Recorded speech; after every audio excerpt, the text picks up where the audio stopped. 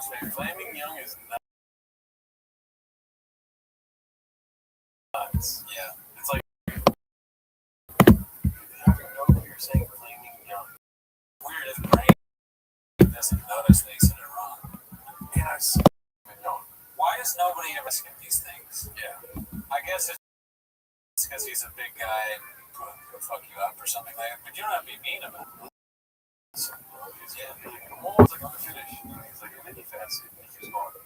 Let me ask you a question. Do you think if I ask him, I actually already say, do you like filet mignon? I asked Sean that. Does he hear that? Right. Does he hear filet mignon or does he hear? No. It's like, I don't know what you're talking about. He doesn't even know what it is. Because he thinks.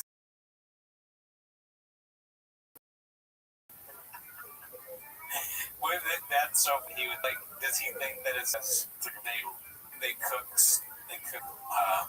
young calves or something like that?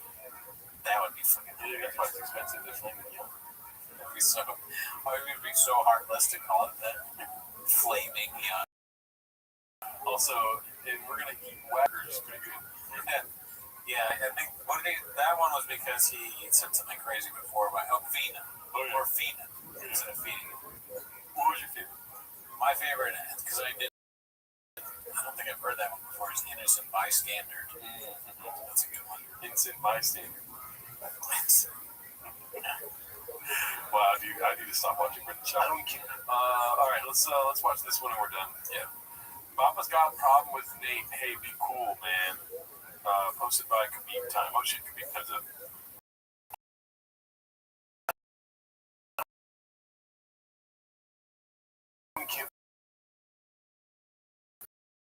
Why?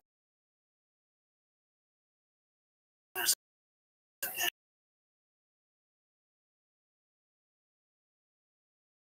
issue between us. Where does start from?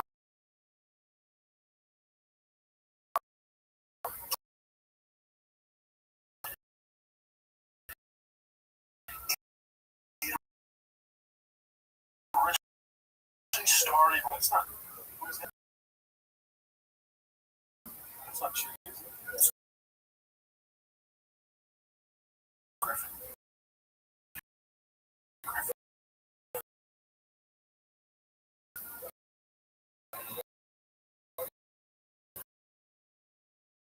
When I worked for Showtime, my paid job was to sell the fans, especially the casuals, that Conor McGregor has a shot to beat Floyd Mayweather. That was my paid gig. So that's I went around ESPN, all this stuff, trying to prove that some rounds. That was my job. And then it's all plans. And boxing fans really don't fuck with MMA guys, especially UFC guys. And I see Nate Diaz, like, oh, UFC alumni. So I'm like, how about that? And he starts talking shit. Yeah, your boy got his ass with my boy. He's at home. You think I'm like my job was to you're part of it. So that's what happens when you team how much money. It'd be a better look for you if they're let's say knocked him out. Mm-hmm. Like wouldn't you be rooting for the guy who's from lost to? So they'll throw shade all the time. Like when I got emotional about Carwin having a CD. The room up top for him. Yeah, I'm gonna try. Yeah, he was wrong time ever heard of it. Yeah, I love the UFC. It's like I know everything he didn't understand that I was getting paid to do that. It's like, no, dude, you're a fucking kid. Like, and then I would like be on Baba's side if he was like, and then I said some crazy shit on a podcast. We didn't even mention it. To be like, I'm gonna rip your fucking neck off like 5 times that you're gonna leave the room with the Diet Coke. Yeah, like you're literally fantasizing about beating the shit out of Nate Diaz, and you're actually like he's the one that started the problem with you. Yeah, he basically threatened to kill him. He was like, "Oh yeah, not surprised." It came out of nowhere. I guess he thinks I'm gay. I thought, we're boys. We could just sit down, have fun, work our shit out. But Bobby. That doesn't make sense. Yeah, dude. Shout out Nate Diaz. You're welcome on the show whenever you want. Yeah, please come on, Nate. Yeah. You're only in stock. Just say goodbye. Dude, soon, dude, I'm so terrified. You have.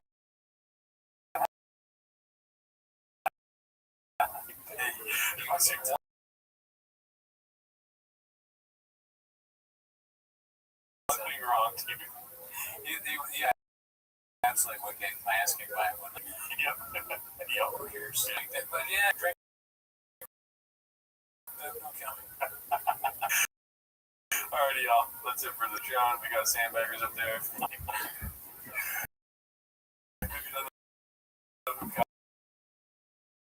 He looks a lot like Freddie Cooney.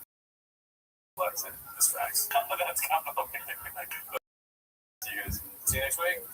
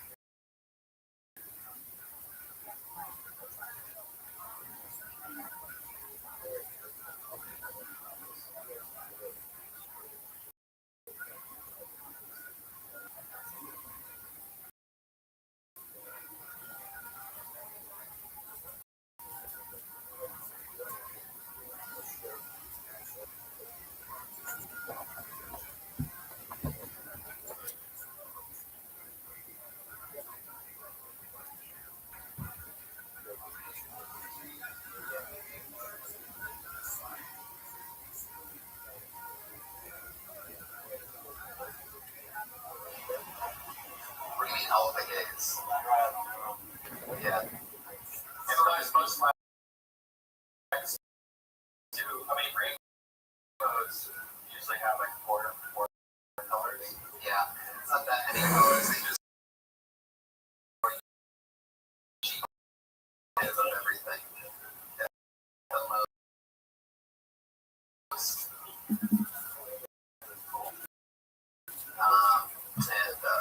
So it's like the fourth side. You seem like you really want to just hurt people. Have you ever killed anybody? Just go let it. Is that just your book bag or is that a bomb? No. Did you come out of medicine? Oh. What kind of medicine?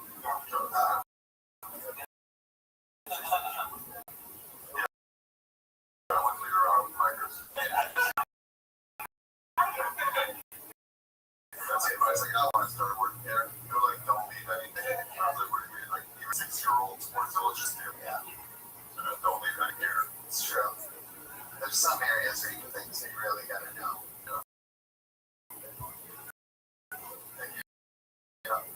Your backpack is camouflage. Yeah.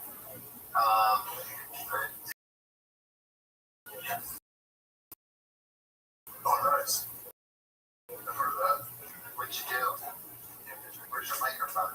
Well, you're I don't want to work in any years though, so new level of fighting country.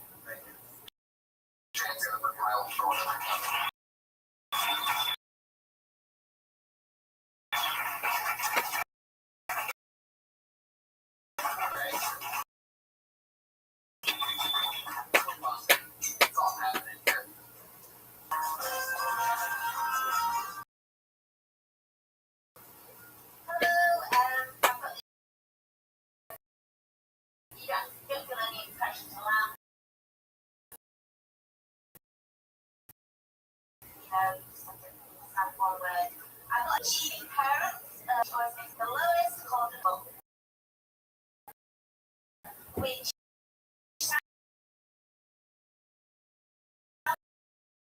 really cool, but it's not that gangster in India.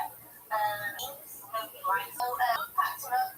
I want to go sent to Africa with some biscuits, hoping we get. And I do around lots of black people. I'll tell you that. But that now means you couldn't get a job as a doctor because you're untouchable, which means you're destined to be poor forever. So he decided to convert to Christianity, which is why if you're in the Lakers, you're a cleaner in the Lakers, and you swap your job to become a cleaner at Subway. There you go. I think that's good. What do you mean, cleaner in the Lakers? Well, Lakers, everyone wants to be a cleaner. Right. So, but at least in the Lakers. I think the point you're trying to make is he was a genius only compared to black people.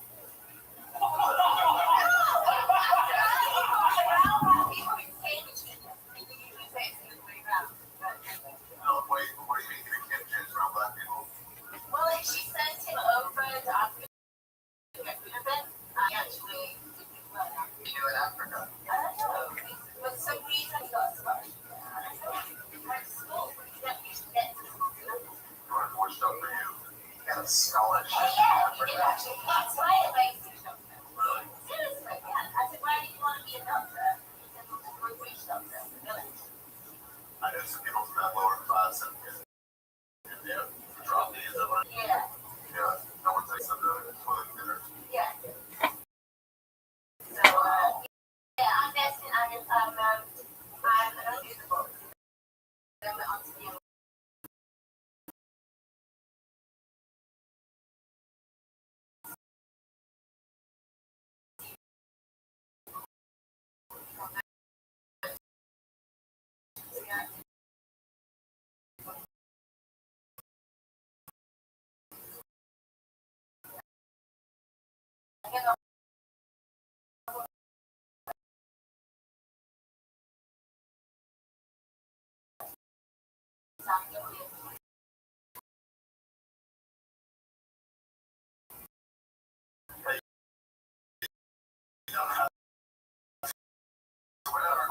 Shit. You don't have to say it to the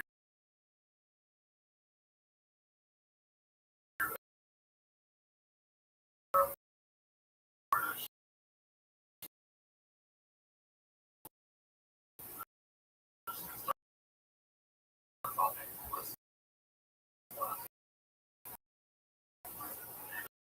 That's not talking about figure out the British. Really? Yeah, it's not that good. No doubt. I know. You could even make something say Chinese or something. I don't even know what. I'm invisible. Do whatever I want with me. I don't know. I'm apparently admirable. You're talking about ugly women. You're unseeable and untouchable.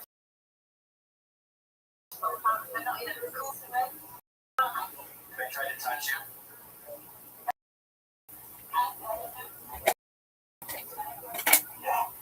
Did you just call him Abraham?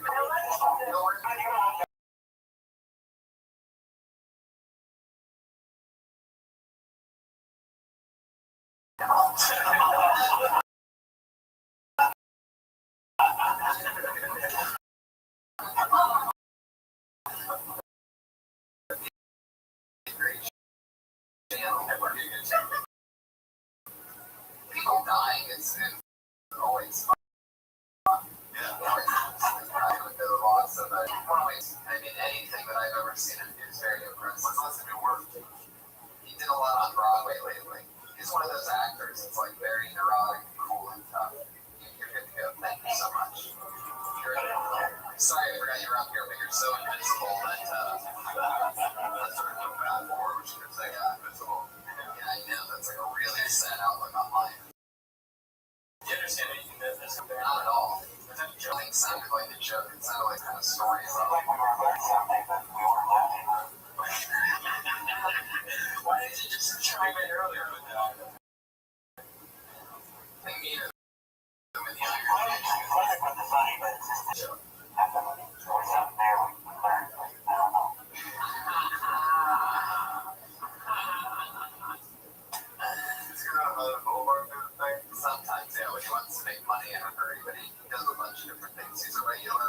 what shows you work on? I'm an extra on Parks and Recreation, one of the city hall. Yeah. Yeah, I'm gonna try it next year. I don't think they'll let me in CBS Studios. They don't know what they want for. Yeah. They're both 9/11 one. It's very scary. Heck yeah. When did you say? The year I've been dreaming about coming. I'm serious. I really thought about it for a long time, and it took a long time to get the courage to get on the bus. See, what's interesting because I don't know if we've made this point clear on an episode before, but by the way, can you guys watch it? You can't sit down at all. Down here, drive and all that shit. Once I get on the bus, I'm ready to go. Right. And there's been some speculation. So you just go right into your leg. I got an underseatment design for sweat. Before I go, I drink water and I go to the bathroom. So I don't have to take care of it down here. Heck yeah, motherfucker. Yeah. Well, I don't have to. I'm not going to drink it when I go out in bed for 4 hours or so. This diet is rich in iron. Alright, let's go on. Your next comedian, everybody, put your hands together. For Greer. Before he was about to get blacklisted. That's what we do to people when they don't show. I wasn't talking about the bleak color of your skin. Tim Greer, everybody. Here he goes. Get back, relax. So, I hate people that say, like, this thing. If y'all don't know me, only look once. Who the fuck looks twice? Like, seriously, I give like hashtag and Instagram and Twitter and shit. Like, honestly, I would follow a person that lived once. Like, I would try to follow somebody that lived twice. You know? Like, Jesus. He died, he came back. That's somebody you would make a hashtag, Instagram. But, like, the other shit y'all say is what you dream. You was dreaming ghost. I was just saying, like, you ain't actually meet him in your dreams. What do you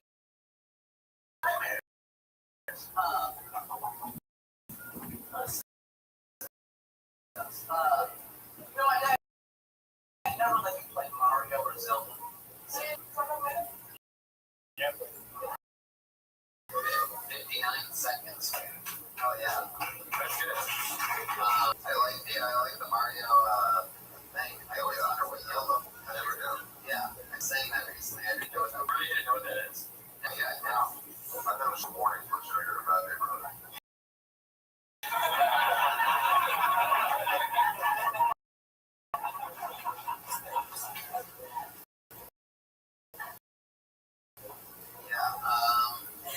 What was that? How did Jesus live twice? So you also know. So he died and he came back, but then what happened when he came back? It was like gone immediately, right? He came back for like a few hours. Like, oh my God. What did he do? You don't know Christian. You're challenging my Christianity. I'm not. You don't even know what he came back for. How long was he back right now? In this.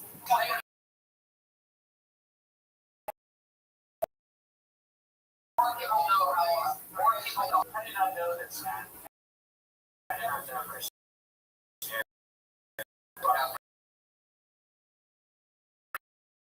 School for 12 years and it taught me one thing. It's how to walk out. Better you're molested, he is forgotten for 12 years. I was molested,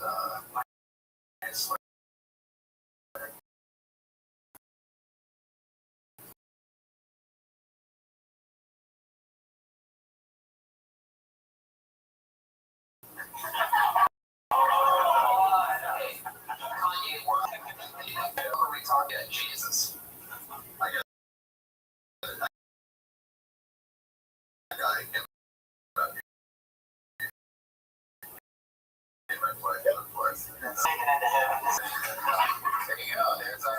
not only security, but also our scientific facts.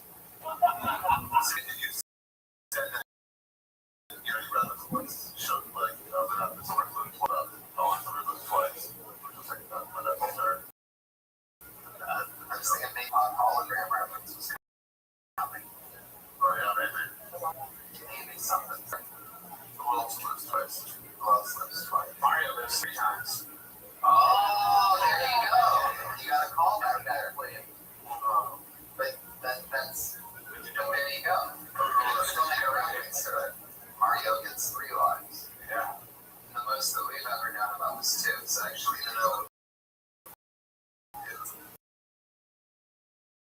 what's that? See, 9 lives. There you go. Cats have 9. Turtle show. Yeah. Speaking of Mario, how do you feel the day after mushrooms? Tired. I can tell, man. It's like you guys both seem like I didn't sleep much. It's what you drink my urine or something. Yeah, I'm super refreshed. I just didn't get that. I didn't get the full amount of sleep that I needed. The drive home was confusing. You know, we do. Patriot, have you been sleeping? So, how's your sleep? Well, I mean, if you discover the mysteries of the universe on my pod, I don't think you're ready for the mushrooms. Oh, we can't have that. I need you back here on Mondays. So, but yeah, Tim Greer, what else did he talk about? Jesus, that, I think that's about it. Tim Greer, everybody. There you go. Y'all know Eddie Murphy joined for his. I think he also likes trans.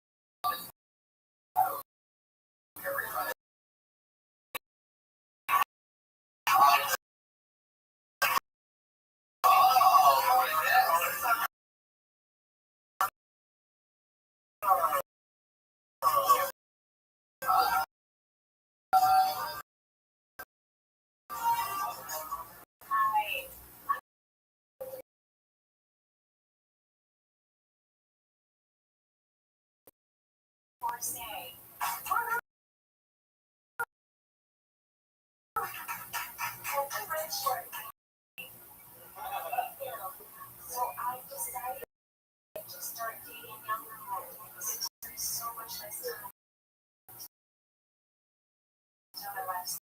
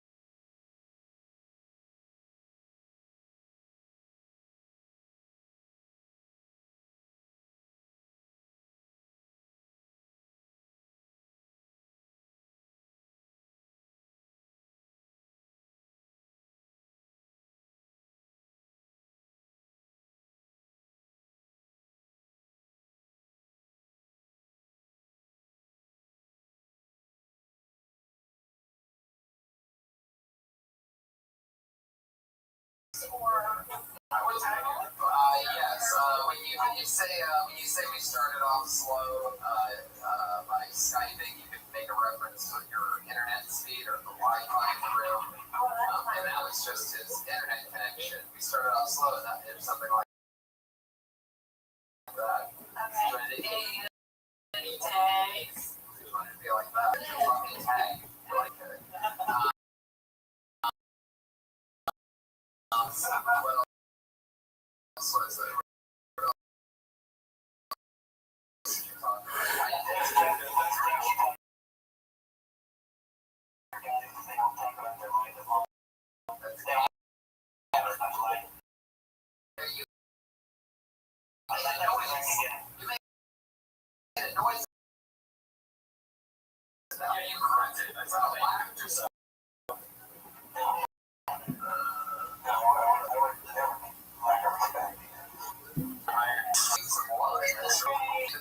Something really anyway, it was weird when you guys got the toilet. That was kind of weird. Yeah. Maybe there's a reference of the day. It got really weird when my bidet broke and went crazy all of a sudden. Skyping on the toilet. It got really weird when his bidet broke and it looked like it was raining. I don't know. When you said like you're hoping at a laptop, I had that to joke about what else would what else are you have? Laptop. Most people are age used to computers at my that's you're doing great. Yeah. Yeah. Sexual tension. That's actually a great note, by the way, because what about what else could it be? You know what I mean? It's because it's true. There are no more desktop computers. Pretty much all the bathroom. Like, what else would it be? I'm hoping it's not, you know, if you would think one thing was, I know there's only think one thing here. Right. Be a laptop. Yeah. I think that was a joke. What else could it be? Joke could it be shitting? Or it's like a movie, like in his when you're on the going into Skype from the front or front to back. So maybe that's not a good show. I'll drop that one. Maybe it is. I mean, what I just said got a laugh. You could always take that. I mean, you'd have to deliver with precision timing.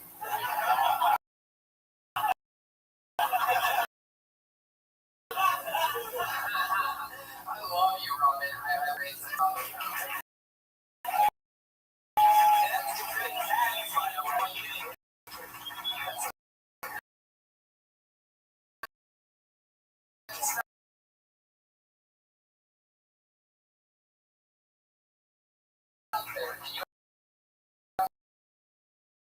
That's a good joke. I like the shorter story of the younger guy. Thing, you really hook up with guys on black guys on. What do you on the third six? Yeah. All right. Anyway. We're going to go for your next Damien Spencer.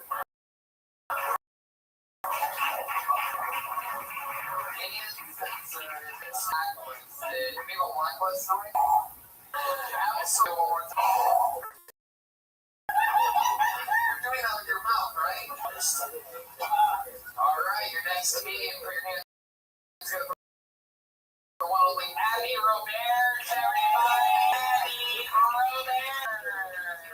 Coming from the back door, getting paid minimum wage right now to check IDs. Here he is, Abby Robert. Our first ever Comedy Store employee that's getting paid while doing the show. Here he is. Everybody. One more time, Abby Robert. What's up, guys? I work here. I gotta get.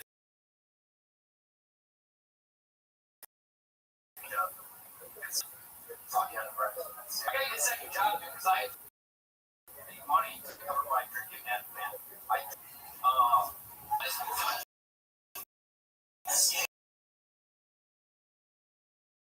places all week, but I still got 4 days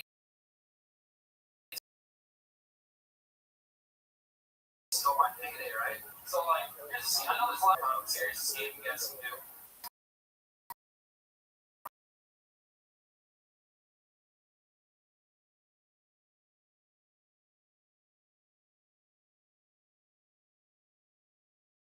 Right. Bananas. And what I do is I go to Rouse. I load it on my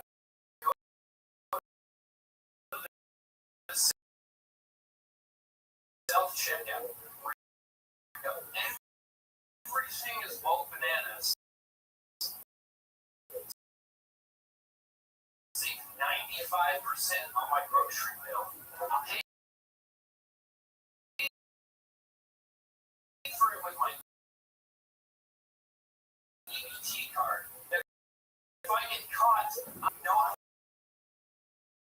a trained cashier. You know? On me for being shit at a job a minute and a half. Addie's using that.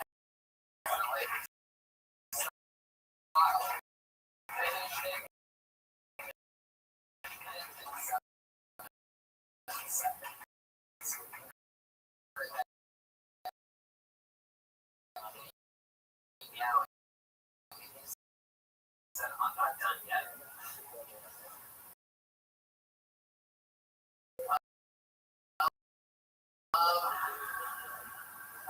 Sorry, what do you chop that up for? You want to bang it? The punchline is.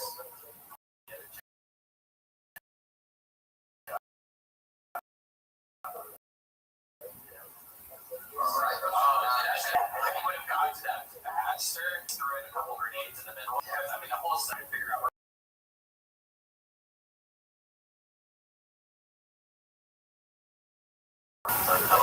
Water them on it. I don't know if you need to say the code. I think you might just be able to say, I know, because I know the codes. Everything is one banana. Don't worry about anybody. One of the cheapest things there. You can really spell it out. And then you just get there. And you know, it's a good premise, a great payoff, but you just gotta get there or else everybody's danger. Unless some guy orders sliders from the last row in the back of the room. It's so well. It's good to that. Patty Roberge. Patty Roberge. How are you? You're dying right now. Tired. Going to sleep. I've never seen it.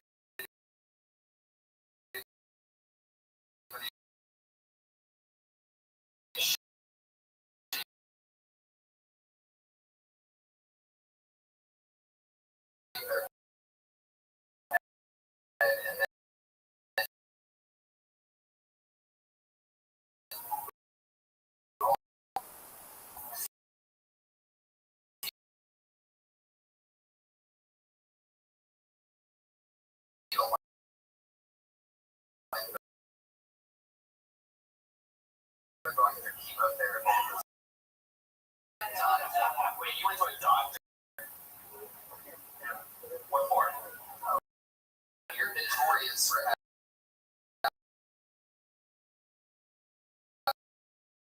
what a lot of people say is the grossest ball sack in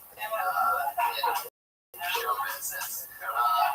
Is this the same doctor that different doctor? You know, interesting when you talk about the doctor setting gags because he has elephantitis, but you don't believe me.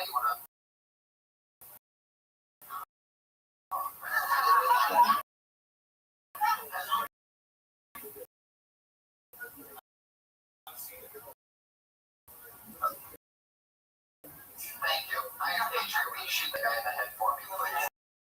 No, thanks. All right. Oh, y'all make my mom a bit. Oh, y'all make the fool.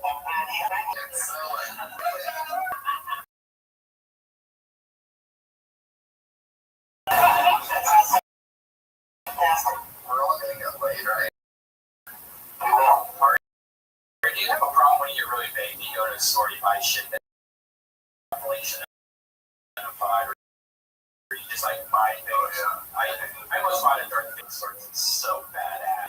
Homemade by the guy that did like FX work, for movies. He just built this beautiful. And I went to pay for it, but my credit card got declined because it was like security for such a high amount of it. $2,000. And so I was like, oh, you know what? We're gonna call the bank. Why would I have no reason? Your tour is just buying shit you don't need. Right. Well, you are too. I've seen your shit you've been giving away. That's over 10 years of accumulation. Right. Yeah. Yeah. You're a hoarder, but you also what you guys both have in common is that sometimes you'll buy things I think it's high on mine and not you won't remember it when it gets delivered to your house. Like you bought like Snuggies and things like that. And Raven, for example, is Asian women that are here from Tokyo or whatever. Best thing that ever happened to me. I haven't smoked cigarettes since. That's the most born in California is Asian. Really? How do you know that? So that's the statistic on the internet. That's because Asians are better at computers. Because they're on board. Yeah. More. Why do you think that they blur out Asian vaginas? Only Japanese. It's illegal to show penetration.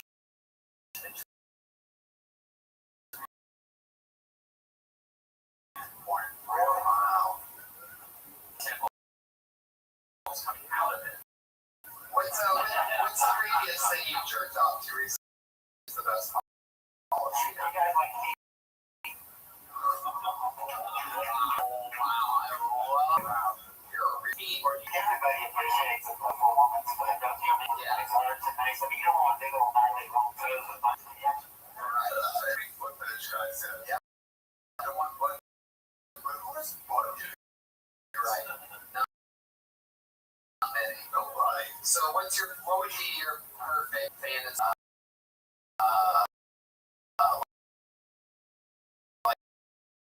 Are you like using the woman's seat to like jerk yourself off? Are you put it in your butt, chop it off?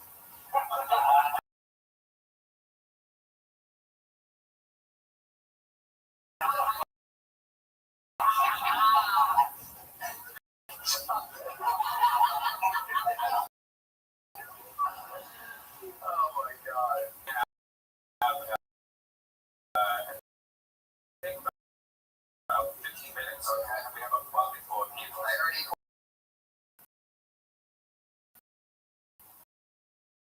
I love the comedy store.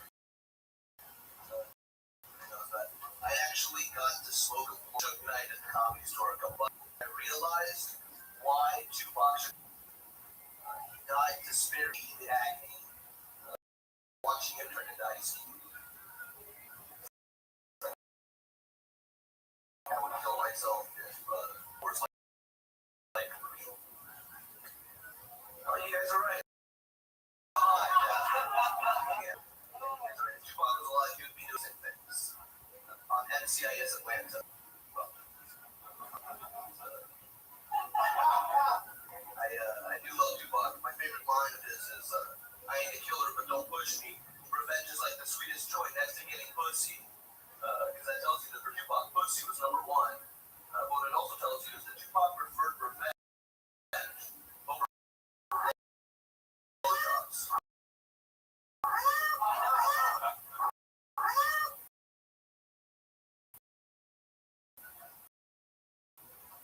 Alright.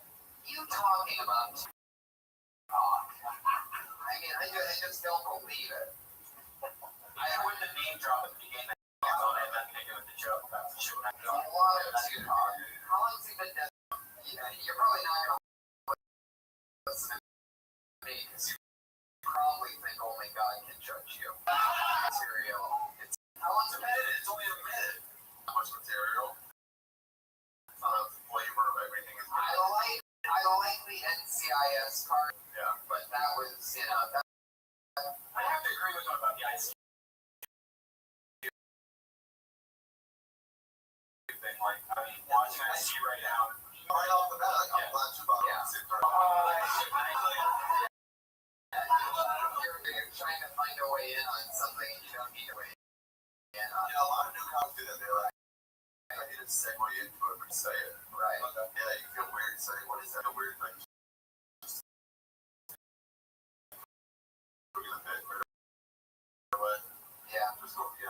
connecting with you want to get black people press.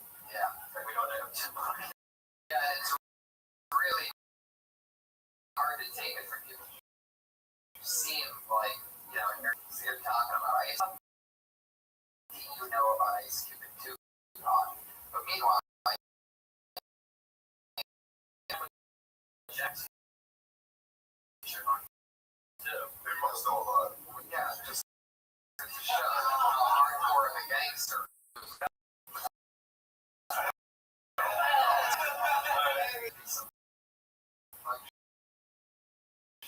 I noticed the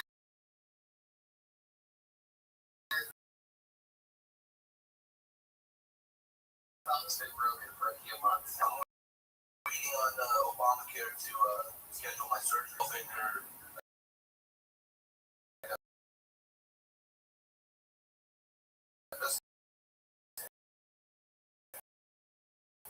Maybe not the other. Hopefully it goes. Because the thumb's so much more important than the middle finger that they're like, Yeah. Died from like the medical will get to sleep. Probably not that. So it's a risk. That's how Kanye West's mom died. Yeah. Plastic surgery. Yeah. Don't know too much. yeah. Well, cool, man. Yeah. How you broke your thumb? I broke it like basketball. I thought I hammed it. That's how Oh, basketball. So now you're a street cred kid. I played basketball. Maybe that's on your way in. Like, I play basketball sometimes. Anyway, you know what bothers me? Ice Cube and Tupac. Yeah. The guy who opened the team. Great beat up homeless guy, so. Big sound. Well, we give you one thumb up, Hormones. Good job. Flying through. I know he's Middle Eastern, so he must raise your radar levels a bit, right? Very good. Hell yeah. When he says he's on the watch for it, that means he's also staring at your feet, Hormones, so be careful. Zane Halbert. Here he is. Just kill Tony immediately. Oh no. Alright. My younger brother just his first kid this week.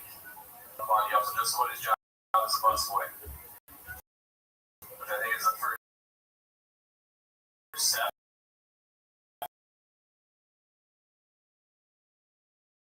And becoming a father.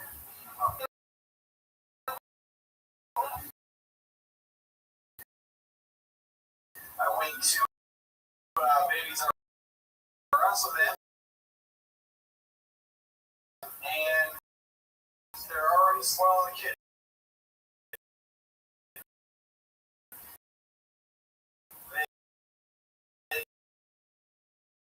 They got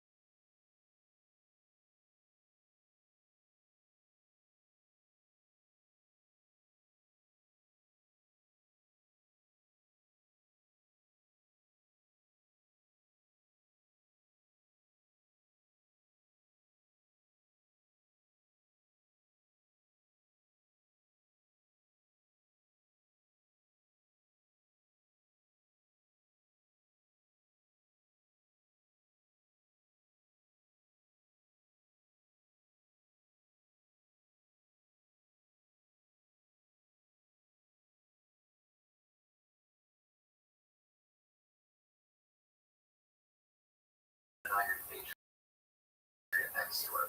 And she's like, all right. Allison, Gerald Holder first. This guy brings his own stamp.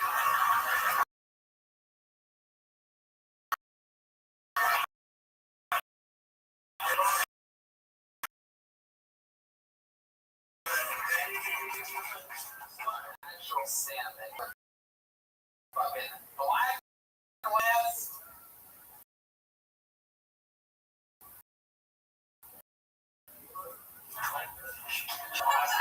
Blacklist.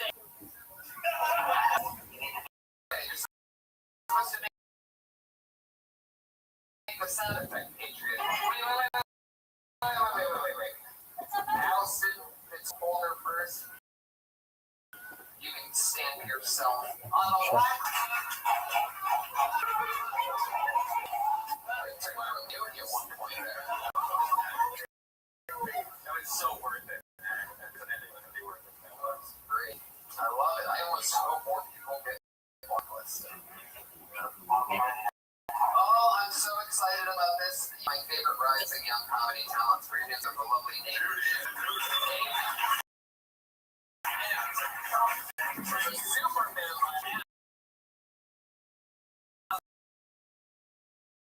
Superman. It's Dana. Everyone just crushing. Ask me if I was today.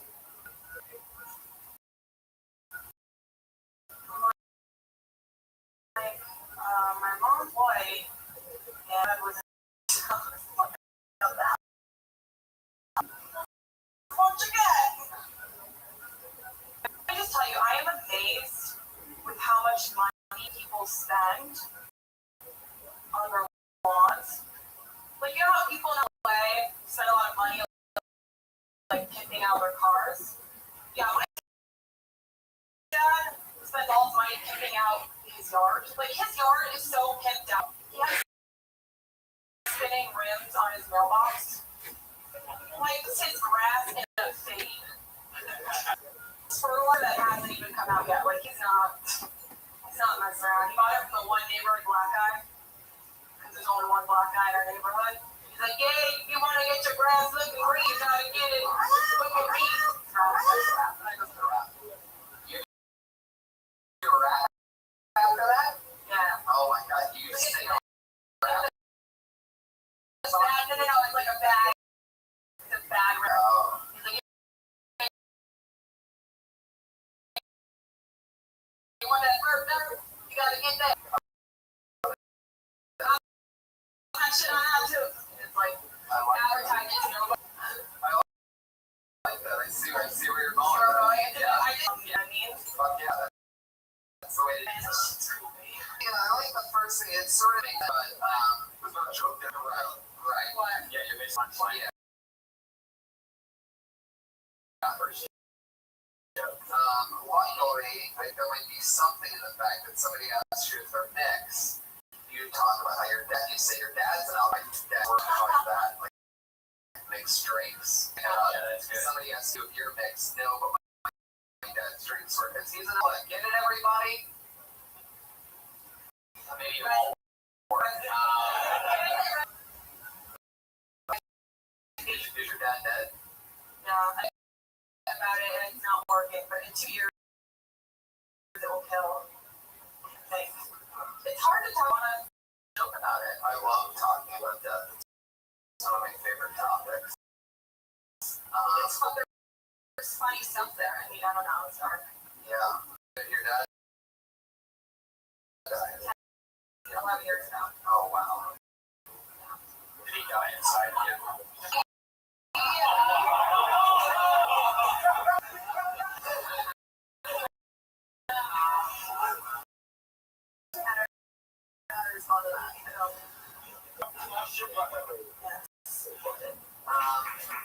How did he die? Drinking and driving. One person.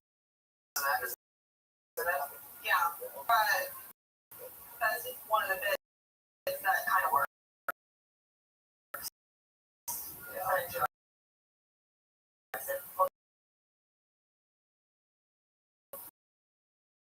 People get weird when I talk about my dad dying on stage and driving. Yeah.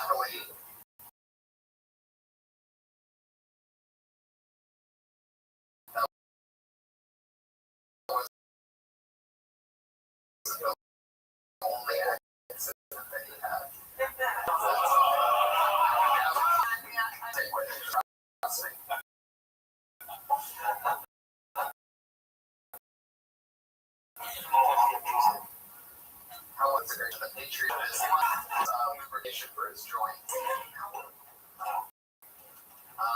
Is he was he burly physically?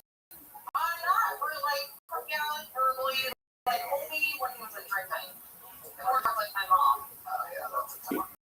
Yeah. I like this. God, shut it up. He was a closet drinker. So he would literally hide his booze in the closet. Was his In the laundry room, and he would like go drink in there and then come out. so his last name was Moon too, right? Yeah. Was it St. Blue Moon? No, it's going to I don't know. I don't have it right now, so I'm always talking. I'm so proud of you. I hear the words. Well, he's probably not in heaven.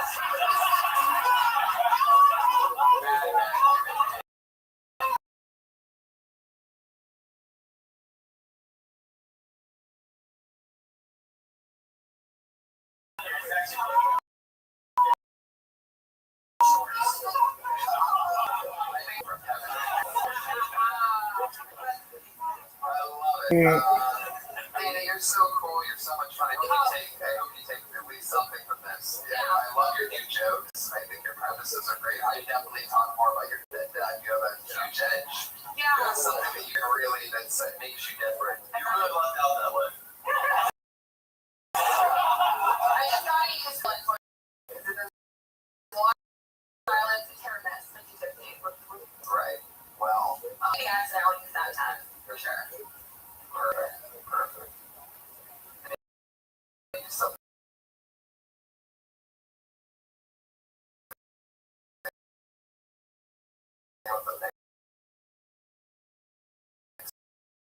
Something something. I don't know.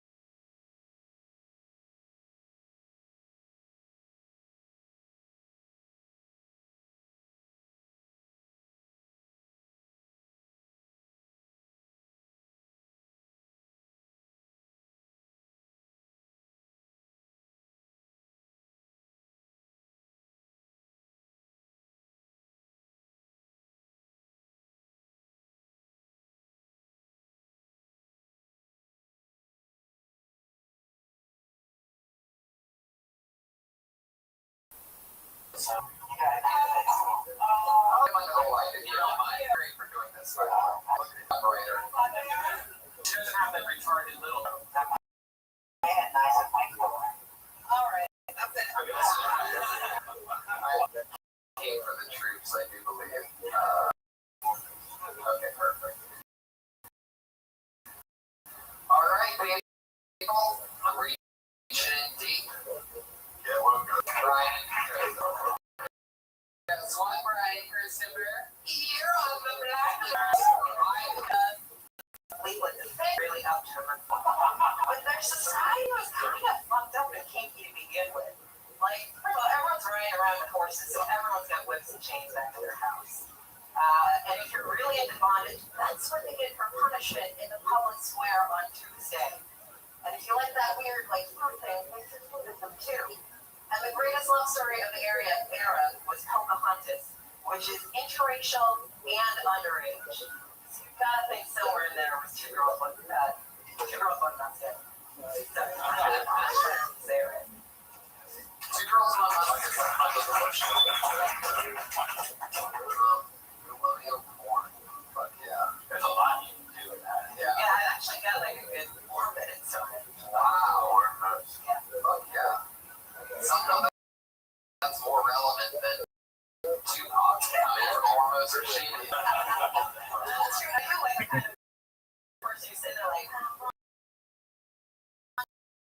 What were they doing in colonial times? I love it. Sure. There's something in what's that? Witch? What was that? Witch? Salem Witch Trials. Salem Witch Trials. You know, right? Oh, yeah. There you go. Yeah, there you know. Colonial cult's really one that I haven't thought of since I was in a different physical body. They must have, because what got me thinking of it is I actually saw cave paintings of it. And then I forget what that colonial time it was basically like there's been porn forever. Any era of the porn. That you know, it's like interesting. You're really going through its whole areas, Jurassic porn, colonial porn, somebody's got a fantasy. I'll put another minute on the evil porn. Yeah, that would be a good restaurant.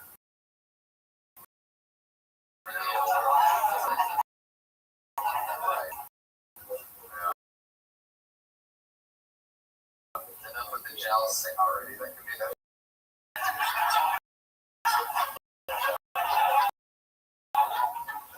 Welcome to medieval.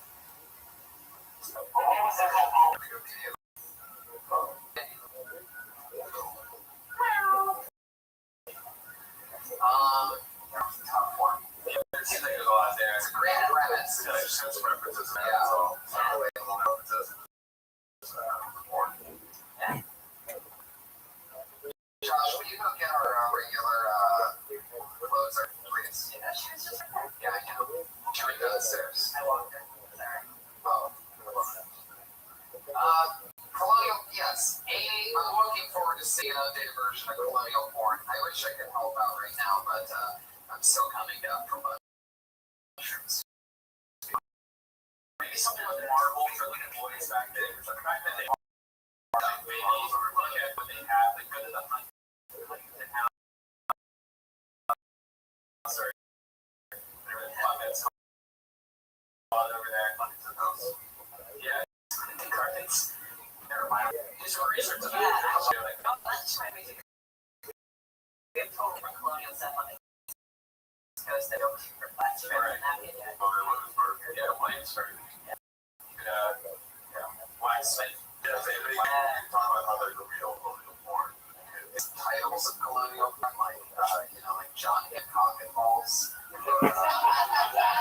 Declaration of in your asshole.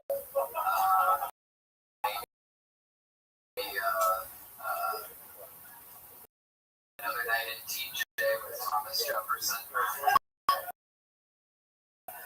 Alright.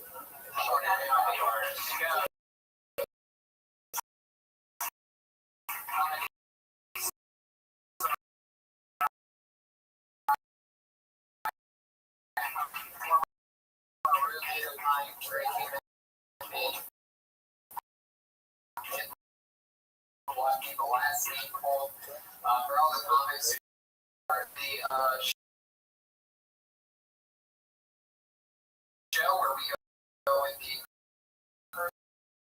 person who is a regular show, a comedian built and burned in this room in the show. It's gonna be only Sarah Mostajabi and we that's the end of the we watch for Star So Sad.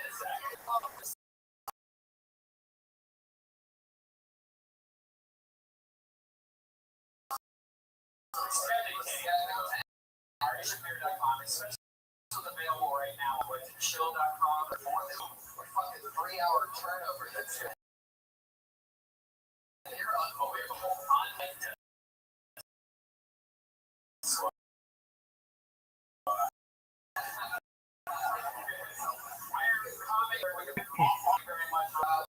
I'm really excited. Guess what? Toronto, Canada. show just got added. Redman and I sold out 3 fucking nights ago. Friday night, Toronto, we're coming for you, motherfuckers.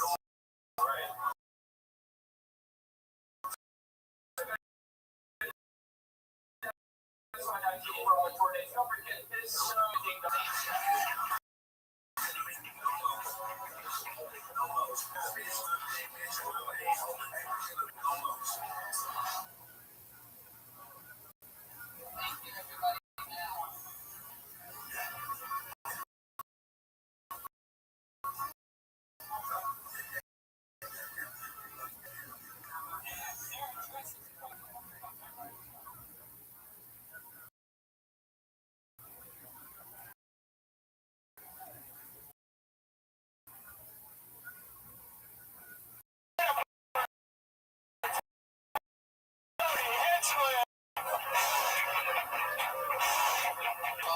Yes. Oh boy, am I excited about this one. You guys feel that fun energy in the room? Oh, yeah. That's a lot of love. There's the Iron Patriot. As always, give it up for our head of security. The Iron Patriot.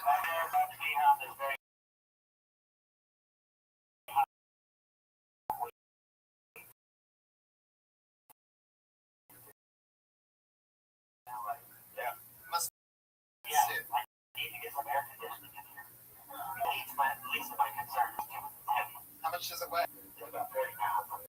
Wow. So it's all these funny jokes that take my mind off it though through the night.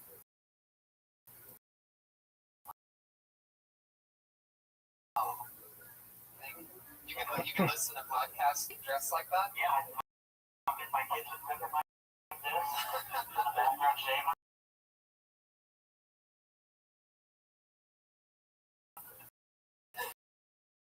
I love it.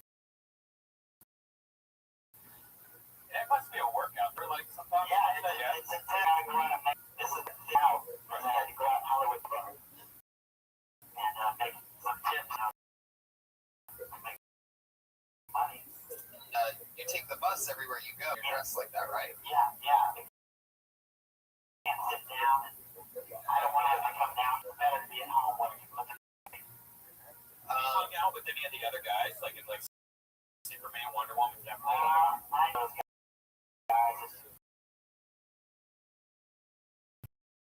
You know the guy that's on Confessions of a Superhero? Right. That documentary? Yeah. That's the guy. He's Hold you down.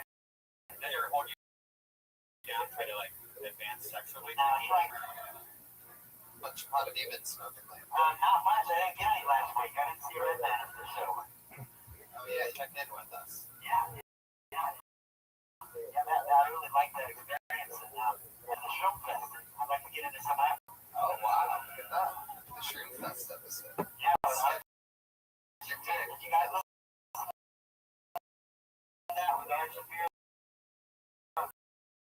Skeptic Tank they all went to Joshua Tree. That picture you too. You guys, Yeah.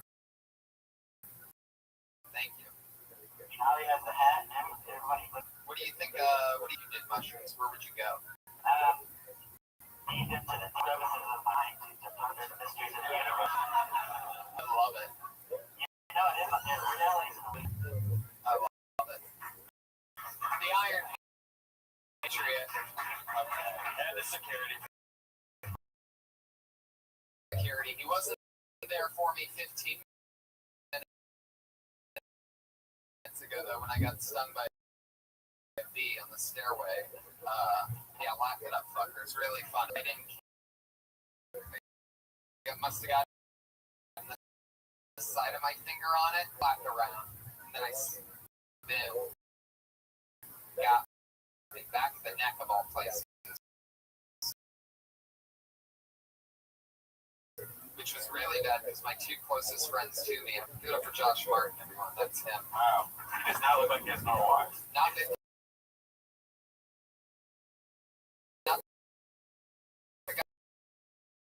You inspecting your neck to see if there's a bee stinger in there or not. Was there? Did he just make sure? Yeah. He sucked it up.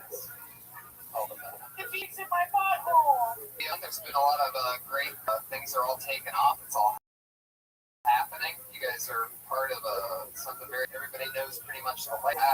Always a new guest, always one of my funniest friends. And this week we have a very special guest that we're going to bring up now before we get it kicked off. Put your hands together, ladies and gentlemen, from the Nutty Show, from Comedy Central, down in there.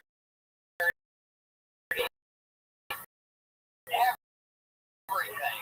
Punch drunk every Monday, every Tuesday. Yo, yo! The great St. Good to be here. Good to be here. Great show so far. I am so excited to have you on this bad boy. This is the one of the most unfuckable crowds I've ever seen in my life. This looks like a sex act anonymous video. Seriously. Hell yeah. Come on, guys. I draw a really good looking crowd. Like, dude, ugly people buy merch. You're ugly. You guys are. You're good looking. You come here all the time, don't you? You're like shady. Who are you, Russian? What are you, Siberian? It's like the white Rick Ross. Yeah. Yeah, he's like, yeah, you got all, you're correct.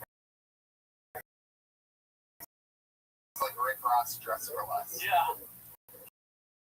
Huh. He's sitting next to Sarah Dresses, remember her from Oh, big this one. Sarah, what do you think we need to talk to? Was yes, on Twitter. She missed her spot last week. What we did with her was You're Canadian?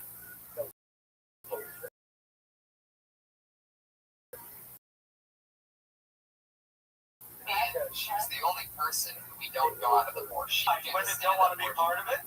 No, that was then. It was just week one. Nobody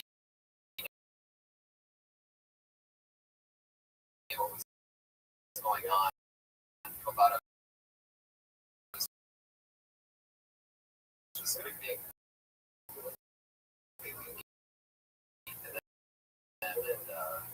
like I was just now. And that happens organic. But she was the only one, so we worked for breaking the female ice on the show. Why don't you put every show? Plus, it was her first time doing it. So, like, we were building her really board. And then She's the parts of Killing Tony? yes. Yeah, and she was like, wow, she now out on the show. Yeah. Yeah, you fucked it up big time. She's learning a lesson in professionalism. Chick with kids didn't appreciate the opportunity I was given to him.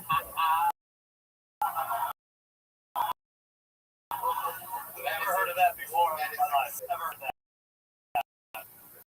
Hold her, gotta bring up that. Okay, that's cool. Oh, jeez. That's one way to fix a burn. Yeah. Burn it some more. Yeah, a little bit more gasoline to it. By the way, I've heard that 4,000 times. You know, the Iron Page now has a trademark noise that he makes when somebody gets blacklisted from the show.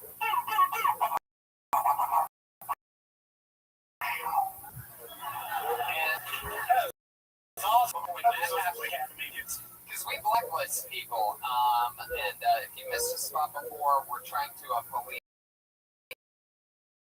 it, and yes, would be the sound of us policing it, and you know, so Dan and I were talking about how to handle this situation. Yeah, so we decided, we heard some.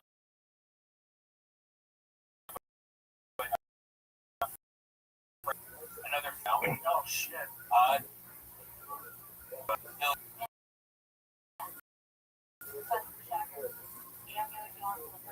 No replacement.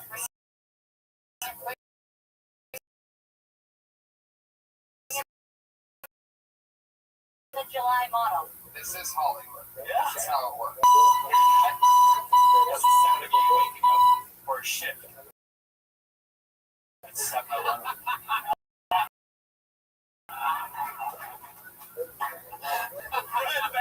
Yeah, baby. We're pumping. But so what we're actually going to call it is a probation to be decided, and perhaps even at the end of the show. Might become a dike-off. Who knows? I'm into It's it. true. I'm halfway into it. And the one whose sister's the one hardest would then get to come back next week. Or give me a tease. Like, I got that at my fucking state.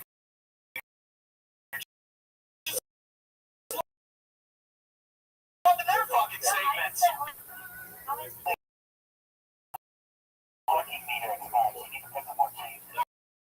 Fucking sorry that I go put money in my fucking house. Hey, look at the problems like everybody else. That is. Uh-oh. It's the death of That's an my old school clock. Uh-oh. Just started.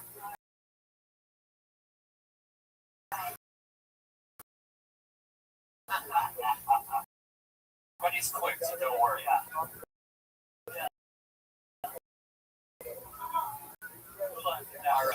Yeah, but yes. That was not me. That was cavernous. Has she done stand up on the show? 3 times. Ari Shafir, she decided to, in this when you have to put money in your beaker, right? This look, by the way. Wait, this was What the fuck does that mean? What is your look? old and sloppy. No, then that wouldn't be old and sloppy. That'd be the opposite of the look I'm going for. But I want to know what your look is. You were gonna end up fucking like 5 minutes.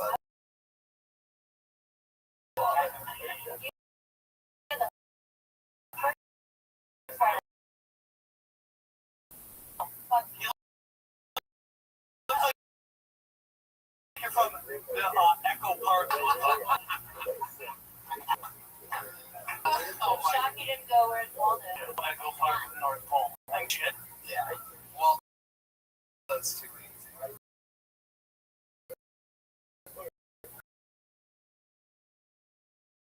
You that I'm planning to do a Waldo show.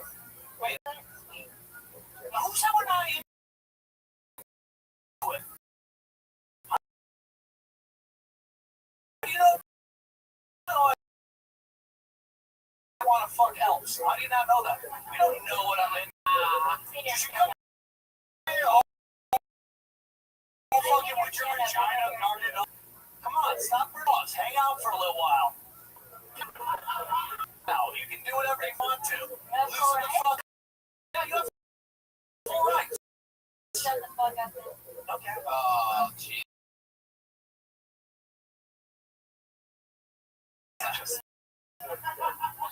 You put me to blacklist me. Like, this is the first place I did this shit. Dang it. I'm getting it. There you go. You don't know the rule. You're writing the rule. I know the rules of the game. Right now, this is the new comedy. Yeah, listen, Patriot. Listen to the. On the thing, we're gonna love this. Listen to my squeaky arm of justice over there.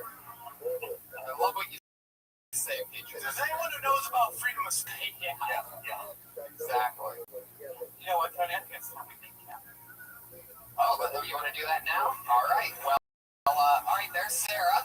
There goes Sarah, everybody. Sarah. And now, ladies and gentlemen, the newest comedian in Hollywood, as of just less than probably an hour ago, downstairs in the original. Three hands together for everybody. There's still blood cherry that's hot. Really come. She want to, or you can lower it. Look at that. Yes. Is this thing on? Welcome. How do you feel about being part of a live podcast and show?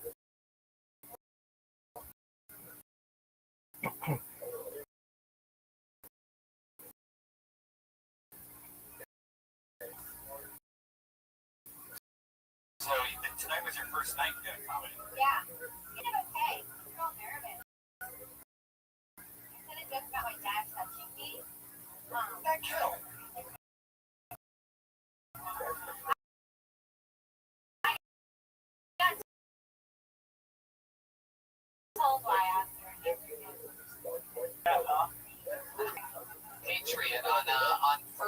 impressions and likability.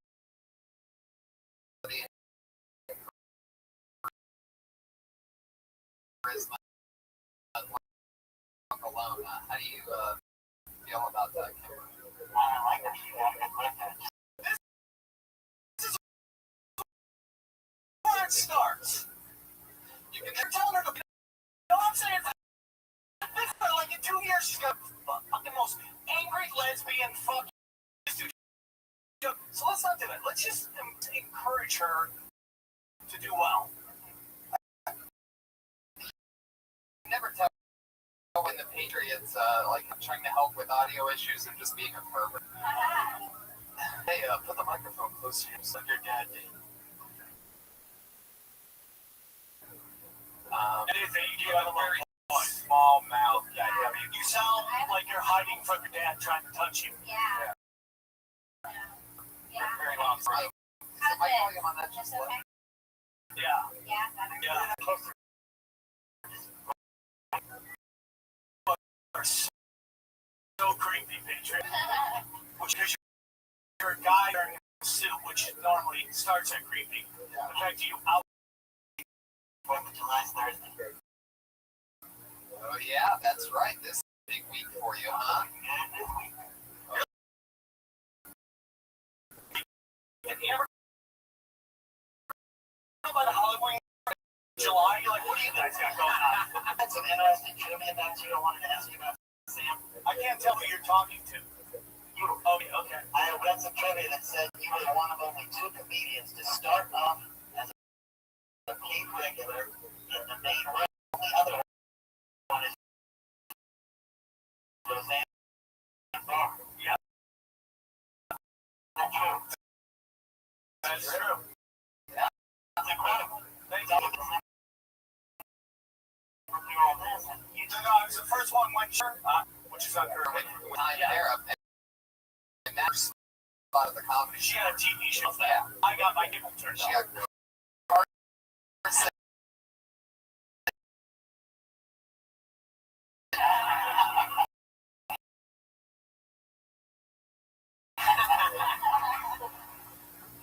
Before the end of the show. absolutely. Right, Get your so- 60 seconds ready. We'll check in with you at the end of the show. You guys ready to start the comedy portion? You can throw that on mic stand your handle. Shelly? Puerto Ricans out here. I'll be back at the end of the show. Shelly, they're low. Then we killed in New York. You guys ready to get this thing kick-started or what? Started? Shell, that's happening It is. live in this room right now. So, podcast. That's what's up. Pull the put your hands together, stack that out, everybody. There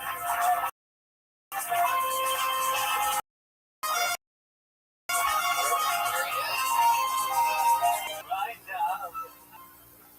hey, you guys have been great, dude, keep up your enthusiasm. It's like, I should just kind of kill you all with kindness. Actually, that's like a terrible phrase. What can you do rightly to people that's nice? You can't go up to people like, I'm gonna rape your daughter with friendship.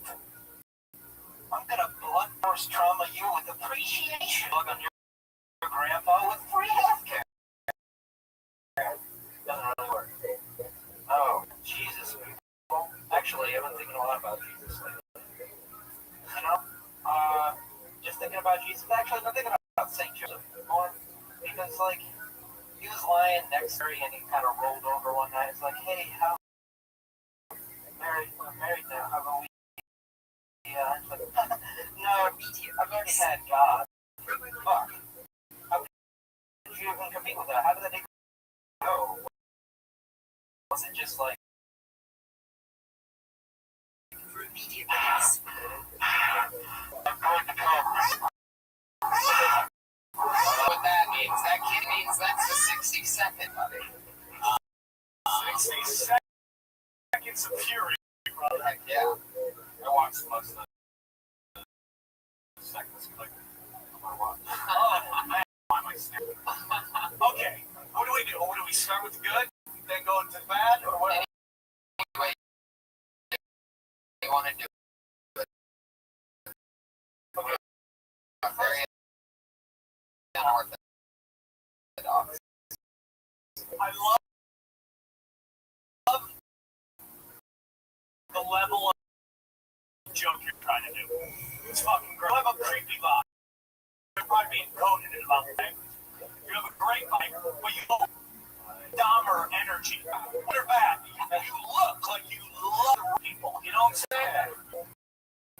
And that's worth acknowledging. That's why you're going to work. You know? That's who's running Hollywood. Creepy fucking weird dudes. So you look at you and go, hey, that's me on stage. One thing I know you don't do, you don't look at the crowd. If you're gonna do those fucking jokes, bro, you gotta commit to that shit. You gotta be like, yeah, I rape children. Fuck you. You know what I'm saying? You gotta look right now and let them know, hey man, I might really rape these kids. You gotta own that shit, dude. You're scared. Yeah. I sense blood on stage. What's that? Yeah, I was scared when he was on stage. I think that's why I was looking at my wall. See, I like that. I like that you're trying to do kind of that crazier shit. I like that kind of comedy.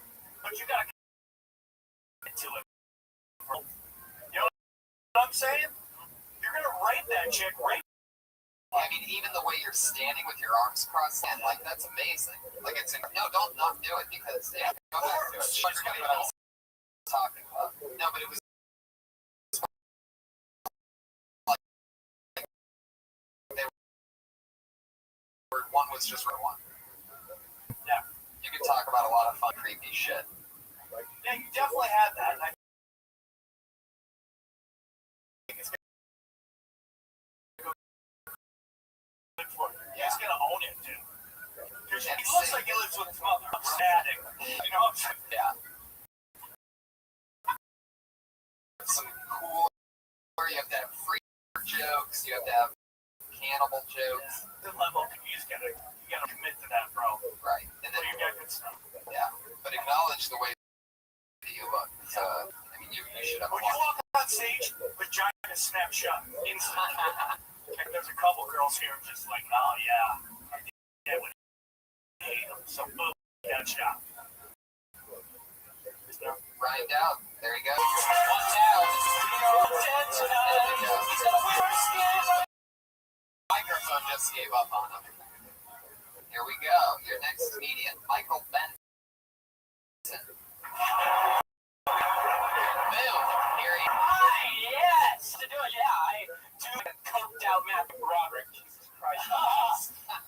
That's what I want to see. I want to see Jesus Christ on ice. Coming to Vegas. Hey, it's bloody all over. Anyway. Let's talk about what I wrote down. Myself as a compassionate person, I'm usually the first one to say,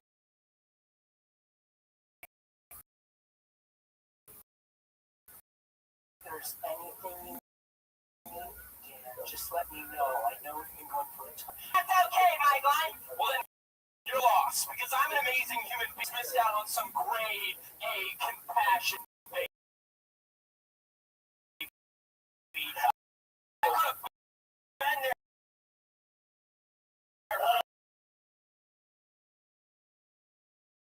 Serving you chicken noodle soup and giving you amazing and with a UBI club and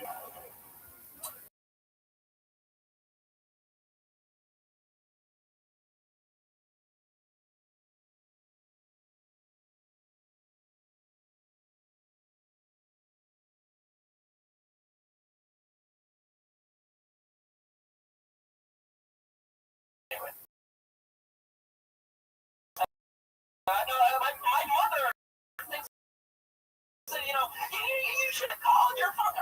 There we are, seconds. Oh, yeah. Touch, guys. There he is, Michael. Yeah. Before we're having a creep off. I forgot how creepy open micers are. Not all like that.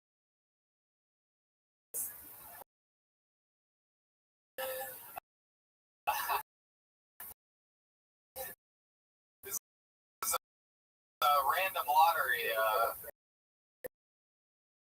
situation, and it could prove that our first two comedians back to back being suckers of some kind. Holy shit! I've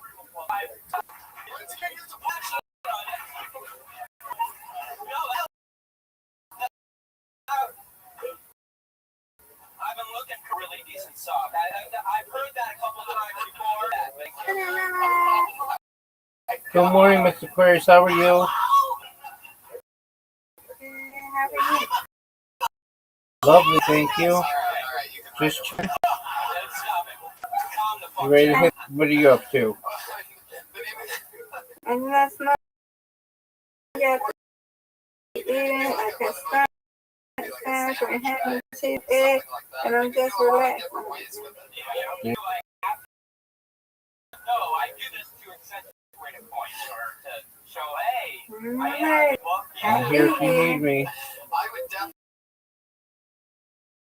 before he did too much cocaine and said, hey, I don't know. He said until all sort. Oh, yeah. I did. Anyway, you get on DVD, just tell me, fucking whatever, just do it. Yeah. I like your energy. You know, got to think about going up.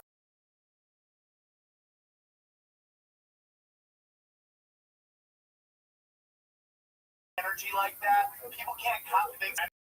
Energy, not what you're saying. All right. Yeah. I call it controlled chaos. You gotta control it. Load in the craziness. I'm talking about. You're fucking The only hanging part out of you with that this guy. the only part of you that wasn't going 190 miles an hour was your right hand. Yeah.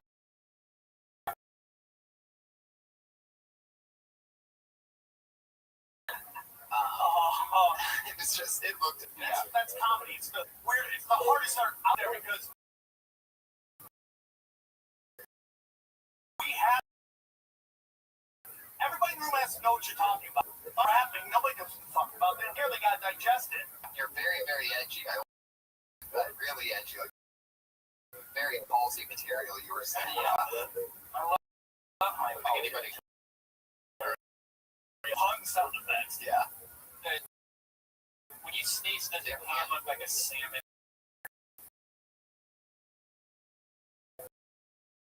Yeah, a little bit. You know, just that. Yeah. You should make it. I think we would try and see if I would look in the other. I think it did, and then it's a big tag. It put a suck on it. Put a suck on it. Michael Benson. All right, there you go. Flying through it. At MJB Comedy. By the way, you can follow Mike on Twitter. Ryan Dowd was at There Is No Point. Michael Benson at MJB Comedy. Love it. Here, look for you, Kyle Henson.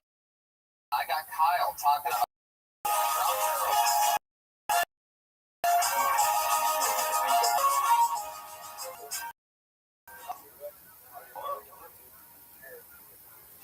Yeah, awesome. I had like 4 Hollywood girls at one of my sets. Super attractive, but anytime somebody has too much to drink, they want to talk during your set. Super distracting. This guy was like, oh my god, I'm just gonna take a picture of my man. And I want them to Instagram. Blurry on the outside. Or just turn him into a boomer. Nice. Let me guess. 20, 30, 32? I guess there is one. Like, that's my pound sugars, you fat ass. Don't talk during my. It's kind of hard to take you serious because your BMI looks like a lot like your bowling score.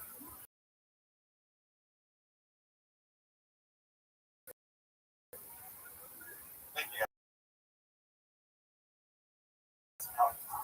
All right. First of all, Everyone, just fucking relax. everybody, why would you clap for that? That's an interesting gym to just go over. That happened at a different show tonight. Let me what happened to me in a set a few days ago. So the 4 of them. Yeah, I mean, it's things that, you know, you start one premise and then you go into another premise. which is, you know, Definitely, there was something in the middle of there, which I started daydreaming so hard. I'm like, oh fuck, where am I again? no, it was. What? I think it's great, and you know, you're talking about. I'm sure that has some point. You just have to. The whole thing is about focusing. I don't know what you're talking about, dude. It's a great premise, you know, because you're gonna run into that, and that's a great thing to do after you actually get hackled.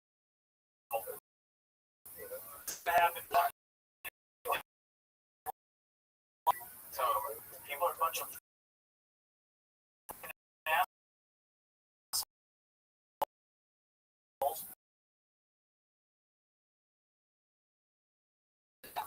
Plus, your body language says be ruthless. Somebody hear me.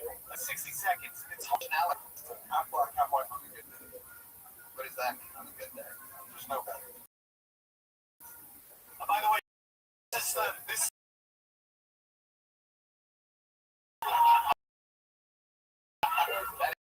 It's the worst catchphrase I've ever heard in my entire life. I don't know day thing every time. That's unbearable. There's one thing you can take from it. From this appearance tonight, if anybody ever want to work with you again, whether it be a comedian or an executive, they're like, I don't even. I'm half black, half white on a good day. That means I'm all in position to go, well, what do you think? And then you just no bad days. It's just ridiculous. It's like poorly written dialogue in a shitty movie. Like the dialogue, you know, an already shitty movie where your expectations are so low already. You're like, it worked in the mirror. That's what happened. yeah, you're bad days. You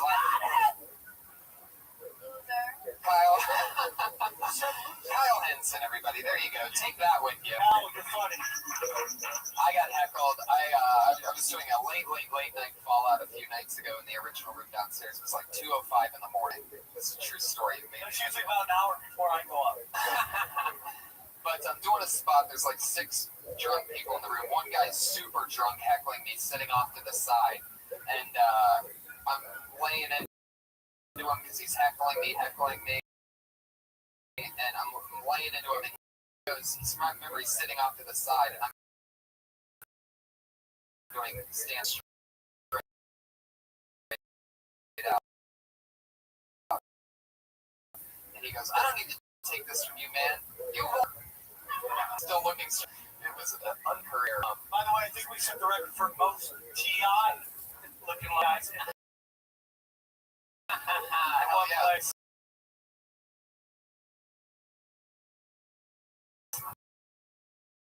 Maybach music. Yeah. I got the whole group up there.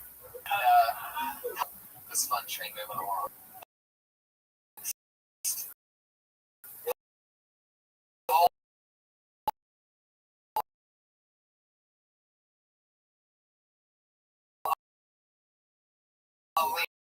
Yeah.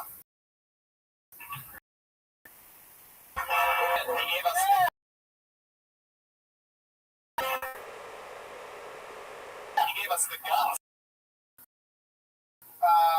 You guys have a Catholic hero? My family's from Iraq. Said he goes that well. He's some words. Like awesome dude. Love. Everything 30. When I was a kid, I told my dad, watching the pictures. Up in Swan. This is my dad's reaction to this. Oh. Oh, your jokes hurt my heart. Okay, you are going to law school. Don't go with you. Hey, look, Joe. In earth to that age, you come.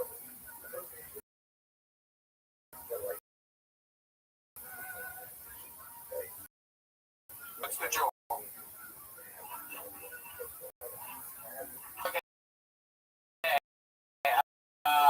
I gotta just say right off the bat, there's something about you that a guy that's just my arch nemesis. Like, there's just something. I mean, it's unbearable. There's just certain types of young comedians. It's like they try, whether they're trying or they just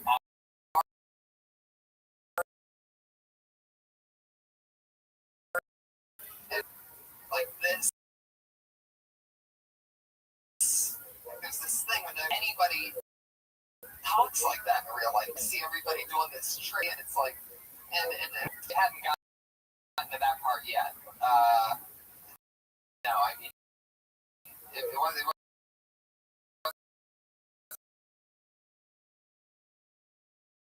horrendous, but I mean, every joking about how serious they are, and they don't, and it's also a joke that, you know, the job.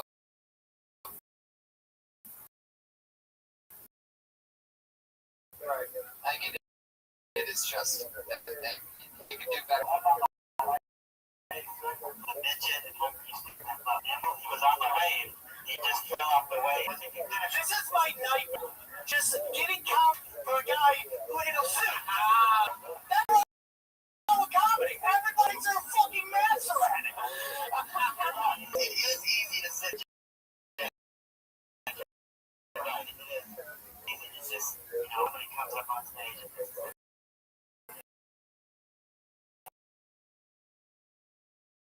Right. How long you been doing comedy? Dumb stuff. It's just a part of it.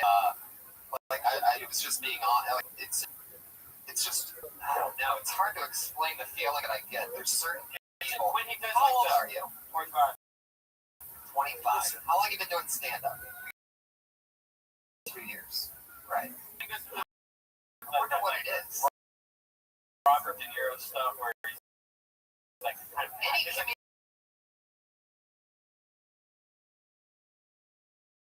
comedian that does this thing a lot, like where they're like, of course, that's where it is. It's always that.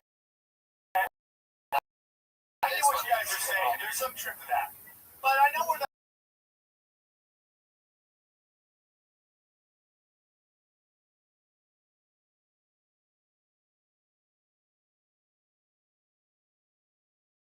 would kill. And that'd be like, and this town loves that shit.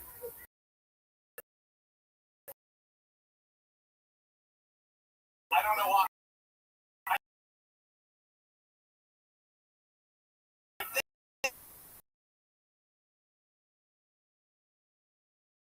I think it did really happen. When it's more, it is an attempt to be. It's away from going out.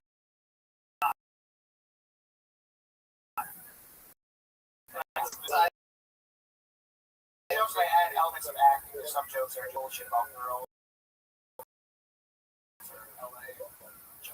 I grew up with all of the guys now, the like big Arab com.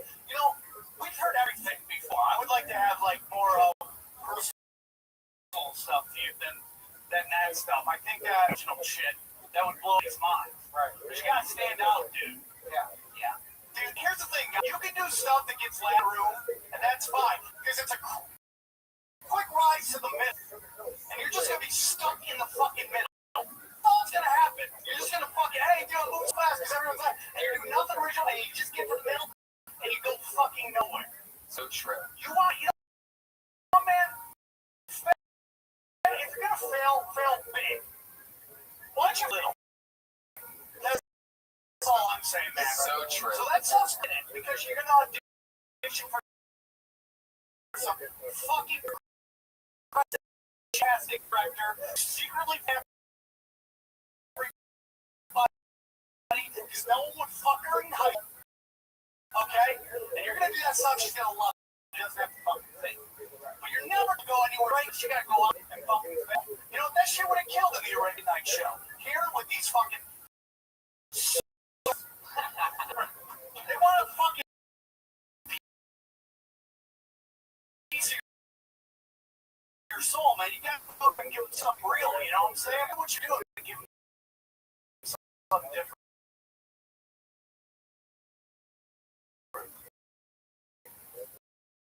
Yeah.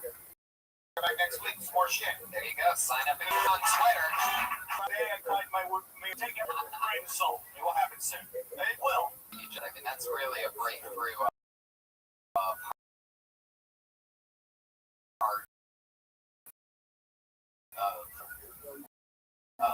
this one. That's That's an amazing topic you just hit about more than they're being funny.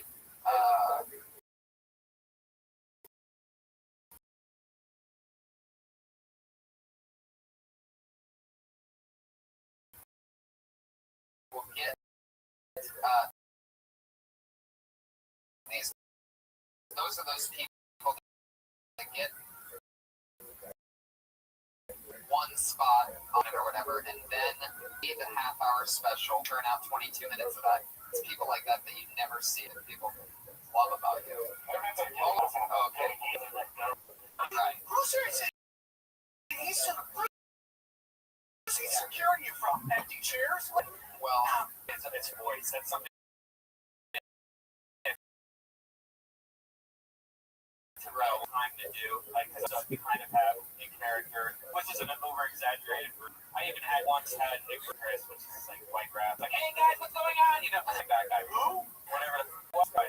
And then it took me a long time to actually just go on stage and like, all right, I'm just acting like I'm talking to my friend. and one of the only ways to really be able to even find that is just take. It's better to eat shit.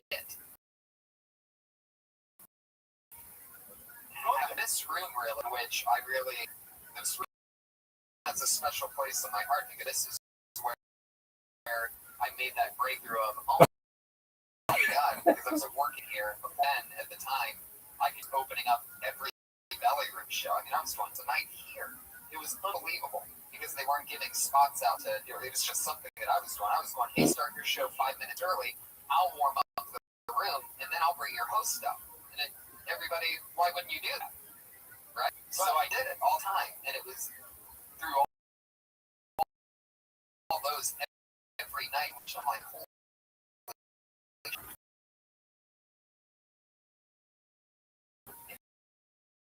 I just get one little thing out of fucking taking a milk keeper. Can't be to fail, man. It's crazy. Can't be afraid to fail. Two kind of comics out there, and I'm judging either one. They are what they are. I don't think one's better than the other. There are two guys. There's clowns.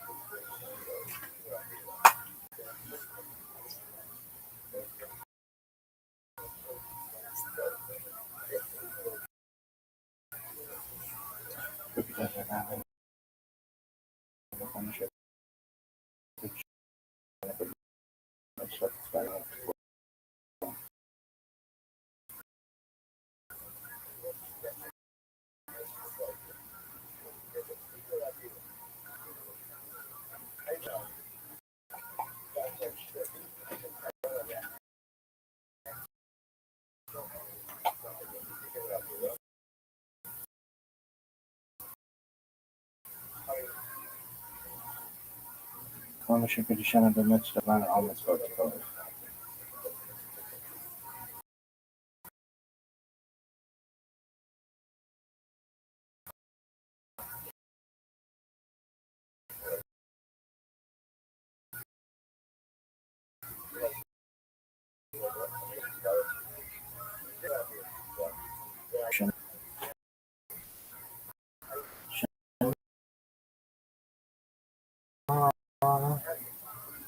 Israel.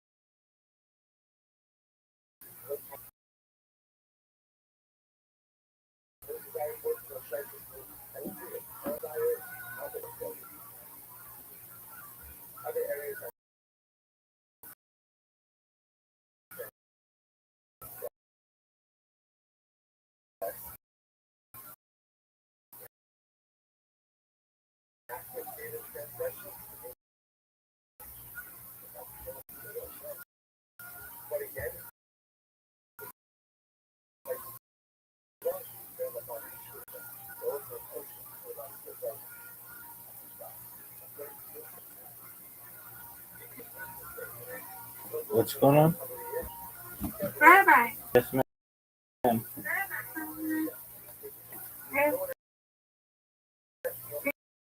You do have got to stop slide.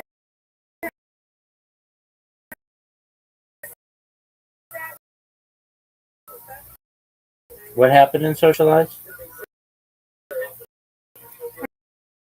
You're not in there, No, I'd like to refresh there. Being there and honey.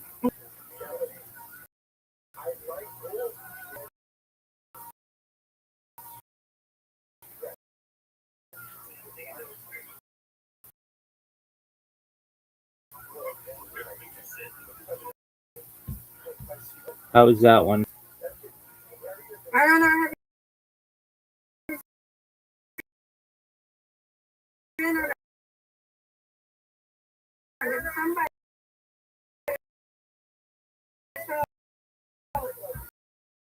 Somebody, not me.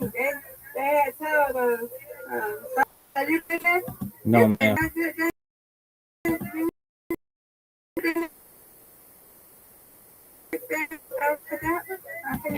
I don't know.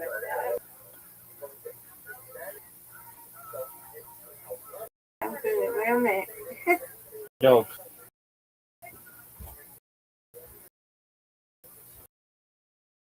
I think it's crazy. I may go over my. All right, yeah. See if it's. I'm here to okay.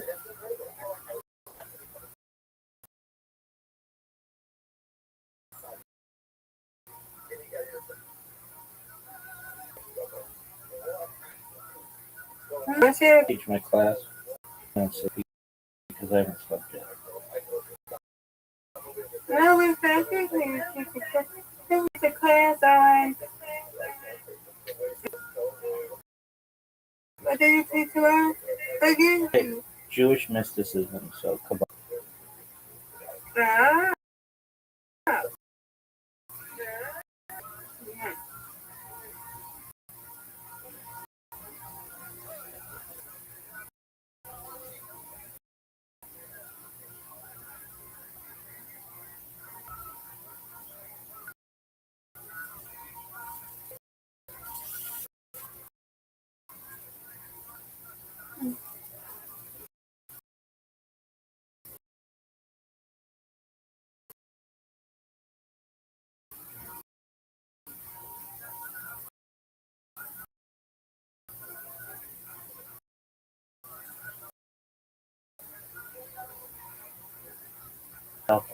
I'll be back in an hour. Good night.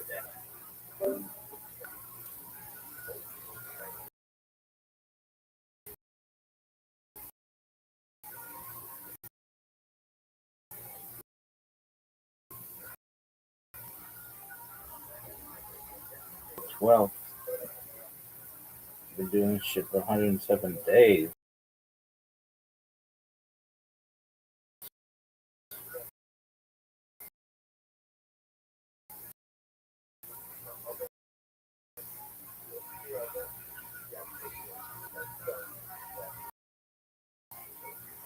Dude.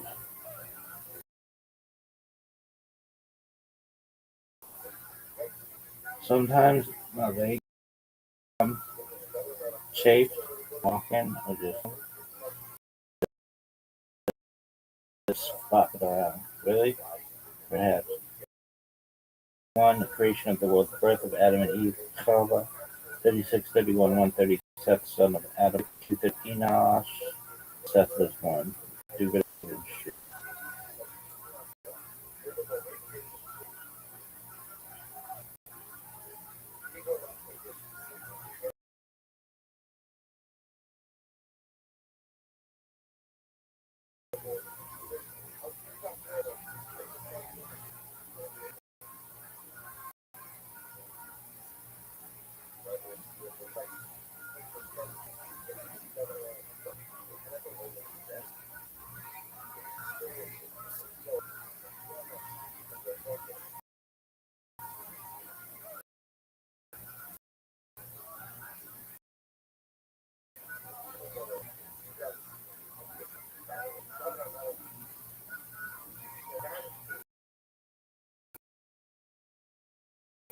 Every time I land in my comment, sugar to shop. I'm going to separate out Omer. Okay, that's with the Omer.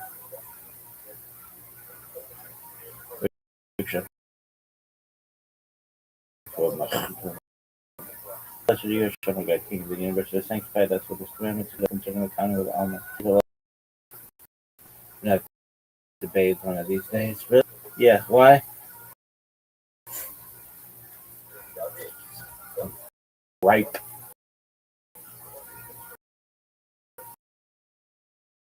Really?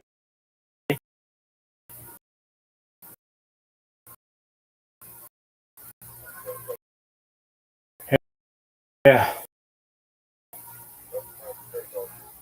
Yeah, my fucking.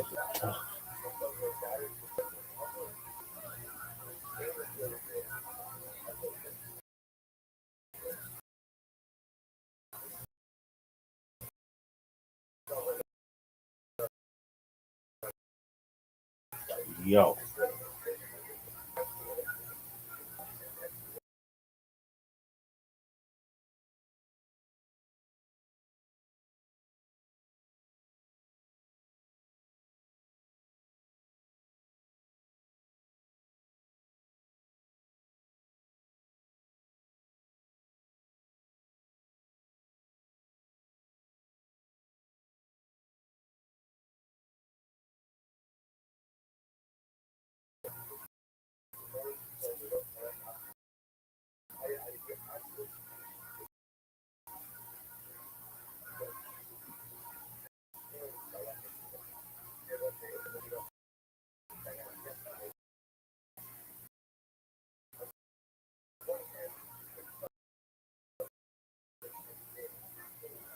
I just keep putting out this. I'm like Mary Tyler Moore's playing the fireman. Really? Why? Yeah. They're not sloppy. And if they do, well, just create new accounts. The programs they have with whatever I wanted to say. It's fucking brilliant.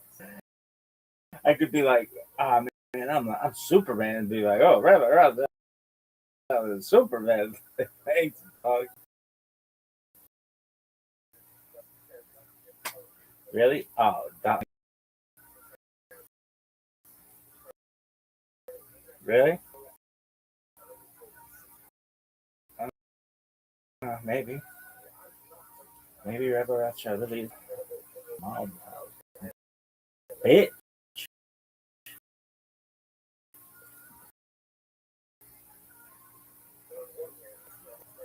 Really? Really, Lily? Who's Lily?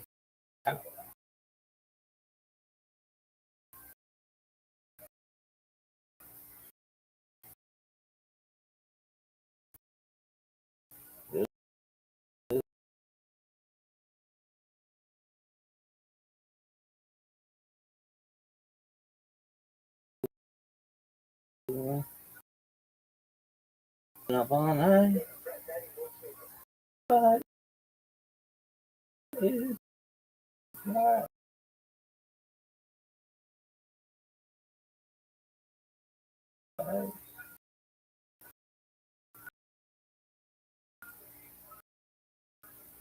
This shit the worst. Come on, you little bitch. Little bat behind my head. Days of the Kabbalah. Like, for the 10 of Kabbalah website. And we've been watching this fucking YouTube video for a month. Kabbalah. Yeah, dog.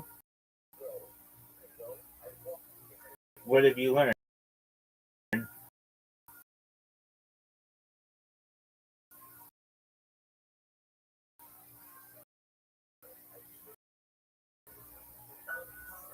I'm sicker than you learned that? No, I knew that. This reinforced. Oh, don't be a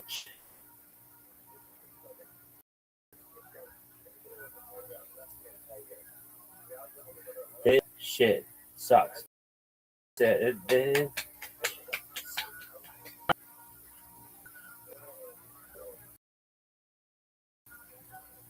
Are you fucking serious? I'm Dr. John Sledge. Really? Yeah. For real? No, he's cool. What would you tell your class is really great? It's so great that I watched it not once in a row, not twice in a row, but I might continue to just fucking watch it. Really? Why? Because it's like bullshit.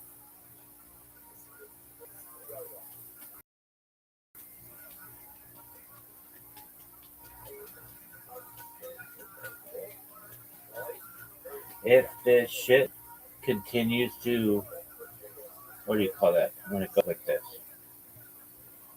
just goes like this. Load? No, there's another word for it. No. Quay? What's it called? Buffering. It's a buffer. It just keeps going like that and then fucking go. Fuck the washing machine. Are you serious? This is a Kabbalistic teaching. Really? Yeah, that's pretty good though. Really? This guy did it. He didn't even do it what too. His class was weak. Night. Aspects and starting to study Jewish mysticism and Kabbalah, how those ideas developed over time.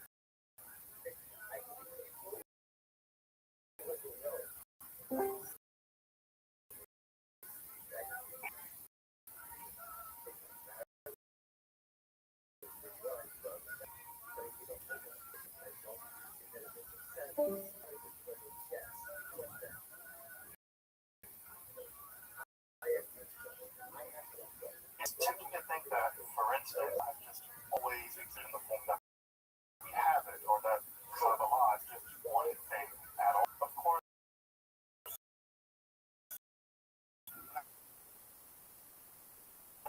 such are still developing, and there are now, and there have always been numerous exclusive schools of Jewish mysticism and Kabbalah. The class is meant to serve as an introduction to Jewish mysticism and Kabbalah from the point of view of its incredibly complex development from the prophets of ancient Israel and to the rise of modern Hasidism in the 18th century.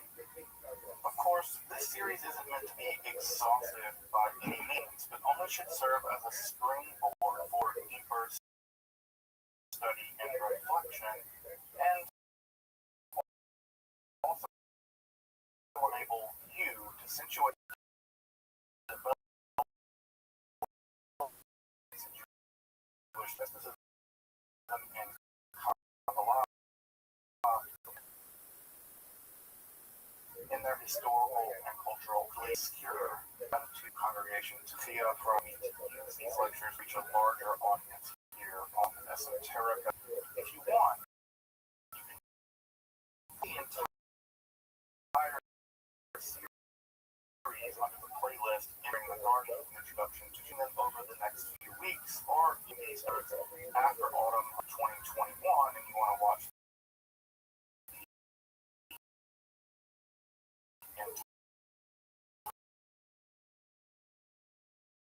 entire series, you can find them in that playlist. I hope you check out my other cats on topics of esotericism and perhaps consider supporting the production of Buddhism, hermetic philosophy, joining my Patreon or the one-time donation. Those links below, and I really appreciate your support. Now, let's enter the garden of Jewish mysticism and Kabbalah. Alright, folks, welcome to more Shabbat. The excitement.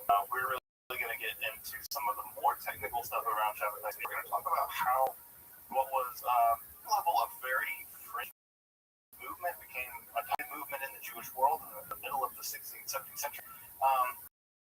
And eventually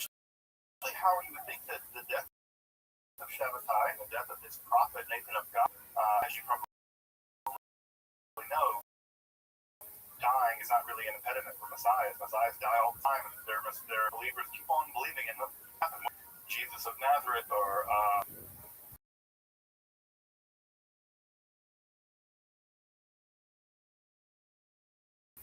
Menachem Mendel Schneerson of Emory.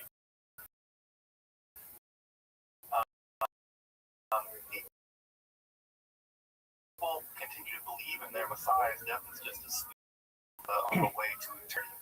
So we'll turn to that and how the Shabbat death and thrive all the way to make it with that, especially know what it's here.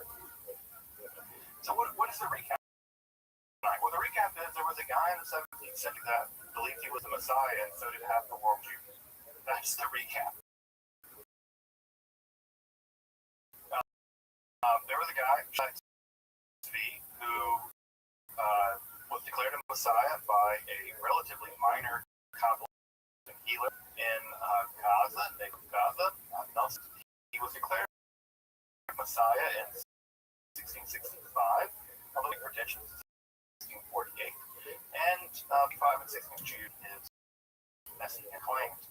And this is evidenced by the most classic example of the evidence for this is the prayer books that give. The prayer books that have pictured letters that come over and over again from major rabbinical figures all over the Jewish world that affirm belief in Shabbatai Tzvi as the Messiah. We talked a bit last life ups and downs, a bit of getting to Messiah. How does that work exactly? Right? So what exactly did it mean to say that Shabbatai Tzvi was the Messiah? And how this dovetails in a really important way as a part of our discussions here on Kabbalah is that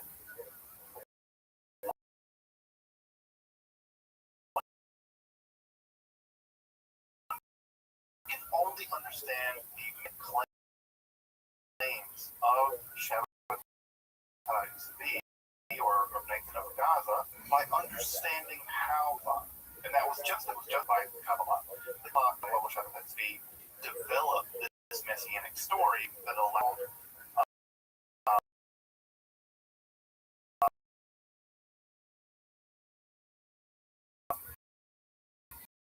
Shabbatai Tzvi to claim that he was the Messiah for Nathan of Gaza, and how they're quite different in terms of their relationship to Kabbalah. The first thing that's really important to know is that they don't really have the same education. Shabbatai Tzvi, he's kind of about, he's very talented, he's smart, and of course he's very charismatic, more charismatic. He doesn't have a very strong grasp on Kabbalah. He certainly knows the Zohar well. We know that. He's been studying the Zohar since he was a teenager.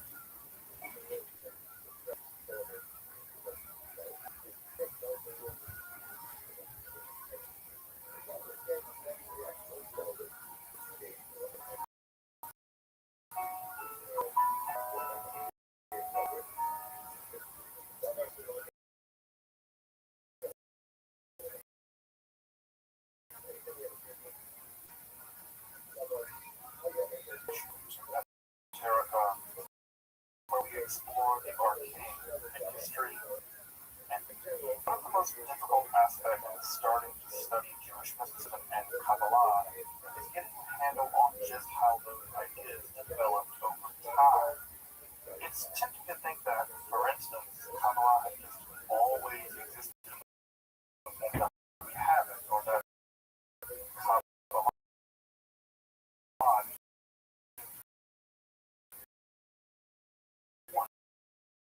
thing. Of course, neither of these positions is really true. Such notions of numerous schools of Jewish mysticism and class is meant to serve as an introduction to Jewish mysticism and Kabbalah. From the point of view of its incredibly complex development from the 15th century. Of course, this series isn't meant to by any means. But only should serve as a spring for deeper study and hopefully it will enable you to situate in cultural context and fully embolden you into the admittedly sublime as they are. This video for allowing me to walk into here on this Esoterica. If you want, you can find the entire series on the playlist.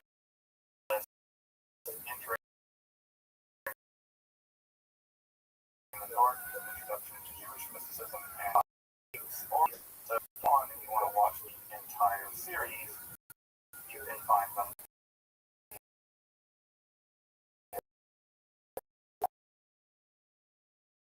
Playlist. If you find this content on topics in esoteric and perhaps there's a production, academic, and scholarly topics in my Patreon or perhaps over time. You can find those links below, and I appreciate your consideration. Now, let's enter the garden of Jewish mysticism and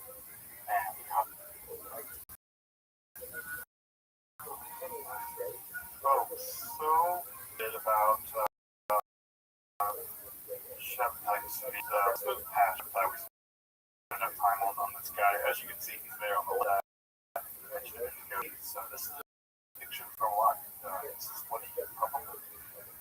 It's actually pretty difficult to underplay the detail that was we're talking about a victim in 1666 and didn't end until we're talking to ask inside of Judaism that led people to believe that converting to a religion that hates actively is individual Jews decide to convert when an individual Jew decides to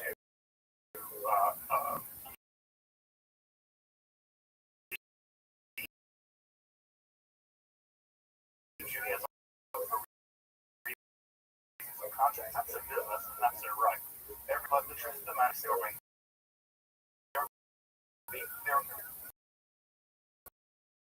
led by people who delusionally believe in the message.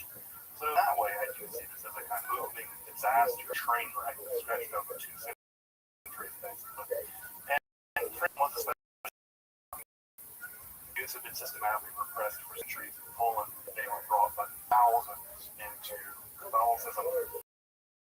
And as you can imagine, they converted into Catholicism and did when they converted into Islam. Converting back was not an easy thing. We should not forget that converting back out of Islam is definitely that's a possible thing.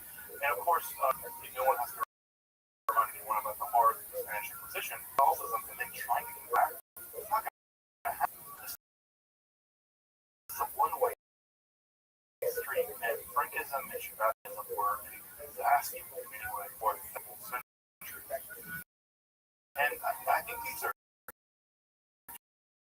should be considered forced conversions of a certain time. Again, things are ultimately going to come in really fast. And that never materialized. Again, just got delayed and delayed. And second, the reason why these conversions from Judaism to Catholicism and Islam, mystical jabber that underwrote them, it was never systematic. There was never any spelled out theory about why this is supposed to happen. You have a bunch of charismatic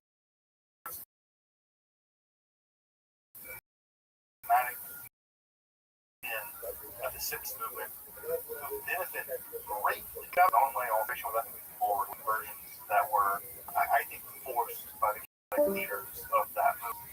In the same way that I don't think Jonestown killed themselves. I think they were murdered. I masked by Jim Jones. And so I think that in many ways these conversions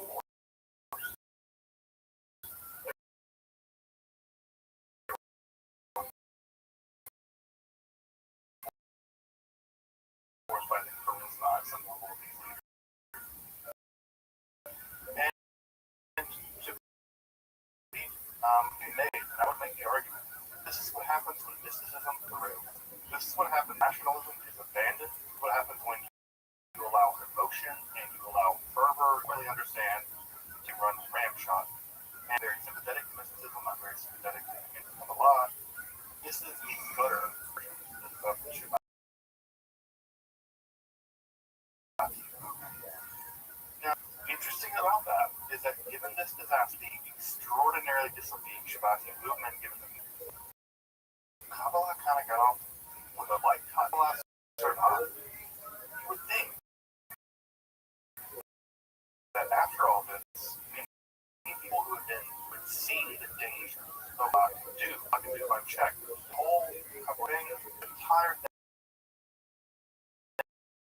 is this into the gutter of mass conversion. We need to realize it was dangerous. We'll talk about that more tonight. They did realize it was dangerous. Safeguards. They put rails on the system to ensure that it didn't happen. And yet, Kabbalah survived. It really got off on a pretty light touch, actually. And I think that part of the reason why is because the movement, I always imagine the Shabbati movement as coming in like a wave.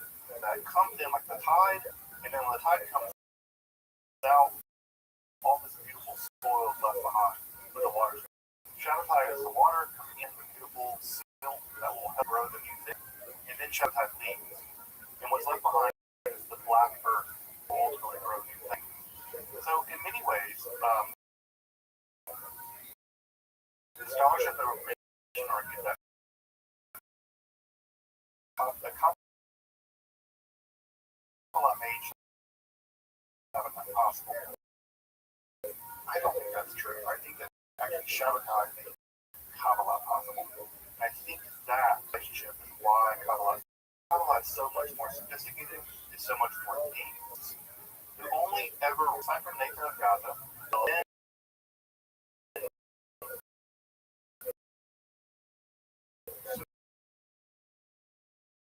self-serving, apocalyptic version. It's a pretty crap one. With the exception of Nathan of Gaza, who I think was a very profound.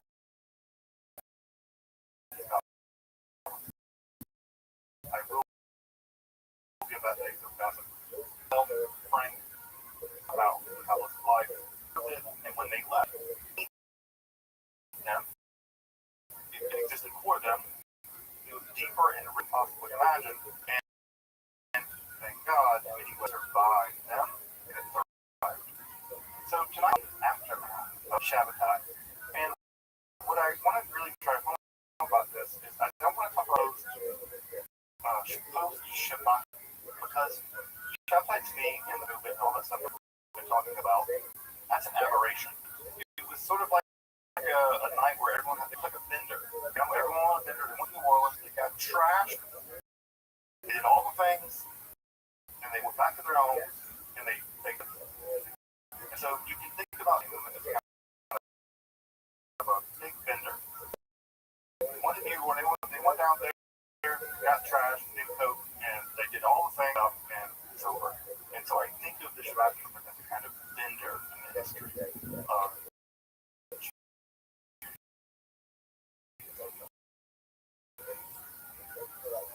So what happens in the immediate after? First thing that we've already talked, there are diehard believers who do everything they can to convince themselves using every tool they have in Kabbalah and Torah and Messiah, no matter what. No matter if he apostatizes, no matter if he dies, no matter who splits into three groups, no matter if they all have Catholicism, there's always someone out there who will do the work of trying to convince everyone that this is true. And there are diehards in every religion. There are diehards in almost every belief system. matter what happens, they will convince themselves. That's one thing.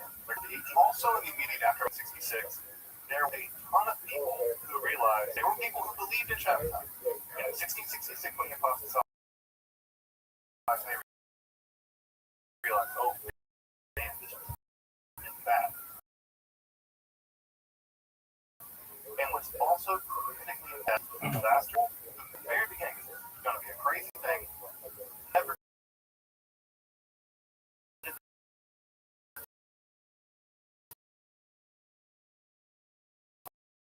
focus a moment so far.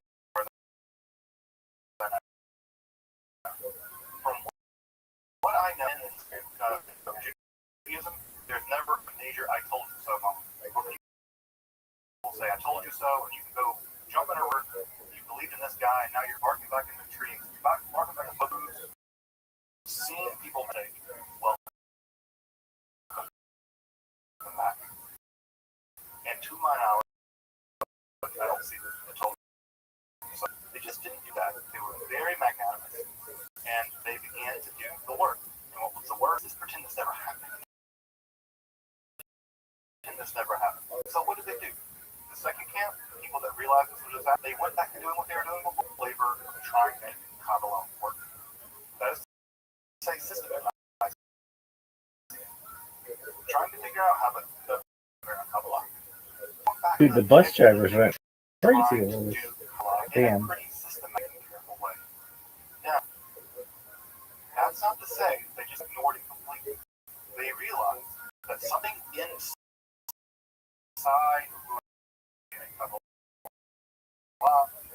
something inside of the Kabbalistic impulse was dangerous.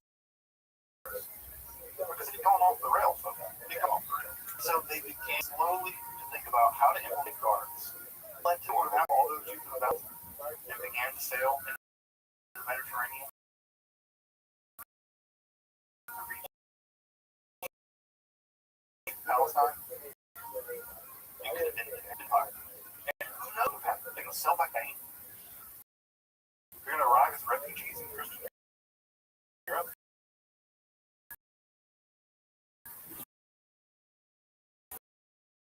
This could have been much worse than it was. In fact, it's actually very lucky that the going bad was.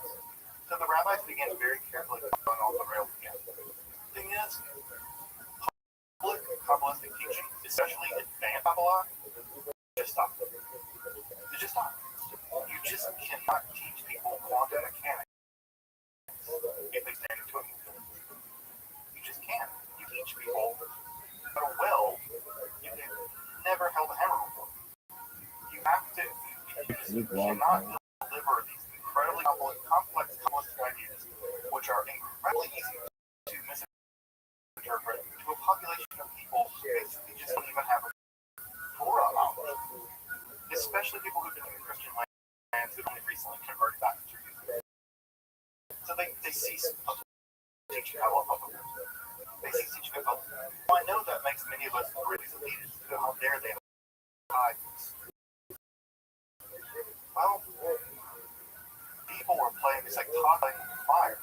These people were not prepared to deal with this, and they were able to be convinced of something basically insane. Because they had heard these crazy Kabbalistic ideas, and they were able to basically convince themselves of this. So, what ends up happening is that the first thing that Kabbalah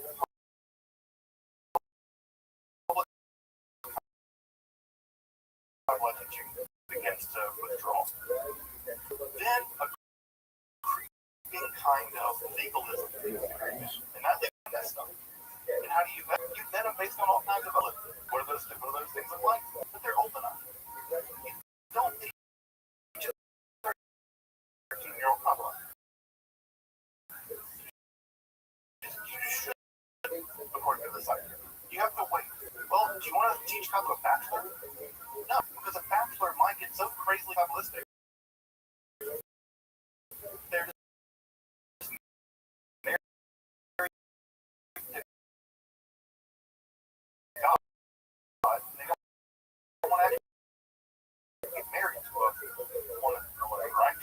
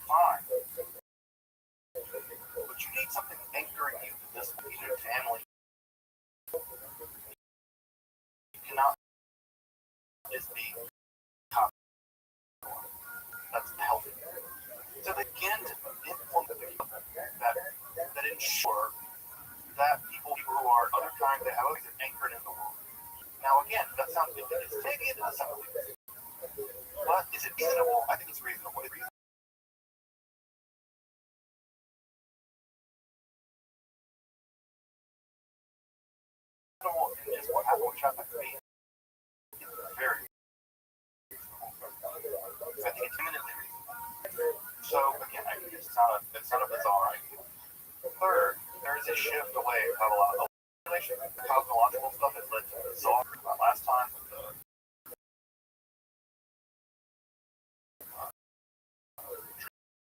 nine dragons and missing egg speculation is ground to halt. That's over. We're just not going to do missing egg speculation. By the way, that's a return. Talmud is very clear. Talmud says do not speculate about the beginning. Speculate about now. Right? Masa Bereshit, deal with the end of the world. Deal with now.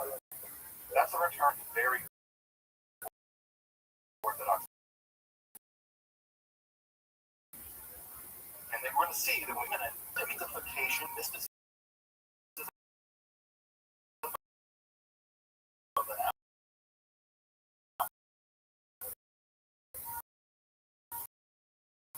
Hasidism says that now is acting the world is living by time here than from the now. So they really take this into great heights and represent part of the Hasidism.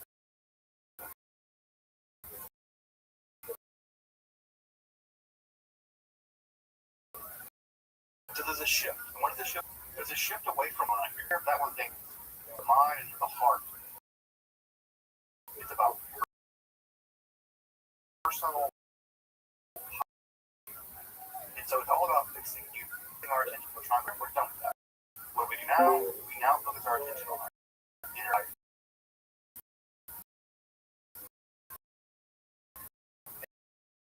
And so the shift in the language is now toward energy.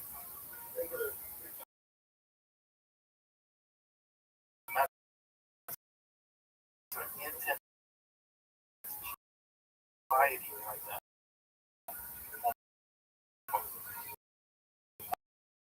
Of these things we'll talk about in a minute. Because I know intense tool concentration all very seriously remember. It's on the center. Just like it's illegal. The Zohar that you can ban the law. The Zohar is very good with the law that Kabbalah without the Jewish law, without Kabbalah, without Allah, is incoherent. And so, in many ways, the post-Shabbatian movement is a return to Kabbalah truth. It's exactly divorcing Kabbalah from Halacha. That was a disaster in the mind of these Kabbalists. I tend to agree. And so, this movement is a return back to the old school days of Kabbalah. Kabbalah will agree with God. It deserves to agree. It should not. Thank God it wasn't thrown out with a bad one. I'm glad, very glad. But we have to admit that I think the kind of safeguards that get put on Kabbalah after all this are not unreasonable. What's also important about this is the story sometimes gets told from a superhero perspective. Surprise!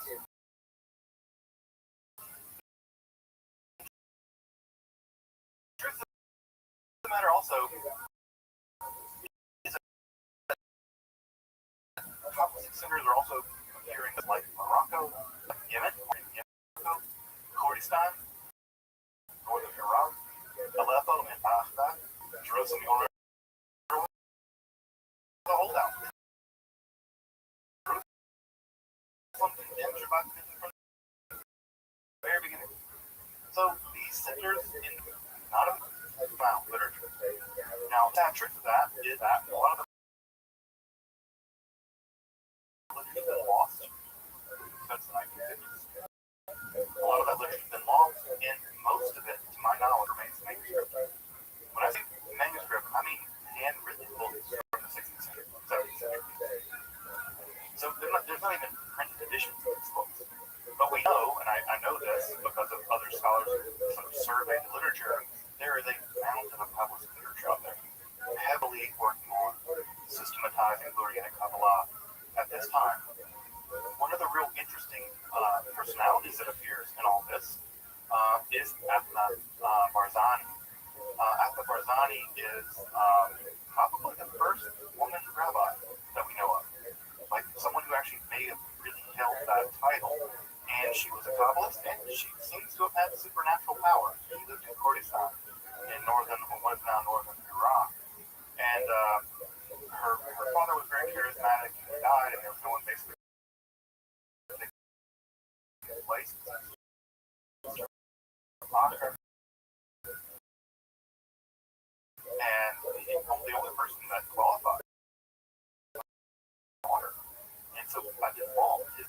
took his place, resigning to the Rabbbi.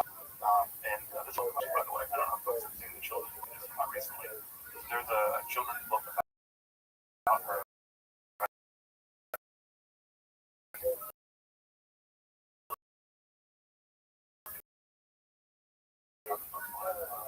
Look at it. That we have one of the few women Kabbalists at this time.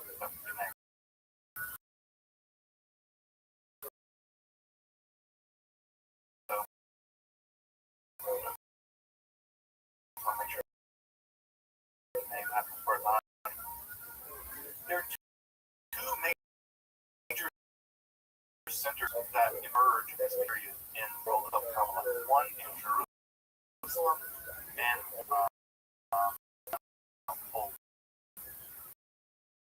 what is now Poland. Sort of the world is divided. And every day, I would say it's probably the most erudite Kabbalist today, Rabbbi. And Sharabi's physical, actual school survived all the way from 1920, destroyed in an earthquake in Jerusalem. You could have gone there in 1920. The school was still there. Kabbalists in his school were still alive as late as 1969. He had one of the longest in the world. And so, again, so much of the way we're taught Kabbalah is so Eurocentric. But the truth of the matter is, this is a Mizrahi Jew, Yemenite Jew, running one of the longest functioning Kabbalist schools in Jerusalem. So he died in 1777, and his Kabbalah becomes very important. Of its social disciplinary. There are the principles systematized of organic Kabbalah in this period. The main systematized of this idea is ideas. And what they systematize it around Kavanah, things to meditate upon, but another way of thinking of Kavanah, at least in this Kabbalistic sense, is think of them as of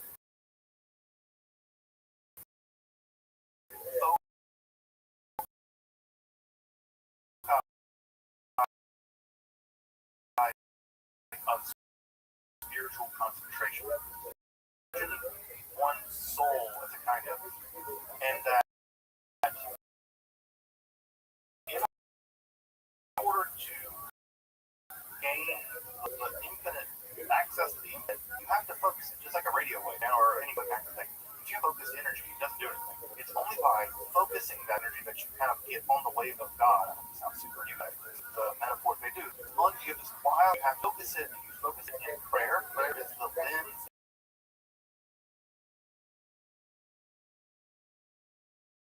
that focuses the way that it is focused using these. And these Siddur and published.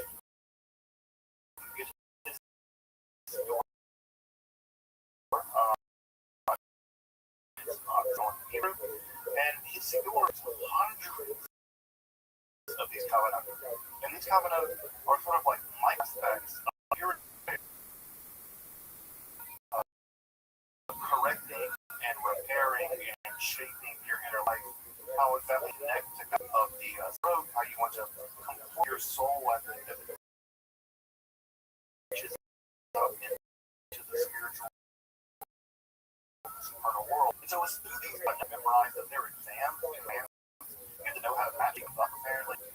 This very rigorous school of Kabbalah, but notice here again it's about the interior life of the Kabbalist. It's not about some other stuff. It's a focus your spiritual being upon God in a radically, incredibly, which is to say, teaching stuff up. You could not go listen to a lecture at Baydell publicly. You had to be tested, you had to be declared, you had to have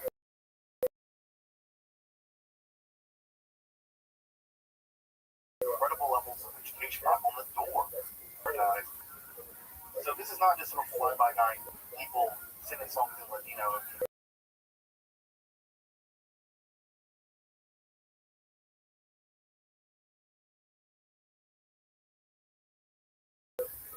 You had to find yourself a Judaism music fan. This is Kabbalah, and it's further, you could assign basically an NDA. You could never teach that you could tell that you would pledge yourself for your entire life. So you had with other members of hell in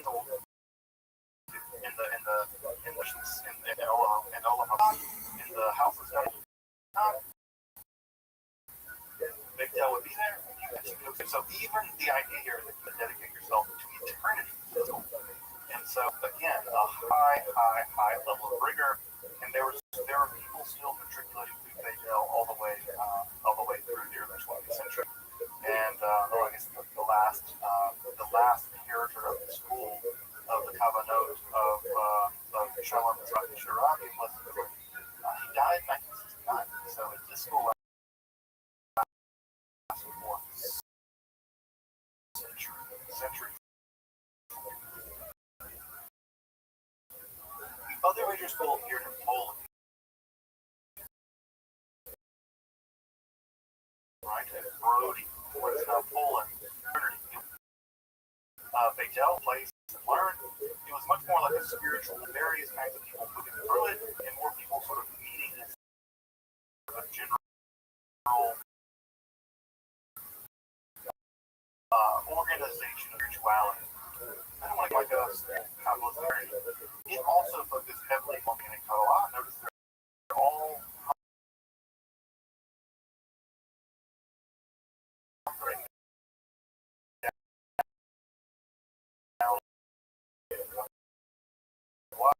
becomes the basic standard.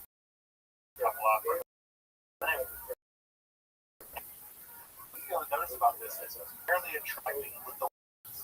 So the Lithuanian folks that we'll see in a minute are a bit more elitist, and they're much more intellectualist. And the Lurianic, with some exceptions, they're definitely this is a heavy money. So the Jerusalemite school is much more oriented. Polish school deploys much more intellectual oriented. Now, back in systematic theology of Judaism, that is their words. We actually have it. So they did publish books. They're very technical. I tried to look at some of today's books, and I could tell that you have to education, the level of Talmud education, the level of these guys is super rare. These are people who are piling this stuff on. I was trying to read some of this stuff.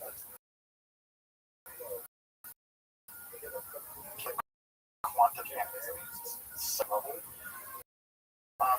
Their books do survive in early modern books. Actually, I really struggle to make even 10 sentences make sense to me. I barely can follow it. Say trying to read Deleuze or some kind of crazy.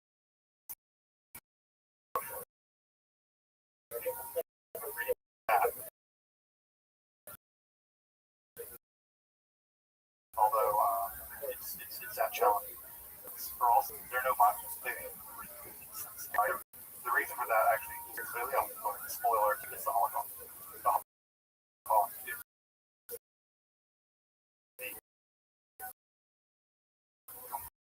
complete cultural interruption of people, not just from their families, but it amputates people from their entire world. And basically, this stuff is that's what happens for your life. You just can't save this whole thing. So much of this literature is basically in addition to scholarship. Break it back. I take that view. It is a monument. And so this time period, by the way, I think some of the most sophisticated Kabbalist literature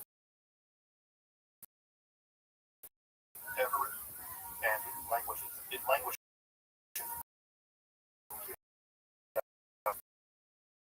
because there's just so few people Kabbalist Bible school. It just the Kabbalist scholarship of this time, 1750s, 1800s, even into the 19th century. The level of Kabbalist scholarship is so high that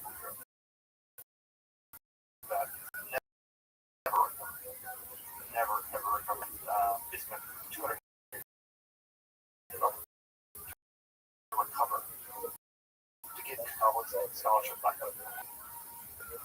School, to say rationalistic, what I mean is, for them, they're trying to systematize Kabbalah system of basically Jewish theology.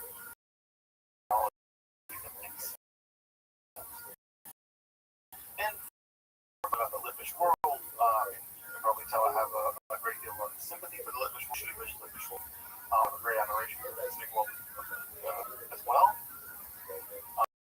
The famous method to better Litvish world, the Brisker method is known. They compared now.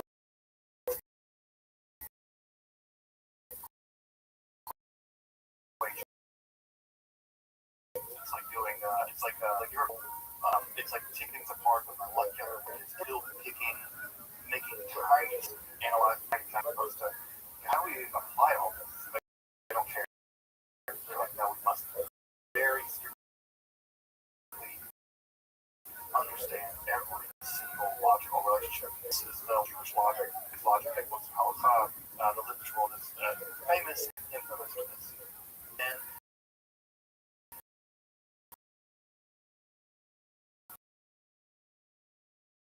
what this gives rise to is they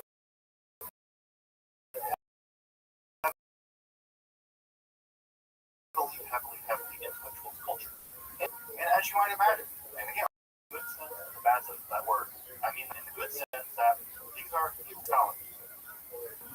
These are the smartest Jews in the world working on it. This is the Nobel Prize winners of working in Kabbalah and stuff.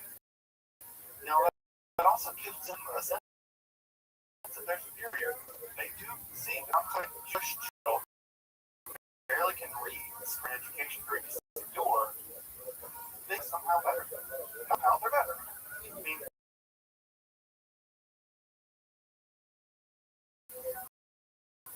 in the same way that I think Nobel Prize winner is going to think a high school sees physics. They're just not going to compare. They're just not going to. It is an intellectualist. I mean this now in the negative sense. Intellectuals ability to develop this world, or illiterate, do their very best, and maybe they will. God.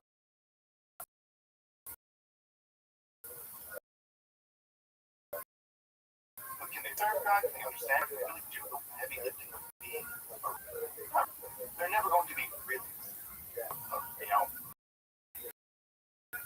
And so, intellectualist elitist trend is going to take hold in Central Europe, especially among the Litvak schools. And again, that's not for me. I have a lot of good for the Litvak school. But that trend does take hold.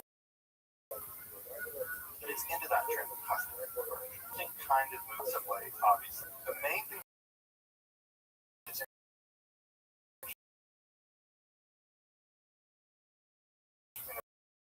about it is that it is neither Shabbatim, although it bears a lot of similarities. Observe many of the attractive things that made Shabbatim. It produces Shabbatimism, but it doesn't have the kind of interior heresy of leaving these guys aside. So it has all the infusion, all of the emotion, all of the pathos. Probably. The other thing is it doesn't go this intellectualism either. It doesn't go in the direction of Clois, it doesn't go in the direction of the Litvish world. It's a neat way of linking between real difference in the Jewish world, where the Jewish world is very intellectual and creative. It doesn't go that direction. And it doesn't go in the absolute direction of the usual. It's sails in between, and unsurprisingly, in many ways, accidentally, is be that successful. That successful. So it's begun by thick and practical.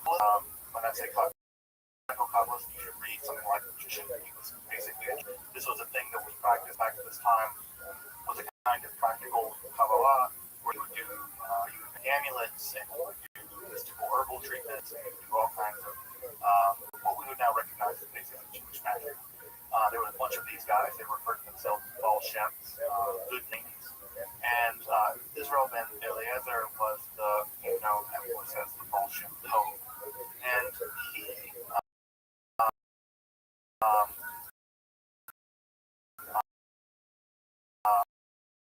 I'm not sure, not singing,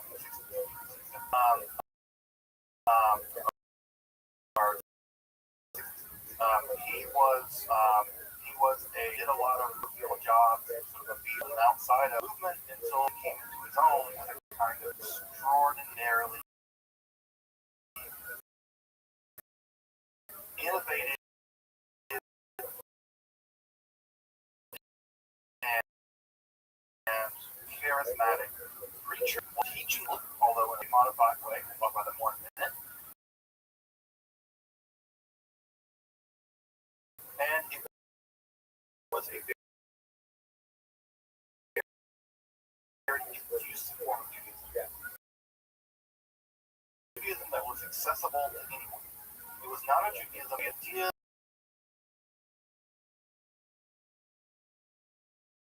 of the Baal Shem it bring to bear movement, but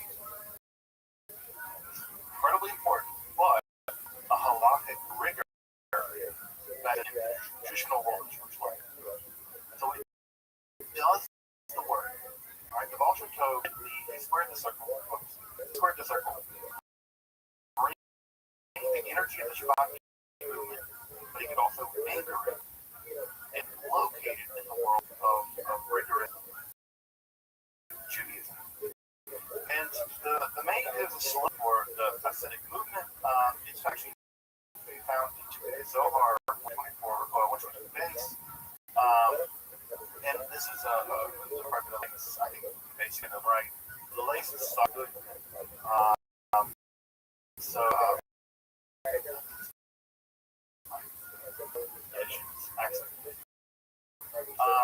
so this there is no God, whatever. There's no place to put a God. Everywhere is God. Everywhere is God. If you take the gematria of Elohim, right, and the gematria of Teva, nature, they add up to the same thing. And Teva are the same thing. God is nature. Not like Spinoza, a little bit like Spinoza.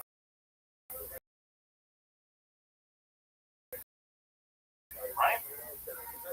There is no place. God not be anywhere other than or everywhere in the essence. And yes, there are things that are not God. Don't have to think everything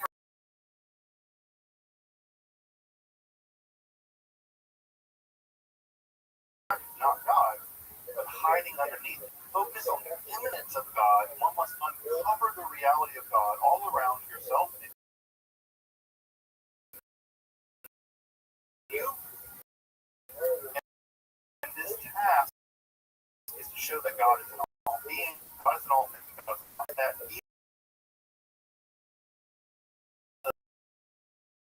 changing the tire, the wheel on a car is an act of piety. Find God in it. The task of piety is to uncover what God hides God's son. He thinks he sees God's back. So God's back is what we see around us. And to seek God's face in the most tiny thing, that is, of course, that's the core. It's a profoundly important. It's not just the law, it's being behind the gateway.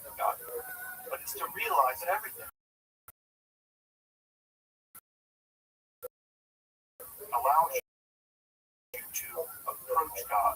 Everything that you do, everything by clinging to God, by uncovering God, everything you do, the moment you take a sip of wine, the sweetness of the wine is a taste of God. The wine is an instant signal like God. And so like, cover your eyes before you see them as your body. So that when you uncover your eyes, see them. You may see them without the cover, the back of your eyes. Right? That is how just the revealed to God. Everywhere is God hiding. And it, of course, where you find God profound in you. Because you're made in the image of God. You're made in the Son of Elohim. You're made in the image of God. You're everything that is of God. But the mirror is dirty. You have to clean the mirror. How do you clean the mirror? You undergo a process called tool hydration. You can clean the mirror, right? Emptying out of what is. And as you empty out what is, it becomes like it. And so you purify your mind. You don't think bad thoughts. If you do think bad thoughts, you convert bad thoughts into good thoughts. If you're a beautiful woman walking around the road and you hear her tits, let the lust wash over you. Feel and know that the beauty and the lust that you feel, the woman walking down the road, is the pale glimpse of how much you crave God. Convert of the lust of the sin of the Avera. It's about going under ascetic practices of both. Redeem the sin. Give to the Avera a tikkun. Give to the sin a reparation. And you elevate yourself. You'll cleanse your ego. You elevate in your everyday life. Everyday life. Everything around you hides God. It is God. You can approach those things in their physicality. So much of God became so intellectual in this world. Became so aware of things, so kind of things, so itself out. Shimu, like one of the shard letters, it's complicated. Constantine said, what people is they must be physical world, the world around them, the work around them, the food they eat, the bed they sleep in, the clothes they wear, they must all those things. Up there, very low, they find God. Not much was trying. But for them, what matters is worship through avoid it. Right? Worship Avodah Bagash. Worshiping in one physicality. That physicality is committed. That the body and sex, the body and eating, the body and can be a way to approach a shot. It's a right mysticism. Or avenue to mysticism. It comes an act to divinity.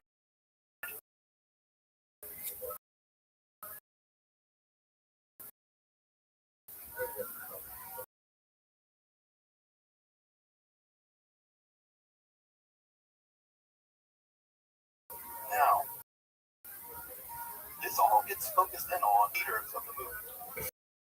The leaders of the movement become these incredibly charismatic, and they work with people with supernatural powers. You all hear stories. They all have leaders. These leaders establish courts, dynasties. Rabbi Saduqa, these Rabbis, they like kings, intercess on behalf of God. They're so righteous. Their soul brushes up against God. If they pray for you,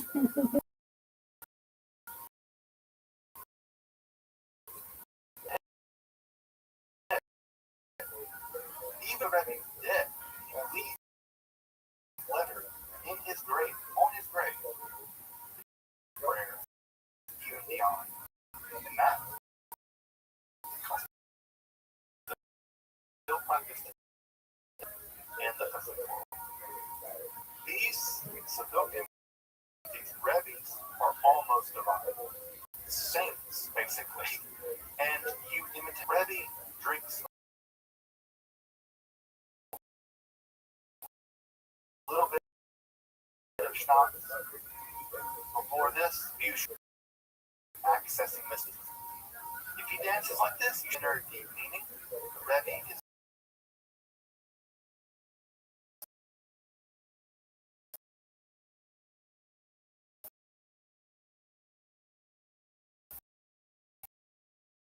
many ways gateway to God. These Hasidic dynasties become quasi-divine figures in the universe. All through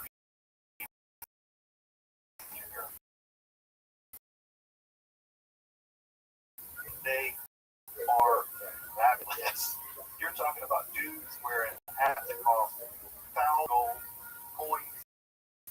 You're talking guys wearing silver garments that are like knit through with gold and silver,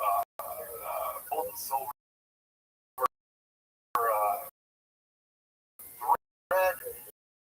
Because again, you're very clothing in God, and the more beautiful you are, the worse it helps you to be. And so the it's all about the Lord. So they established this corridor Hasidic movement. Some of these which is now split between two brothers who kind of have disputes since the former Rabbbi of the Satmar died. The Satmar movement is the biggest unorthodox. Folks saw unorthodox television show that depicts the Satmar dynasty. Probably folks know about the Lubavitch movement.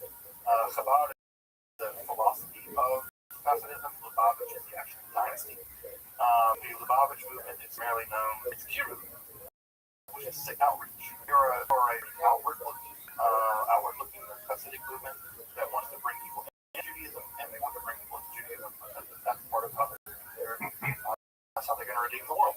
Of course, they're also known for their section of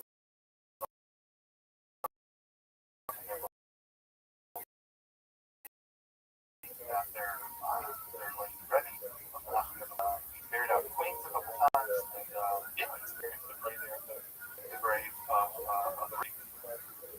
Also, Rabbis buried here in Detroit. If you have a chance to visit one, there's a Rabbis buried here. The Bells area, and now it's a pilgrimage. Going to visit.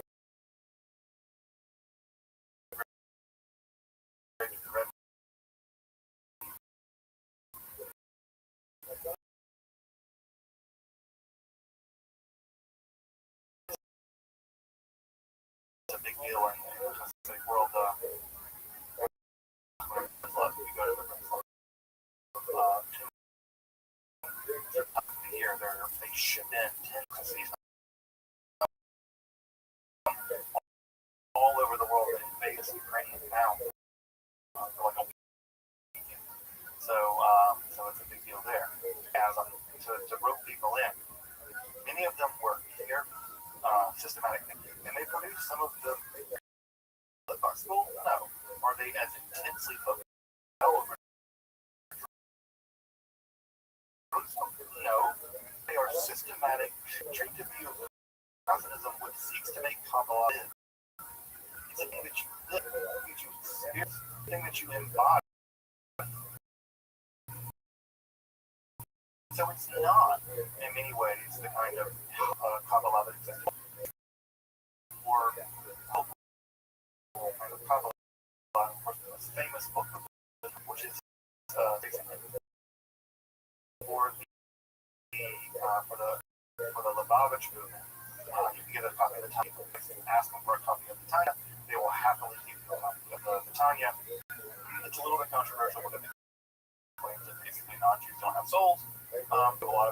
means to try to explain that away.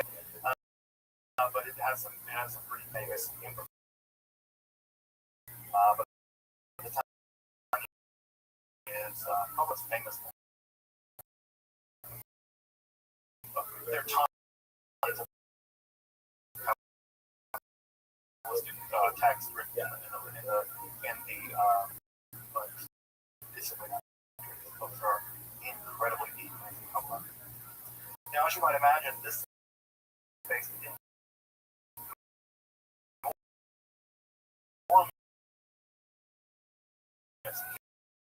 back from the non-Jewish world.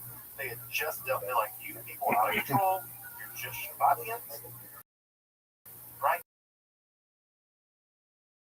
You're just all crypto Shabbat. You're bringing all this stuff that goes and led by Count of Bill was a vociferous opponent of the movement, the schools, the things we do.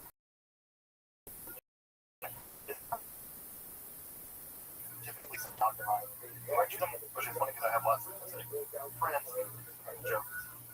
Yeah, I'm more of a stock than I consider obviously. But this was a brutal feud that raged for cultures. And I will say, them are completely wrong here. The early generations of the movement, the first couple of generations of the movement were pretty out of control. Especially, again, you have to think about this in the aftermath of the Shabbat meeting. They are terrified that it's going to go off the rails. They're going to get one of these refugees to pop off and say they're Messiah, and we're going to have the exact same disaster right in the previous talk, which you begin to see.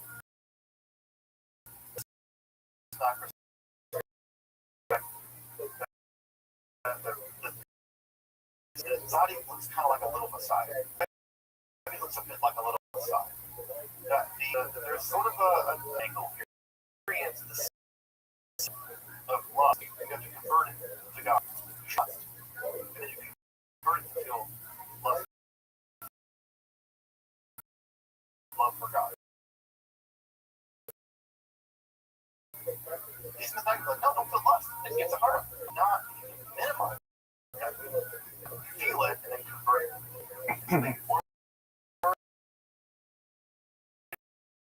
This is a kind of the cultivation of a sin. Both these movements, there's no denying that. And the Shabbat attack tiny. So they are popularized.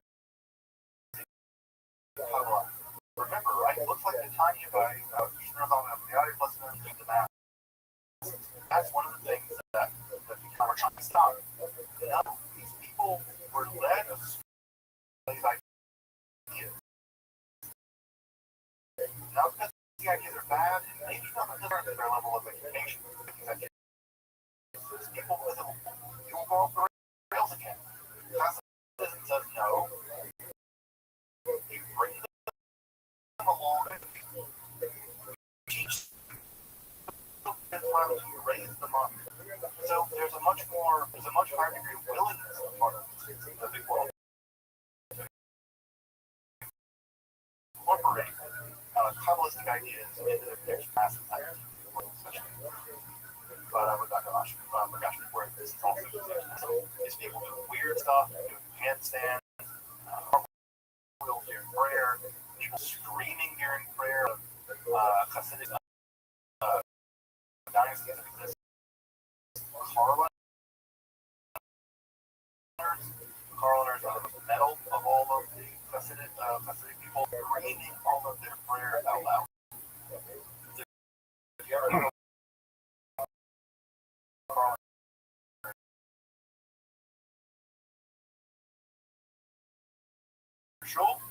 which I've been during their intellectual scream. This is crazy.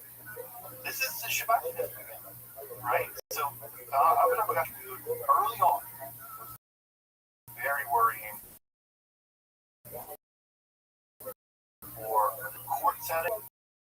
with these Rabbis acting like kings. Shabbatites hated that. Montenegro, they're just being little Shabbatites. These Rabbis are just being little Shabbatites. They're just little messiahs. And many of them thought they were my country, but they were terrified of how awful it was.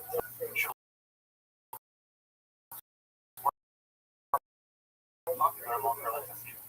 King was a big one, right? There were other criminals that were popular. So, the way all the Hasidic movement early on was that if it's not Shabbatism, what? It's Shabbatism that has all the same dangerous groups. Like if Leeds probably just had, it's just not there yet. And so they were terrified of this. And they were terrified of the movement. Both because they wanted to integrity, but also because they were terrified of having the Shabbat thing popped off. If there were enough. And again, it's easy to take them in arguments. This sort of like intellectualist, I don't know, phonies or whatever. They were trying to shepherd a movement in the aftermath, and then they wanted what the ingredients becoming popular. Now, it's incredibly important that this is what makes obviously proof of the proof of the pudding, tasting or whatever. The Hasidic movement is ultimately not Shabbat now, Shabbat and how to vary halachically. To this day, if you go to a Hasidic synagogue, they are halachically Hasidic as well. Now they have weird halachically stuff for Minhag and Litvak people who follow much more Sephardi style Minhag, which is odd because they're in Central Europe. They might put the felon on, which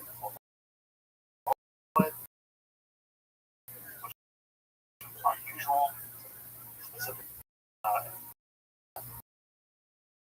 In most of the Hasidim, I don't believe it's a halakhically. They come down side of the old school Jewish law is the unique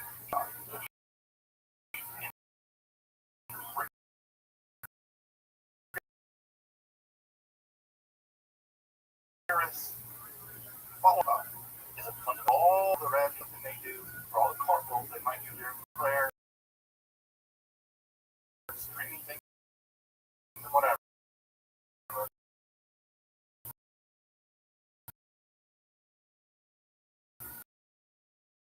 At the end of the day, the law is the law, and they don't break it. Both sides of this equation, both generations, they excommunicate each other like a whole situation. I think Logan's had to intervene on several occasions, things like this. Also, should once this out there, that's you never get to identify more than Dash, Rothschild, the third of the Hasidic movement, was the Talmudist that acted as Rothschild, the founder of the president of the most. So again, he was protesting the Talmud camp, he's called Catholic. So it's, I just want to, again, we all have our biases. I want to make my bias. I'm much more pro black world, and I also think it's not misrepresenting the richness, the deep spiritual power of the Hasidim. Make very clear that while I'm saying at some level the Hasidic world and the is homologous, not one of history, and one in which the Hasidic world was privileged about it. I want to make that very clear because I don't want to appear that I'm slandering Hasidic people. I don't want to ever.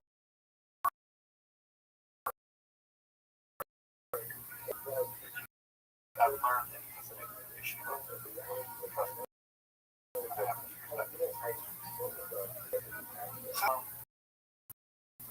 one Judaism.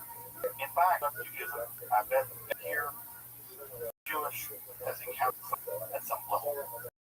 And if you have encountered Hasidic, outwardly looking for the Hasidic world, Kabbalah, he learned it in a Hasidic environment. He learned Hasidic interpretations of Kabbalah. That form of Kabbalah very artificial practicability. Hasidism has proved decisive in Jewish history.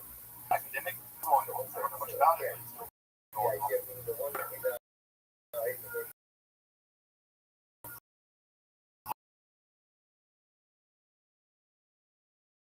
Oriental Kabbalah, it would stick. Is in Kabbalah, following in the intercept. I think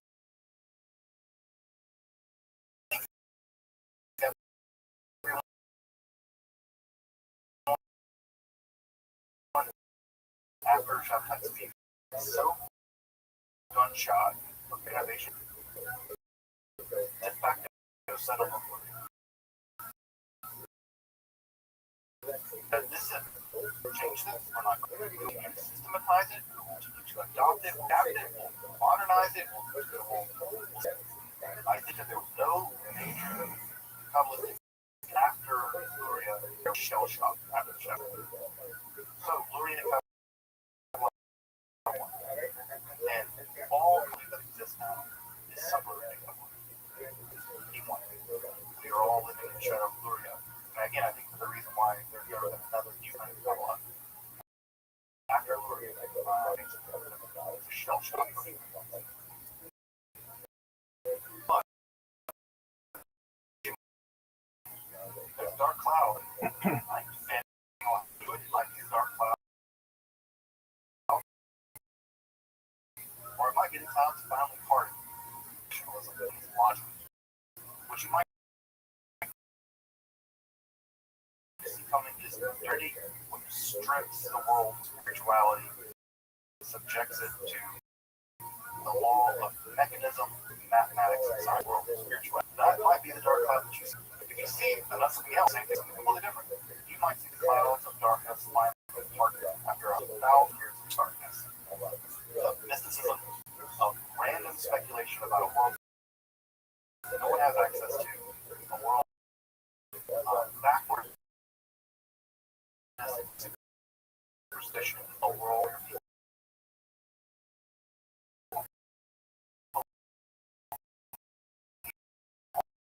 all kinds of nonsense that they can't prove. And you might see the journey. And if you're all about the enlightened button, it's very through your non-Jewish world. And it's enormous strides. This revolution is beginning.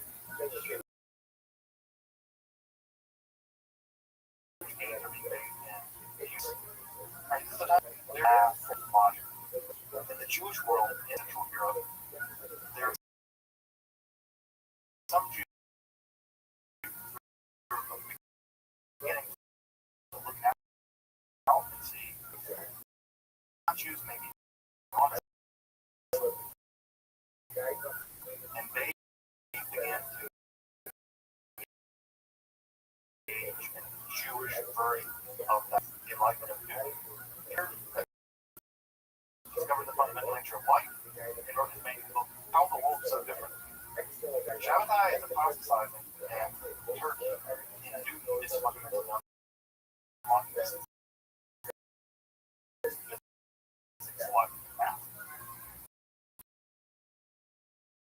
And by the time we get to the 1800s, Jews will take it back. The hospital will take it back. And what's going to school them is a huge shift in Kabbalah. The 18th and 20th century will represent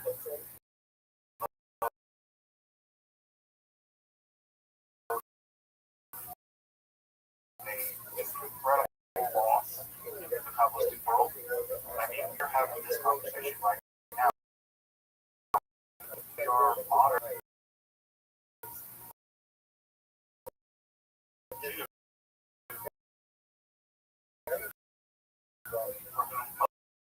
most of us declared heretics by the very those was never Jewish according to their rules. We are at some level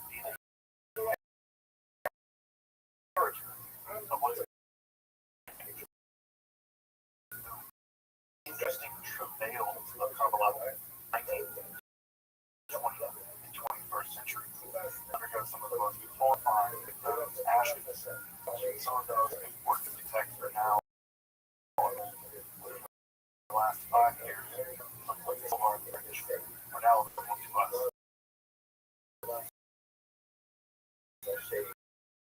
So next time, folks, next time we're going to turn our attention to the 19th, 20th, and 21st century, talk about this motivation, communism. We'll talk about further post-Pacific world. What does the world map of the Pacific world, Holocaust, the rise of the internet, with the rise of liberal atheism?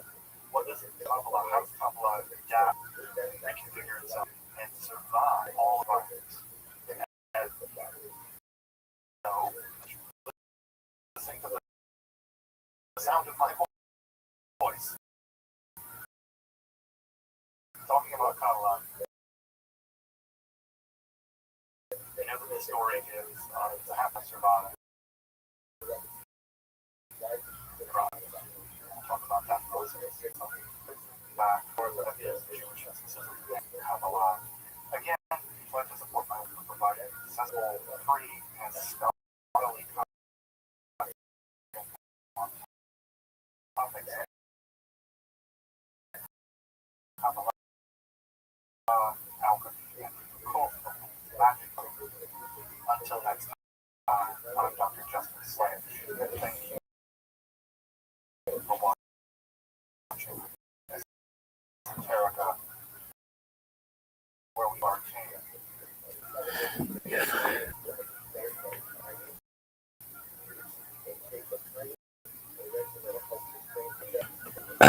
Funny.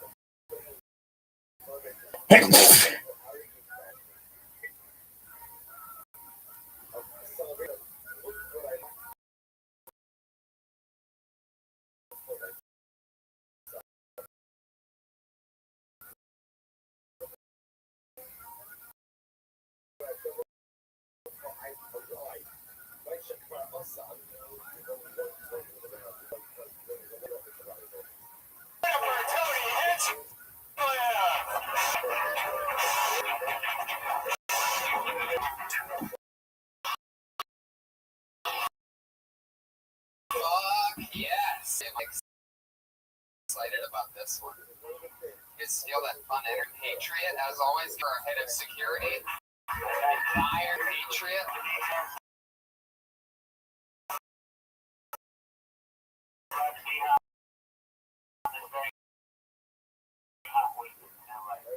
It must be crazy under the It's like tying back to the ice melt area and just letting them melt. At least my concern is the very heavy costume. Heavy. It's about 40 pounds. Wow. It's all these funny jokes that take my mind off the dog. You can listen to podcasts through your helmet. Oh, yeah. Really? Really? So you It's my love the race store? Yeah, it's intense because I gotta go out and make money nights a week. This is my fifth night out, because I had to go out in Hollywood Boulevard and make some tips, make money. You take the bus everywhere you go when you're dressed like that, right? Yeah, because I can't sit down. I'm down here and dress. It's better to be at home with the mirror and get it all straight. Hung out with any of the others, like Superman, Wonder Woman. I know all those guys. It's, the guys who did documentary. Yeah. Yeah. Yeah, I know him. He's a cool guy. Yeah. He takes himself real serious. Yeah. Does he ever hold you down? Does he what? Does he ever hold you down and try to advance sexually? He likes young girls. Hey, how much pot have you been smoking lately? Not much. I didn't get any last week. I didn't see Red Band at the show. Oh yeah, you gotta check in with us. Yeah, I really like that experience. The show fest. Guys, look, which was great with you too, where you did a pack next to you too. You guys look right next to you too. Yeah, thank you. How he has the hat and everybody. It was a lot of fun. What do you think you would Sometimes the mysteries of the world. I love it. His personality is an illusion. Love it. The Iron Patriot. Okay. Wasn't there for me 15 when I got stung by a bee on the stairway. Yeah, laugh it up, fuckers. Really funny. Fucking bee. I felt something land in the neck. I slapped. Flutter. Like I didn't kill it. I got my side of my finger on it. It flapped around again, but right before the slap got me back to the neck of all places, which was really bad. My two closest friends to me have like the worst vision, and they're arguing, just trying to find somebody with normal eyes. Not that you want inspecting your neck. There's still the stinger in there. No. Yeah. Get out of my penis. All of that. The bee sticks in my butthole.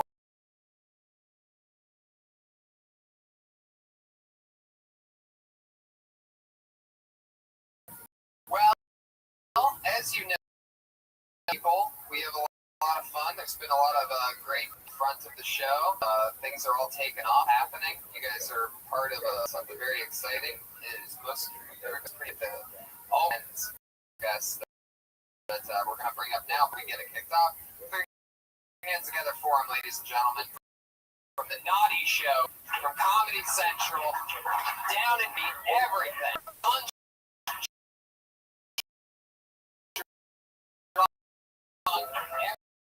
Every Monday, Tuesday. Oh, it's good to be here. Good to be here. What's the word? Great shot. Boy, because This is a wonderful crowd. This looks like an anonymous meeting right here. Seriously. oh yeah, Thanks for coming, guys. I draw really good looking. That's all right, dude. Ugly people buy. Not that you're ugly. You're true. But ugly people buy more stress. Stand out.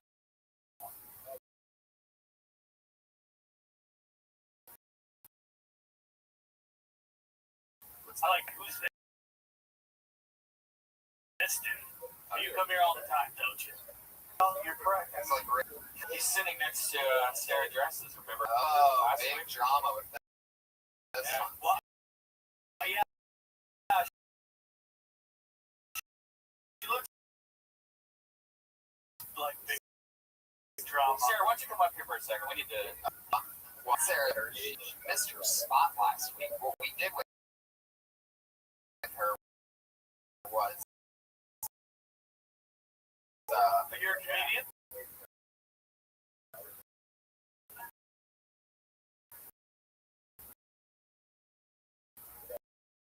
and she was the only person who we don't go out of the bucket for. When we did this show, she was the only female that was willing To be part of it? you know, Not you, Tony. no. You know, that's like, Yeah. but she was breaking the female ice on the show. Why don't you close out every show? Plus, it was her first time doing stand-up, so we felt like we were building her from within, doing something really cool for her. Oh, she's the Rosa Parks of Killing Tony? Yes. Yeah, we did not have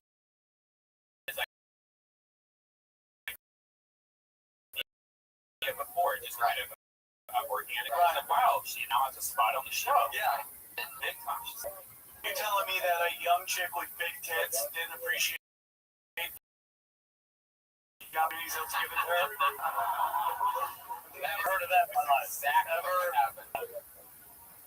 Absolutely. I've never heard like an older guy bring up that point either. Okay. Oh, jeez. That's one way to fix a burn bridge. Just to burn it some more. Bring a little bit more gas. By the way, I've heard that. Now, you know, she missed her spot, and we were, you know, the Iron Patriot now has a trademark noise that he makes when somebody gets blacklisted from the show. And so, That's awesome.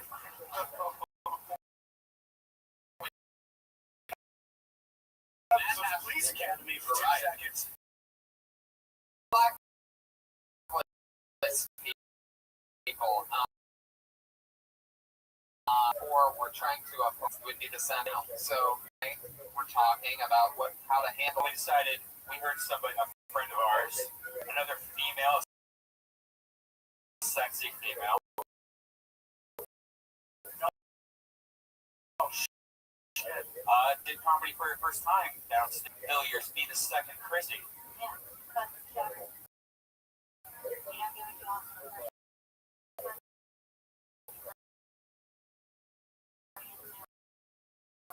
Yeah, we're all replaceable. Bring in the jump. this is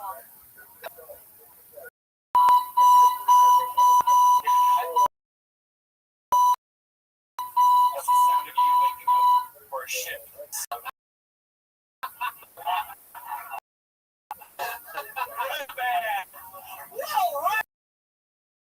we're pumping. But so what we're going to call it is a probation to be decided at a later date, perhaps at the end of the show. It might become a dike-off, who knows?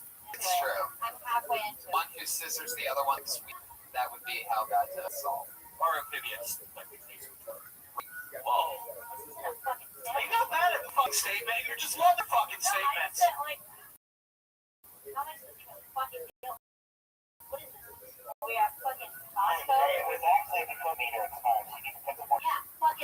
I had money in my fucking house. Like, Sounds like poor yeah, I got problems like everybody else. That is? Uh-oh. That's an old school clock.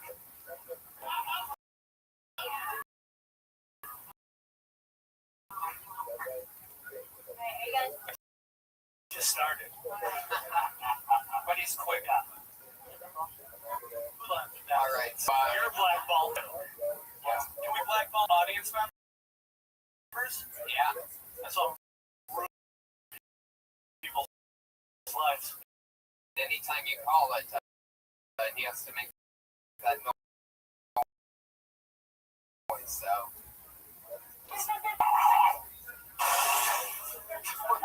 Oh, it's Sarah's vagina. Wrecked. The show? 3 times. Glad would have been her 4th time with the amazing operation here. She decided to, you know, in this business, you have to know old and sloppy.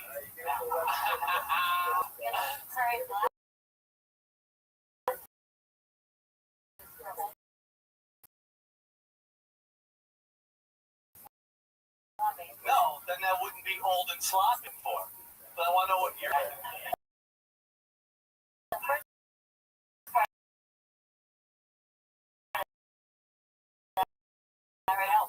You look like you're from the Echo Park at the North Pole. That's what.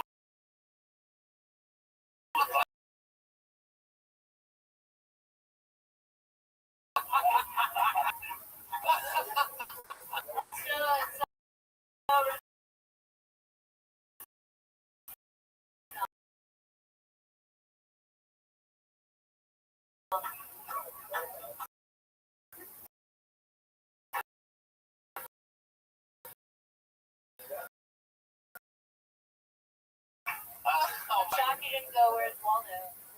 No, that's what you. I go Echo Park in the North and crush. Wait, No, don't stress how I fucking think this is. What else? I've seen it. Alright. Yeah, you have full rights. Shut the fuck up, man. Okay. Oh, Jesus. You know, Rabbbi. What a she's such a. You put me in a bad mood. This is the first place I did this shit. Now you're like, get a new bitch. This is the beginning. You're still in the running. Back next week. There you go. So they're fighting the rules, right? Right now, this is better than if you got up the new comedy. Yeah, listen to the Patriot. Listen to On the video, we're gonna love this. listen to my squeaky arm of justice over there. I love what you say, Patriot. Does anyone who knows about freedom of choice the Patriot? Exactly. You know what, Tony? I think it's fucking.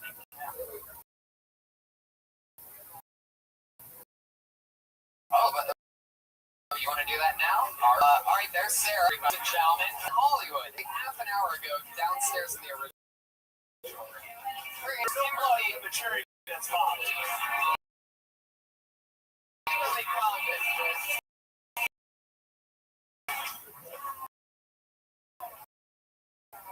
Sure, if you want to. Or you can lower it. This thing on? Welcome. How do you feel about being part of a live podcasting show? So, tonight was your first day. There is How'd it go? a wire fell out of my ear. I think I did okay. I was real nervous. I was gonna joke about my dad touching me. I don't know why. Why would I? Told why after. Never. You sound disappointed. You got a hot dad, huh? He's alright. On functions and likability, charisma, and look alone. How do you feel about that, Kimberly? I like her. She's a good look. Just put the mic right up on your lips, though. Just kidding. Oh my God. See, this is hot. This arts. She's just trying to stand up. You're telling her to blow the microphone. You know what I'm saying? This is what like she's gonna be the So let's encourage her to do well. You can never tell when the patient is just being a pervert. Hey, put the microphone closer to your lips. Now rub it against your crotch. Yeah. Like your dad did. No, I think you're just trying to say to project your voice because you do have a very small mouth. I mean, you sound like you're hiding from your dad trying to touch you. Yeah. He definitely got his eye. If I call you on the Yeah, they're closer. You out creepy dad is amazing. This is my week for July Thursday. Oh yeah, that's right. This is a big week for you, huh? You're like the people that own a Halloween store. You buy the Halloween store like out of July. You're like, what do you guys have going on? Halloween's every night. Yeah.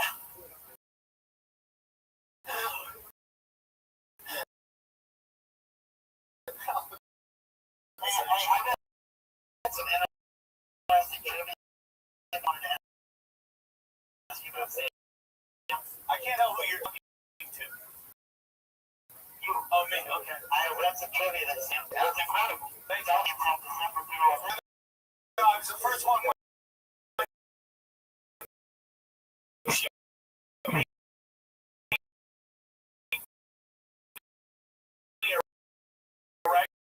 Regular. My first spot was a main room spot. Got my cable turned on.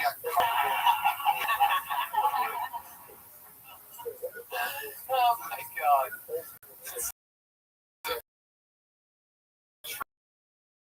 It's how crazy the different time zones. So, should we give her a chance to prepare for the show? Yep, check in with you at the end of the show. You guys ready to start the you can throw that on my nightstand. Good job. What's your Twitter name? And Kimberly Can. Tell me.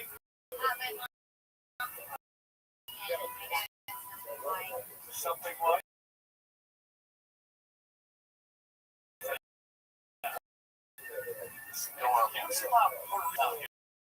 We'll call you back at the end of the show. Their low-riding bikes are easy to go across. That would have killed in New York. You guys ready to get this thing kick-started or what? I feel like one of those left. It is. By hand. Yeah. All right, name out. Put your hands together. Your first comedian doing 60 seconds. It's Ryan Dowd, everybody.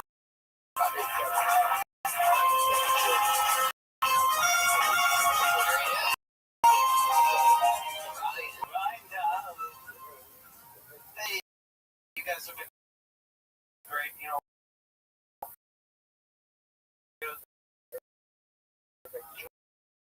Up here as it's like I think I should just kind of that terrible phrase because what else can you do? Violently hold these things. People are like, you know what? I'm gonna blunt force you with appreciation.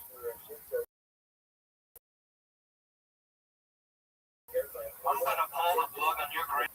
Actually, I'm thinking a lot about Jesus lately. You know, just thinking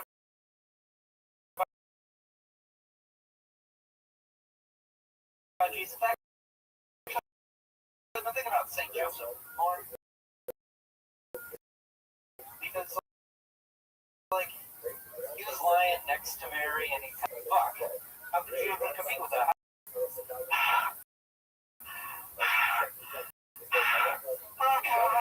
That's right, bitch. Same old day. What up, man? I'm going to You know what that means? That kitty sound means that's the 60 seconds. 60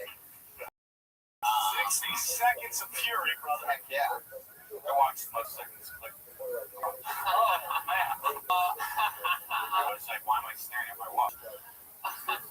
Okay.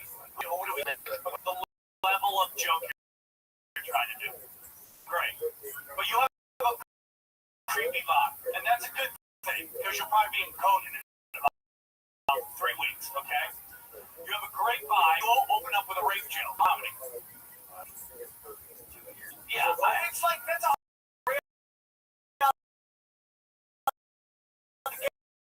You have Dahmer energy. That's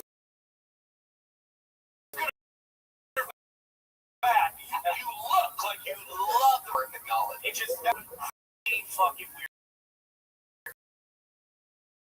So they're gonna look. One thing I know she don't do. You don't look at the crowd. You do those fucking shit. Yeah. Children, fuck you. You know what I'm saying? You gotta look right in the eye.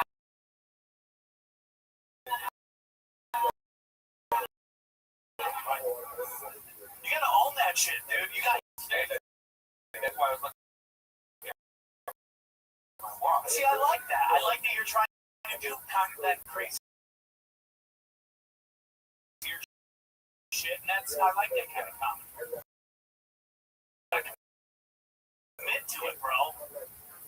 You're gonna write that shit against me. Not do it because go back to it. Show everybody what I was talking. No, but it was more like they were just resting on top of the other one.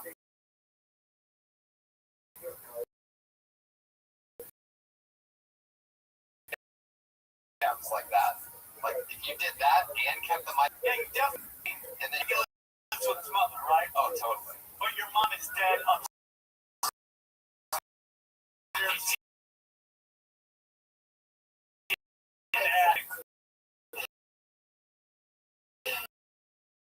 Yeah, right.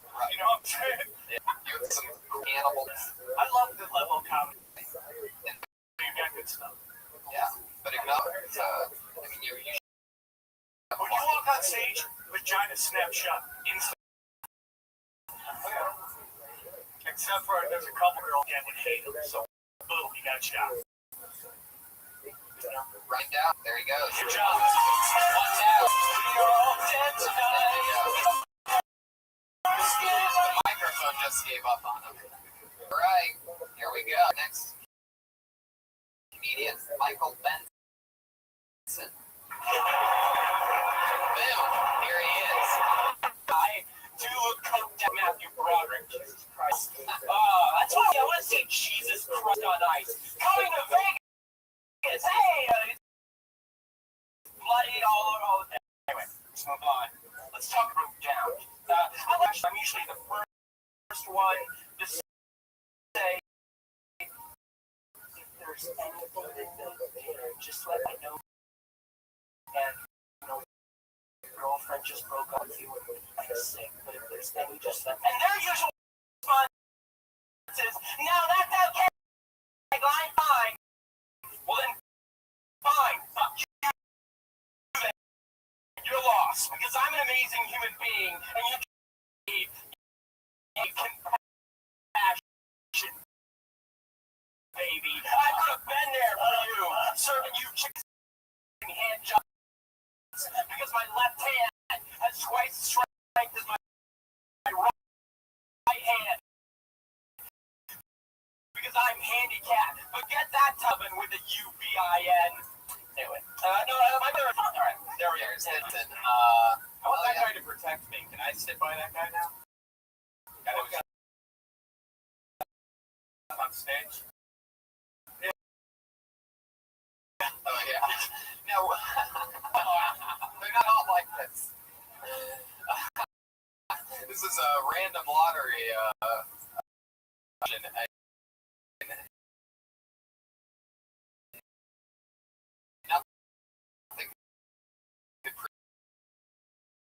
But more than our first two comedians back then. I like it. Oh, wow. Can I give you a suggestion? Put a sock over it, make it your. Actually, never talked with her. Like, Lindsay is a puppet. Never uses it. Yeah. I've actually.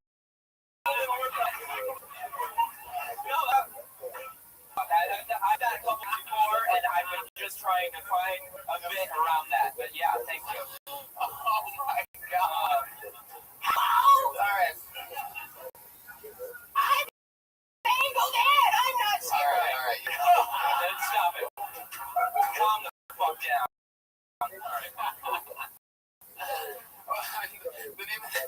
Or you could even do like a sandwich bag, something like that. You can do a lot of different ways with it. Yeah. But you got to. I have to know. I do this to accentuate point.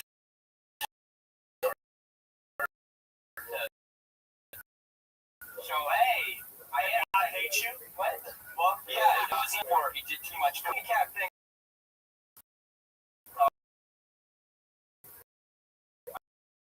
I did. Get on TV, just tell them fucking whatever, just do it. Yeah. I call it control. You control it. You gotta be able to get your point across, and then you can explode into craziness, so you can hear what the fuck you're talking about. Yeah. You're so excited. I have no clue what the fuck you're talking about. You're fucking sweating. Yeah. Oh. It's just it looked glowing. Again, I like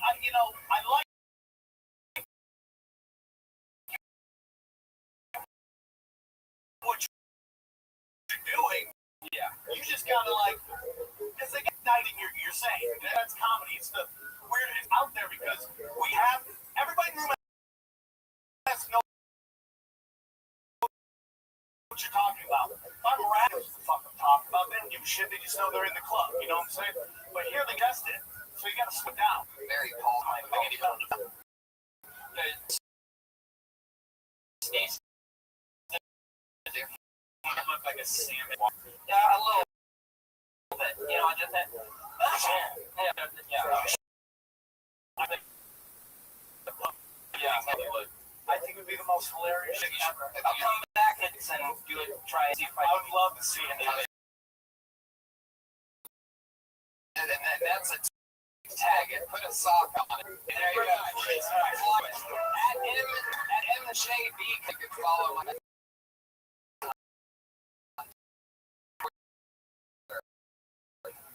There is no point. Love it. Here's one for you.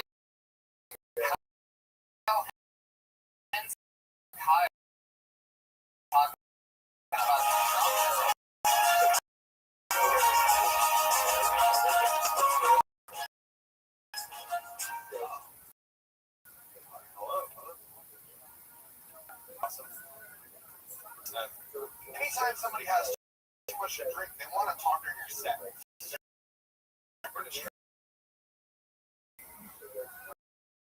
I was like, oh my god, I'm just gonna take a picture of my name. And I'm blurry on the outside. Or just turn it into a moment.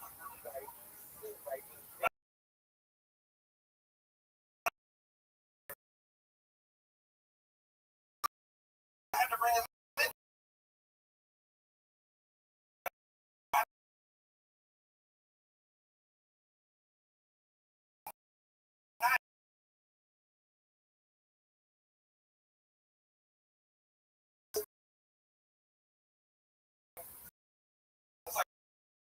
Like, man.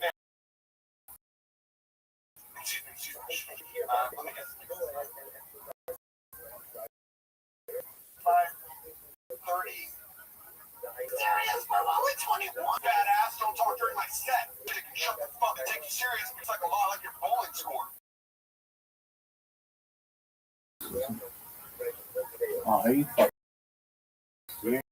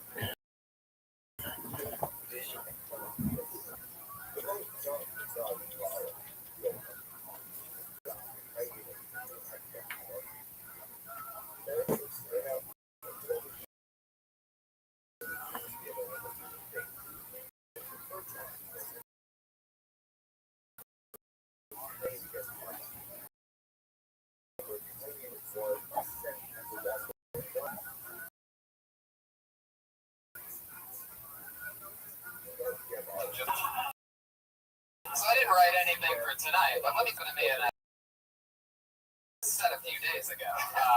There's 4 of them. I mean, the whole thing is that you start one premise and then you go into another. I started daydreaming so hard, I'm like, oh fuck. Where am I again?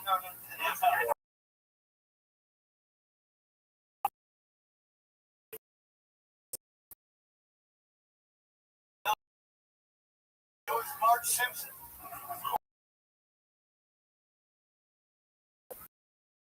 I know. I don't know what you're talking about. That's after a while, dude. It's a great joke to do after you actually heckle. It's gonna happen every fucking day of your life. Right. People are a bunch of fucking assholes. Yeah. And plus your body is. So people want to like you when you get up there. You know, it's just like what you're. I mean, it's 60 seconds. It's hard. I don't know if you can open that. What nationality? I'm black. What is that? By the way, this is. That is the worst case on my entire life. I don't know how often you. I mean, I'm sure you get asked a lot what nationality you are. In good days, they get.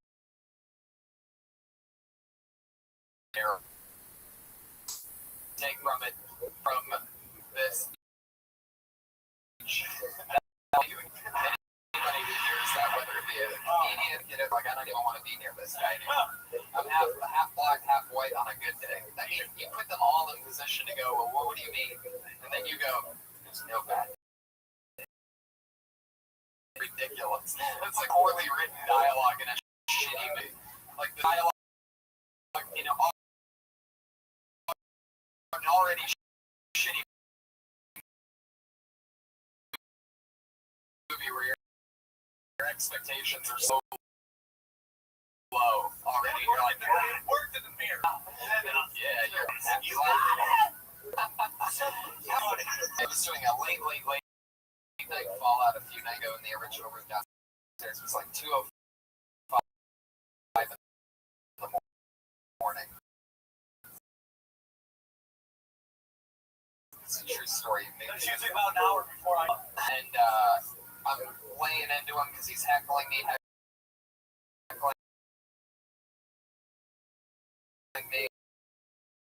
I'm laying into him, and he goes, smart member, he's sitting off to the side, and I'm doing stings. I take this from you, man. You go. Still looking straight up. That's the one side of my face. Will highlight of my career. By the way, I think we should the most TI looking like guys in one. Yeah. Up there. Oh yeah, there's no chains. And Kanye worst. Level crew. All right, let's keep this moving along. Up next, Paul. Oh shit! He gave us the guns. Shit. Came up. If you have the guns, you guys have a Catholic Arab from Iraq. Yeah, I'm like a white running back. It's just I'm like a straight theater feature. My family's from Iraq. My dad doesn't understand English that well. The words mean like awesome, dude, love, and you're 330.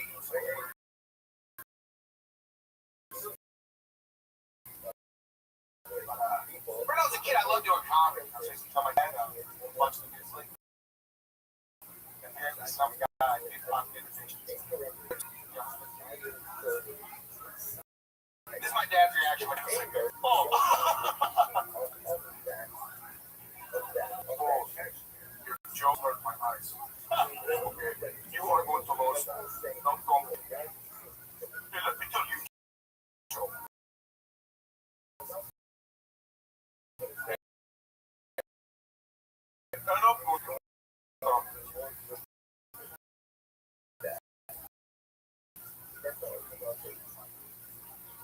That day, something about you that I just hate. I mean, you are like the type of guy that's just my arch nemesis. There's just something. I mean, I just it's unbearable. Really, there's just something certain that they're trying or they just are. It's like this. There's this thing with it. I don't think anybody talks like that in real. It's not. I'm just talking about first impressions. Right. So you're not saying material, you're saying case. I mean, that part, yeah. It wasn't every. You're saying his material has a chance, but he's fucked. There is not a Middle Eastern comedian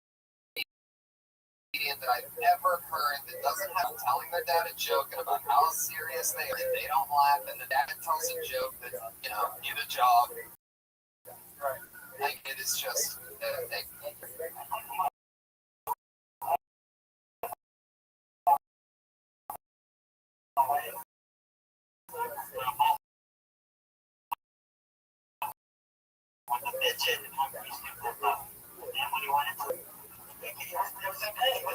Big nightmare.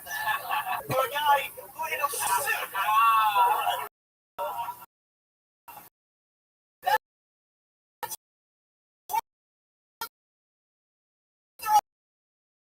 Comedy. Everybody thinks they're a fucking master at it. It's just 2 years. My first time doing a minute. Okay. No. And don't take what I'm saying as, don't like, I was just being honest. Just, no. It's hard to explain that I get. There's certain people. When he does How old like are you? 45. You know what it is. Robert De Niro. Where he's like kind of Any comedian that does this thing a lot, like where they have to keep your not listen to the words. It's really not like. yeah. Oh, of course. Yeah. It's always that. I know what you guys are saying. There's some truth to that. But I know where that material would kill, and that'd be like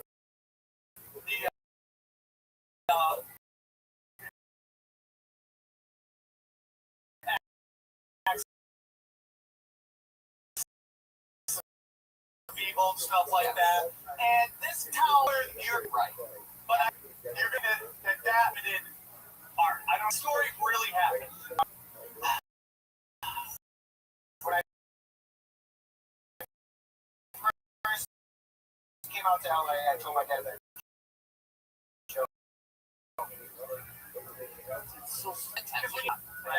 The jokes I had elements of acting, so are just like bullshit.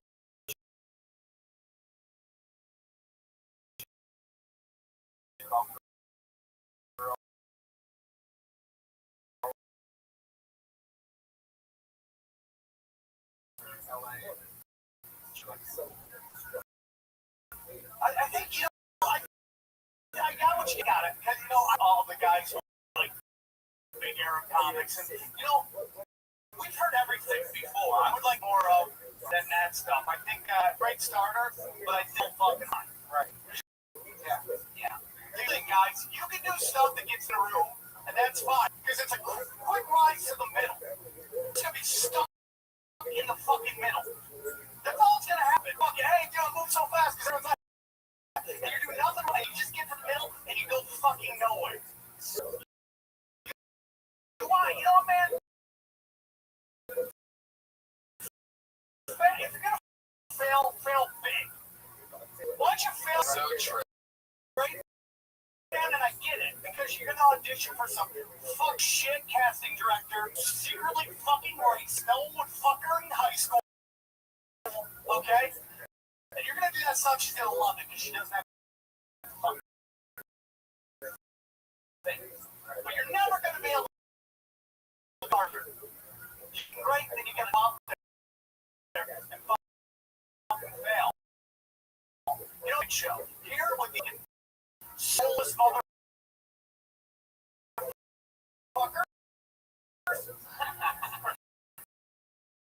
They want a fucking piece of your soul, man. You gotta go out there and give it. There you go. Sign up again on Twitter. Anyway, do you know where I'm coming from? Today I cried my wood mirror thinking about blowing my brains out. So take everything with a grain of salt. It will happen soon. It will. That was great. Well, yeah, that's an amazing. You just hit about working their way to the middle. I see it happen a thousand times. People that perform more funny will get those are those people that get one spot on Conan or whatever, and then maybe the half-hour special that can churn out 22 minutes of that. But it's people like that you never see again. Like you have to have something that people love about you. Always. Okay, go on Patreon. Right. Who's security from empty chairs? What is this? Well, one thing that's interesting is finding your voice. That's something that took me a long time to do. Because I used to kind of have a character that was just an over-exaggerated version of me. I even had a new version that was like an urban version of me where I was just trying to be like MC Chris, which is like white rapper. It's like, hey guys, what's going on? You know, kind of like a Aria, you know, that dude, whatever his name is. I was just like that guy. Who? A sneeze, a snarl, whatever the fuck that. But I just mixed it up. So I was like, I just kind of flying high. I tried it. And then it took me a long time to just go on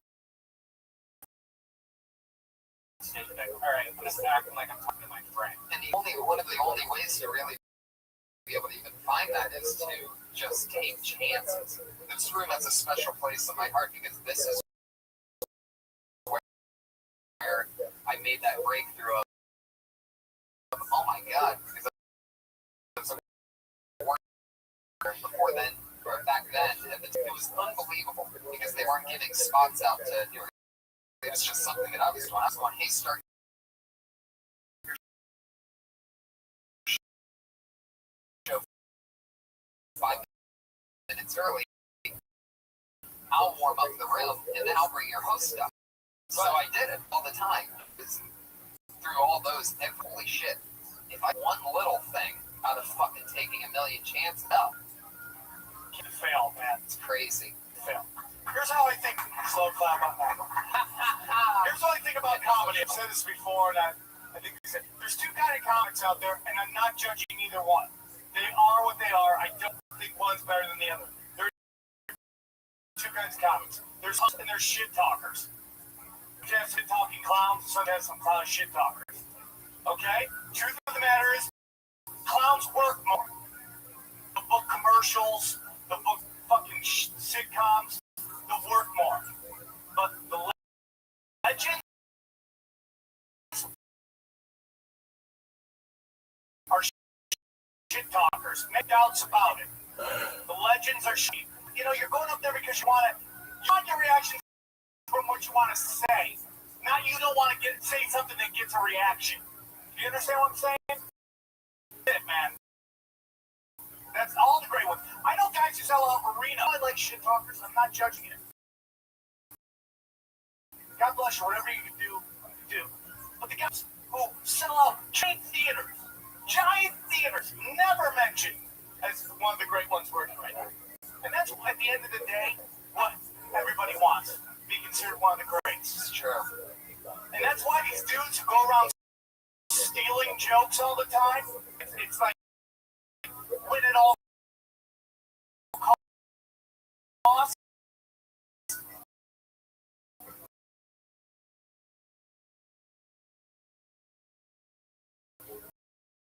And they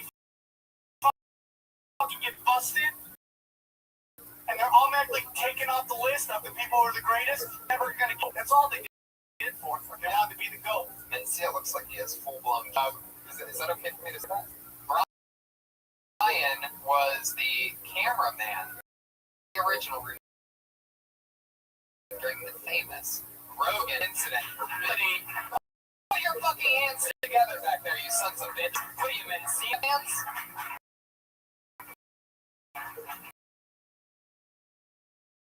Alright, guy in the wheelchair, you don't have to clap, it's okay. Alright, let's keep this fun train moving on. Brilliant shit. I will take it a tangent into some real. Pull this thing on Twitter. It's Gabriel killing everybody. Here he is. Oh, no. Do it, Gabe. Do it, Gabe. Oh, shit. What's that mean, Iron Patriots? Oh, shit. Holy shit. Gabriel Killian just got. Well, like you say, there's a million new ways to die. There you go. That's a phrase for you from the Iron Patriots. It's another one. Guys, give Google Marshall one new Avengers into battle against anyone with no way of life. Just between me.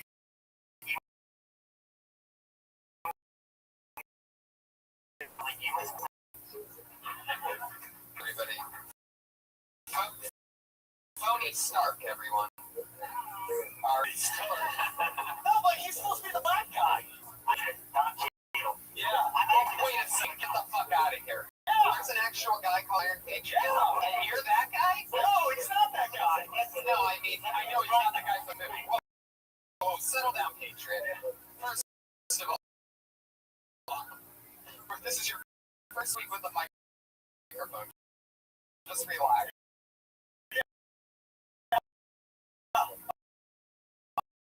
Oh, now it's on your He's doing it on purpose. Relax. Let me get your time behind the microphone. You keep running into it over and over again. Just relax. Can you breathe okay? Patriot, everybody.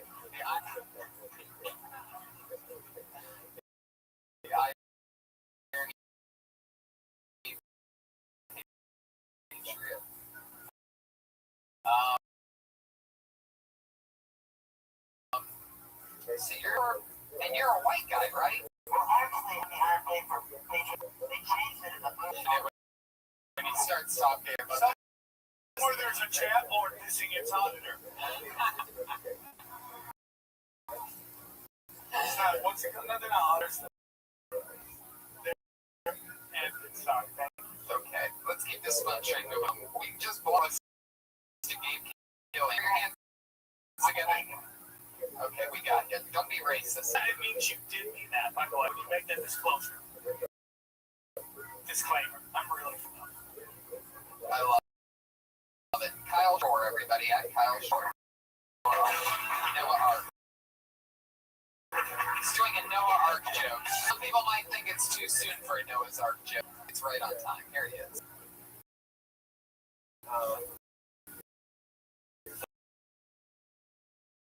So it's time to get back. Very normal media. Dinosaurs. That's it. Again, with the history books. Actually, I think it was kind of like Land Before Time. Dinosaurs. Like Land Before Time 13, the Great Flood. Because their food supply got killed with the water coming in.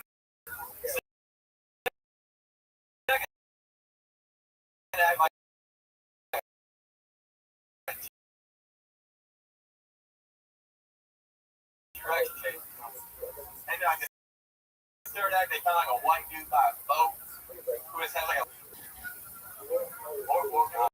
where he is. Oh my God, where's the cat? Okay. Yeah.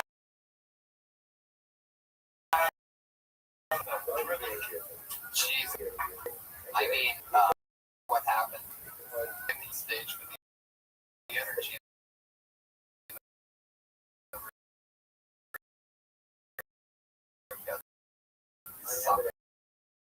Out. Is it just me? No. You guys back there, how do you feel? What's going on? Hey, you settle down. You're blacklisted. You're on probation. Blackface. Don't file your probation. What?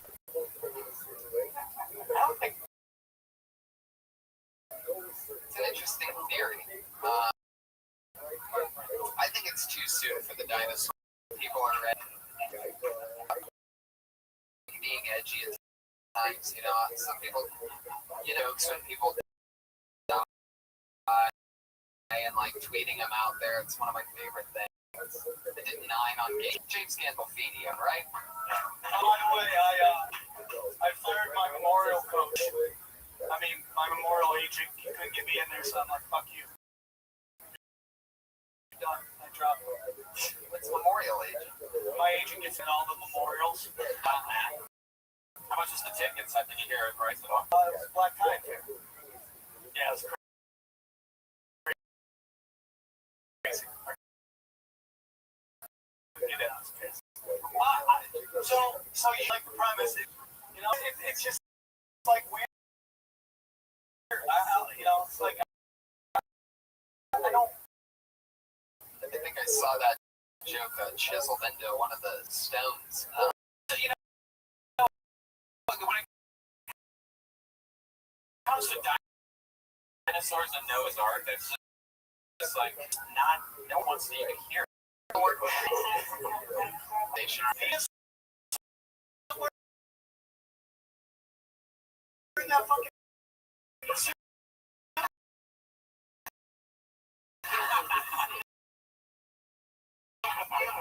If you're gonna do those jokes, and you know what I'm saying, it's just like the kick the Bible is. I get it. I get what you're trying to do, and yeah, all the stupid stories. I get it, but it's like you gotta have a really good reason to talk about somebody's like a death than it is to talk about the Bible possibly being realistic.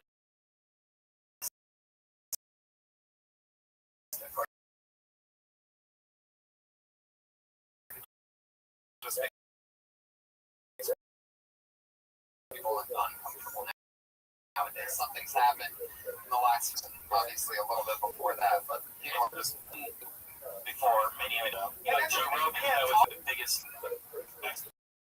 hits I've ever heard, ever do. It doesn't. You can't do that. I'm saying bring that in. It's all about entertainment. You get them thinking about it. You gotta get them laughing. That's again limited fucking art. Because if they don't laugh, they can be enjoying listening. But if they go 5 minutes while laughing at what's going on, you're always laughing. They got a fucking really good reason. That's all I'm saying. There he goes, Kyle Shore. I tell you're doing great. I think you're funny, dude. Your next, ladies and gentlemen, his name is Timmy Day.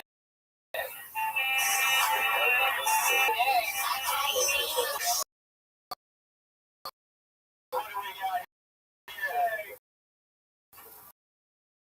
Timmy Day, you are blacklisted. oh! Were you laughing in there on that one? Oh, wow. Hey, you are blacklisted.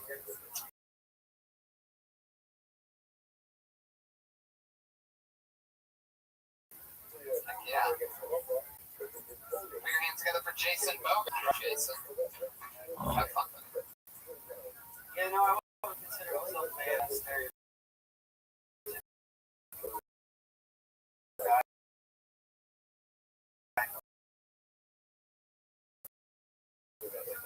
I found out recently that my neighbor, Calabasas, I gotta admit, started blocking the doors. But I think that all Scientologists but the rich ones can't afford that.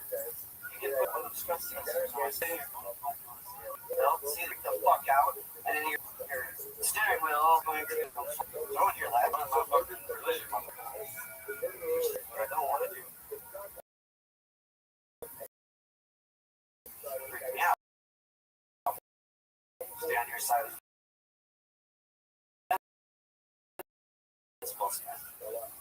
Warn me about your people. Scientologists are not. I like love thought it was going one way, the other way. You think he was going to do like people stealing from him, and then why would I do that? I'm black. I got Troy. That's where you're into, and everyone's like, "Where are we going with this?" Right. Boom, Scientology. And I love how real it is. You really painted a guy. Holy shit! You live close to Will Smith. Wow. You're never going to hear anybody doing that joke. Yeah. I just found out I live next door to Will Smith. Boom. I love that. It's always things like that you can really own that brand. I mean, you can get into some crazy shit. Ice cream scoop in the middle. Take that out about the car and stuff like that. But yeah, I think you don't need it. Yeah. Right. I think you just email store to a Scientologist and all the crazy shit they believe in. Right. Hey, you know what? They're recording. You know this is a podcast with video, right? You know that, what? You know this is a podcast with video too. Wow. That's part of the other. Oh, I see you do your phone setup. You had that set up perfectly. Will you see that camera? Congratulations. That's all. Yeah, I would just get rid of the car stuff because then they're focusing on.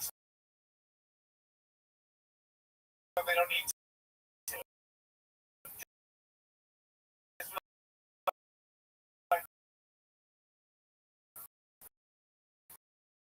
Who wants to live next to a sign? Just go through just general stuff. Oh yeah. Yeah. I'm thinking Dom. He goes, Will's fresh friends. Come on, folks. Fraser Smith is great. Yeah. Comedian is Kenneth Lyon by actor. I like that. He's a good guy.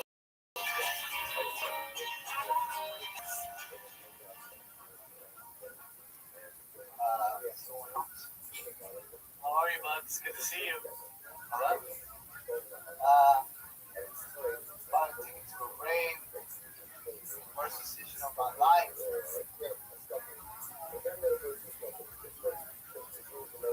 This guy by the name of David Guetta was playing.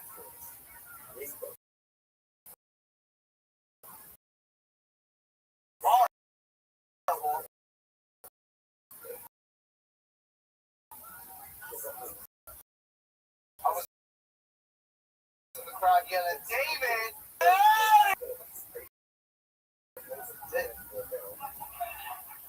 Hey, now, what the fuck was that? Was that a vine mob? Was this like some kind of prank on us? This is the rock paper game. Hell yeah! Wait, long time. It's gonna work well for you. I've been before. I like your energy. I think it's great.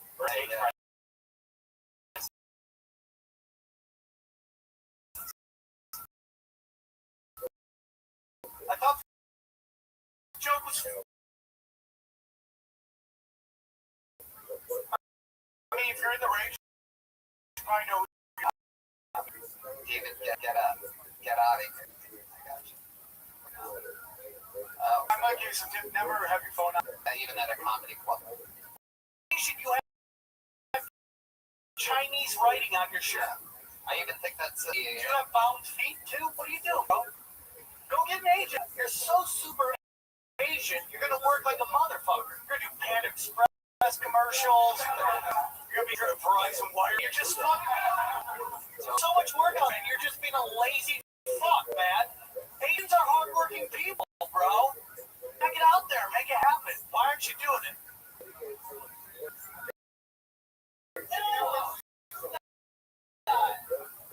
Who are you hanging out with? Still hanging out with? He's like, what are you molesting? What are you hanging out with Mr. Dill? He's an influence when I'm open like that. Does he make you play with the Dragon Ball Z's? Been hanging around. Heck yeah. Dude, you got it. Faux show. You gotta get an agent. Stop being a bitch. Get a fucking agent. Yeah. Seriously. Yeah. Mugzilla's not going to introduce you to the right people in this town. See that? He has elephantitis of his neck. No, nothing. You join me to show you what Mugzilla looks like to get a laugh? No, okay. Skateboard? Is that what? Skateboarding. Skateboarding is interesting. How old are you? Only. Maybe like in Asian, they always look young. This guy, you know, like Right? 5. Yeah, hold on. Right, there you go. They picked another. Okay, I was trying to look for facial relaxation, so there's never gonna be here there. You'd be like 97.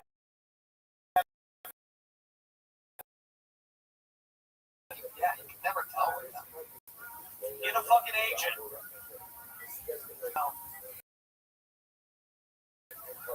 All right, everybody. Your next comedian. His name is Jonathan Tumblin. Oh, shit. Weren't you? Let's original one. Come on, it's jokes. Shut up. Rich white kids in Westwood, and I'm a math tutor, and like I had a headline for Asian kid, and I don't think he thought black people. He was probably just white, you know, or whatever. But the kid I mainly tutor was this kid. He's addicted to this game called Minecraft. It sucks. It's a stupid game. Everybody's just not fucking. It's a cold wild that he plays. She's like, Jonathan, can you make sure that Sam doesn't know Minecraft? I'm like, sure. And then I tell him, like, you gotta put it. So I tell him the only thing myself as a 28-year-old and tell a 13-year-old kid is discover yourself. Man. Play with your dick. That's my joke. How old is he?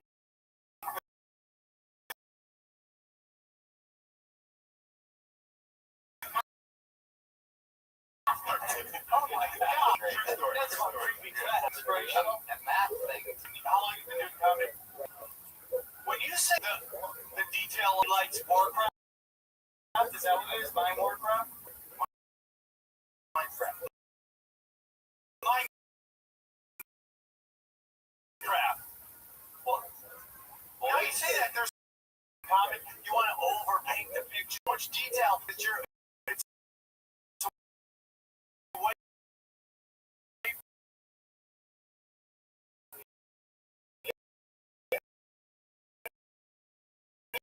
Get away from the punchline. He is saying only what's pertinent to your comment in the punchline. Unless it is coming back, we don't need to know it's Minecraft. All of a sudden, people are thinking, do I know? Do I not? Is it mine sweet where my brain went? Is it, Well, the audience is playing comics. Then there should be a joke about the game. right, but it's you're doing him to pay attention. Yeah. The video, and then you can just go into that, you know, that's gonna get touch your head. Your head crap. What happened? Getting to some pussy, man. I'm not one of Oh no, that's right. When I was dropping magazine, and I was blowing loads all over my own chest. Kids jerk off the magazines anymore.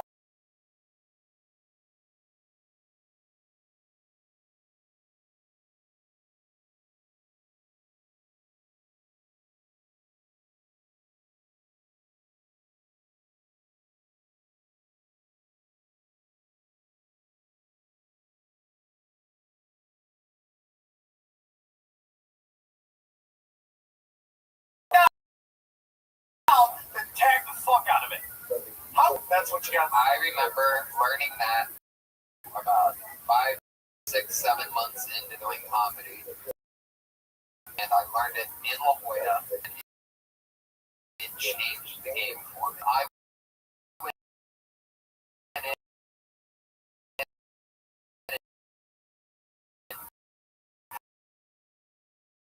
cut out all the fat on so many things, but once you learn really quick, but it's still great job, Jonathan Temple. Yes, Iron Tree.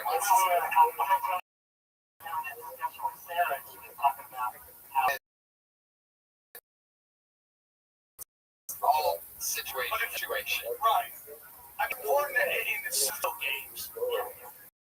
And we could have moved out. We got.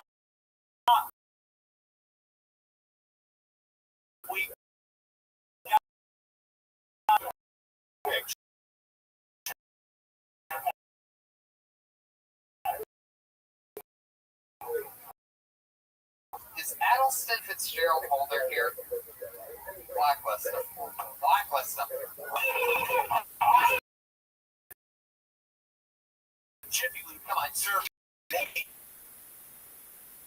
You owe us a little bit more than that. Really commit to this one. All right. Chime board. Here it is. Maddie chime board. Ghost. Ghost. Is that alright? It's okay. It's okay. Cool. So, I don't like hooking up with girls who are with me because when they gotta stop. I'm hooking up with her and she's like, oh yeah, she be like the 7th. What the fuck? This is bullshit. Like, she wants you to like the 7th Amendment, like, thou not steal. Because I don't know the difference between amendment. But it's like, it was such an awful feeling. I was so confused. Like, you know that feeling when you're in high school and you got a test and you run over the first few questions? You had no clue what was going on. That's how my dick felt.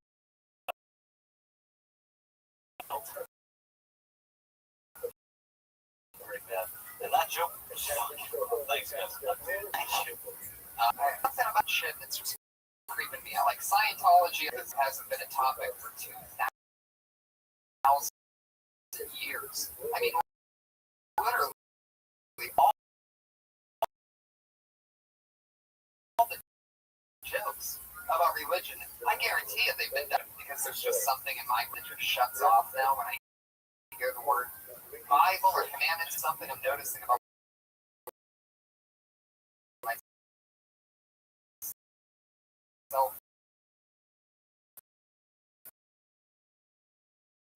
recently. I guess at night. I'm the same way.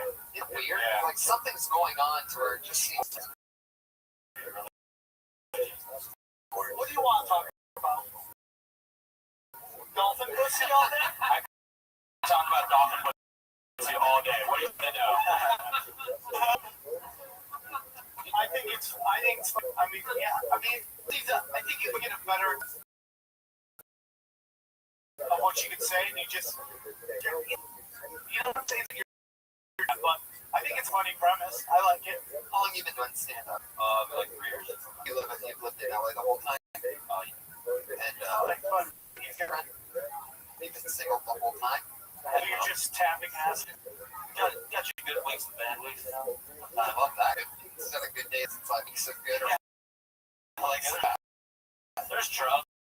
I respect it, bro. It's been just 1 week stands. Drugs are good for like a month. These ugly. There's a lot more pretty girls around. Now, do you all get when you start getting really bad?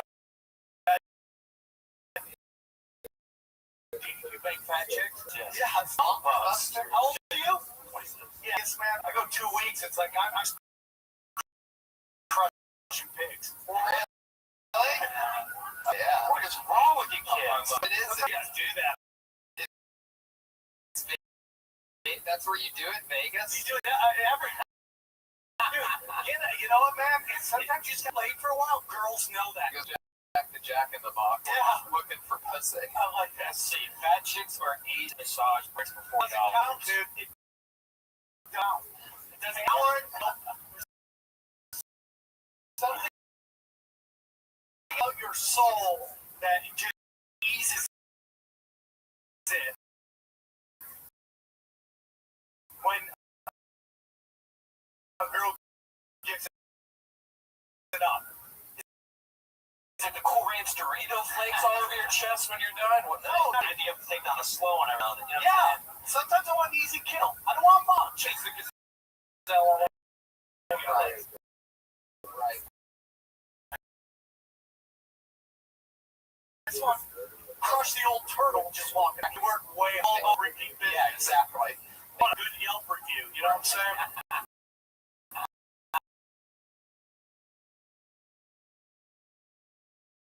Maybe big. She crushes dick. Right. Yeah. Ones that are trying to get pregnant. Well, they already. Yeah.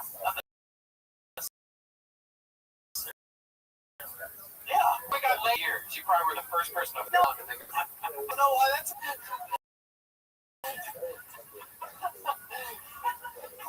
Oh, it's not that. Give me some push. I want to go top rope. Bam! There you go, Iron Pages. Everybody, good job. There you go, it's Maddie Chime or at Maddie. The transcript for Zane Helper. Good.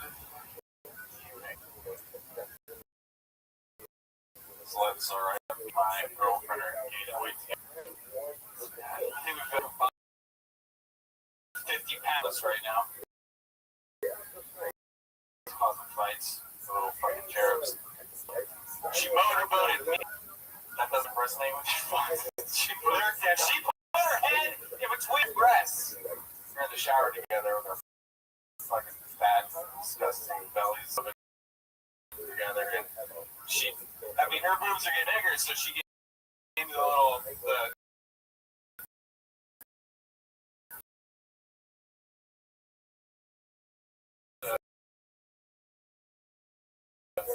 squeeze. And I for whatever fucking reason, fat, she just wanted weird as broke and fat and angry, starting. That was really good. I thought that was great. That's the set of the night, in my opinion.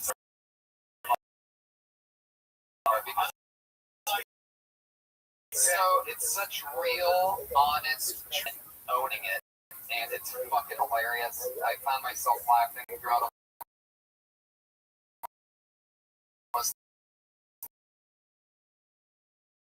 the entire thing. I love everything about it, and that is a great fucking thing to be able to own. Those are great jokes that you could also, and especially that will always resonate. And they do just everybody wants to be helped. Just everything you're saying resonates with just about everybody, and I think it's just real and people really digestible joke. Hey, wait, we're getting on. We haven't got the really, really bad news yet. No, I think it's my joke. It was down and it's fast and it worked probably everywhere.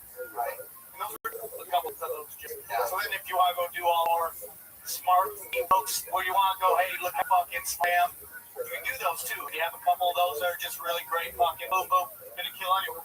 You can walk up on stage anywhere, do that, open with that joke, and it's gonna kill. That's a great fucking joke. And then you can really run with it and write it, afterwards as something starts like, and I know a lot of people find it strange that I called my girlfriend fat. Other premise by delving back and coming back again, because that's a whole other thing. It's when whatever that whole thing is. I mean, that's a Haggard. That's just a whole new premise. I mean, that you can have from there about talking, about saying that your girlfriends, because that sounds like a whole other great show. I love it.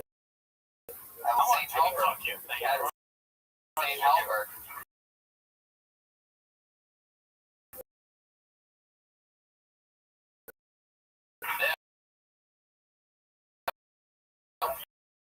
I love that. I want a titty with you. That's your shit. excited. Come on, sports jockey. Belly room. Hey, my name is Jim. That's GEM. I'm a little rusty at this. I mean, I like if I can.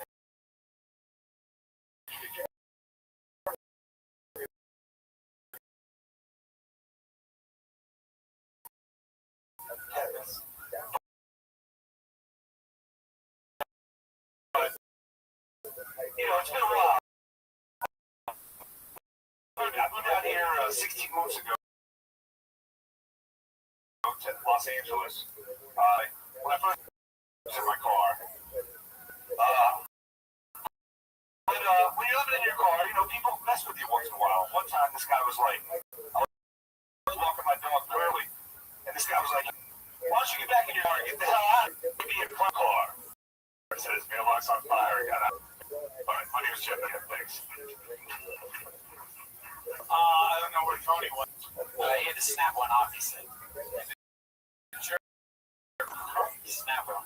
That's so funny.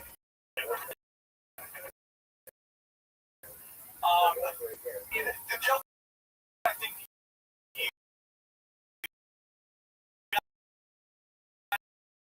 I just find a little tag. I mean, I'm sure, I think it's fun.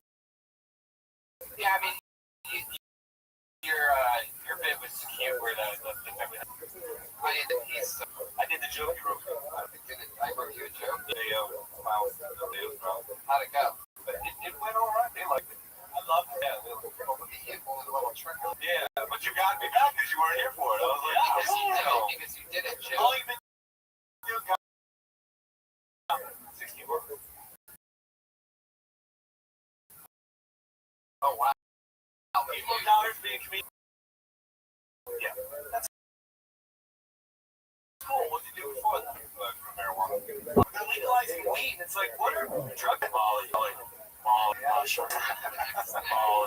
Molly, dude? Cigarettes. I did 35 months for Molly. So. Really? Yeah, you get 35 months in prison for Molly? That's what you should be talking about, dude. That's a minute. I'll give a fuck what I gotta say. I did 35 months in prison for Molly. Good night.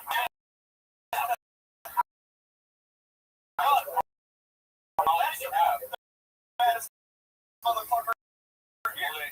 The thing about England is they used my passport and they let it out, and then they came and got me 6 months later to found me because I absconded. And they found another 200 pills. Oh shit! British clockwork orange, just a bunch of fucking top hats and they gave you tea every day. It was really mellow actually. Nobody's talking about that. 35 months in a prison. Really? Yeah. No one talks about that, dude. I mean, all you gotta do is get people know about prisons and make it prison.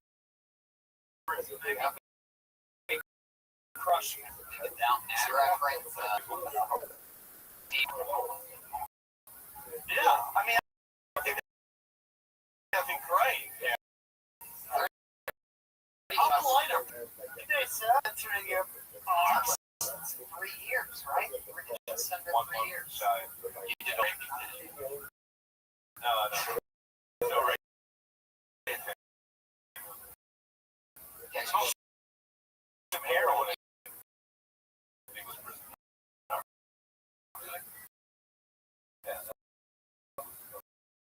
you sure you didn't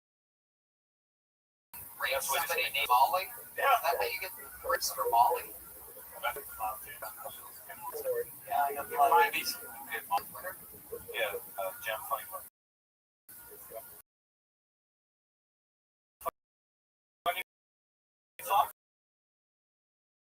At Jim Funny Book. There you go. Yeah. Right. Put your hands together for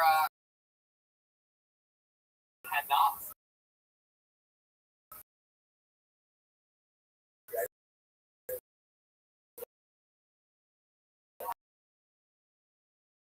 Here he is. Come on here.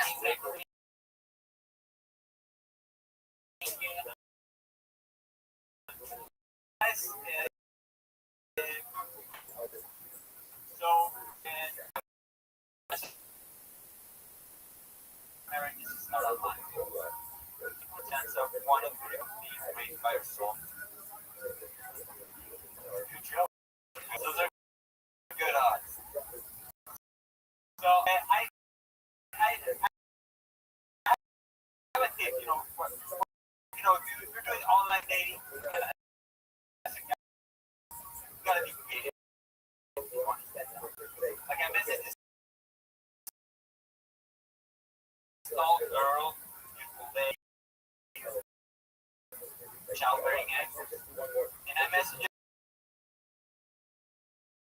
What do you like to do on your time? All our day, work so left. Because we speak confidence. So I messaged her again. We're high. I'll tall. See what I can get here. Legs, sassy. So I knew I had to bring this last part. I didn't want to cut it with anybody. Let me ask you, is it hard dating in a country where women can go down? It's 1957. I said before. Is that good women? Just throw around, drag around, what?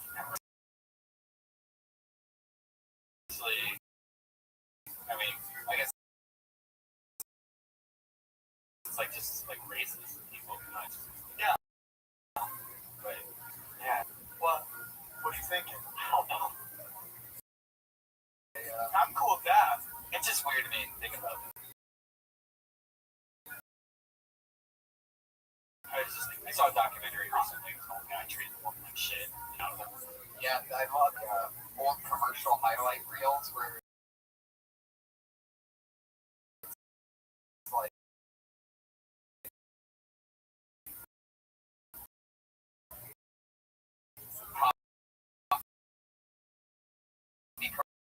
commercials and like this was kind of like it's like a nice wife like walking around showing her husband coffee he takes because it's the worst coffee ever. What's your problem, you idiot? All these old commercials and that just needs to stop sucking and things. I like it. I think it's a funny. Get to hear the big punch. What's the big punchline? Big punchline is that the next one. The final line is, what are you wearing? She fucked. I cannot all I think. So you're stalking. Yeah, kind of. I think it's funny. Right. I mean, it's fun. I like it. You can even make that block thing. They did a great dog show. The longest running show here at the Summit. What's a twist? So we gotta get the last person. Okay, thank you very much, man. Am I sucking at this? No, it's amazing. Oh, dude, you're fucking killing me. I know. It normally goes. Oh, you wanna? Okay. Okay. All right, so that's the comedian. You're able to put your hands together for them, everybody, this week. And right now we are going to switch it over back to our race squad. Getting fucking drunk before the show. Drunk after the show. Put your hands together for everybody. It's Kim Compton. Hi, y'all.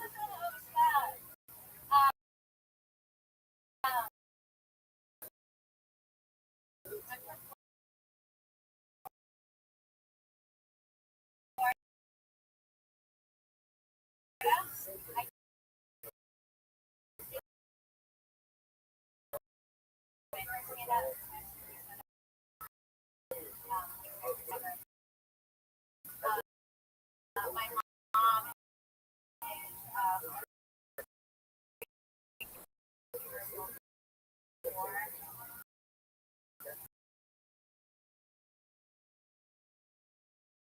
like I don't know.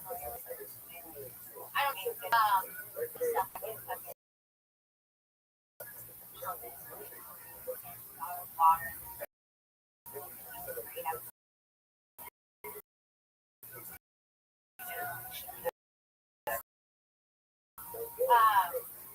So it's gonna have white kind of That's funny. It's a pretty easy fix in my opinion.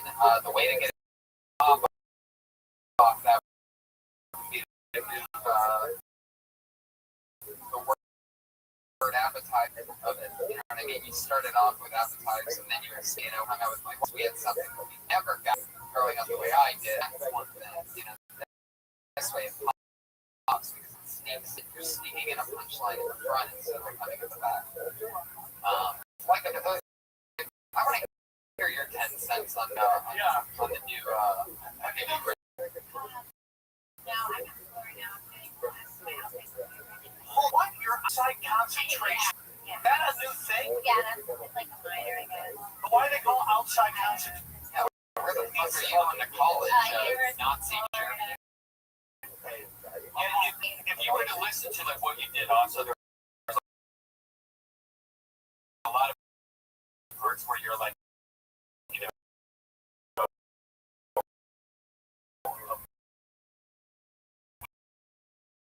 we didn't have, things in our fridge, this, that, and then you or whatever. You know what I mean? Yeah, it's great. For first time on. That's right. I love it.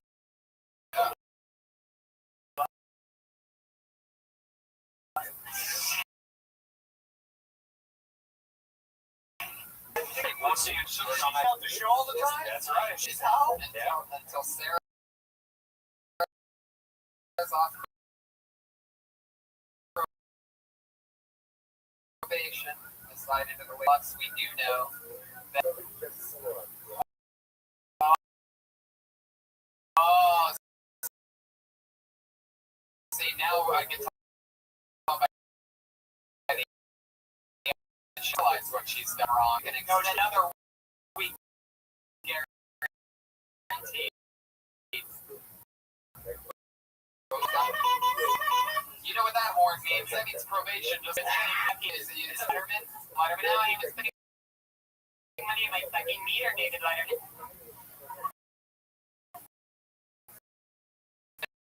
It has nothing to do with what time we start. It has nothing. Your show starts. Your friends. Hey, friends. You know how much a ticket is? $40.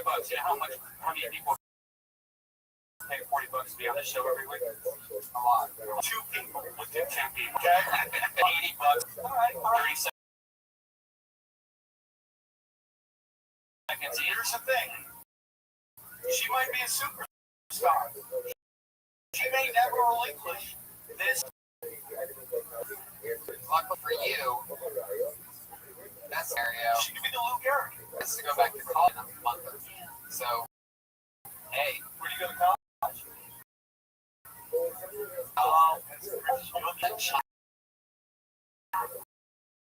Unless she gets pregnant. See what that rivalry that we built between. It's like, who's gonna win, the Gator or the Cougar? I'm just kidding. You're young. You're young. Oh, you love it. Love it. Oh, look. Now, wait. Oh, you really burned me on that one. What are you right for the roast? Something? Oh my god. Anyway, and that's Twitter and Kimberly KY at Kimberly Twitter. Get into the drama. Tell her how you feel. Get into Great show, dresses. Bash her for we have a sabotage. it's It's just, we'll figure this out.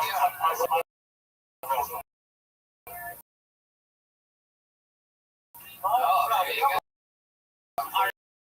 Very creepy. What is he, the head of it's been so much fun.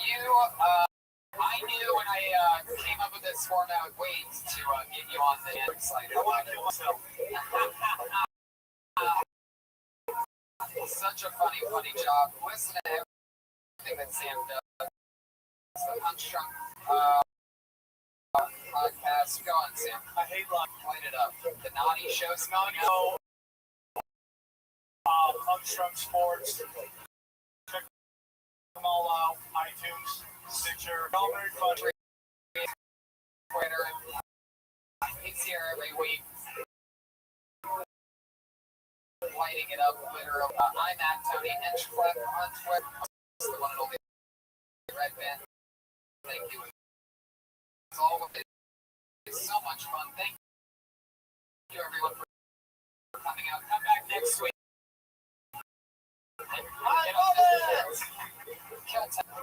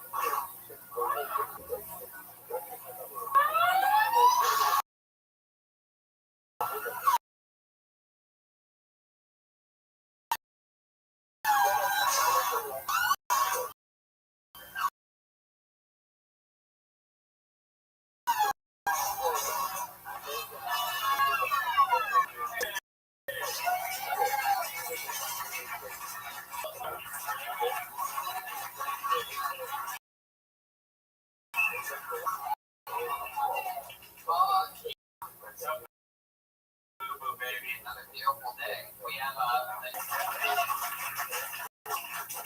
somebody went to Chinatown on the weekend and donated a bunch of cool things to me. I went to Chinatown. Yeah, except for this one. It's really cool, and it was saying cashier. I'm like, hey, what's that one? And she goes, gross, gross.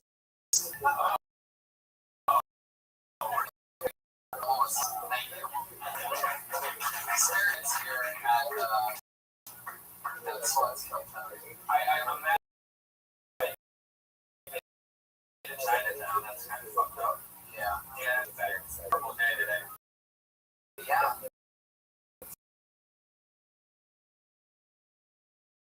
My mail day. I check my mail every 2 months, and today was that day.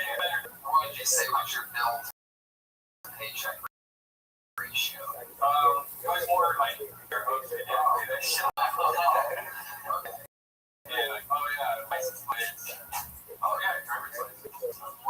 Wow. Like, it was like all the worst shit ever. Yeah, I check my mail every day. You shouldn't do that. It seems like it would be really stressful.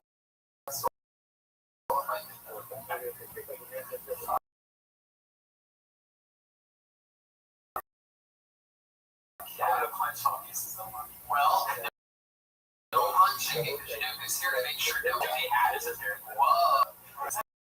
Good job. Thank goodness our head of security is here. Yes. Put your hands together for the one and only the Iron Lady. As always. Yeah. That's one of his many awkward catchphrases.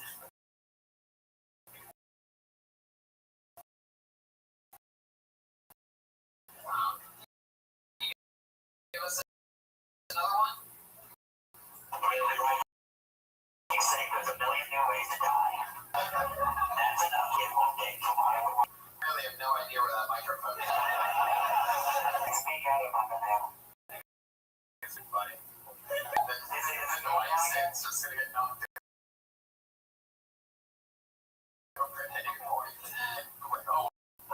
Imagine like a boys lock and a blind boys locker room.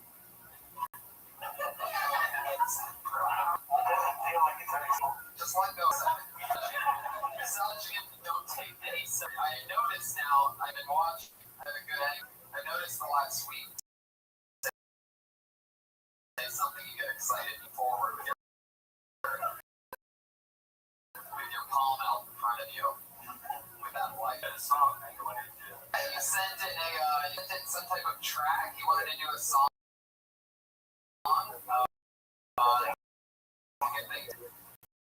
So put your hands up for the Iron Patriot.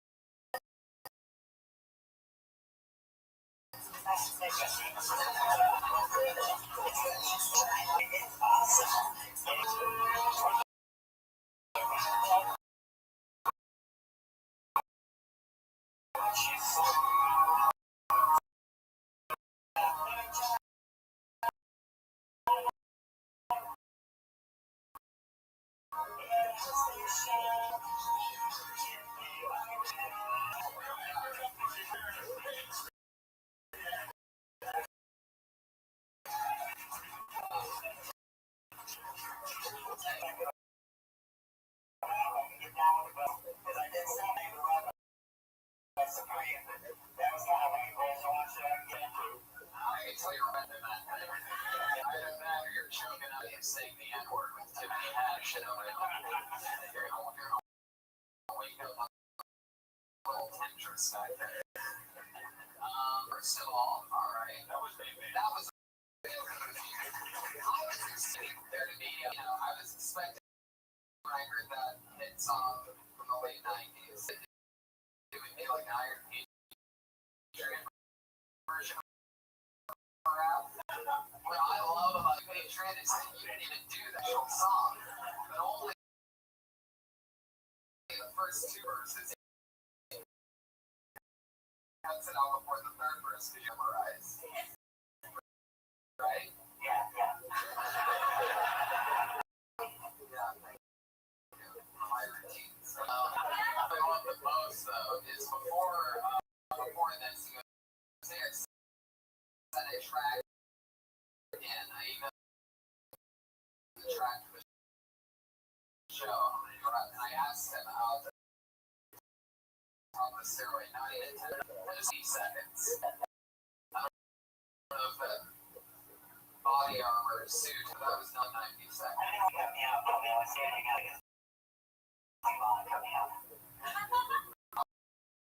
Do you ever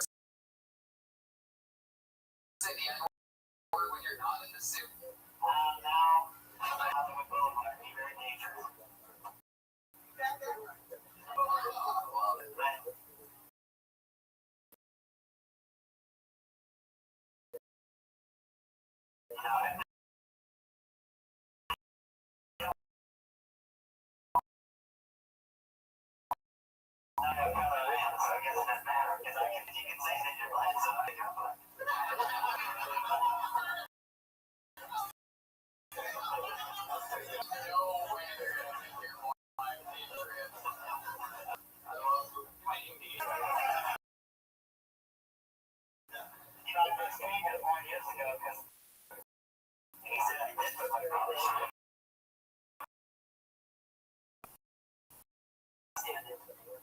Alright,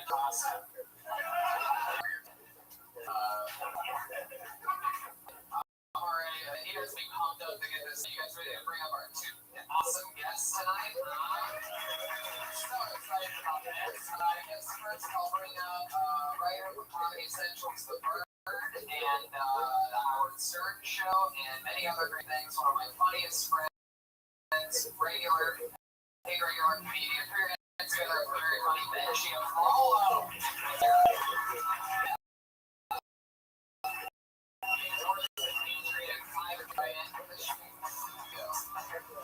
Energy and follow, and with no hesitation, bring up the second guest as well. You know this guy from both hit television shows like Saturday Night Live and Mad TV, and another extremely funny friend of mine. I'm so happy to have him here. One of the funniest people I've ever met in my life. The one and only Jeff, everybody.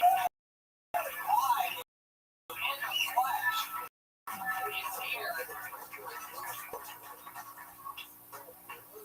Yes.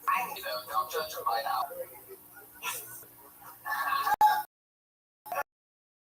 Fuck yeah. I'm excited to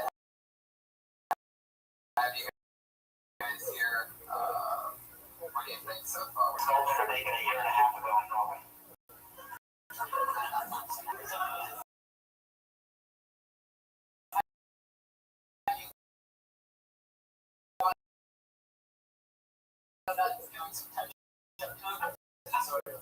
Well, he said that's one way to do it. Oh, baby. Only 6,000. Next time, in your stomach or something? What? Why is the microphone in your stomach? Well, I have a speaker in my mouth. I got a speaker which is me down low. We're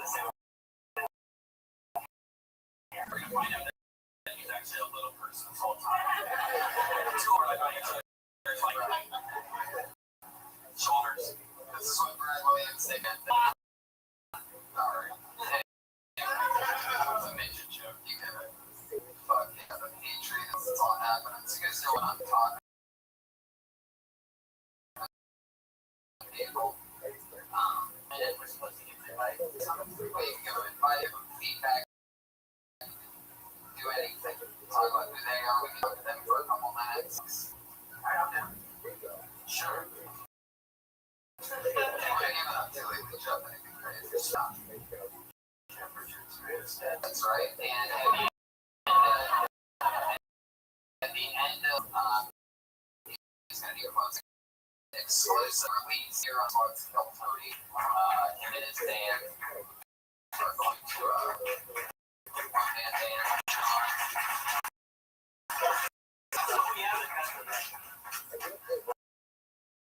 what's that?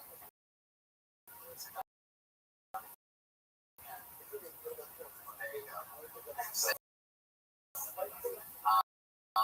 Well, awesome. Very excited about that. What do you guys say we get it started? Get some comedians. First comedian tonight.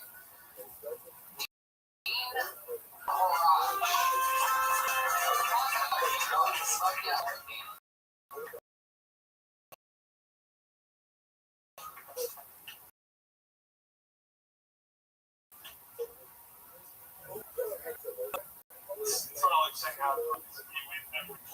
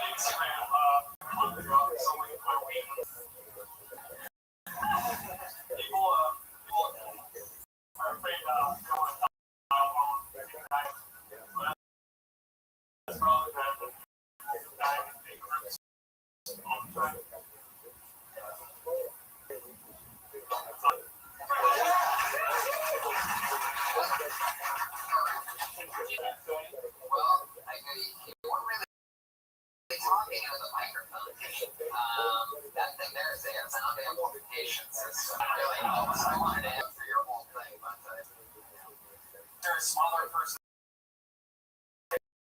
inside of you. Somehow the Iron Patriots mic is louder than yours. Put it down below your chest. There you go. Yeah, it's sort of a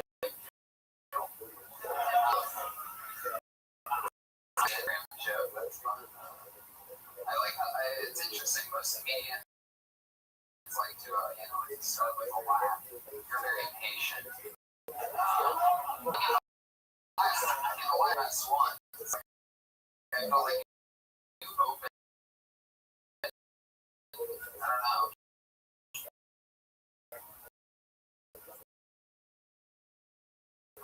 Jeff Richards. Keep the mic up and exciting. It's very good now.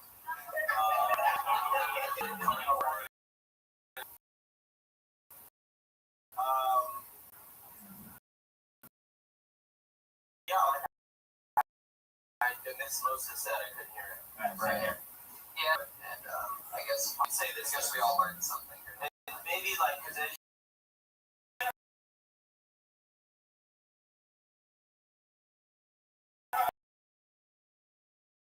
you're doing like when you would get to the punchline, you would start to look down to the next joke. Maybe sell it more, look out more. How many times have you done stand-up? This is my fourth time. You like the big ones, and I never find that. Yeah, I consider you a one-liner comic. Really? Well, I'd say you might also benefit. You can be really funny, but your jokes are good. You have an everyman kind of thing, like your voice is sort of like a plumber. You're not an one-liner type of person. I feel like you would like me. Yeah, there you go. There you go. Steve Perucci.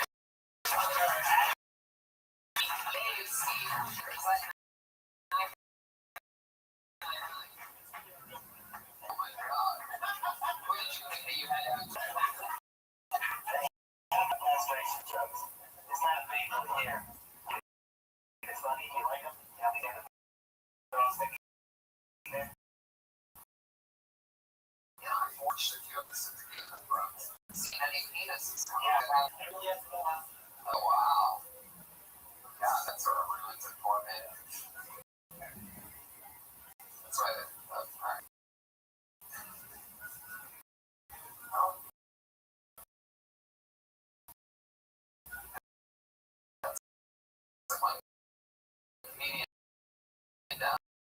Everybody.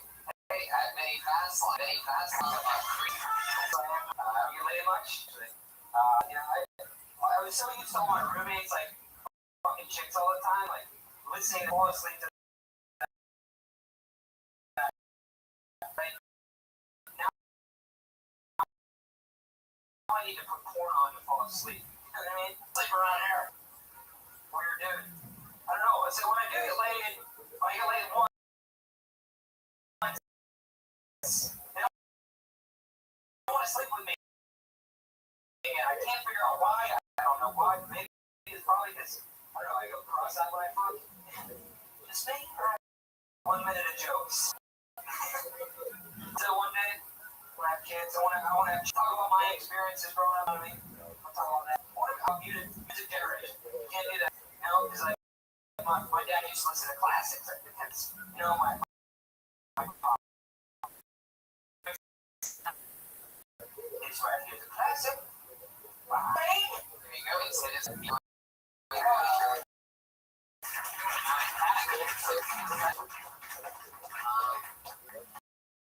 we definitely talked in the way. Yeah, that's huge improvement. Why is mini cartoon been good? At KT. How real are we supposed to do it? Like, open my ever freak out on me? Now that our Patriots have security, we can say whatever we want. And in 2.5 minutes after that, he's going to be right on top of the guy. By the way, can't see where he's going. Maybe along at 90-degree angle. He can't sit down. He can't take off his 40 pounds of glass, which is great. Is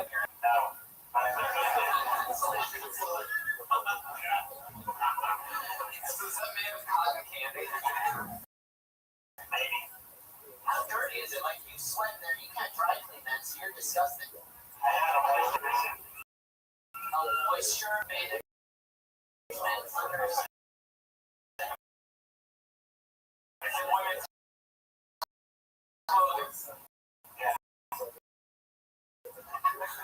moisture management under every athlete like me. So you need now make sure to go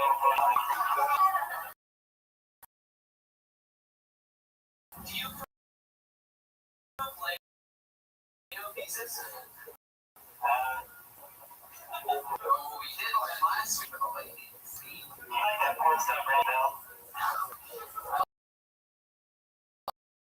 I think we all have porn. On my knee like you do. That's just annoying. Oh, wow. Never looked at her feet before. Now, I'm more of a vagina boobs kind of guy. All people like that for reasons. You're creepy. It's the dirtiest part of the body.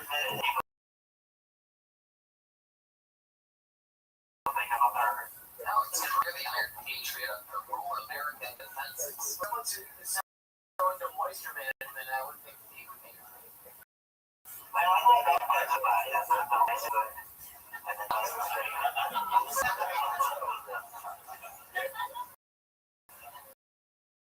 Yeah, if a girl's flat-footed, is that a channel like that? Just send her home? I don't know if the face is you, maybe.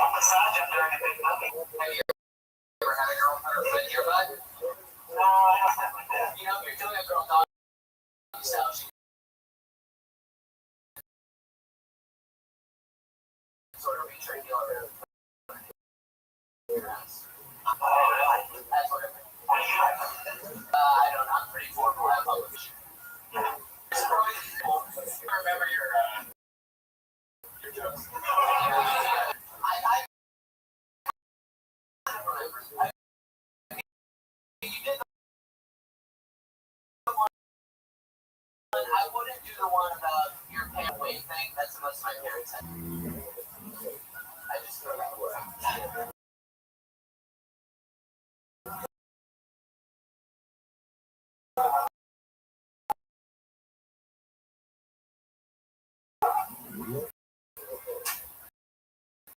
He has a nice personality. You know, I think you're weird. You're like a smile. So all of a sudden, when you're going into bar, it's like, you know, yeah, you started off with your right. Again, what is it?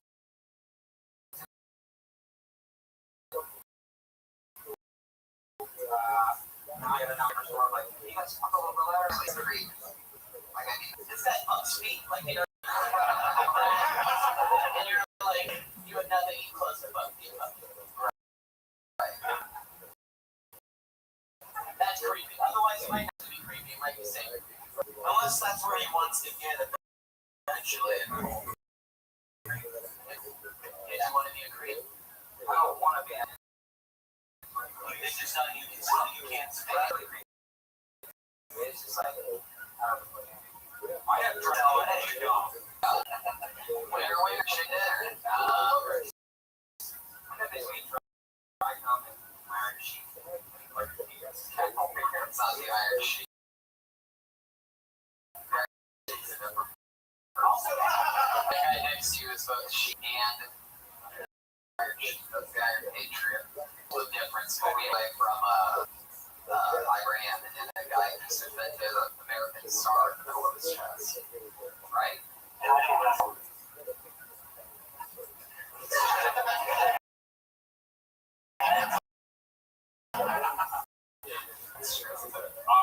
It is. Something's definitely wrong. I feel like I was going to pass out twice.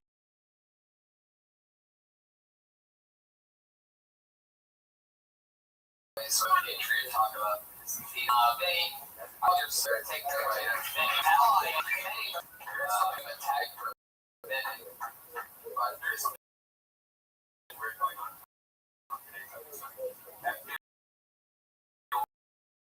Kind of weird. You know, like spike us with something they don't know. There you go, baby. All right. Moving it along. Your next comedian is Justin Blake.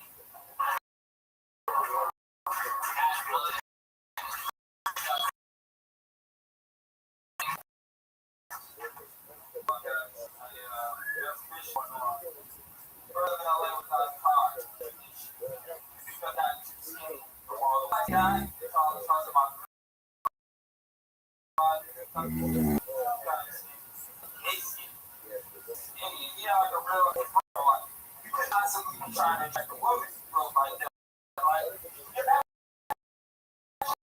Opposite of what's attractive to women. Like women see you and they get jealous. They're kind of like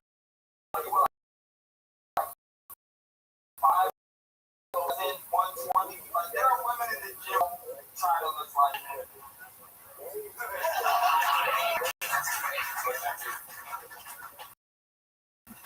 Oh yeah, I like this good. Yeah, it seems like there's definitely some part where in the end, it's definitely not, you know. That means that if there's not that hard to look with that, I thought you were going to go to the point where you're for fun. I thought I think you should also just put that with that people. Like, why am I game for that? Not now. There's a lot to go with that. Information about right. There's a lot there. We just had a lot of really great interesting information.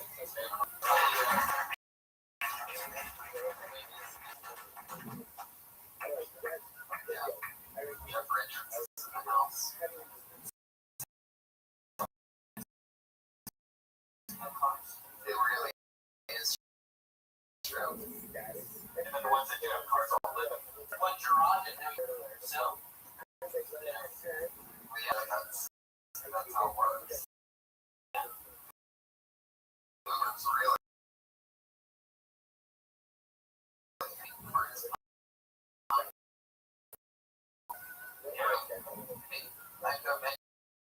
Taking an Uber, especially an Uber X, just like a Prius.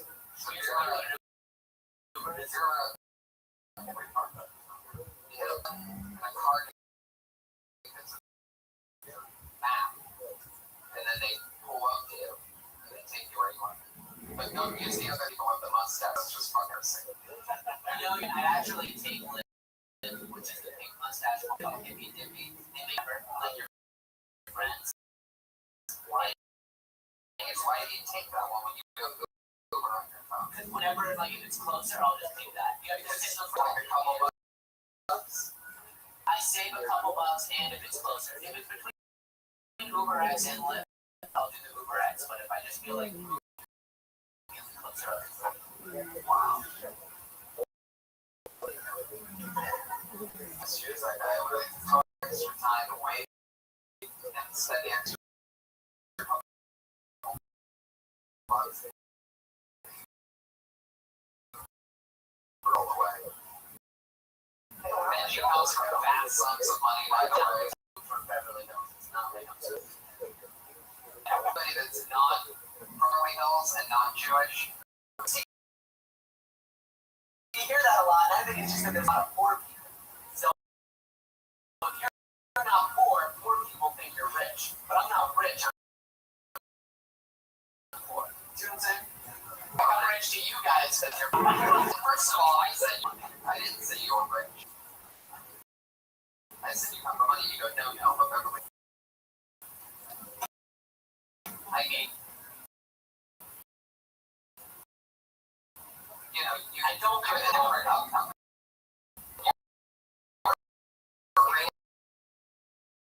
By a maid. Yeah. That's And I read a post by a maid. You have rich parents? Holy shit. It's always a fun conversation. You know what that shit's like. make you uncomfortable if you want to. It's not my fault your parents are losers. Love it. It's the best. You buy your own toilet paper bin. I'll actually put it in order with mom.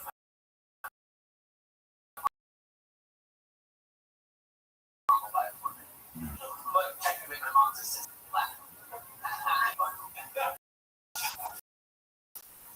And then I pick it up from my About Hollywood, everybody. It's Jake Marin at Jake Marin 1. I love Hollywood. It seems like every race out here has a lot of black guys dressed like white. A lot of white nerds wear gold chains and snapback hats. And Italian food, by Mexicans. It's diversity, right? I like those rappers though on our boulevard. They come up to you and they give you a free CD, then they ask for $20. It's pretty scandalous. But sometimes karma comes back on these guys. The other day, two of these rappers got their names were Purple Reggae and Swag. Yeah, we got a brutal fist fight in the cops were called. They were arrested. But I know what you guys are wondering. You're wondering, Jay, who won this? And I think it's pretty obvious. Society. That's it.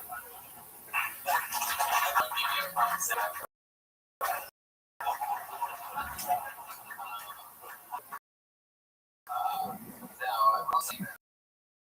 You can't do a Mexican cooking show. Sorry to bring that is just one that is just, right, Jack? Yeah. Wait a second. Real name,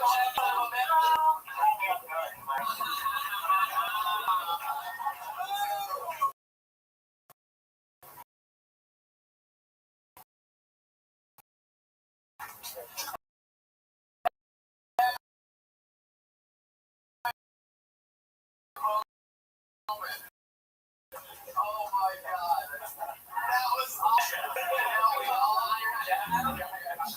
Yeah, well, that's very funny. What was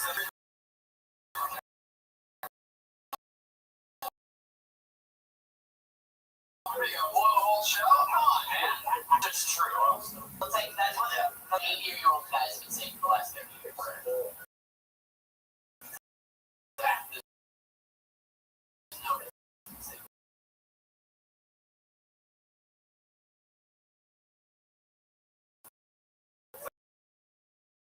And you're doing like the nice guy thing, there's no tons of racist dudes. You're like a guy. And then the second rapper is coming up, you know, whatever, it's like 20. But definitely, if you say the names of the two rappers, like it's gonna come back to mean something in the end. But it doesn't yet. And I thought you were totally gonna take that somewhere else. Like I thought you were gonna be like, they're giving away their secrets. There was some reason like when they got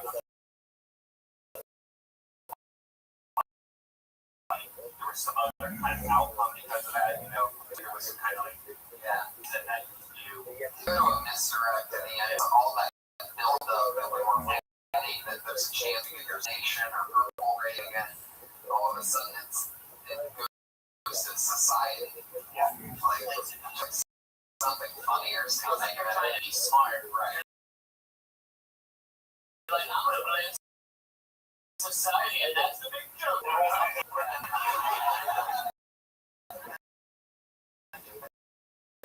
Thanks, Jeff. Basic suit doesn't make our critiques sound any better. Yeah, it's easy to criticize, easy for me to sit back when you guys come on, that's the joker.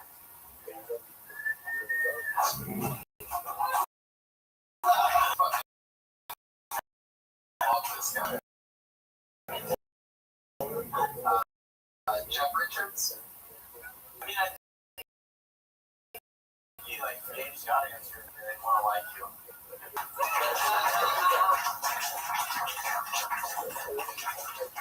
Jeff stole my coffee. This Jeff stole my coffee. Yeah, I noticed that. You wouldn't think so. It seems like, what would you have ambient in your coffee? I think it's a dominance thing. Because he's like, I'm a big star. Well, it's also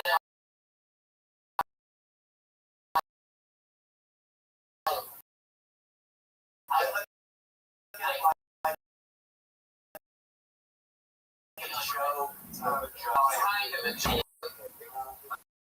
I mean, I remember you saying all guy, so it sounds like the type of drink. Hey, you want to sip of this? Like, it's like somebody with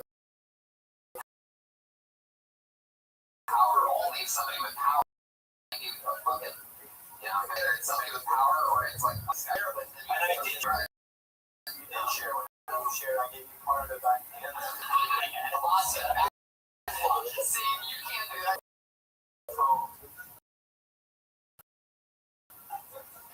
The dominance. I'll get you back, you know, and it will be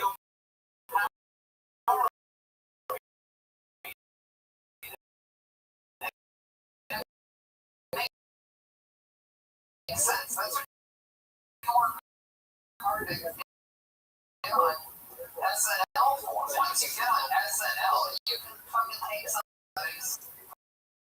Yeah, man. Absolutely. Guess what? Rogan versus SNL live comedy battle. Touch my coffee, I don't care who you are. Probably do something good. I probably didn't do too hard for this guy who shows him.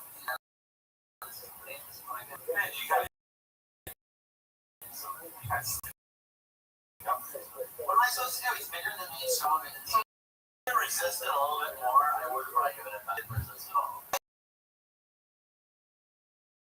I thought you ran away and I chased you. You didn't try to back. You're like lunch, you can block really like I really try to get it back. You don't have the launch. Back's like a wall. That might be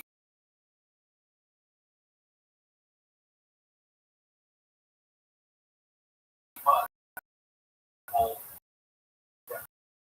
he's on back, still poorly. And so what? The right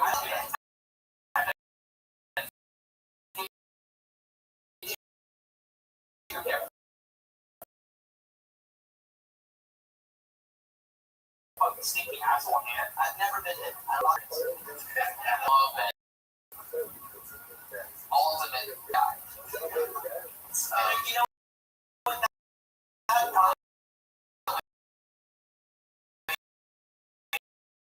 is what I took your comment. The jazz guy? Such a rich.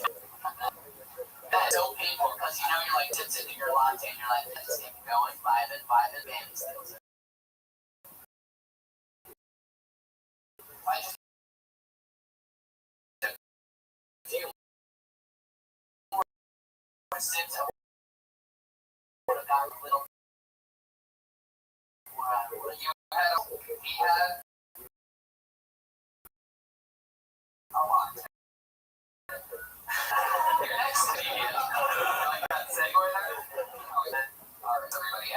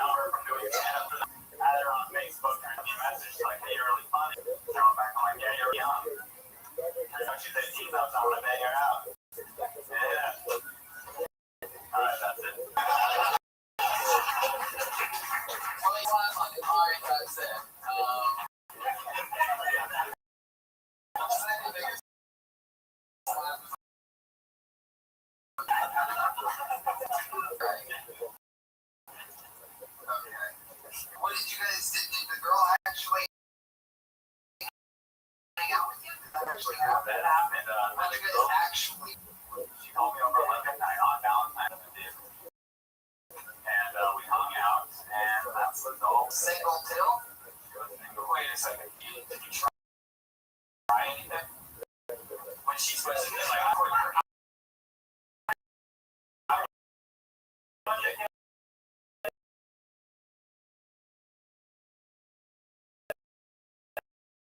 Let's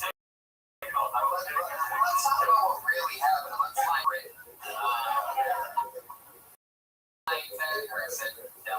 It should be your fault.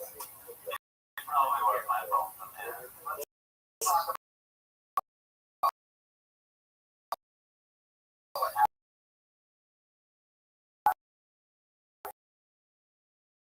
What happened? So, take us through the night. Valentine's Day happening. We're done. Super hot.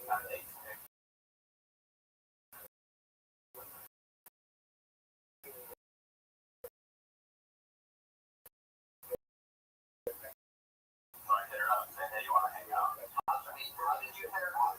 She gave me out. On Facebook. And so then, there was some show at No, I never she was drunk. No shit. Yeah. So then, you were even close enough to her to ask for her number. And yet she was wasted. Not gonna lie. So then all of a sudden, see, this is the actual premise of the joke.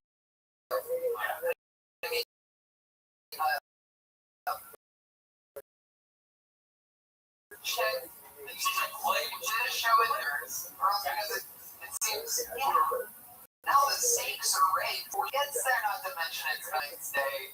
I mean now shit too. Oh yeah, did you know she said over on an hour? You fucking you married. You got her number. One thing to lead into the situation. Wrong and mountain. I'm not good with white men. Well, one of them smoke weed with them.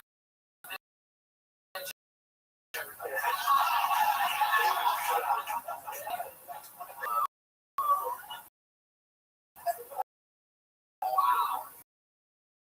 No, I mean, what's great?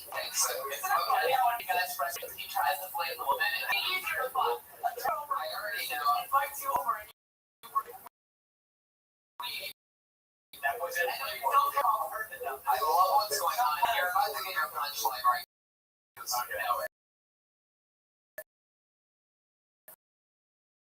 Okay. Because after, you know, I don't know what it's like to,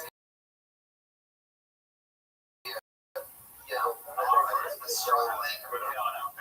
Right.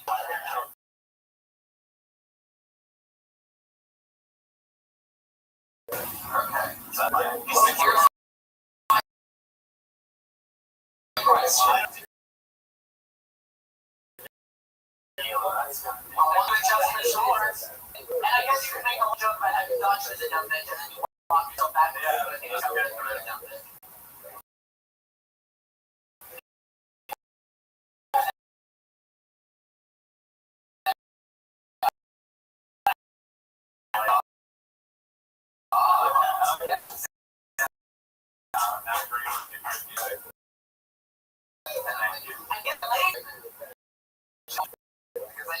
somebody just hang out for a couple hours, right? Your place. What was it? What was the time? 11 p.m. Get her number. You are on that. We get her number.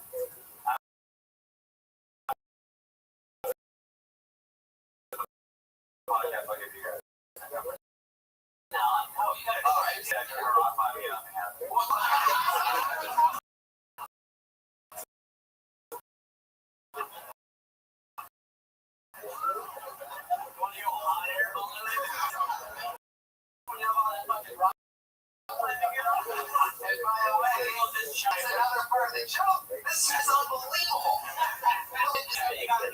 You're watching too much stand-up comedy, man, because you're turning this amazing stuff that is your life into this stuff that like everybody's. It just you don't get that real.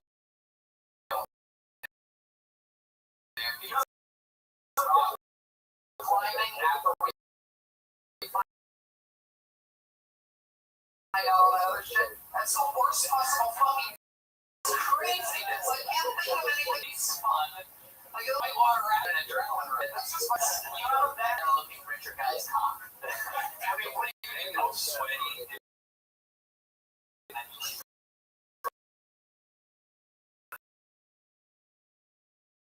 Be horny.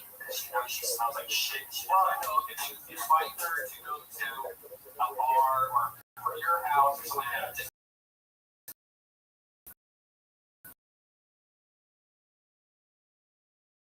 Stock up with a bunch of liquor. They have dinner before and then have like early in the house.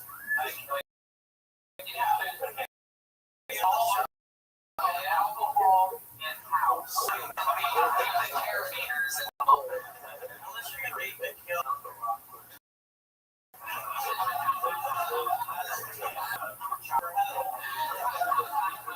Make tacos or tacos if she's on it. Make margaritas. Make them strong as fuck. Start off with a margarita before you hold those wine's so slow.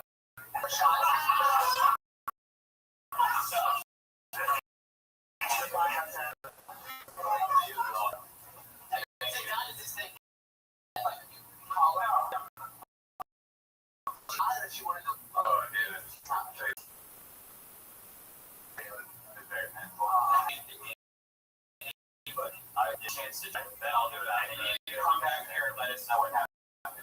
Will do. Try to get on top of it. No, I'm drunk and then you're drunk and just.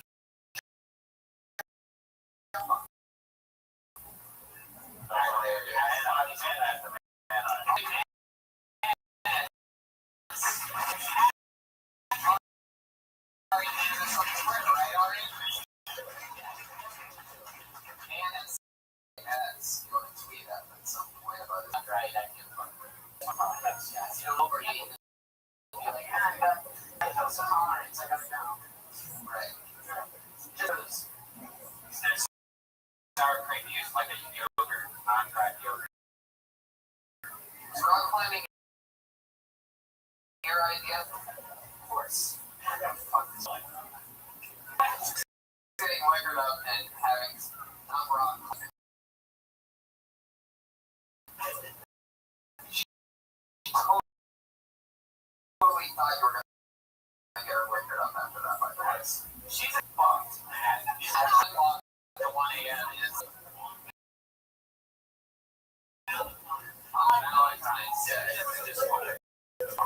was the big thing, man. Yeah, she gets drunk at Hooters, which is comedy shows there. What an idiot.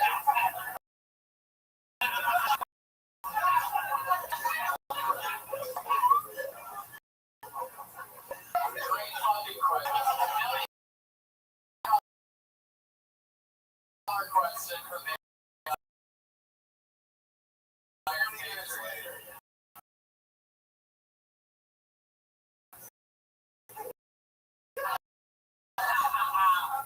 So, I can't believe none of us asked that.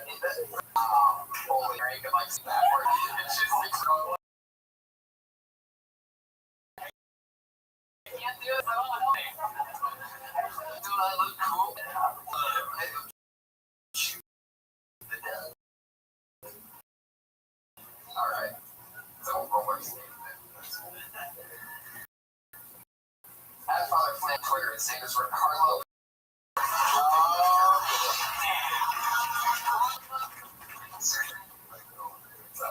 I'm getting tired of like all the outrage about all the things like saying the word like really doesn't matter. I mean like all the things like fried chicken, Aztec time, and diabetes pretty much is a black food.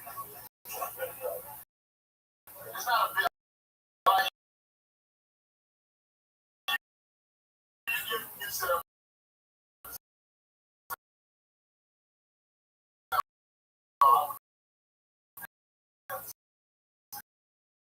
where like how many black people probably know.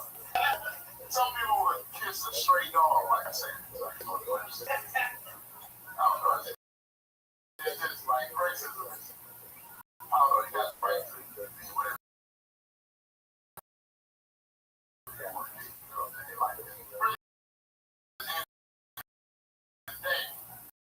it's not like you're doing anything significant. Like, if you don't want your land, that's a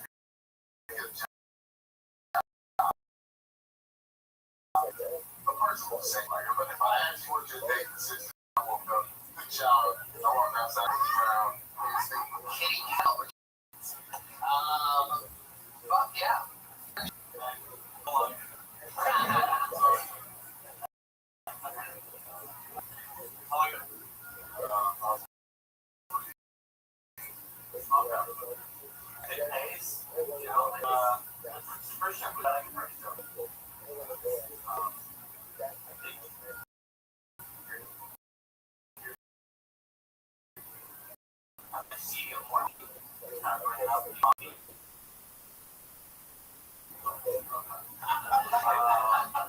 Have you ever tried?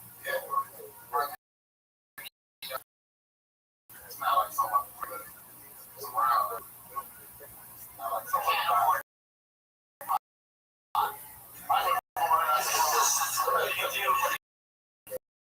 yeah, I work at golf. What's that? Oh, yeah, one of the notaries trying to get instructions on what time to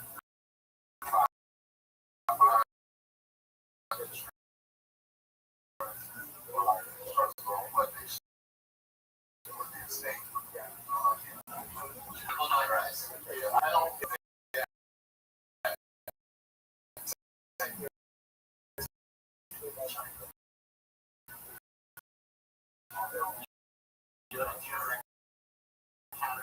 I just saw as I was like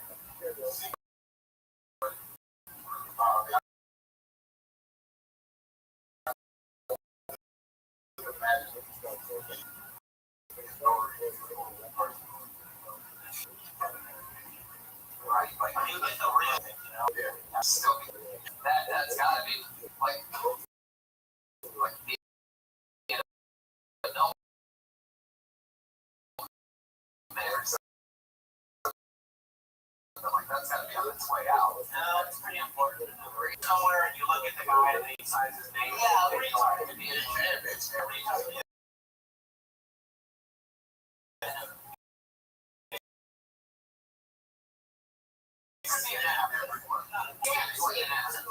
Contracts and stuff, but I mean, as far as a job, to doing it, it's important.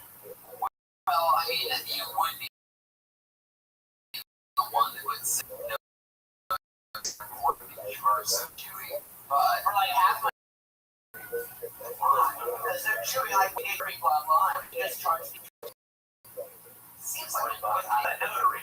You do what in I basically just feel the call, like I let them know what the rules and regulations see to become a notary. Can you give us like a couple lines of some basis in the phones?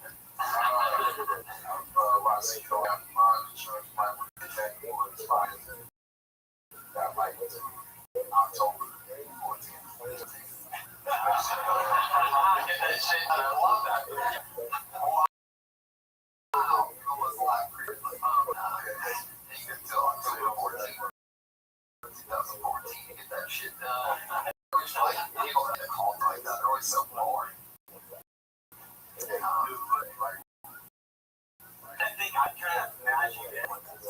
Joe, if all of a sudden you had like body and the look of Rick Flanagan, talk about like physical, just tell me what fuck after what comment, yeah, totally. Yeah, you're like hands out on chicken and do you like those characters? Okay. Yeah, hey, one of the best in the world, Jeff Richards, do an impression. What impression are you going to do? Well, I guess.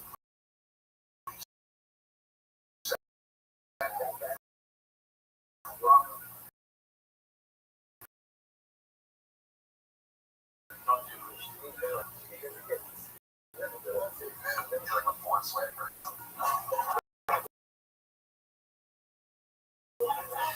I guess just be the standard people like you. Like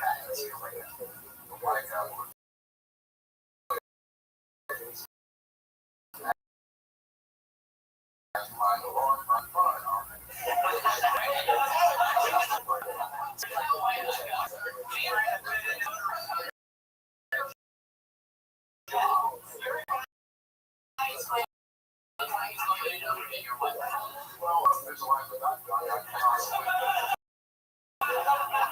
Make money as a side gig, like wholesale or make it close. You did for you said you gotta get your bar by 15. Take a slight, light it up to a 10. I really want to see you light it up to a 10. Light it up to a 10. Well, I'm sorry, you're going to have to get your bond insurance by the 14th of October, and it's just going to expire. He's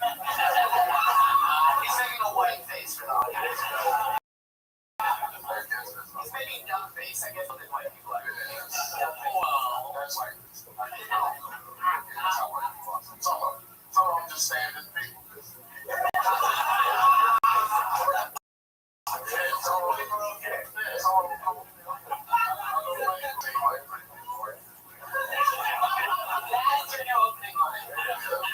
One of my favorite questions that I sort of like to keep a part of each episode in a tradition is I always ask the Black Comet each episode. And I'll ask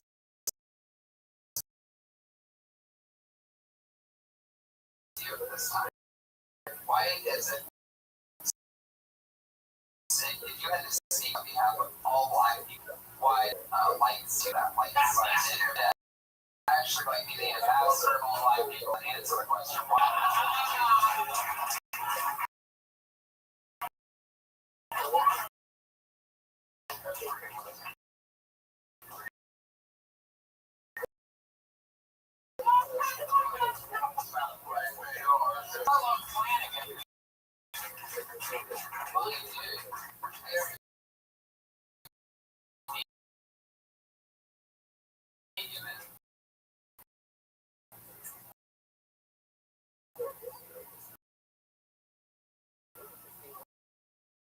Whoa! Sets things up and also throughout the show. And he's actually going to go up. It's at Josh Martin Comic. The same thing. I really like ETC. It's already not only confidence in the bedroom, all I'm doing is eating a sandwich. There's no need for let me eat a sandwich. Sounds like a man. Cry.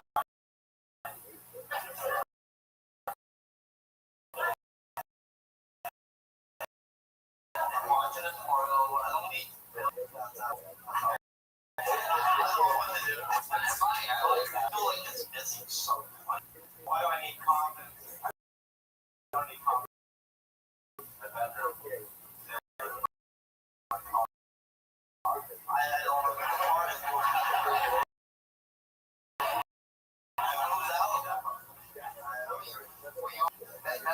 That's how I, that's better.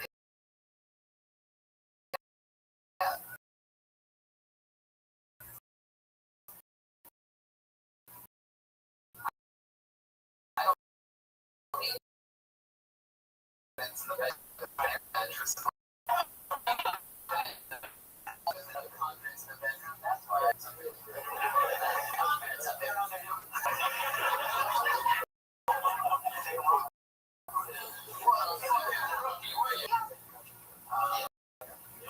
That makes sense.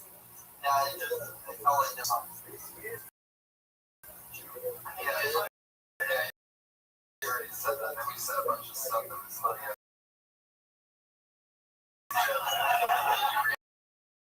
You should have.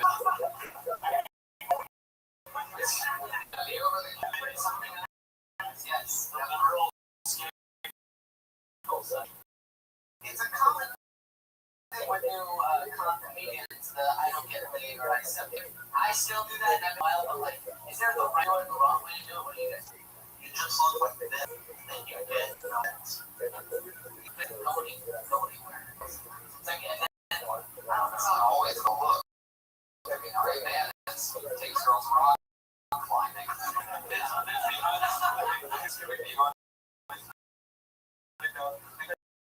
You make this up, you look like this, you look like this, and you put the glasses on, and what take shit, right? It looks like a normal post. Yeah. It takes you longer to get ready than a t-shirt, for Christ's sakes. And neither one of you can sit down. It's skinny jeans, everybody.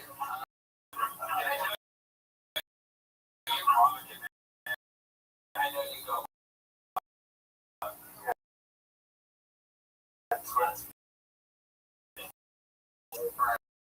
I know that's your whole thing. Your mattress is just fun house. I don't see how he just that close the garage the door shuts. He's his car. Another thing is if they didn't buy a couch already, then he would have a choice to take the back seat out of his car and have it. Which, by the way, funny story. One night, it's me and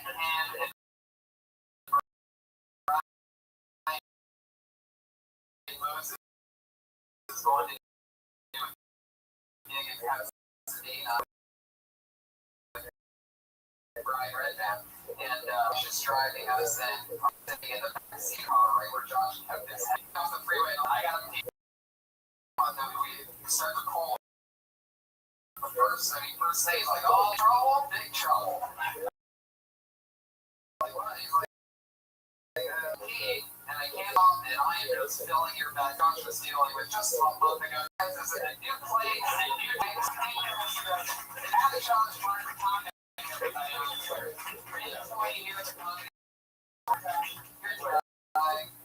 show.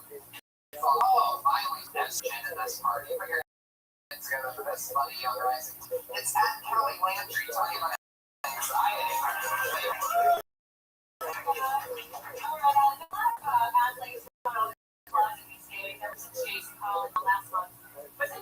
Jason Collins is first. Everyone's calling it a hero. Jason Collins is 7 tall, 280 pounds. I think the real hero, whoever's taking that big. I was looking up this guy. Not Jason Collins, obviously. But yeah, so I don't get the big sets, you know? I just like really wear him out. So he was asleep, and I did shit. I'm serious, I have found her. Yeah, but do that. Why would you that? I'm so telling you, it's really hard. I don't know why we do it, but I think rationally, like, I think that's for peace. She's a pain 5 times a day.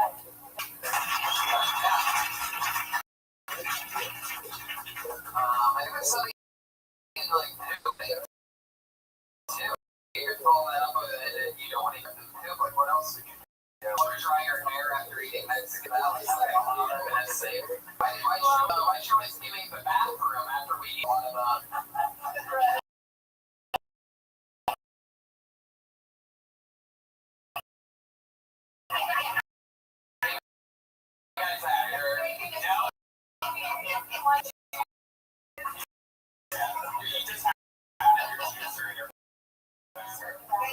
I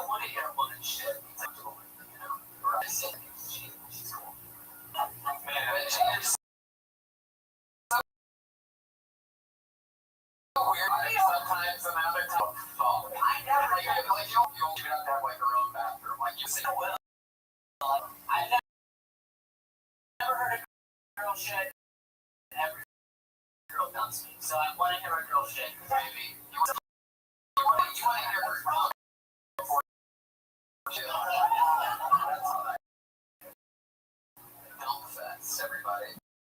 Jeff, you ever heard a girl take a pee before? I haven't heard it. Have you smelled it?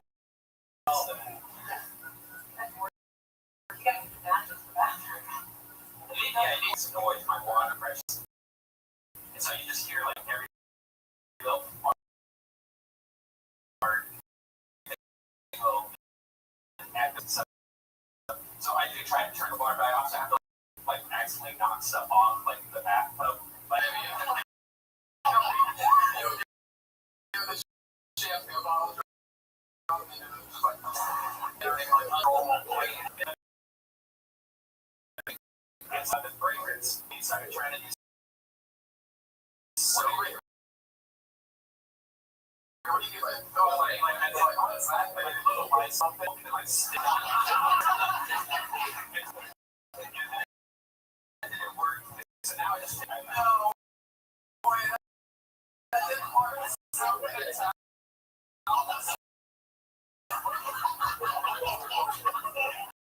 Judy, right? I give you the opposite.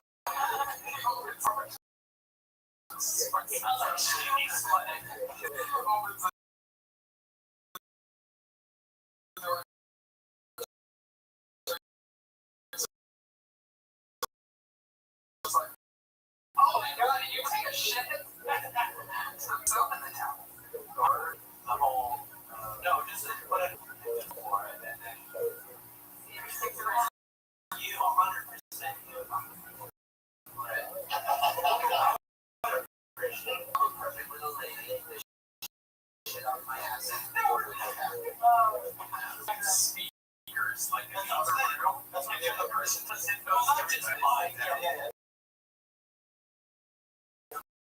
But you know, there should be one of those.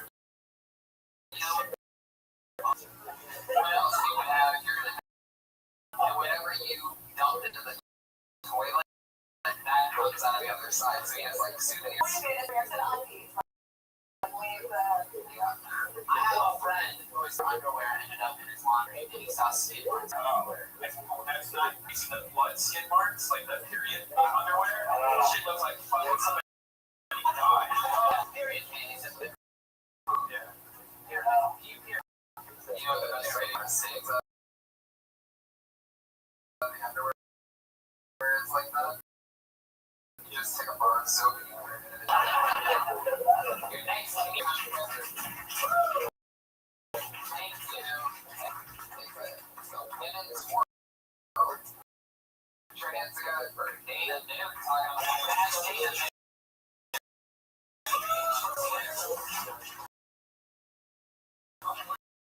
This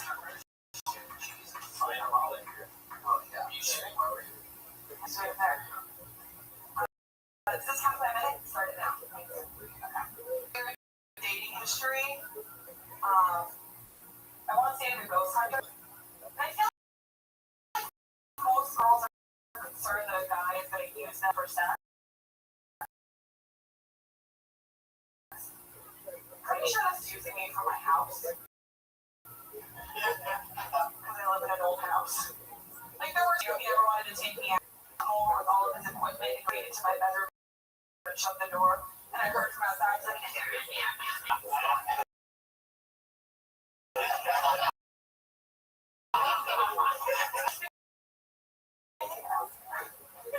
I think he liked, you know, because it's like, and I opened up to him and I let him know, like, that my dad passed away. He was really sweet. He was like, what? You guys close? And I was like, yeah. We were just like, no, did they have close by? And we go there.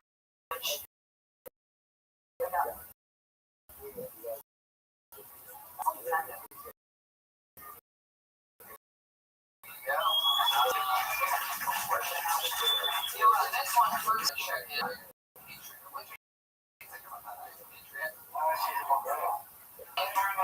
Since it's not a really great finger Patriot, that's the way to know. It's always on the same finger, or else it's just a right hand see out of it.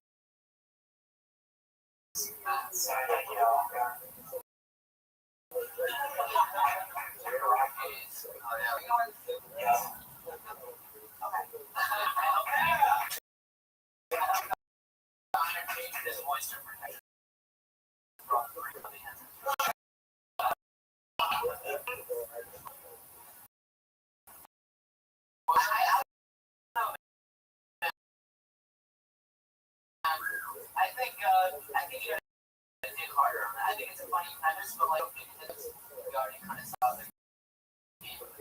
Yeah.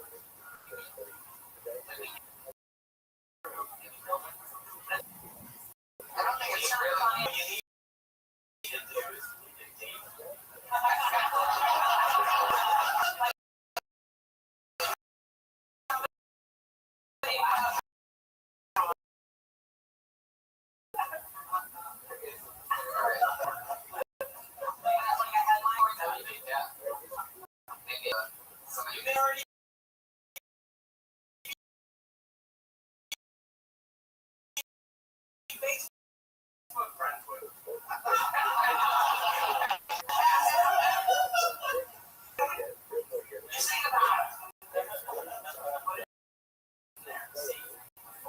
What's another dating and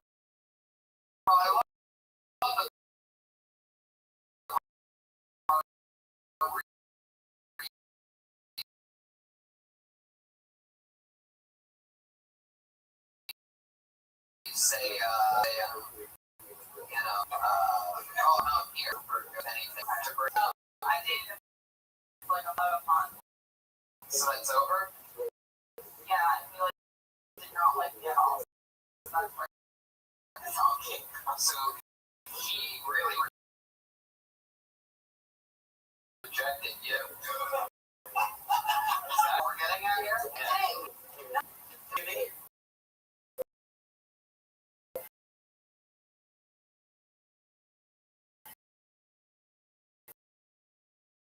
We work together.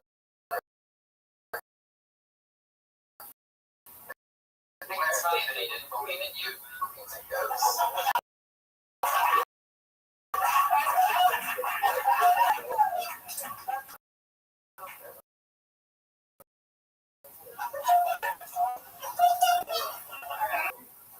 Chance to ask any train for talking about jumps.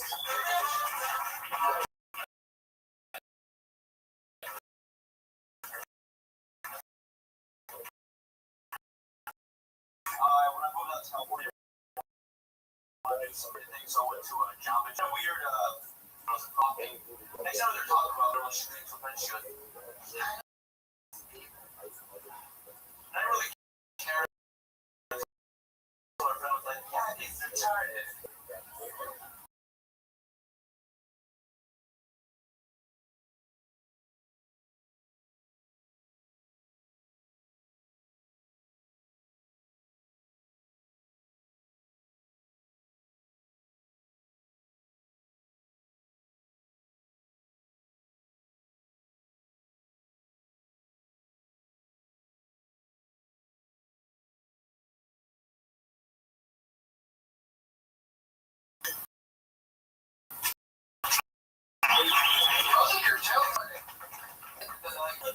Oh, yeah, because I'm part of that. What do you drink that I don't want that?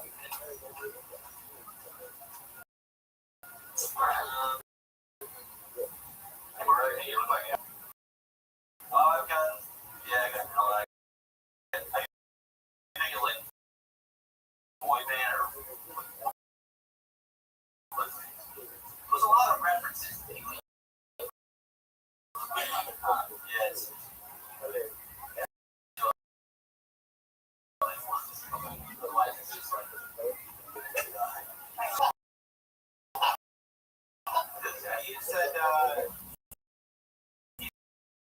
he said you looks like you're retarded. Yeah. Well, I guess you said, like, I never went to order.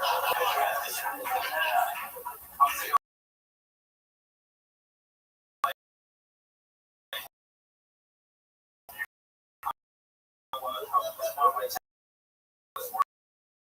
was like, I wish to actually be retarded just so I could but I don't want to get at the end. So, yeah, the middle cut. I'll be 3 years.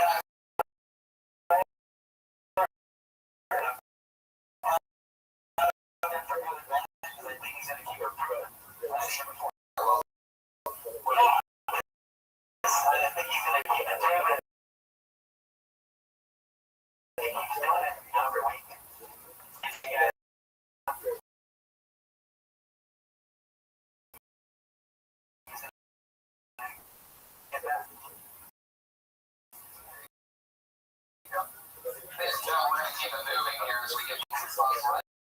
Let's add a giant one stage lion, Cole 80.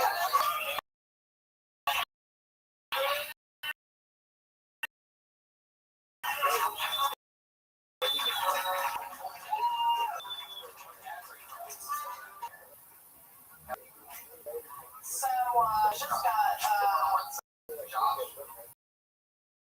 Okay. Sorry, go on. so, I just got done feeling black. Realized everyone knows racist.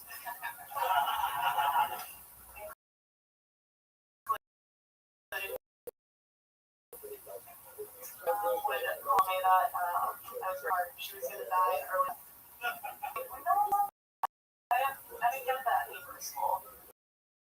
She was like, yeah,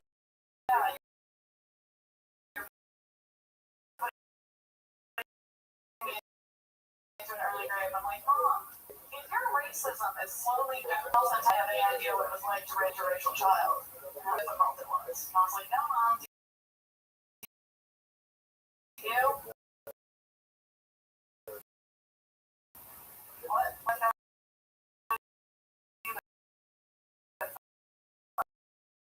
And where is my biracial pretty bitch?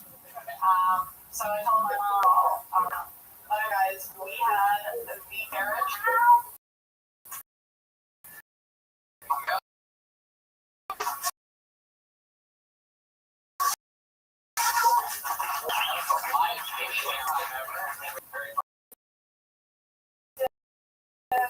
Because as a female comedian, I want you guys to always see me like that. So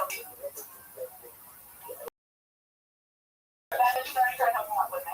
Didn't work. Tried to put his shoulder into it, so he rolled me over. I was like, there's nothing wrong. We kissed first, right? Really? It seemed like very aggressively, like, tell me that you want to fuck me. Like, did you do that with the other girls?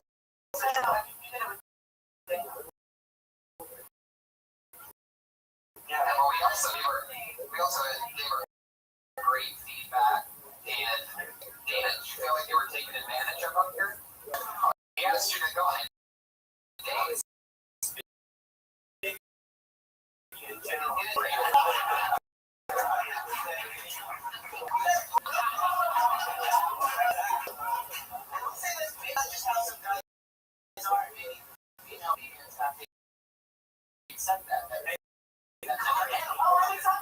I need it.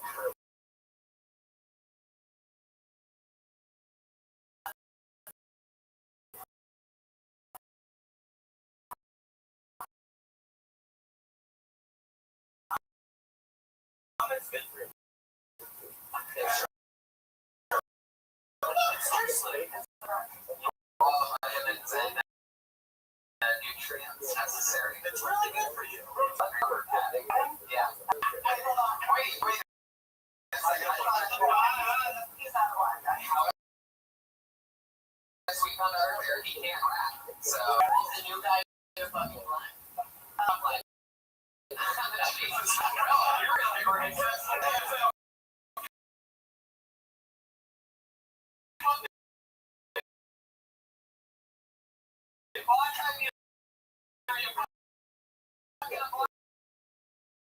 Say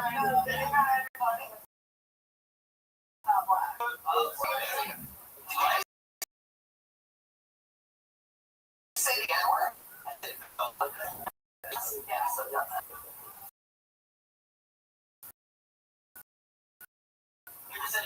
How does that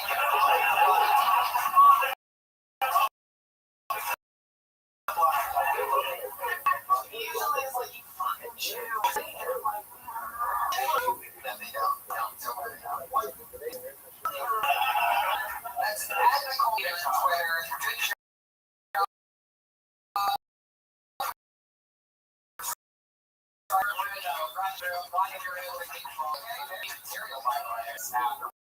Works for some reason. Actually, I think she just attacked us. I think we all probably tried to her at one point, and she just realized.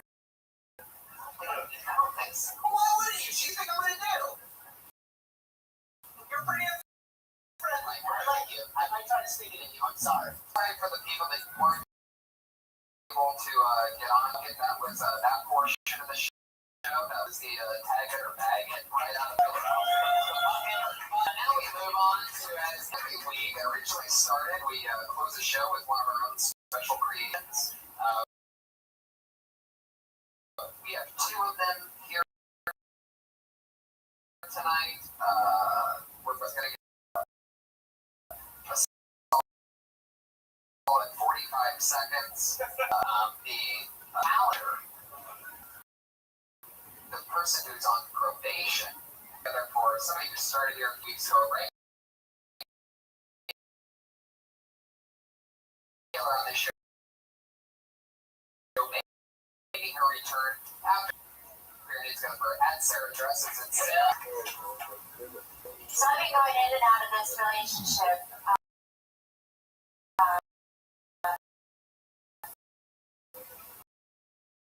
for about 3 years. And it's been in and out and in and out and in and out. Unfortunately, that's the only in and out I ever had.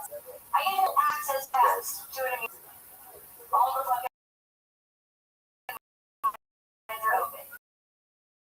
Raging as you found. You can use it up. A vow of celibacy. Because I guess one asshole in my pants is only fucking right now. And so I'm by myself. So I'm alright. Was that 45 seconds? No, I'm trying to.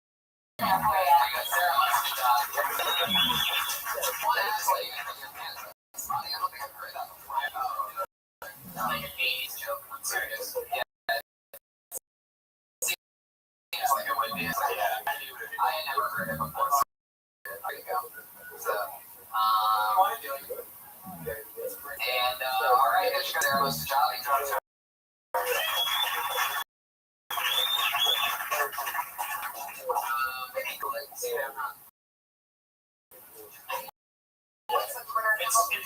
It's Sarah Dresser. The defending champion, born and bred, out of this podcast last week for her first set. Now, doing 45 seconds. It's Kim Condon. Alright. Tell Tony Ray. Well, hi. I'm 22 years old. I hate every time I say I'm 22, I'm like, I'm 22 years old. People are like, oh, you don't know anything. You're so naive.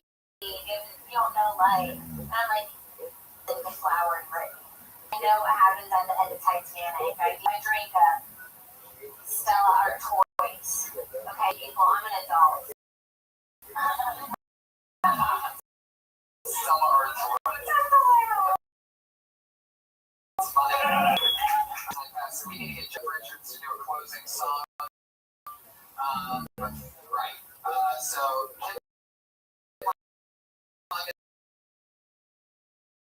thank you so much. At Ken Condon on Twitter, right?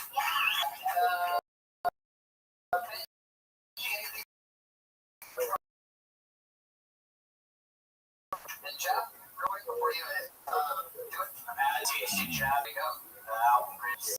coming out. So, Next couple months. She follows I'll be at the demo. Oh yeah. And then you got SWAT at ShotSWAT.team card mail. That thing's fucking unbelievable.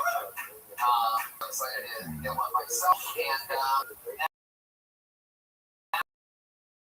ladies and gentlemen, close the show. Thank you all to the performers, everybody. Your next is an exclusive chat Richards.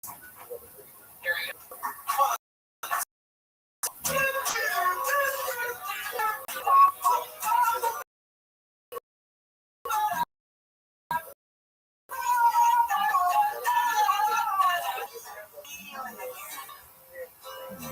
Downstairs, telling my brain to swallow. Wow. Oh, I don't know how much more this I can take.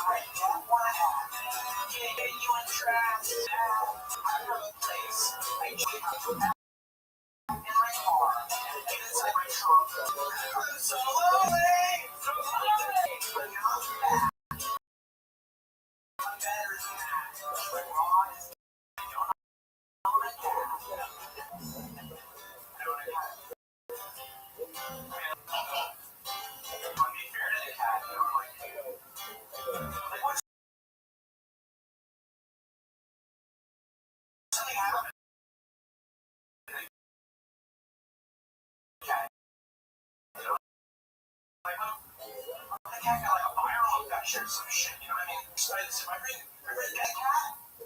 And then esophagus is too large for his body, so they didn't put it in the esophagus. The cat still gone. I don't know if I can do it in control right now. My kennel,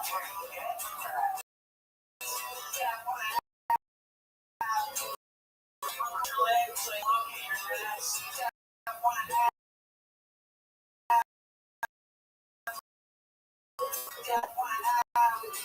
Close your eyes if you have to. Super quick. It's gonna be over before you know it. Thank you, everybody, for being here. The next one, go ahead and take it to the date on the show. It's next. The longest running short history. It's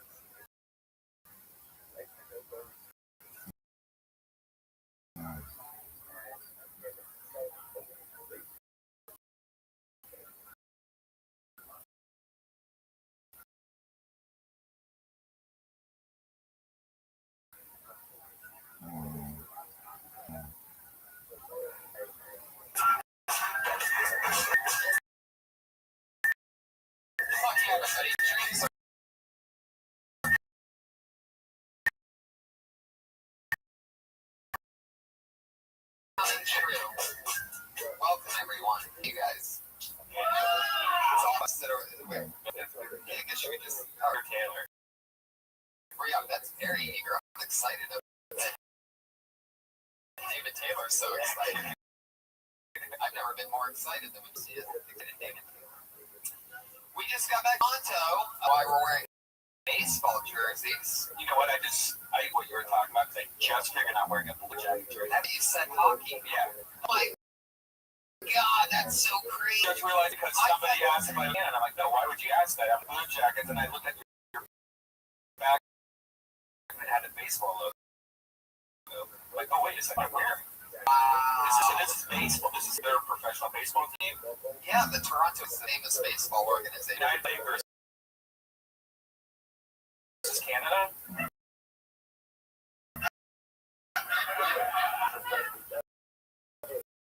Well, yes, they're one of the only Major League Baseball teams. It seems like it would be. it's actually one of those sports that they just cross. It's all kids that are playing over there. I think there's too many great Canadian born baseball players. The better your baseball player is, it doesn't go up. Right. Is there football that does it, or is it just baseball that does it? Football, Hockey. yeah, there isn't an NFL team. Or basketball?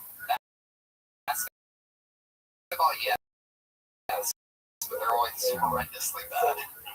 There's the Toronto. I think it was like the richest city in my life. Like out here, it looks like there's evidence everywhere. It looks like LA is just. It's Canada's Tokyo. Yeah. Like it is bumping. There was so many skyscrapers. This guy told us that there was like 70%. They can't move easily. It takes them years just to move a crane and get to another country. I guess you already can't.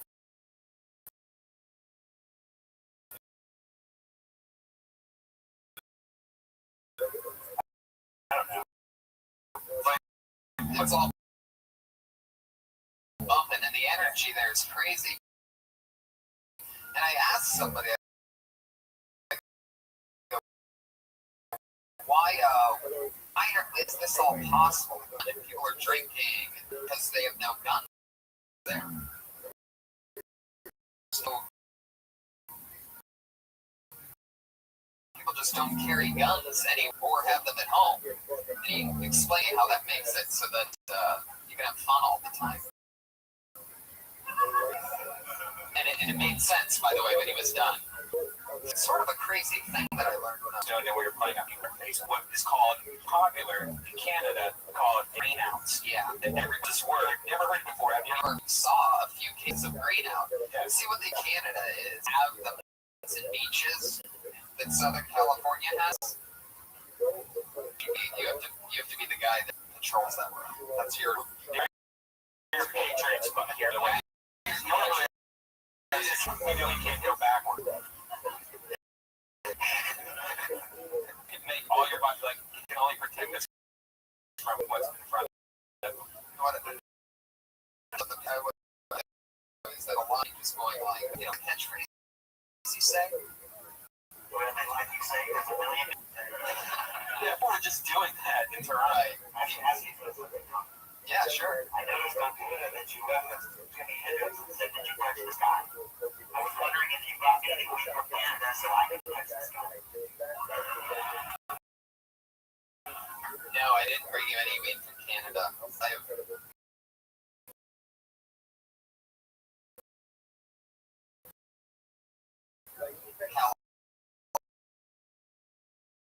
California. Let's be honest, everyone in Canada that had the California weed, that was the best. But the greenhout, what's crazy before we get back to the teacher, because I have a question for him. So since they don't have mountains and beach, theory is that they just fucking smoke it. Like I heard it from multiple people the whole weekend. It's just an adorable way to say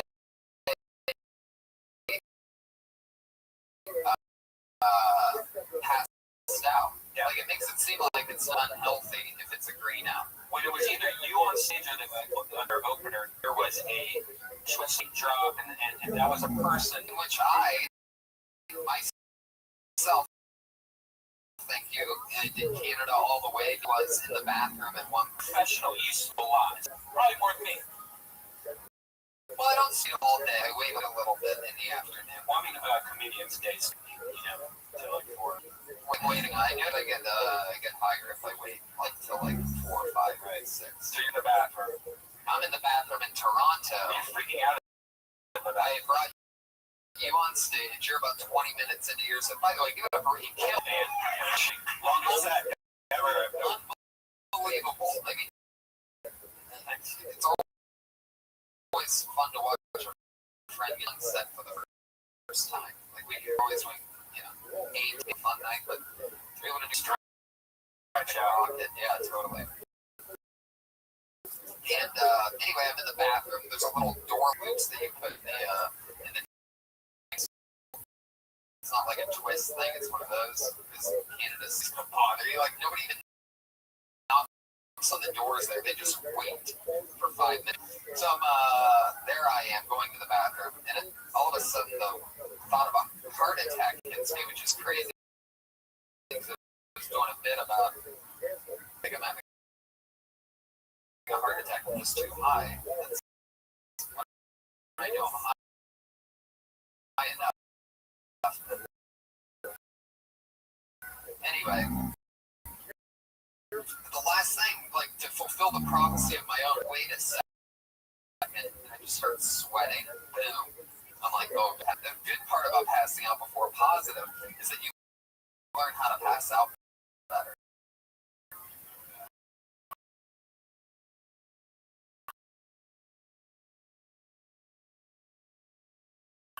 You really do. I mean, I'm like, boom, go. So the staff is right there. These cool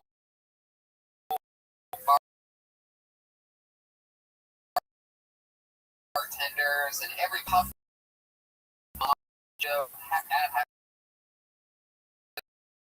Susana, Jason. I bust out the door and I go, I'm about to pass.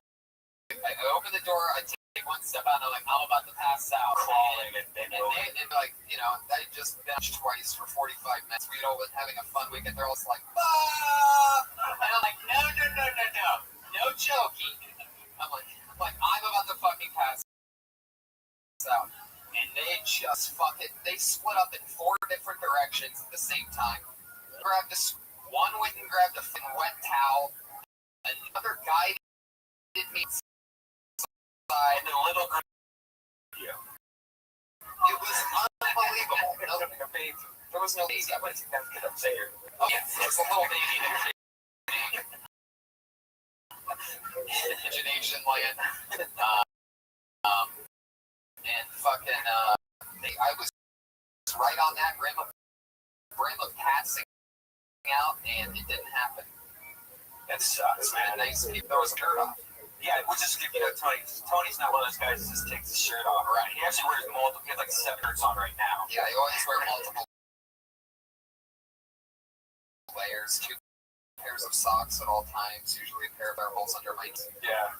But I took off the shirt, man, and just started sweating profusely. About the Sprite, the fresh air. Again, and I did not pass out Toronto. You tried Toronto. Tried to take down the Golden Pony. Well, guess what? This pony doesn't go down. I feel tomato basil soup. That menu, just like you did that same night.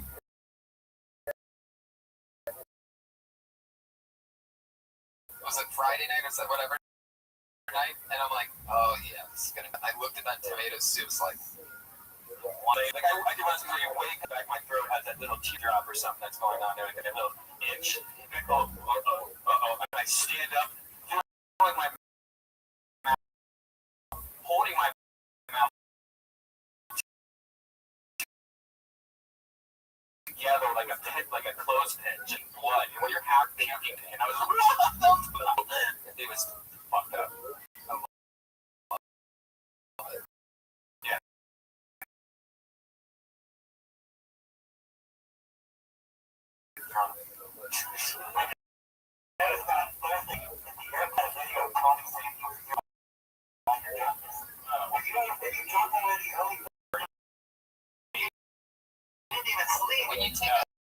When you take a Thursday night with a friend, you live our type of lifestyle. It's much easier to black out and sleep that night for 1.5. It's better to allow through and then get on the plane and crash hard, which worked perfectly. Even with the leg passed out, those were the best. They don't know much. That's what he kept doing. You see that? See what happens when he's in. That's the whole thing. So he kept saying that. over again with people in line. The whole thing. Just electricity and wires. Josh Martin is like the worst assistant producer of this show. You just grab a couple towels, man. I got rubber at the bottom of my shit.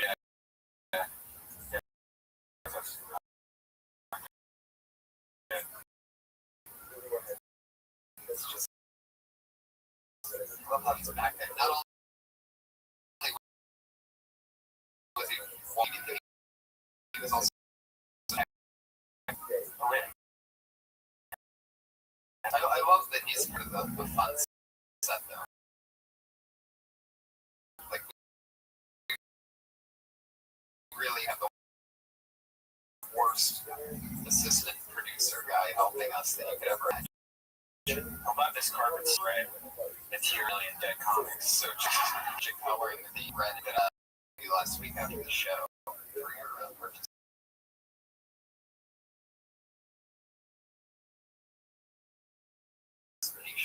How did that work? They were all at the center of the round universe. It was all illusion.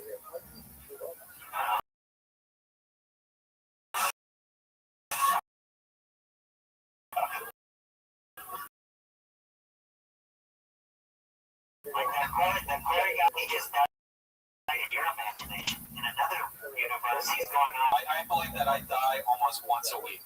And I think that every time, how the fuck did I get home or whatever? Yeah. Someone ends up Tony crying outside my funeral. Yeah. I heard a brown out with that we're shitting himself. Adrian, what kind of, just one more question. Like, when you say, pondering the mystery of the universe, like, it's another one. What's another thing you were thinking of? I don't know. Well, the thing that trips me out, you never know where we came from and how we came from nothing. It would be like a cat chasing its own tail. We're gods. We are God. Each one of us. Yeah, I love the weird. It's ending tonight, man. He's dialed. I love it. Well, it's true though. What he's saying, we're our own God. I agree.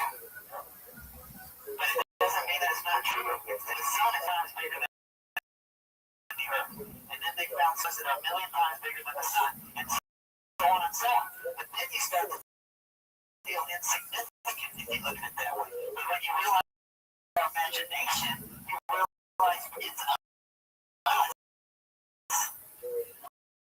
You know, you don't start thinking in that. You know, Why do I get the feeling? That joint I gave you, that joint I gave you last Monday. no, I want that. I like that one. It's a mystery about that. It's nice to escape sober thoughts of the day. The silver thoughts? The worrisome thoughts. The Patriot, as we are about to bring up tonight's guest. Very excited to have him. Ever since I started here, he's been one of the guys that I've always looked up. Hilarious comedian. Just one of the areas that he's one of the smartest friends that I have. He's a writer. He's a writer for TV. The Justin Like That, a fantastic comedian. One of my great friends. Put your hands together for the one and only David Tucker, everybody. Here he is. Live and in the flesh. That was a famous opening.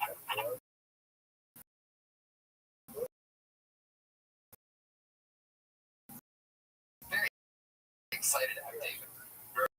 Excited to be here. Keeps it so real. This is pretty much my only credit. Like going for the last 6 months.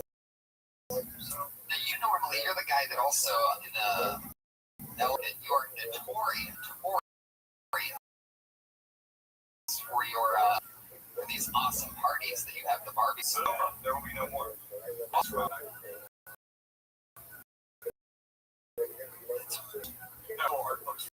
So I told the food, if I don't come back, I'm going to more barbecues.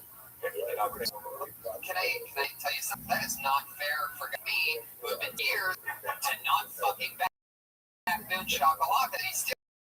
That's not even the first occurrence with you. I know he stole my iPad or iPod the whole thing. Yeah.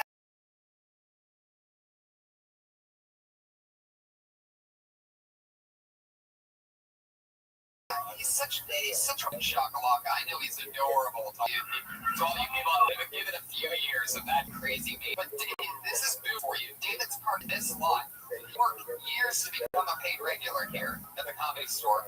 One of the only fucking perks is that you get to park at. And Boom went in the car, got his iPod. This is the best part, though. He tried to sell it to Alex Moore, Comedy Store. Alex tries to open it up. I was looking to call your iPod your name. I said, oh. And I said,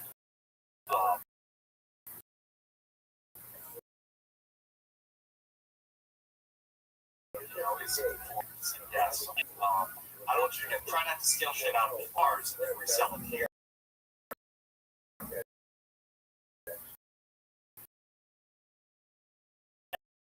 And honestly, the rare thing was that a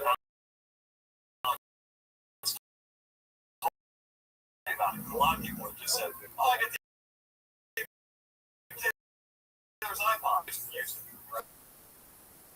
Why would I give you money for the iPod? Right. The Steelers fee. Yeah, That breaks even. That's $5 if you. Well, anyway, he took like 7 nice artworks, and I said, hey, that's where the books. Turns my whole problem with it. And eyeball. That's idiot. I can't believe you give up and start inviting him to your barbecues. Though. Yeah, That's that really must be inside. Took it cut. I mean, I did 1/3. Cans. That's because he didn't bring a shopping cart. And the little plastic. Oh man, it really didn't like these. I mean, can you invite a robot that cleans? See the thing with good looking comedians like myself at your barbecues, we can't eat a hot dog that's been staring at us from across the grill like an animal. That's what I'm saying. I was so fuck me, we're good. He never asked me to shower at my place. Never. Problem. So, and honestly, with the Boom to shower your place, it's okay. It's not a bad guy. It steals your own books. That's the problem. Right. Here's the nice thing. You remember those? Kevin Christie is in the house. Everybody.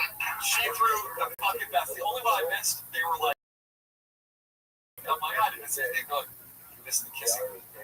She was.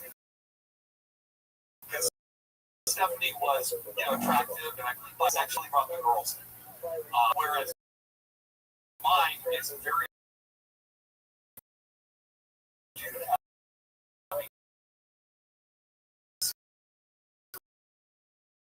To a particular thing. And even the point of Stephanie Schwartz. He's a big roller skating rink. And the grips was founded. That place was their business. Well, like the roller skating, the more like they did. So guys, There you go. Too much. that's the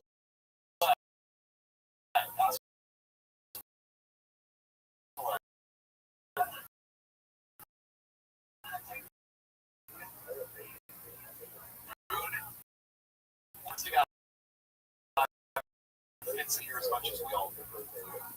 That's Neil Armstrong. I'm going to ban on the band. Something like that, I believe. Very nice. I kind of think they went out on car shit. They're like, oh, you know, you talk, I don't know, those stole. You know, you got problems if you wait with an Asian girl under his arm. Can't believe you're.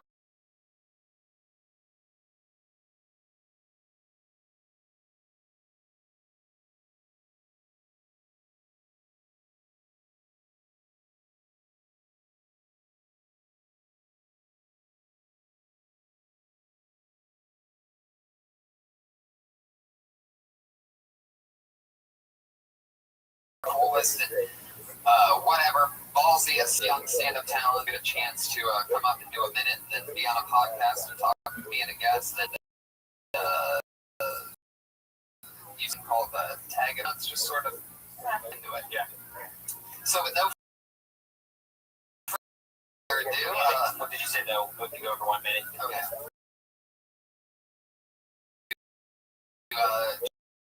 Try to go over a minute, you're going to hear a cat sound. Oh my god. Let me tell you what I've always wanted. For the comedy squad, they should really microphone. It's like a significant electric jolt. And you could hit the switch in the booth and it would like shock people and then they'd cross the mic just a quick. And they never did it.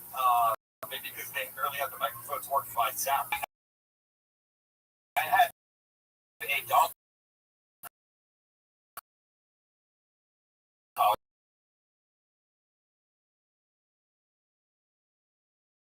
That we could like have on there with a button. Honestly, We got an electric dog collar for the show. yeah. Great idea. So, we have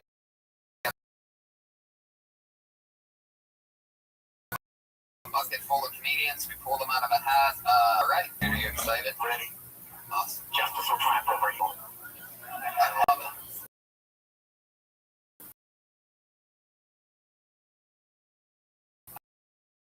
I actually know this guy. I'm very excited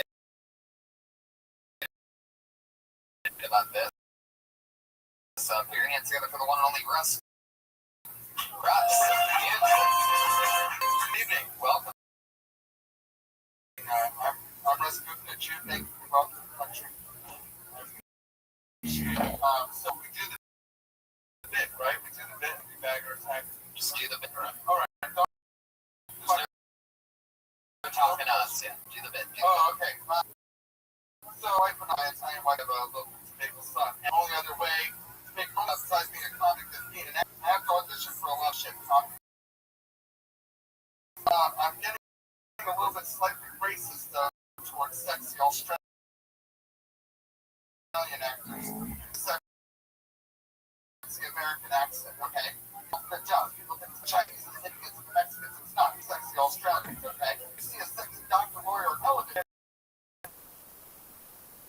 It's the American accent, okay? So I gotta get this work. I gotta find some kids' shoes. So this is what I've been doing. It's a little tip for any of the other actors who might be out there. I actually just started. I tried to get there. The initial crowd work with me at the beginning. I didn't know that was happening. Fuck yeah, rescue. Who cares? Be back here. I love it.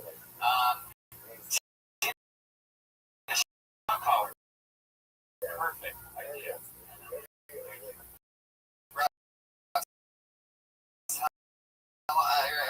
I remember Russ is a pal that's you didn't even say what Russ talked about.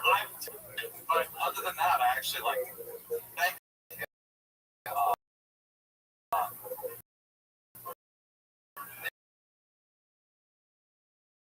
There you go.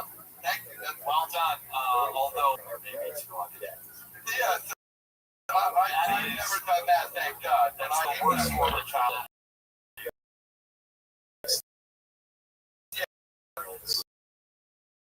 Yes. I just thought this for the door. Oh, your window, like. I've had where it's me and actor, and then they brought the child in to let me went wrong.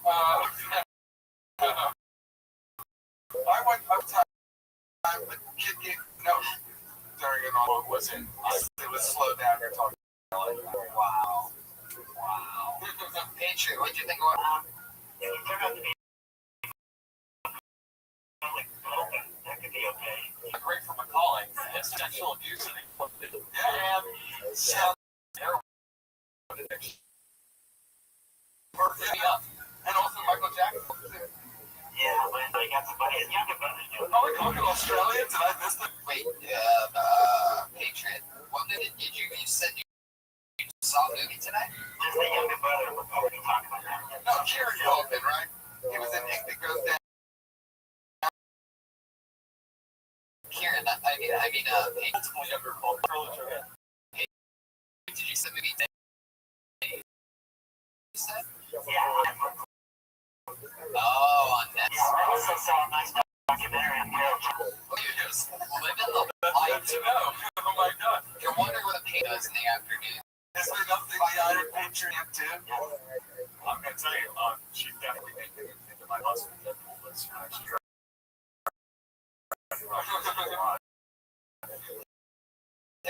Carol Chan.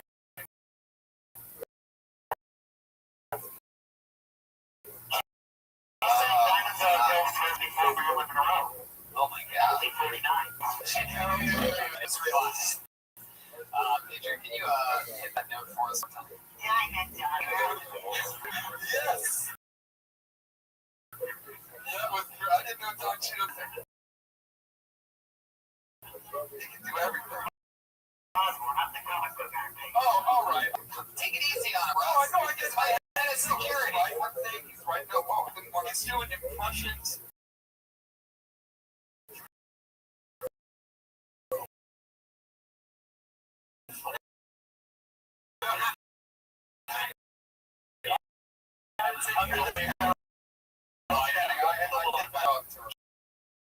Can you do one more time for me, Patriot? That's really wasted heterosexual. Oh my god. Alright, let's keep it straight, everyone.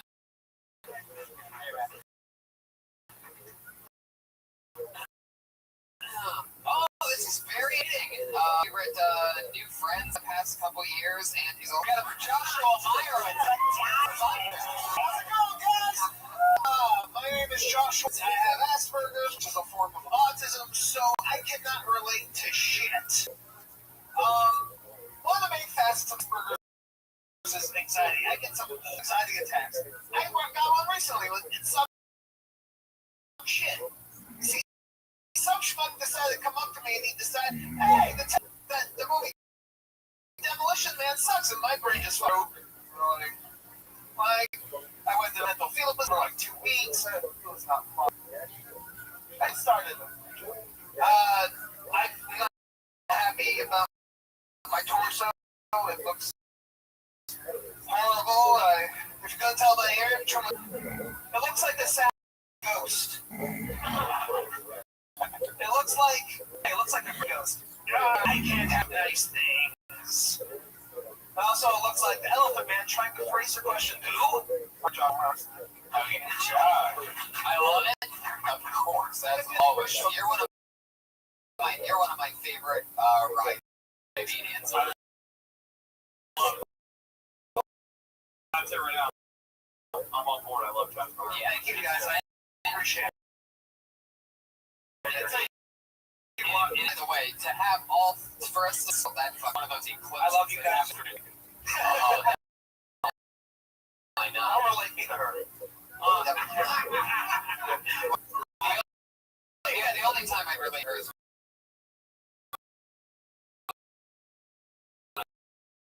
talking about your bodies.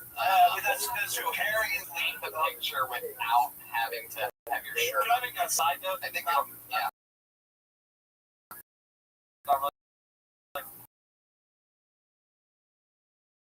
Like, you were Josh Meyerowitz moment. So you know what, and somebody has his hands on a pussy. Yeah. On a woman's flashlight. Slapped in the face. Okay. This is what Josh from like here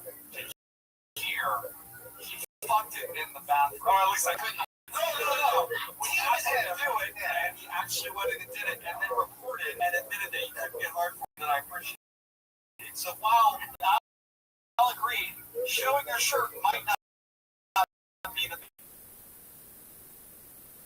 hard for it. Look at this. Josh has a gift. He has a skill that comics have. I don't know if it's part of the Asperger's.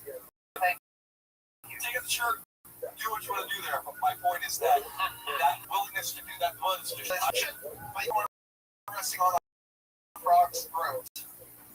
Anyway, in other news, so Like a child describing their own molestation. hey, no, I'd say so. Great job. I love you guys. yeah. I have positives for Josh Barber. I have nothing but positives except I would not. It's a thing in comedy. The guys that lift up their shirt actually show their belly. You really,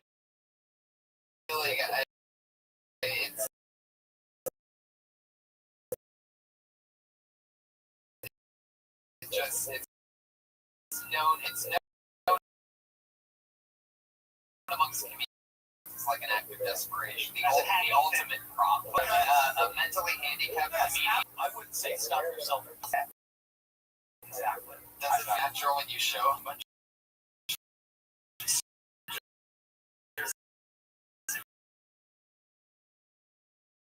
I like it when you did. That's the second time I've seen you do it. This guy says nobody's retarded.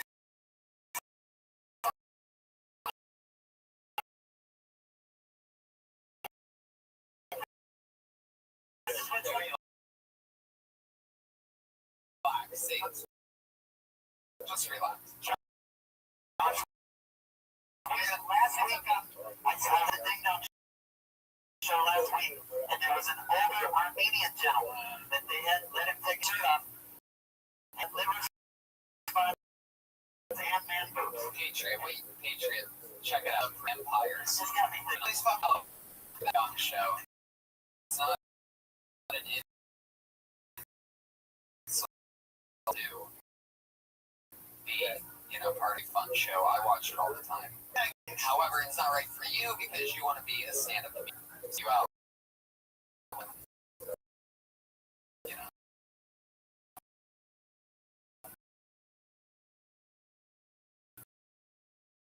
When I first came in, people were And I wouldn't look cool. when they applause. Josh, that in short, God, give it. Go around calling people retarded. There we go. There you go. He's back-to-back catchphrase. I'm learning something here. Hey, in your new bit's good thing. You're doing good. Like, you should really go into why you like Spanish. Deeper into it. That's Josh from Pirates, everybody. That's at Autistic Thunder on Twitter.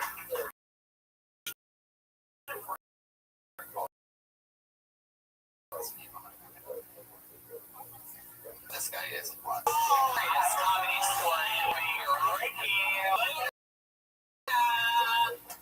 What does that mean, Iron Patriot? Damn. Man. Wow. Oh, that was the best one yet. First of all, that means he's blacklisted. That sounds. You're blacklisted if you miss your If you spot. miss yeah, that's right. I think the last was like It's tough but fair. yeah.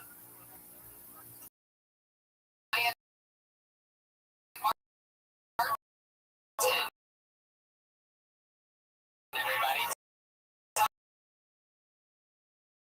talking about Iron. holy. It was missing. It was missing. Totally. We need an iron wolf in the fucking mix, bro.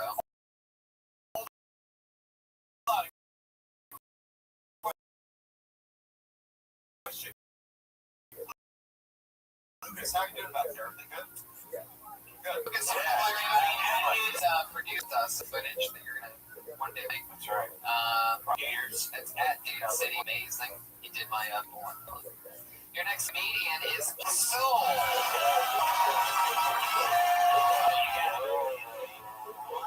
What does that mean?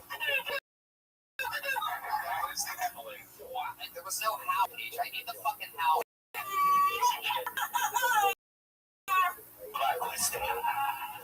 There we go. So far, we have more not doing the show than doing the show. At David Biddick. That's just David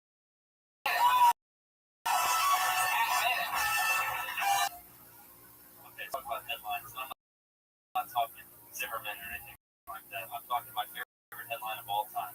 College school newspaper read, "Masturbators away." This guy got caught 3 times consecutive weekends masturbating outside of sororities.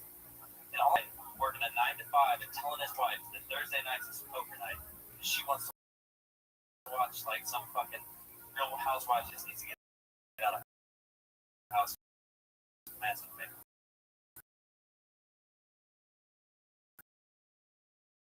Picture him standing outside the jacket. When they see it and they scream, "Oh my God! How did they not catch a man in this pants?" The picture, the woman trying to describe it to the window, like, he was like 6 foot with, I don't know what he looked like. Everybody. Moral of the story is, I decided to start masturbating to Facebook, and I was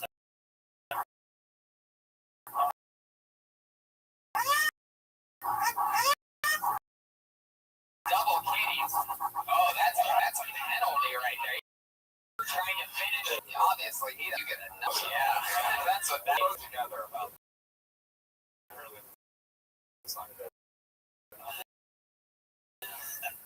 Any other jokes you want to finish? They wanted to do a triple hitting, which that's the week. By the way.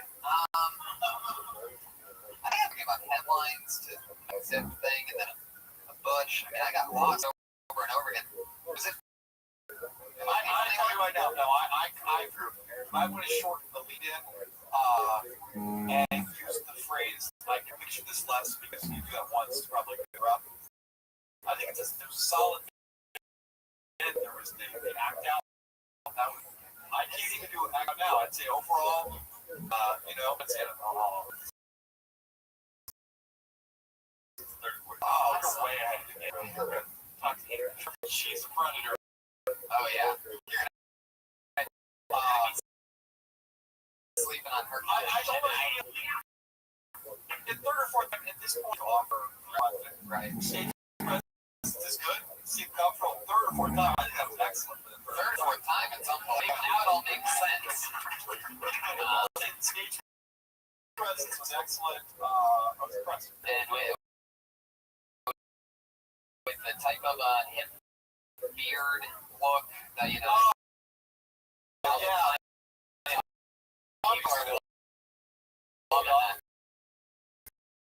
Right, yeah.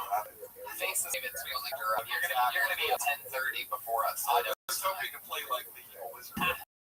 I mean, honestly, third or fourth time, is that not impressive? It's amazing. Furthermore, to have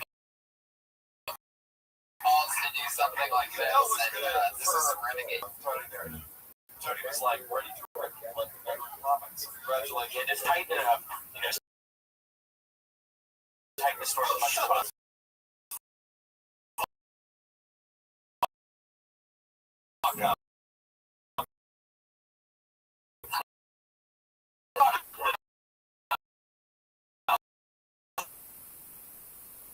Exact same thing. I mean, nobody wants to hear this. What the fuck? Oh, bravo. There you go. How fun. You could be a huge star. Yeah, she was.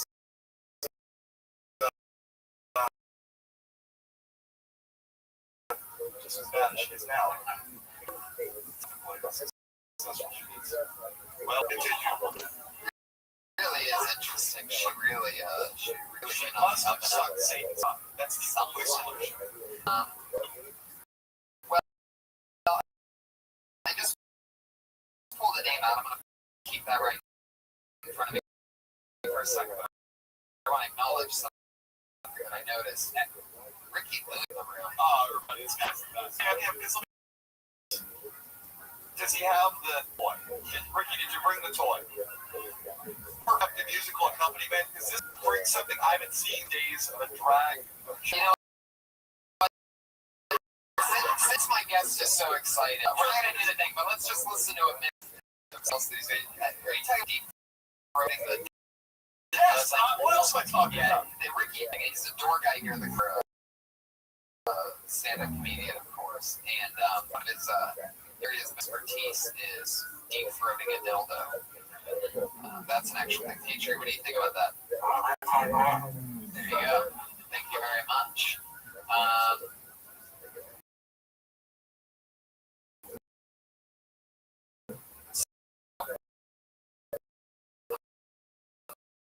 Thinking,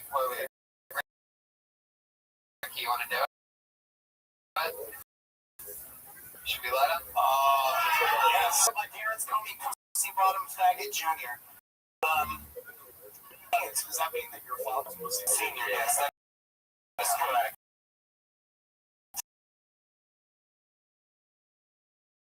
That is absolutely correct. My parents had 4 boys. Homosexual, which I guess the straight one, the faggot, isn't it? I'm a gay guy. Does everybody know what that means? It means instead of kissing, I have HIV. Thank you, that's it. Yeah. Let me make a point. We can all learn from Ricky Lunaker. Comes in, brings the boom, boom, boom, leaves on a high. Always right. HIV. That's true. It's tough to follow that. I thought awesome.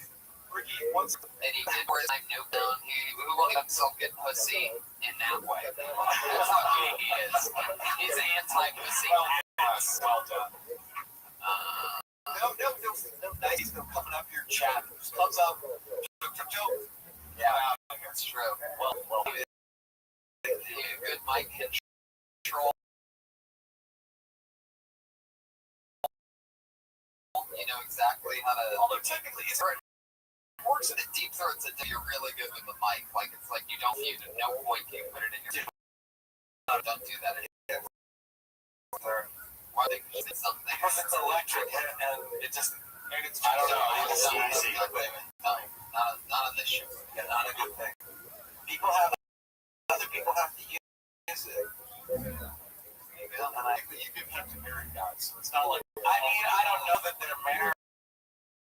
They don't tell me until later, or I know the tan mark, but they take their ring off. And they have a detective. I'm a sleuth. I'm a cock sleuth. How many Capital One Vikings have you?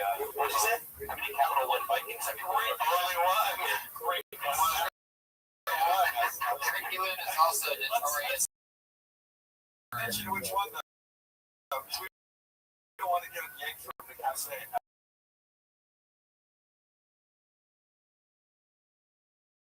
Ricky Lune is notorious for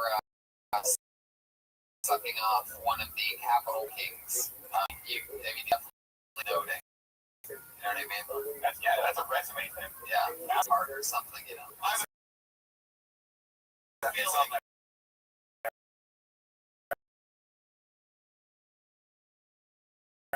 there is a business card. This way, You're always one step. I'm still tagging it until it works, but thanks for pointing out the one didn't work.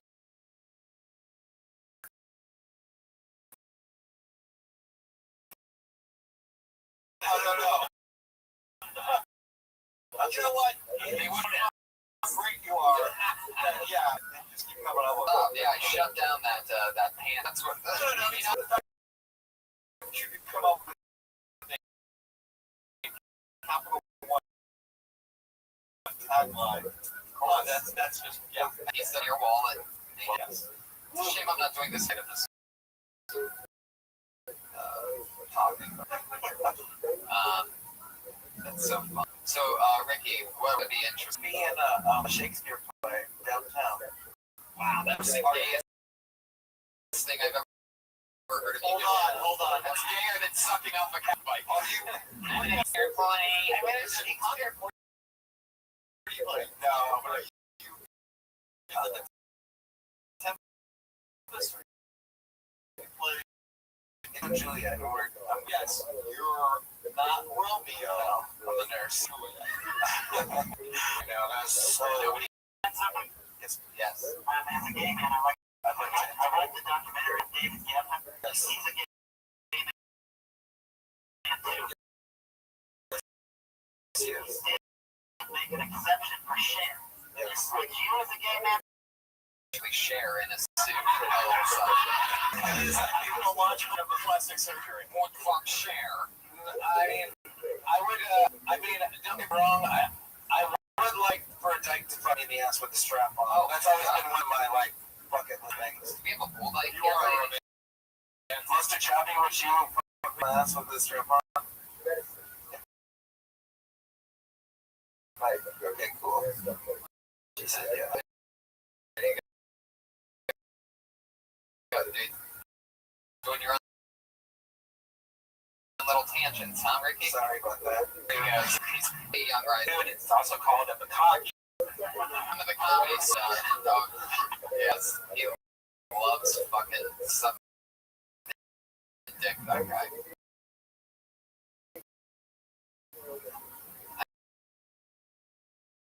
I need to suck I need to go Capital One. You know what I mean? What the fuck? I don't know, I just started.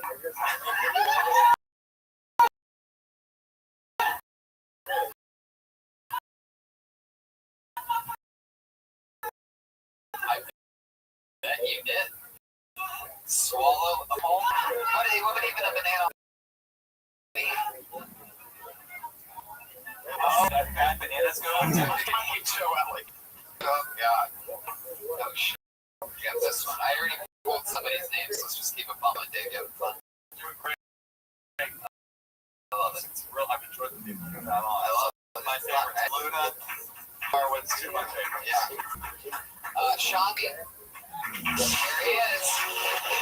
Talking about curious George. Actually, I'm going to do something different now. I think my biggest fear is swimming into a shark's mouth. Because when I'm swimming in the ocean, I can't underwater without goggles on. So what I usually do is close and just. But then, like in the back of my mind, I'm always thinking to myself, boy, I really hope there's not a smart around. Because if I was a smart shark and I would be like, that guy can't see. I'm gonna set up shop right here. I'm gonna open the shark mouth, and I'm just gonna let him swim inside my mouth. And then I'm gonna close my mouth, and I will have eaten him alive. And I don't want that.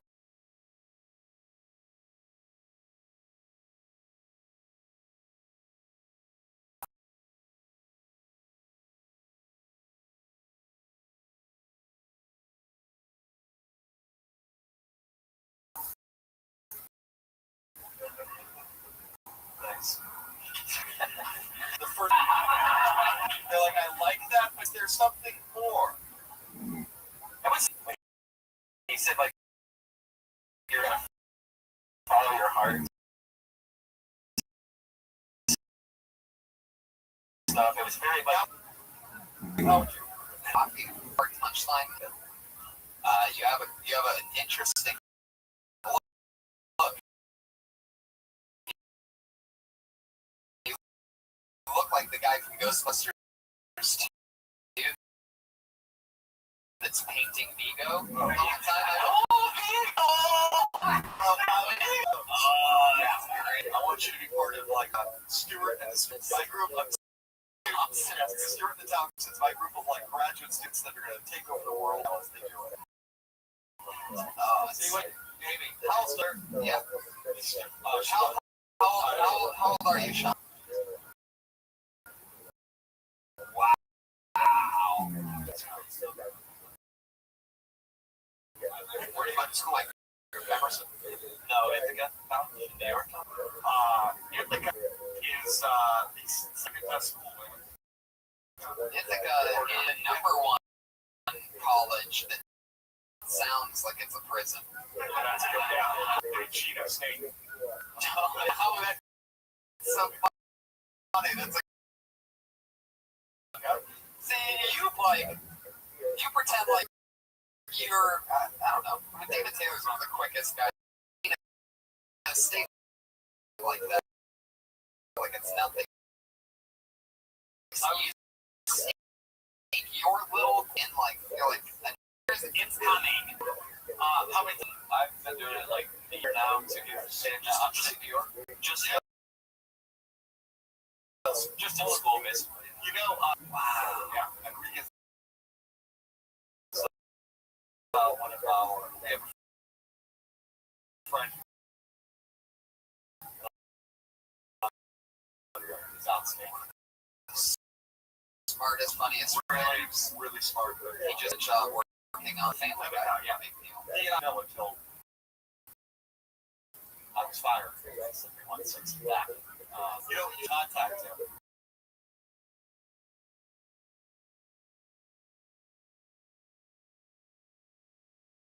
Like I love that movie. He's seriously awesome. I would try to sit down with him. Do you want to write for if I were you? I was one of them. Sit down.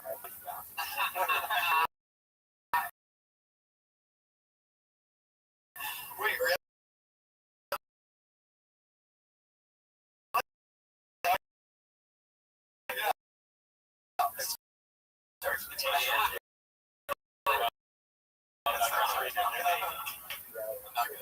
Let's try all of us together the pieces that we did say like I'm not figured out, but I think we said it's not like silly like that. Is that how all your stuff that you write is just kind of yeah, kind of like that. I don't know. It's like kind of happened. I don't know. I was really nervous. What did you just do? About how my biggest. I know, man. That's insane. No, it's an ADD. Sorry, I apologize because I was thinking about. I wonder who won the whole run derby. Does anybody know? Well, you're fucking good for nothing. Anyway, that's what I was thinking about. Look, talk to me. There you go. Maybe. You're not going to be a weird, are you? No, if I give him, I think he has enough to work. Yeah. He can do something to work. Well, how about a big round of applause for Sean Cleary, everybody? Luna was every Luna. David Biddick, at Biddick, B-I-D.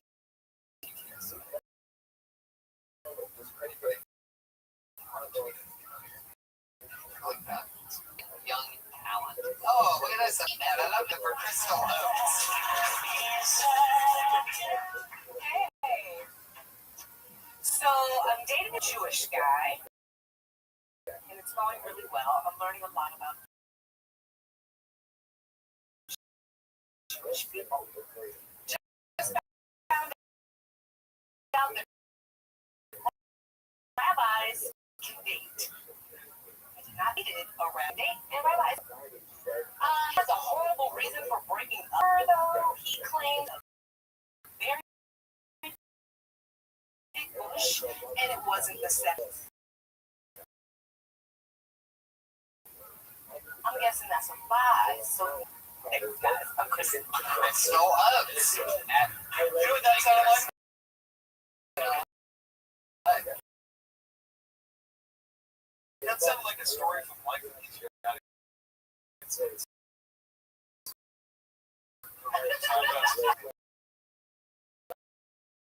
It would be like little anecdotes, and then there would be a cartoon next to it, and there would be like, here on up. That's what I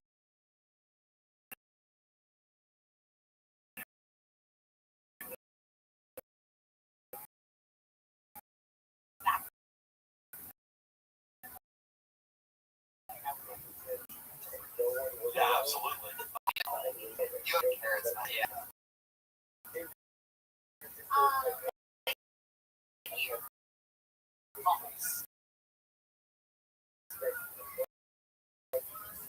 What's wrong? Now, Ricky,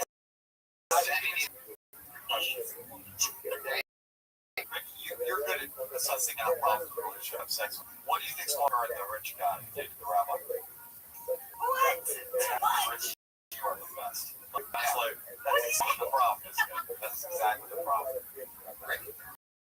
Because I follow the rabbi? Is that what you're saying? Now, Okay, but you're with this going, this relationship is good question. Good question. How much does it talk about his own? Gosh. not about it. Christ. He's about it. Oh, wait, does he not love his mother? What's that? Oh, look, he doesn't love her that much. He's dating a black girl. So that's like a great, fuck you. No way! Also, I didn't say you were not, but let me tell you something. Does anybody know Jewish parents? They are crazy. Have you met the they're parents? very Sorry, jazz and they're how many very times? Just once? Just the once. How progressive they are. I'm sure they have to act progressive in first of all. They're not gonna have act shocked like their son didn't warn them. She's black. The only way they're in Palestinian. Oh, that's true. I think they So could they be like horrified. love me. Did you meet them at a haunted house? Where did they live? Are they LA too? The Yeah, parents? that's Wow. What's his last name? I'm not familiar with that term. What is he?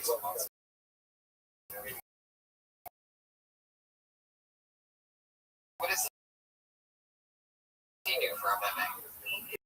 He is actually semi-retired working builder. See what I'm talking about? What? For like 20 years. His parents are alive, his grandparents are alive, and he's awesome.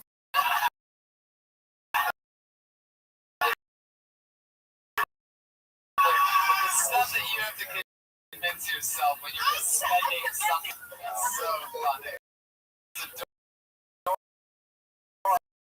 adorable how women will. They go, he's a great guy.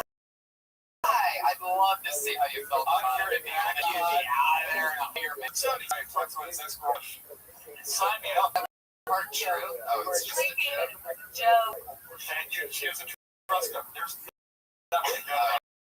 I mean, so that's like a silly reason to break up with someone. Oh, wait till you honestly, wait till you hear what he gives you. Do you know some? Wow. Have you ever had a Jewish sport? I have. Wow.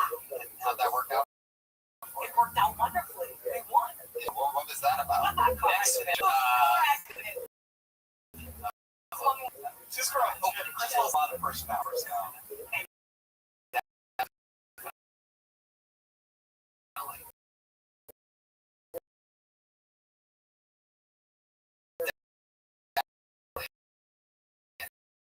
Shiny, charismatic being of the world. And it's terribly spelled Twitter handle. You have no marketing behind it ever. The letter N, LA. Nobody gets that right. People would go there. Right here. It's not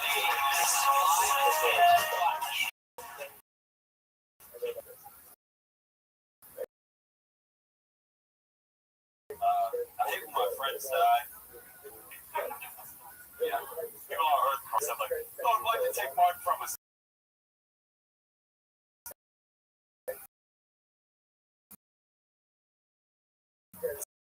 He has an amazing jump shot. That's why.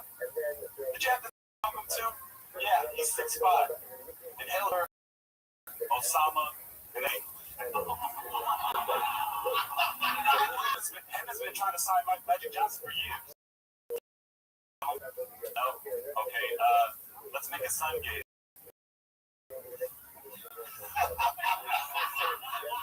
You imagine Jacob's gay, right? Yeah, if that's the pause for a second.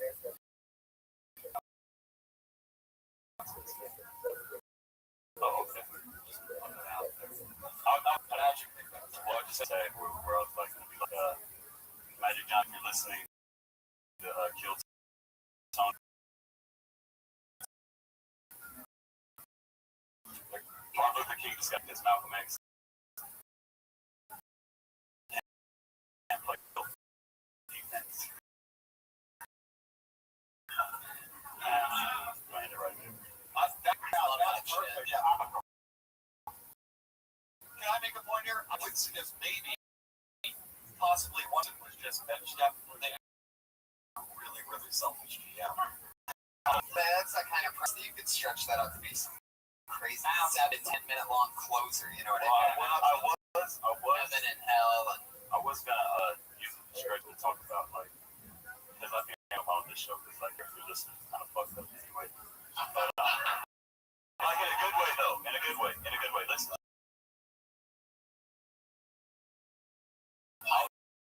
that in a good way to say.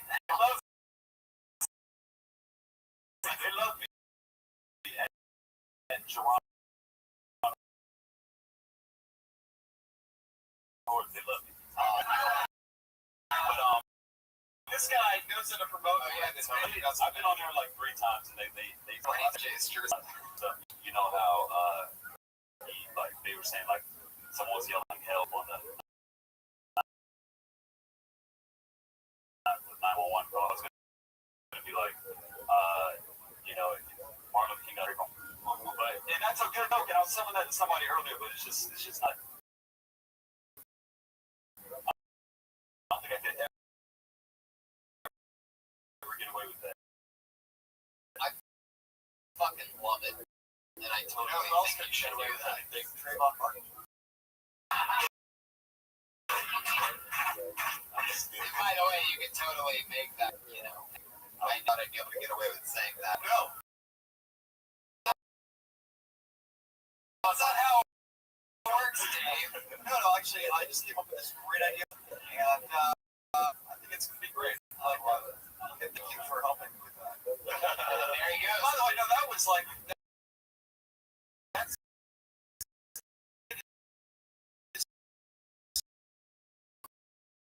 Good. Right. It feels like it's in wrong groove, doesn't it? Like, what? Don't get welcome to my world. But second place because I don't eat pussy. Oh, yeah. What? Who was it? What? We had some... What's wrong with you? We had some... Wait, you really have, but it's not like comedy. So you must hate it. Then. What is No, that? I love it. I Is it get common it. for you? Black guy was... Yeah, but he's sort of light-skinned. Have you tasted a dick? As a dick? I think, I mean, it is like, pussy. It's like a way to get pussy when you can't get pussy. You know, that's what I see it. It's like, milk is my pure opinion. I totally see what you're saying there. This guy, I'm telling you, so how are you not downstairs? I signed the list, but they don't. Oh, yeah, I forgot. You're black. Look, that's serious. Like, you need to tell Tommy. Tommy goes back and forth between hating all black people and hating all black people but being afraid for his job and giving them lots of spots.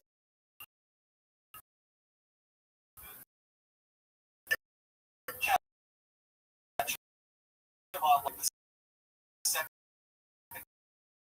phase, you're going to do real good for yourself. Fuck that shit, racist.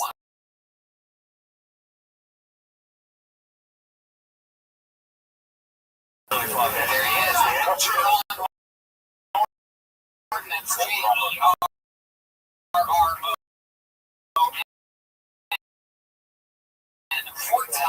Big shout, hashtag kill Tommy. There you go. Now, this guy, he's one of the worst producers, one of the worst people that help out. But I love him.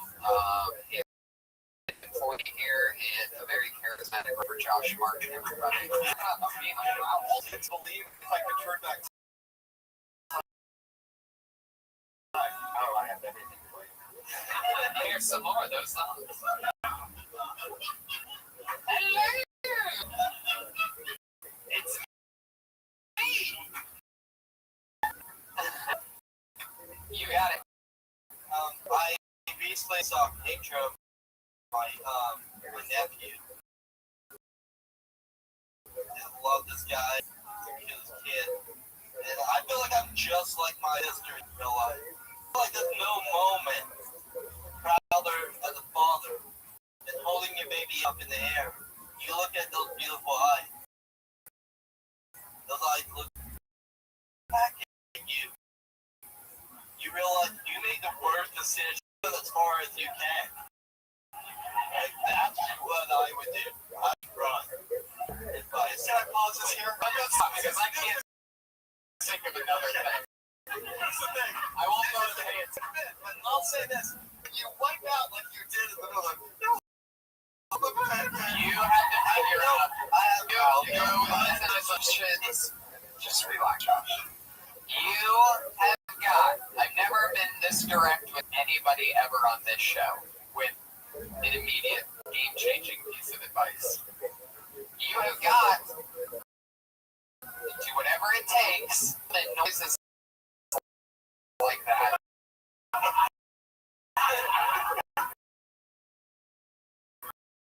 To add in to what I did. Because all of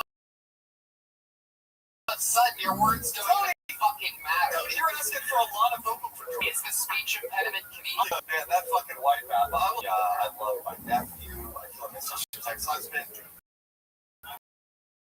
It took me to a weird place, but then you brought it back there with me, wanting to run. If you get to that place where you're holding the baby, I want to run. That to me is good. Oh, you're waiting to that. Yeah, he ran. Did he really? The way he ran away is priceless. That's right. It's good again for us. Playing away. Wow. Right. Yeah. You notice, even when it's not making the sounds, I don't even know if it's from a grown-up adult. Yeah, there's an X Factor. Got good beats. His beats are good. Yeah. You're definitely an interesting character. That noise thing, though, man. I mean, if you could say that shit.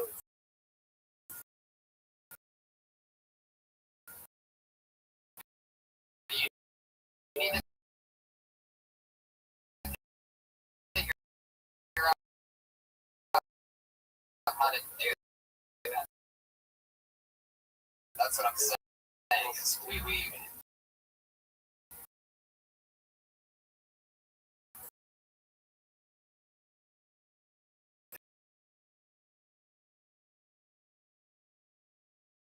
there was an amazing moment. I wish I was already listening. Podcast.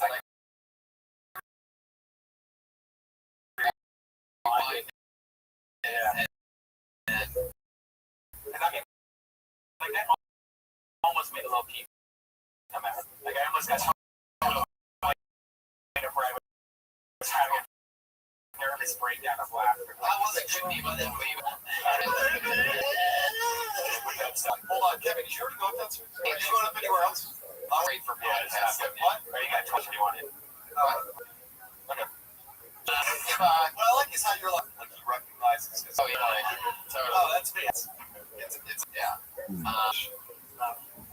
Patreon. I love that stuff. I need more Howlin'. I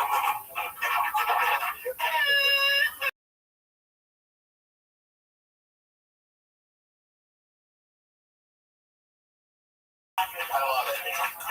How do you make that noise that's in the middle there? We're having to head to our Trace Stewart. Thank you. Legend of the Legend historian Floyd is anywhere above somewhere around the 75 since he's been in 75 chicks. He's hooked up with at the comedy store. Who knows? You can be sitting next. Thank you. It's good to be here. I'm gonna make this make minutes. That's good.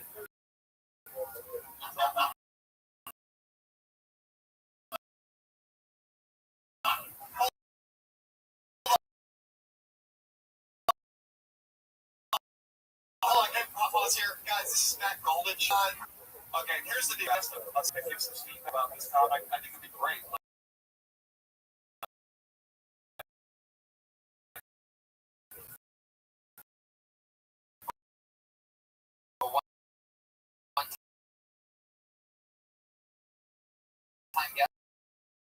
One time, come up here. Just one time, come up here.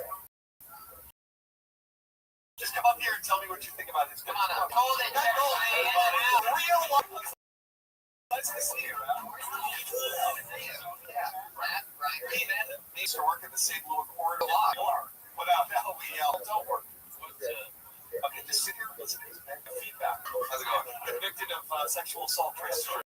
Yeah, never saw a billboard promoting plastic. That's the last thing LA needs, even more fake ass bitches running around. So we got enough. Cute girl got on the bus, and I want to talk about that. She got on the bus and sat next to me, and I started talking to her. Everything's going good. So I go to get a number, and this is what she said. She's like, "Oh, I'm sorry. I don't get my number out with the guys who ride the bus. You realize you're on the bus too." That's the only reason I was talking to her. I'm losing in life. Right? So if a guy wants my number, he's got his life. To get this good car and a lot of money. If I had my life together, I'm gonna be tough tired. And that's it. Wow. That was more of a Right now, I'm like a young Morgan Freeman. Oh yeah, definitely. He's gonna be a narrator one day. Okay, television writer and feature comedian Matt Golden. What did you think about that? I think you guys nailed it. By the way, your hair's looking really good. Did you get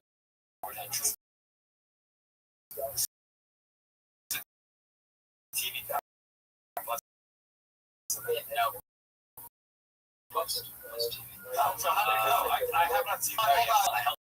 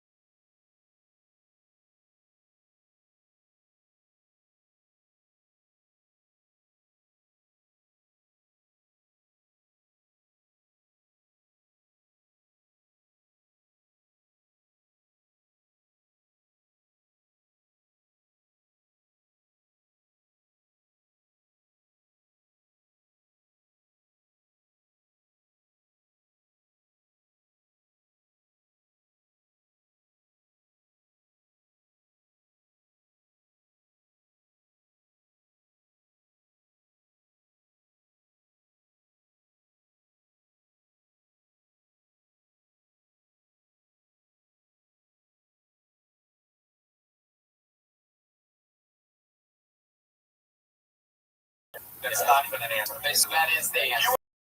That's actually the correct. It's actually The correct answer. just like a how many pages was that? It was like they wanted two of this idea, one of that. So, like the biggest mistake you can make right for that particular show. So you really want to get the actual for that show and then do it for that. And that's the best way. This guy knows about diversity, considering he wrote for Anthony Jeselnik and Ellen DeGeneres. Wow. That is the spectrum. Wow. From misogyny to lesbian. I write for a lot. I only write for blondes. So, yeah. Who is the 102, I guess, technically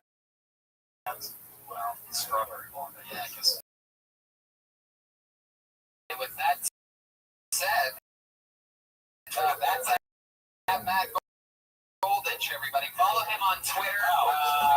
Of course, absolutely.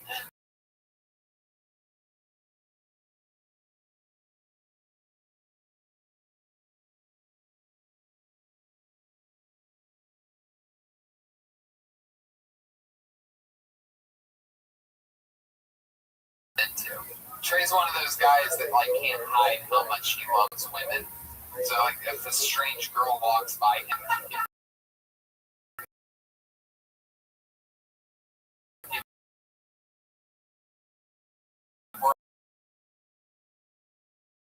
like having this happened a week ago, us all hanging out in a circle. He's conversation. Doesn't think anybody's looking. He just dips like this stocky walk. You know, I like a cartoon dog. Oh, and it was very. I go, what the fuck are you doing? I couldn't help myself immediately. Anyway, this is an exciting portion of the show. As people who have followed along the legend of Sarah Mustajabi and two young stand-up comedians who started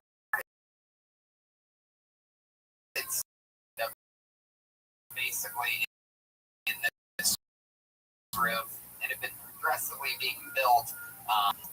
Is of that we did about this because we decided to lift Sarah's band, our probation.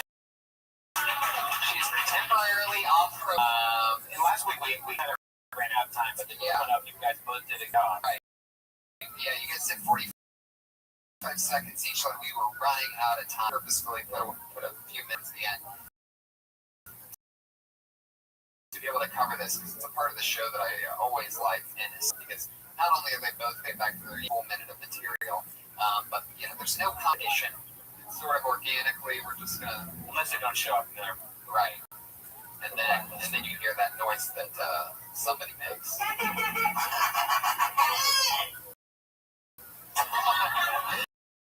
There you go, the old dying dog at the end. So with that said, also I'm very excited about this one because David is notoriously honest and so aggressive would be an understatement towards women most of the time. Like God himself. It's to remind them of their father that hated them. There was a reason. The female killed Tony. For Sarah most of the or as she's known on Twitter, the infamous @Citrax is an icon since episode 1. So a couple weeks ago, when we asked Nick, it was too intense. In my defense, I haven't screamed out, so it's really my fault. Although I get it that if you say my last name times in the dark, my dad shows up in a Cosby dinner and a white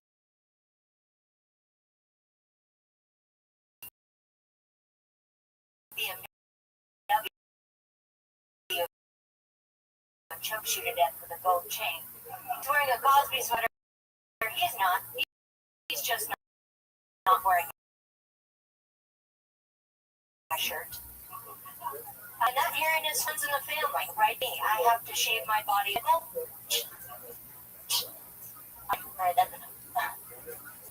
Wow. Okay. We are hitting the stereo. My uncle owns a liquor store. My dad owns a tobacco. My other uncle owns a tobacco shop. I mean, even things that you just said right then give you opportunity to actually wearing a sweater deeper. You know, you Who won the home run derby? That's a great question. Nobody's answered that. Yeah. Golden Jew. You know? Watch that. Oh, was it flat? that you did pretty good. You could have went into more at the beginning when you said, like, you said you could say, like, you could 30 seconds of a minute. Like, she seems very comfortable on stage. Yeah. Women usually are very comfortable in the beginning because they're used to being stared at. And then they kind of don't get any better because they're just getting constant praise. But I'll improve again. We can't television show. So you don't need to focus on improvement. Entertainment can never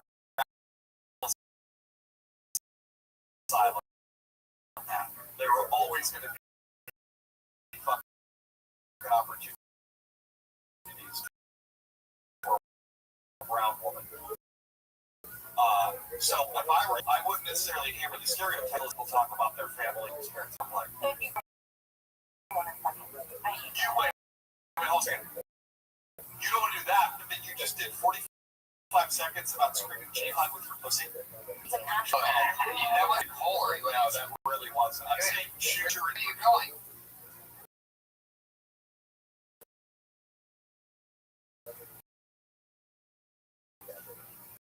Oh man, you were on double probation. What you back on stage, young lady? Anything that's anything you're what the fuck? Huh? Yeah. Cat is angry. Do you really think that do like the where I make like bad boys and I think that everybody knows your dad's especially for Chicago? the sweater and the so you're saying the I one don't know. They only did that. what? The boys like that. Yeah, so you did the only thing that you saw them do. I did something I hadn't seen them do because I have. But you didn't. But you had them all make hairy jokes and shaming jokes. something on fire, by the way. Don't worry, we have our friends, the former general manager's imaginary father working on that. No question, that's great. Great first round. Did you watch? Oh, come on. Anyway, Jesus Christ. He's talking about a home run derby 2 weeks before anybody hears this. Sarah, you seem furiously angry. Like, what? You're just like getting us these looks like we're supposed to be made by. No, the last. What did you just ask? The fact that he asked you to do the voice is what offends you this much? I'm going to go into it. I don't think you so much. Just come out of his mouth. It just pissed me off. I'm sorry. I have a fucking vagina. I'm sensitive. Like, what do you want me? Like. Anyway, that's not an excuse, by the way. That was fair. Yeah, That guy has had more in his ass than anybody.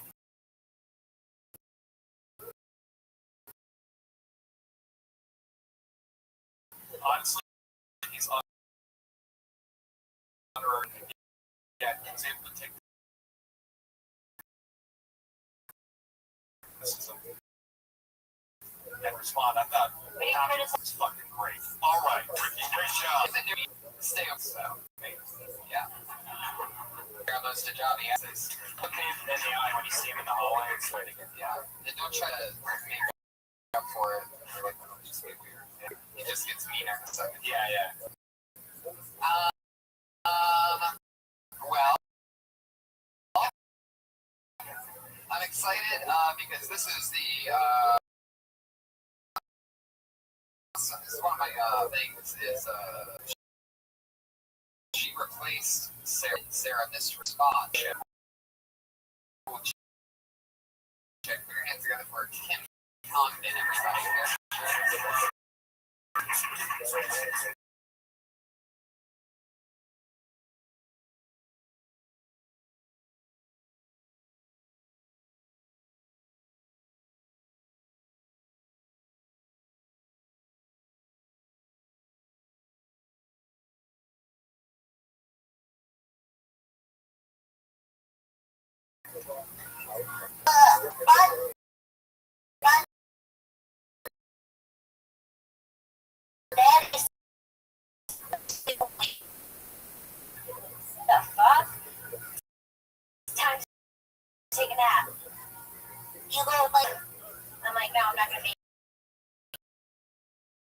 that. And with that being said, I don't know what this is about abortion. Everyone's freaking out about it. I'm saying if you get pregnant, give it to the kid. Put your mind in a few years.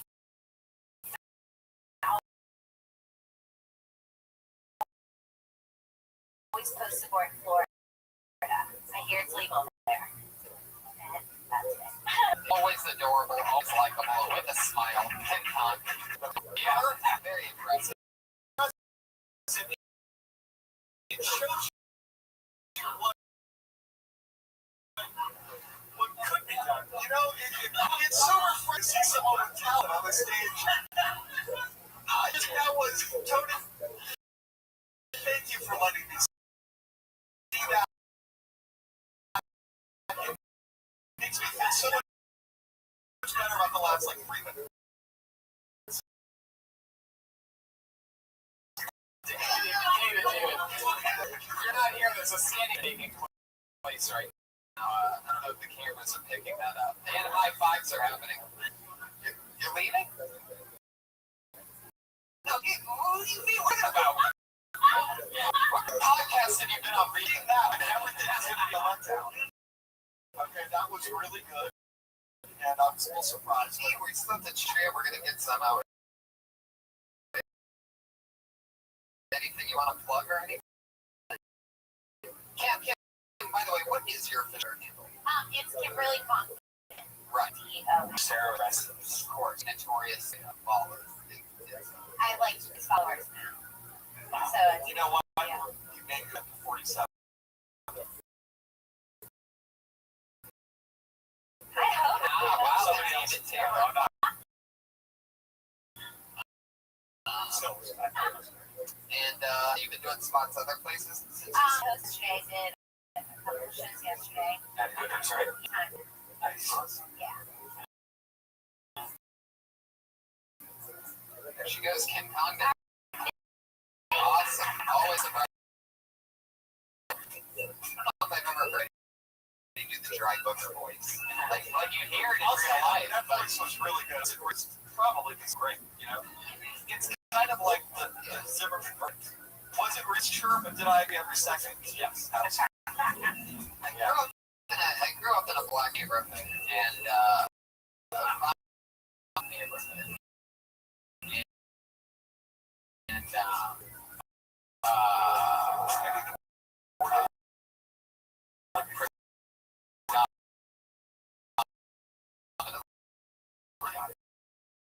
yes, of course, I know some media like that. And I've heard that North is really good. And another name, I feel like they could put you to work maybe black babies. David, what are you doing? Anything to promote? This at Taylor on Twitter, is that correct? All is always so much fun to hang out with you. So much fun to have you be part of it. Thank you so much. Can't wait to hear the feedback on this. Iron Patriot. Anything coming up? Anything you want to promote? Patriot on Twitter? Any live knocked over your own mic? So you do, right? Yeah.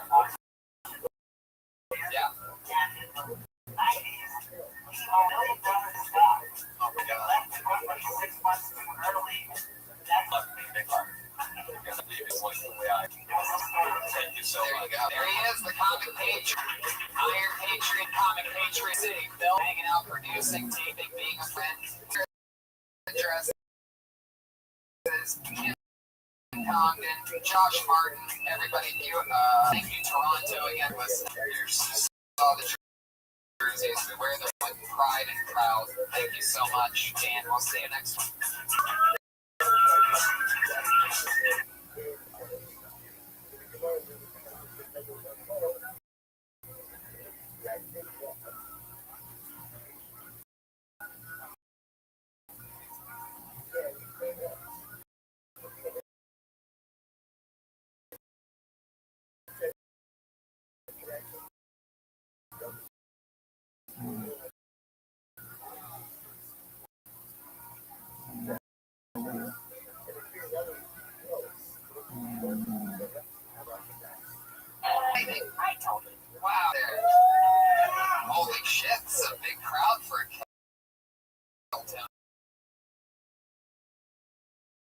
episodes. Very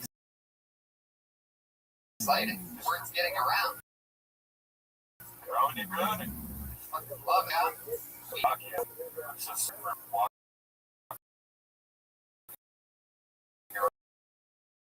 around looking at comic books.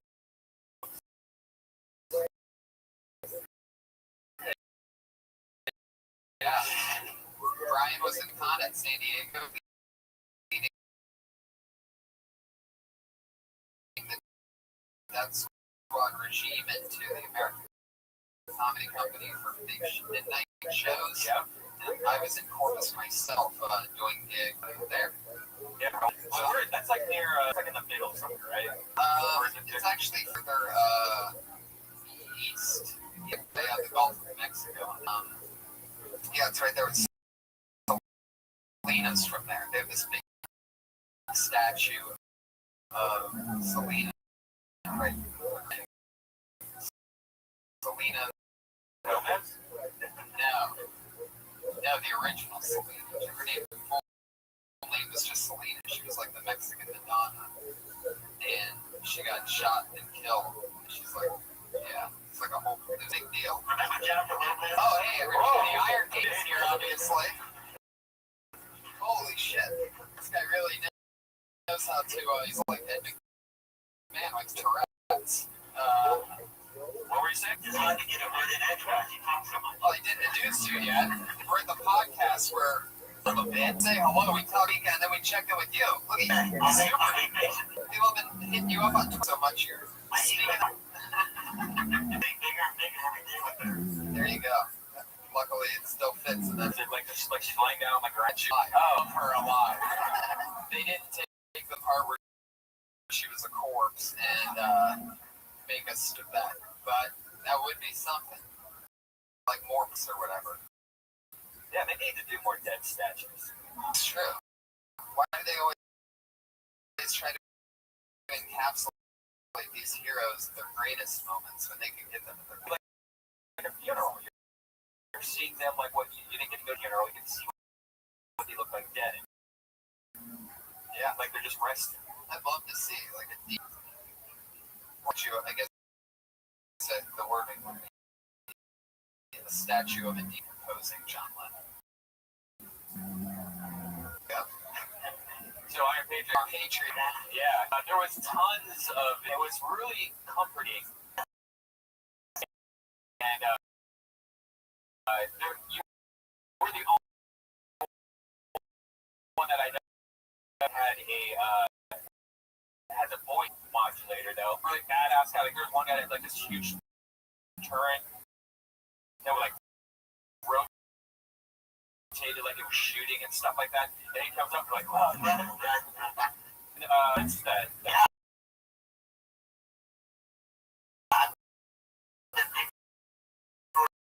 Telling me I read some things on the internet. I looked at a bunch of. Why weren't you there? I didn't have a ticket. If I had the proper invitation,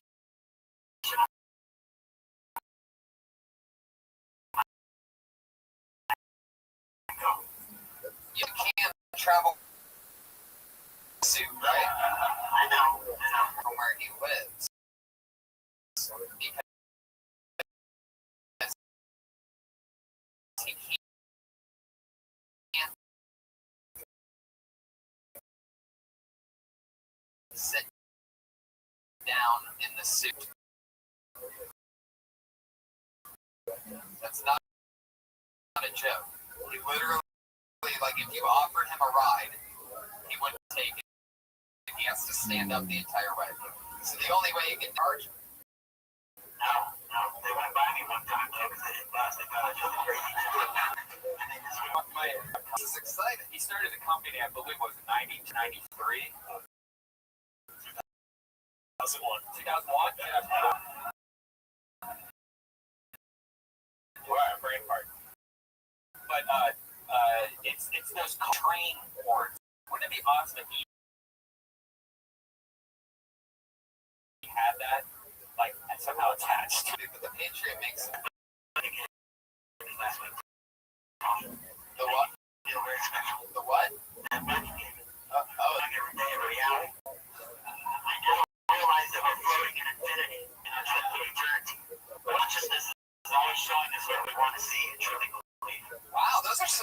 Patriots, by the way. First of all, for those of you again that don't know, the Patriots also notorious for his marijuana-induced deep thoughts.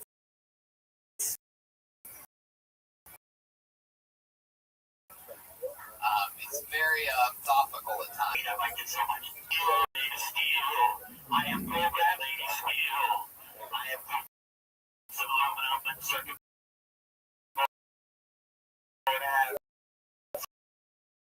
I'm impervious to hackers for medieval labs.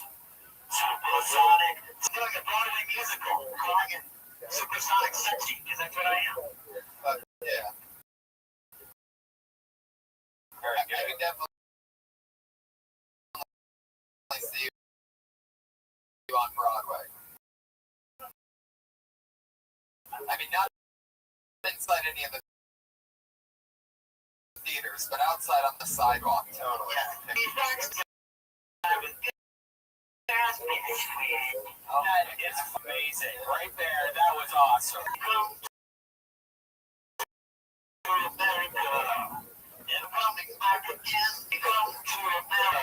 All right, Andrew. We know that you know some songs. We get it. Okay, well, thanks for letting me get it far. I'm Dougie from hell. Oh my God, fucking love it, man.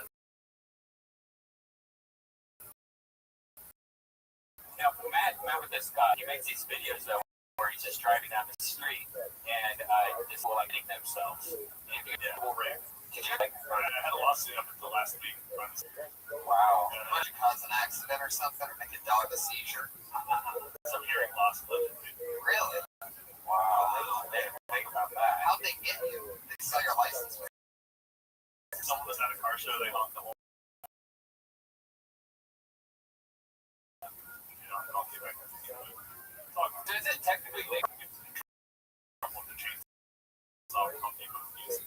Right. But that's what I Right, yeah. It's so fucking fun though. Yeah, like watching people react.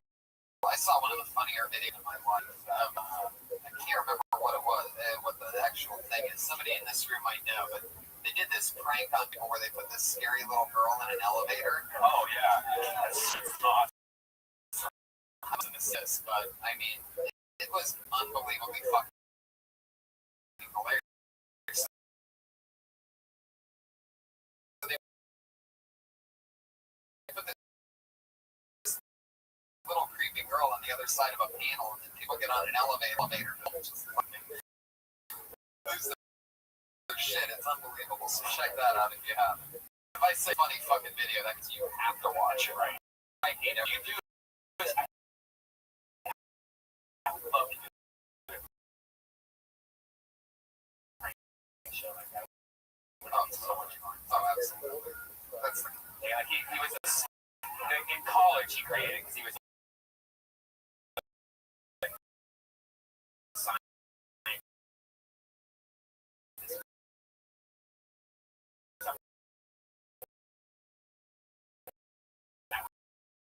His college project, and it's like one little tear, but like it's just disgusting. So I had boxes of them. I'm not going to like you. It just drenched it, and we were from a car, and we never released the video. I think it might be on a podcast somewhere, like where it showed only kids picked it up, and so like it'd be like a. And the kid starts crying and wipes it all over its face. that's awesome. It got bad, so we decided like take it somewhere else because we're getting kind of nervous. It's just all these wiping their hands off. I love how the baby finds money. It's still in putting its face with the dollar bill. And so the excited to move, we felt bad because we were like a bird. And same thing, old man wearing a camo thing, and his little ones, they like take like no stop, and then he goes and picks it up and then puts it down and then kicks it into a puddle of water. Then he turns around and he only had an arm. He was a big hump for that.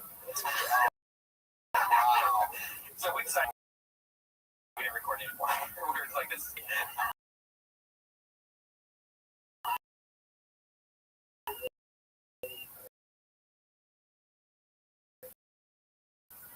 Oh my God. Comic-Con though, my was out of control. Where there's one really short shorts that's been by the character in a kid's cartoon wearing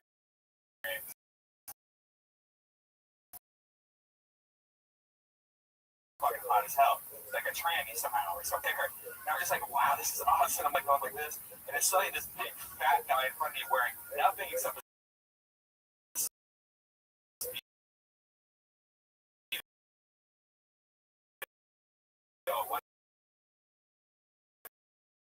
real costume.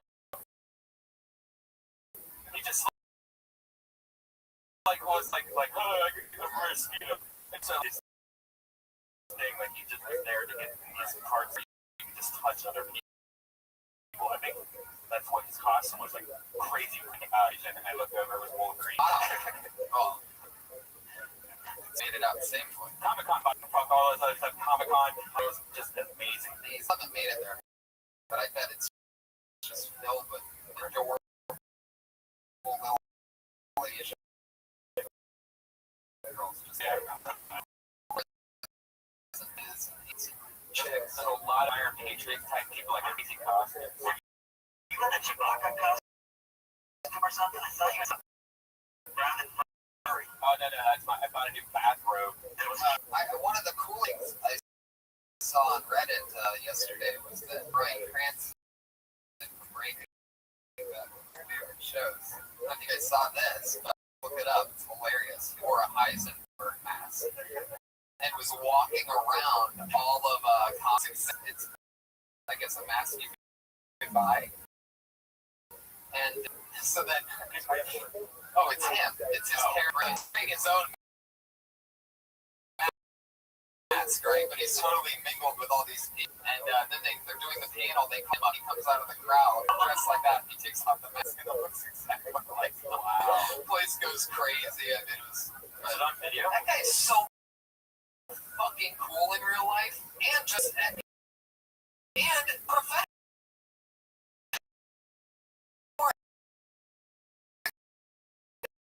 Out of this Bryan Cranston guy. You know, you have to have to be able to play that Breaking Bad and the dad from Malcolm in the Middle. There's a lot of great actors, but they're not making you think of the walking guy's intense anyway. But they're sponsored by Foreign Blasters and Breaking Bad. By the way.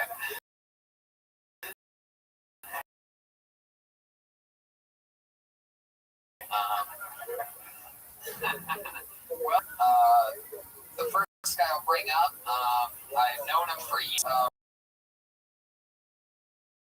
We are back of the Assassins together late at night. This is a real comedy war in the country. One of my funniest friends for more than 6 years. Figure my pal. Hello, everybody. And also, another amazing stand-up comedian. This guy caught my view. Absolutely hilarious. One of the things that blew my mind about him was that he was always doing a different set. He wrote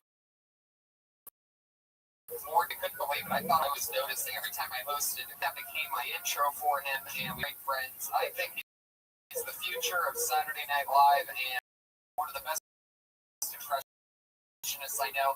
And another one of my funniest friends. It is my friends.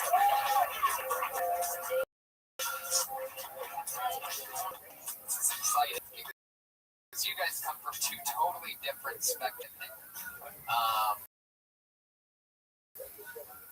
What Earl has in a fun joke style, grounded, just beat him with jokes and change statement and being just like almost like a statue. Jerry flying around just a goofball. So I'm excited about this chemistry to have you two guys on. Funny, your friend. No mercy. No mercy. Fuck. Wow. I've been doing stuff for about 4 years and improv for 7 years. Wow. Yeah, you're like big in the improv world, right? Yeah.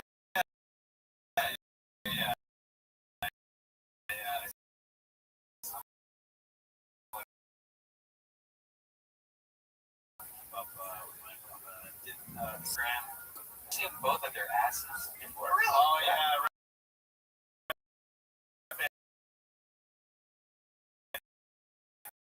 Definitely has. Have you seen mine?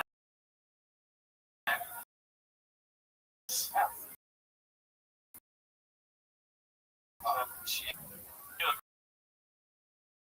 Great Buffalo Bill impression. Yeah. It's one of the funnier things. There's like I said, we're here for been late night dwellers. We've always played in the band together. We've done a lot more often a couple of years ago where we just played airplay basically music for hours and hours. Oh yeah, a couple shows it was like 4 or 5 in the morning back in the day. Big time. Sometimes we would watch that come up. But, That's not all that came up. there's some crazy stuff that happens here. Late recommended. that really makes Oh me. yeah. So one of the funnier things, especially a comedian on stage that we know that's doing terribly. That's always the best case scenario for this. He goes behind the black curtain And back here, one so the comedian can't see, right. and it comes out completely changed and slowly In the what's great is the person on stage thinks that they're getting this gigantic laugh from their material big time for us. Because the person's like, oh, thank you. Oh, you like that one, huh? And that's the part you really realize the real guy behind him. Well, the best one, I think, guys' punchlines. So every time it was coming, I would whip out. So just killing. I mean, just standing. No. Next night he does the same.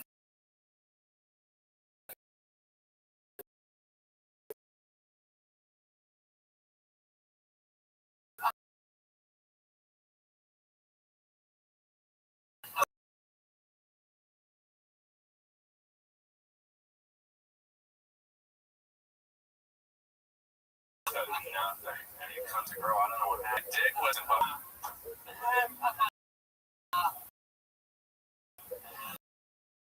Oh, it's fucking awesome.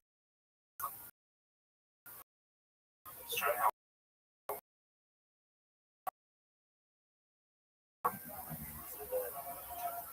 What I love is I don't even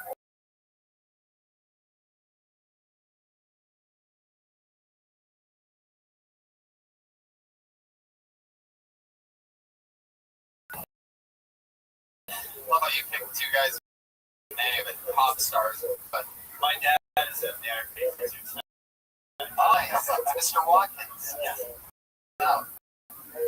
Fuck yeah. That's so weird. My dad owns it. One of the things we really know. We actually, I've never seen his face, and I've what, I mean, 7 episodes with him, 6 episodes. My Facebook, on Twitter, I haven't linked this. Shows where I look. Why is the microphone on your dick, though? It comes out of my chest. The sound is. I bet it does. Yeah. I'm sure you are. Iron Patriot, have you used her yet? What's Tinder? It's this application where it shows the girl you like it or hate her. Then you go through her photos, and if you like it, file, and then she looks at it and likes your picture, and it makes a chat room so you can talk to that. Me and Benji just start getting is figuring out that all you do is you just like every single girl that ups your chances. So we're now addicted to it. I've 5,000 per hour By the way, what this means is now the entire time that Brian's out at night, by the way, we're all hanging. And there's a chance where she was right in front of him, he could meet a great girl. He's too busy staring at his phone, pushing the time. I don't even know. I think I found most of the girls I know on here already. Well, how long has that been out? 6 months or so. It's a big. My dad, he's been almost 30 days.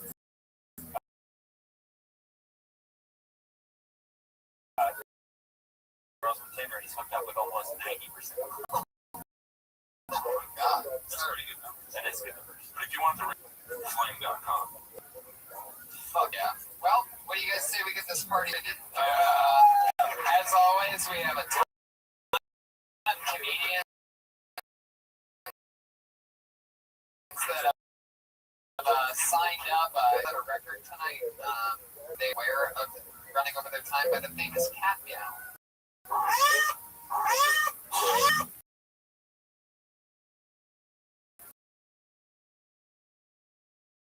And they go over, and they won't stop. Get to West Hollywood. It's off soft with a little kitty now, but if you go,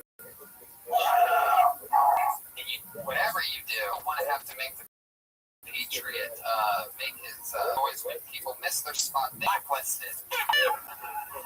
So there you go. Any of these things could happen at any given moment. You never know what happened. We have a huge bucket of comedians. I'm so excited. The energy in this room is great. You guys ready to get this thing started? Fuck yeah. All right. Well, I pull out of the bucket.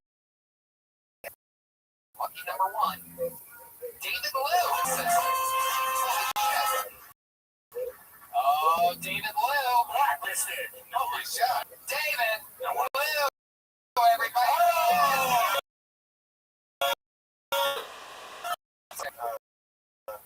Just go. But you got it. Alright. You guys like racism? I like racism. Yeah. I don't like how quickly people get offended. It's not something that's bad. Like my white friend was like, hey David, you look like that guy from Fast and I was like, that's not bad. Which one? He was like, oh. But it kind of bothered me. I was like, alright, blanket racism kind of hurts when you lump us only small minorities. It does white people for some reason. Every time I've tried it, I'm like, oh, all you white people look alike. You guys just look at each other like, well, that's fucking impossible. I don't know what it's talking about. You don't have to be a different race to be racist. It can be anybody, right? Like my girlfriend's also Asian, but she's a different kind. Chinese, Korean. We get along fine. But the parent word because her dad doesn't speak. Relax, guys. Look it up. That's the right one. Fuck yeah. That was awesome. I love that. I love the timing on that. He did and turn in the cat meow. He knew exactly what 60 seconds was. I know. And you figured. Fuck yeah, racism is always fun. Oh, If yeah. you're Asian, so you get to talk about it. Yeah. Yeah, that's fun. Everybody has one. Does your girlfriend have Nailed it, yes. No, Asian guys. so sad. She has a few with Koreans love it. Dr. Fish, Canada, and Drug. Are they single? What? Are they single? No way. There's a rich Asian doctor that buys the ends.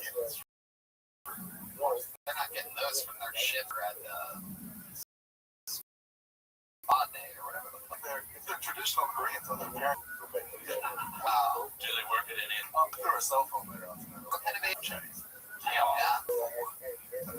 Fucking people to chill out there. And I'm not cool. Same with baseball minutes. Yeah, exactly. Do you know how to get a green card for, or I mean, a visa for a Filipino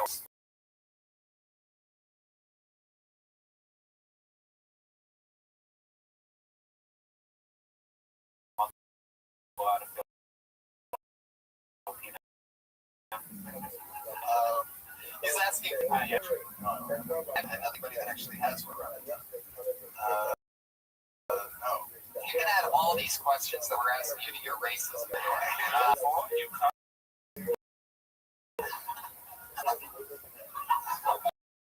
We're also having flashbacks from last week. Wait, last week, What's your favorite? they check for a tan line on your sock in case you're a bicycle cop. Is that true? Get the fuck out of here. Red Zagat's got it. Fuck yeah, David, that's all really funny shit.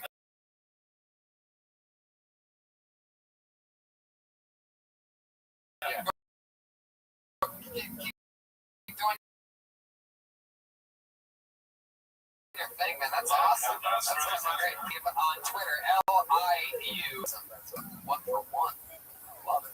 Josh, everybody. AKA.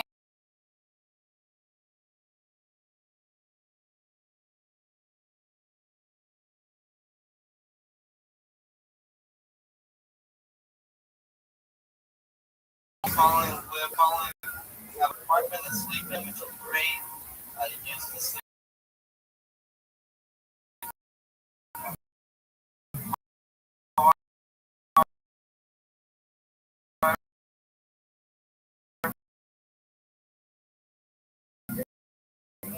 It's great. I love my new place.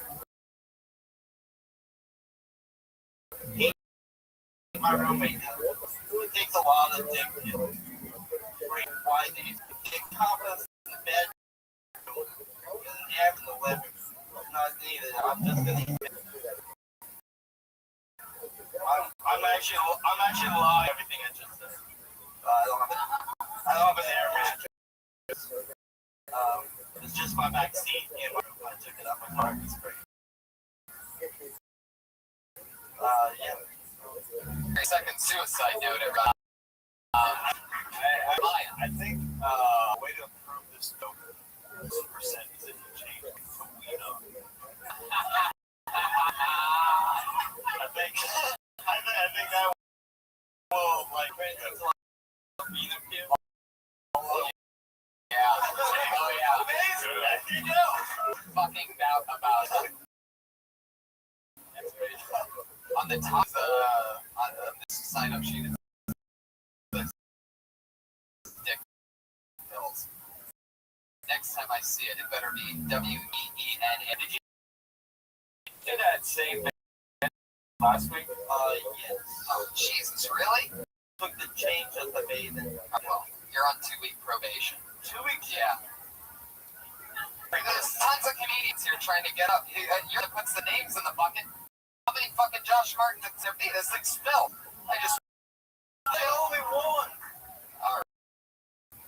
There he goes, everybody. Josh Martin. Better than the Wiener pill. Yeah. There's no punch check we can do to that. That's it. Wrong with taking dick pills either. He's great. That's my Wasted. I know it. It makes no sense whatsoever. You're on here. In 1 minute.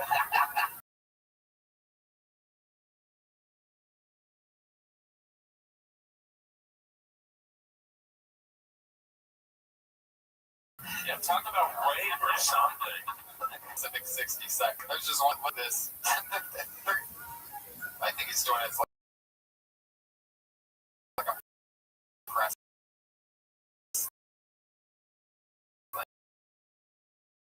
So that he can have a bunch of people just tweet him like, what a fucking idiot. 2 weeks ago, you're gonna. It's just like a big thing.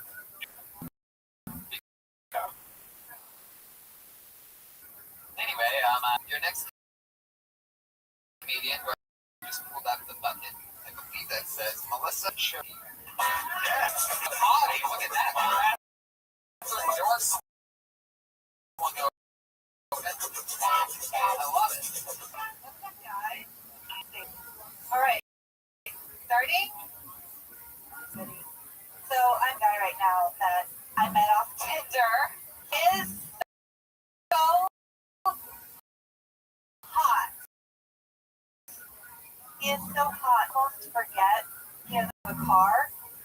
I'm laughing, like trying to grab us up, and I'm like so mad at myself. You know, I'm like, oh my god, I cannot believe I'm putting myself in this situation. I cannot believe it. And I see him at the bus stop. I'm like, oh my god, get in. Now you're hot.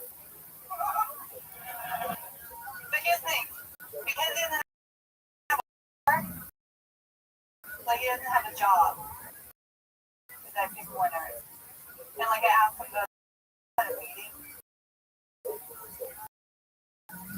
Meeting of the mind. She's like, yeah, I sent out an email. Like, you just sent out an email on something productive that you've done today. But this just psychomatic to do. There it is, 60 seconds. Fuck yeah. I got confused there because you said that you met him on Tinder, but then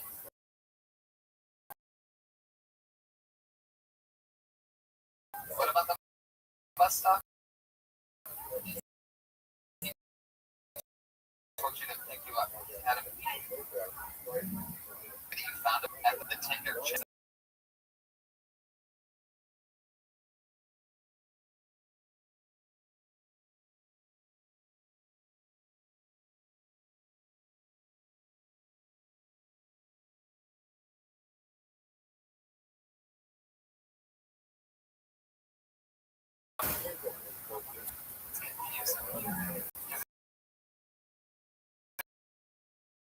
It sounds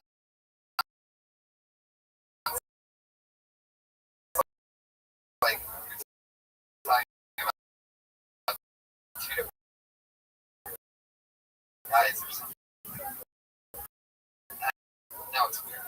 But then you met him on Tinder, and then it seems like you're meeting him at a stop. Like, hey, somebody over here. Yeah, I thought you were trying to do it. Whoa. You know, white above her eyes. Oh, your feet are exposed. Comic feature is a foot fetish. It's a show where I let him judge one male comedian's needs. There you go. What nationality?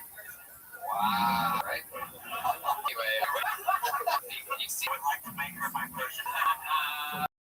There you go. I'll massage your feet during a aerobic comedy. Heck yeah. Nothing feels better massaging your feet than fiberglass. So.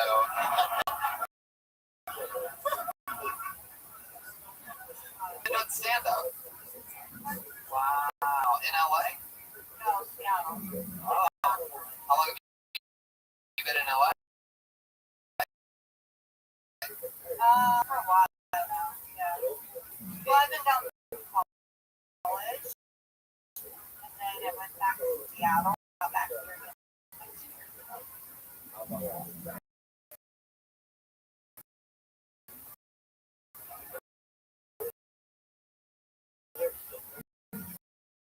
When you studying in college?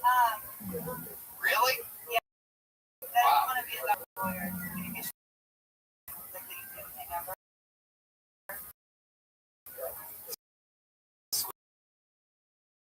What do you want to do? What? All right. Hi. You guys have time to look at it. No, I'm sure that's a conscious thing. The biggest comic in the world. You dumb.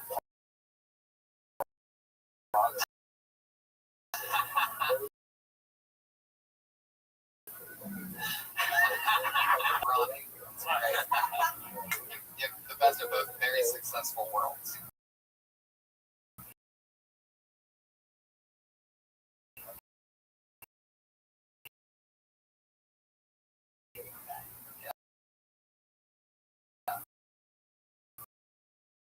You know, I don't know if it's a fancy, but I'm sure I'll share it somewhere. It's kind of give it nice. Put your hands together for Melissa. It's Al Schneiders. Anyway. It's fucking legit. It's got a little puppy and a service vest. I said you've never heard before. We're together in Norman Towns.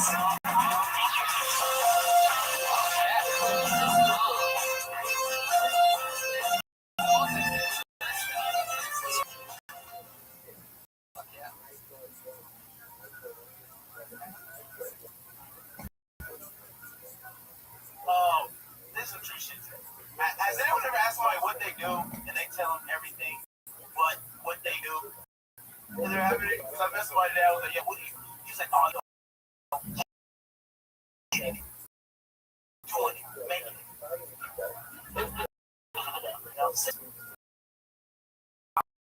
I'm like, okay, can you put an application? Like, what do you do? It's like, just still doing it, just getting it. You know what I'm saying? That's what it is. Like, business card, I'm a business card. It said, put your name here. I was like, what the fuck is this? But that's how it is, man. I love being in LA though, because in LA, people have more connections for you than for themselves. Places in LA. It was like, yeah, put you on iRobot, put you in Tropic Thunder. So it's a question. 60 seconds? Fuck yeah, funny shit. Yeah.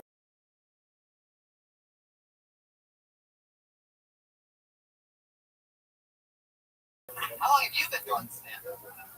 You started out here. How cool. Yeah, you have a great charisma, great cadence, and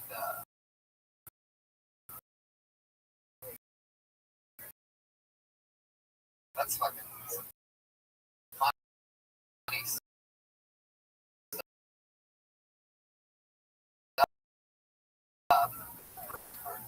Yeah. Weed. Well, I work at a bistro. Yeah, it's a summer job. That sounds like fun. You saying this guy's a pedophile? Possibly.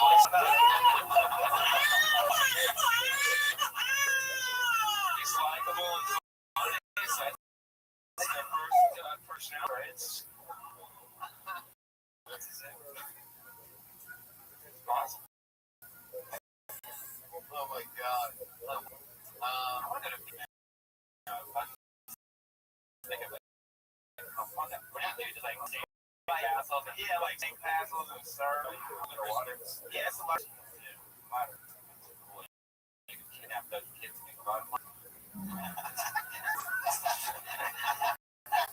That's hilarious. That's fucking hilarious. You should definitely take that and talk about what you're doing for that summer job. What's fun is, so much more to that. Working at a summer camp, building things. Like, you smoke pot. I don't know. But what's the fun in building sand? Because I go to sleep and my face is getting hard. Yeah. I wish I could get high like everybody sleep every time. Yeah. Make a weird face.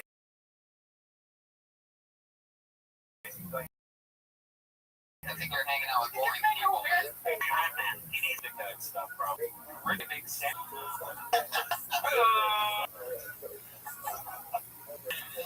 What? Why would they be so rich that that's like what their house is? They use up like all the sand. Castles was the first thing that we asked you what you do. Like, no, I said they.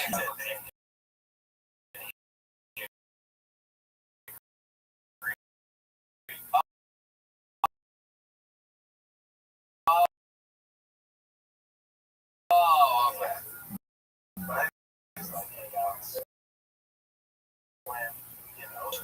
Wow, that's a great getting out the swimming around. It's almost like you're dropping out like it's a credit. Naughty, but it's a girl also has this knack for going whoa, and like starting awkward with what.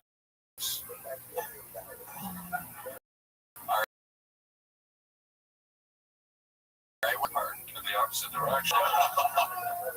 Norman Towns doing this in months. You're a little kid. Hey, you have anything you want to say to him? Jeremiah's from Kansas. He doesn't know how to talk to black people. First black interaction. just look at that. Like, yeah, that's great. It's fun. North Adams on Twitter. Likeable.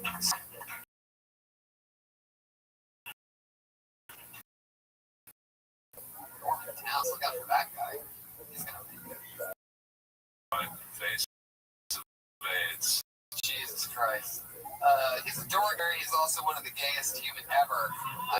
Don't make me the first to tell you how huge of a flaming homosexual this guy is, which I have no problem with unless you're annoying. And this is his name. Oh,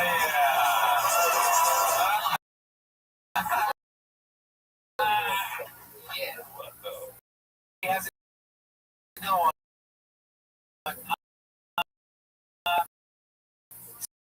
So I'm gay. I'm so gay. My favorite color is. I've been in love one time. Forget. Here's the thing. I was with my big friend, and he looked me square in the face, and he said, "I want to get you to stick your fist up my ass." I said, "Your fist is lodged in another person's body. You can feel their heart beating."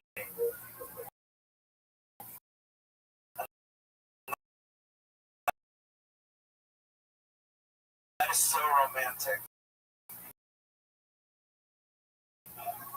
Okay, that's it. Fuck. Shit, he wants to be fit. That never comes back again. He was playing video games. Wow.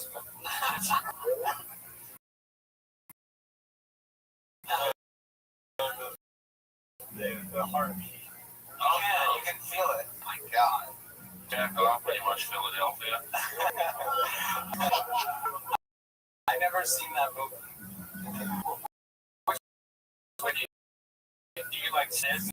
Like you straighten it, turn it like a. You get it like this under when it's Right. inside. Okay, I think this is an act. For those of you listening, you don't want to be watching. Iron Patriot has it. And it's Thanksgiving, please stop it. Yams. There you go. Yes.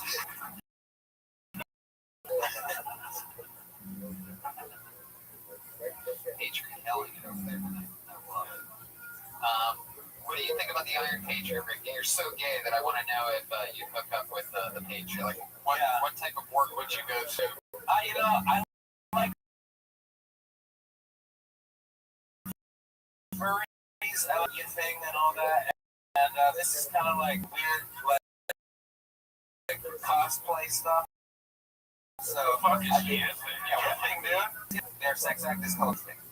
So it's like they pull out a genitals through the flat, but they keep their costumes on and their sex on. Does it always smell the crime? Of a furry. Yes. So hard, right?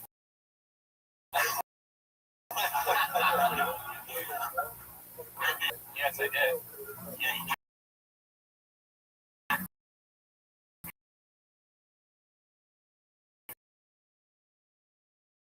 Yeah. You didn't know that was going on, did you? I didn't know. It's now. No.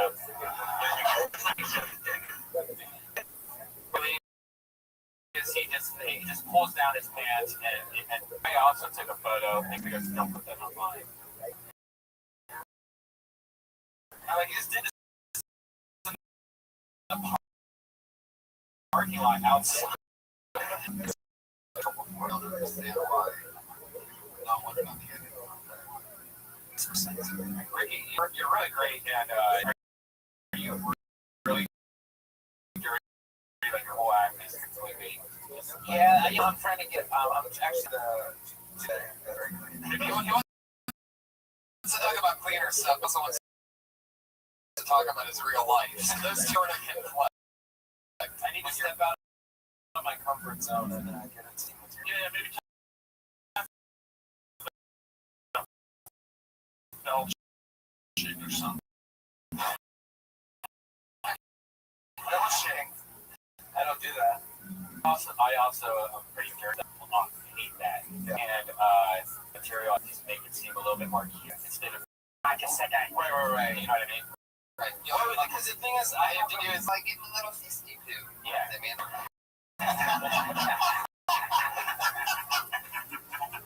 That's Ricky Lynn at Ricky Lynn. A lot of former employees and former employees.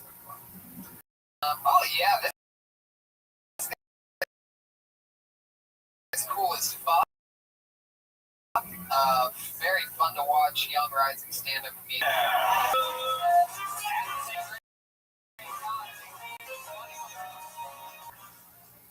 What's up, yo?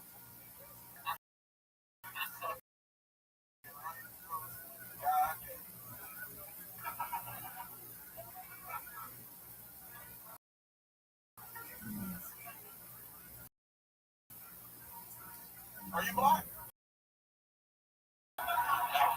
Okay.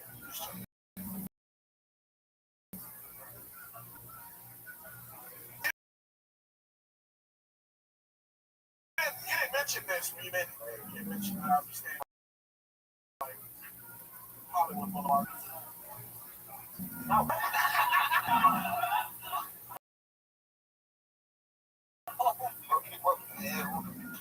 What's wrong? Pretend like it's not there. Whether you're afraid of when you ever run in with the Iron Man experience with Tony Stark. Teddy Ray, everybody, for your hands. Start it over.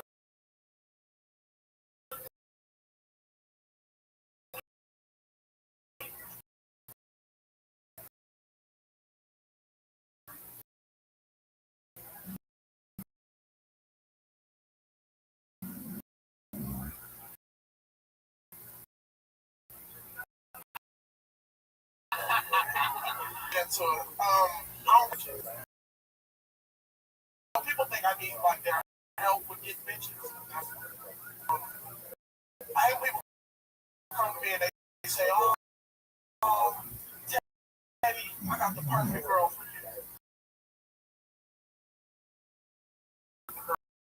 Girl for me, she's always ugly.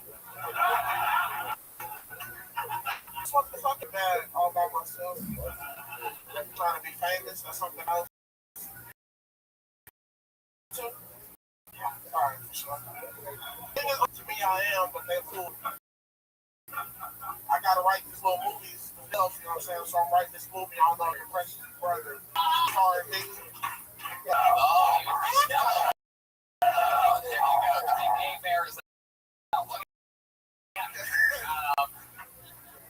That's fucking Yeah, like Walmart is pretty dark for you. Like you technically started like part of what he was do, not talk. This was just a weird, awkward.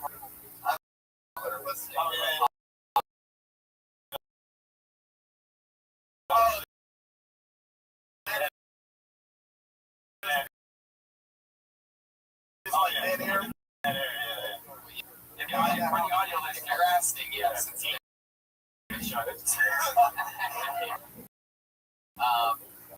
yeah, that's fucking hilarious, man. How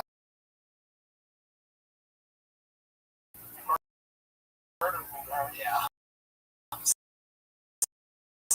Cars are too heavy. It's like red man. Oh, Teddy Ray, you're gonna be.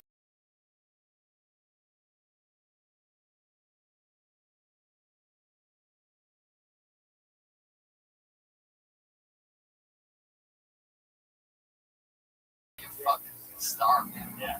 No doubt. Got it all.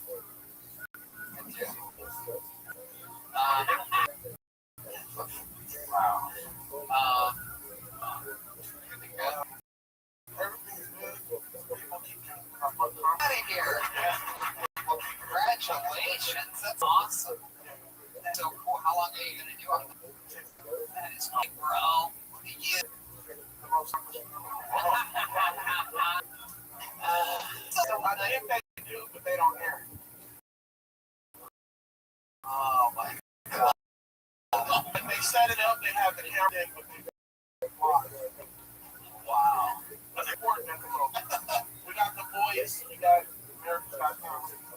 Wow, it's crazy now that I think about it, because that was like the original of that, but it was just like instead of there being it's just fucking crowd that would just go crazy and do the shit out of you. Just a bunch of haters. Unbelievable. That's a million times worse too. The icing on the cake, they would have somebody come out, the guy with the fucking hook thing or whatever, right? Oh my god. Crazy talking about Soul Train. Now they're bringing back Carl Weathers and they're going to call it Showtime and follow free.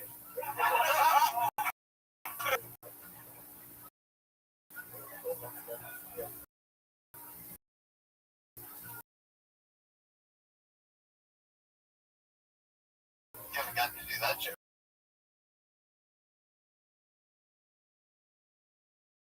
in a while. Teddy Ray comedy I'm talking about. I need my watch him on Comic View. When Teddy? Sometime in the fall. Keep watching BT, everybody. Yeah, 7 episodes. Steve and regular me. Oh, yeah, Jesus. The next man's name is Kyle Henson, everybody. He's not here before.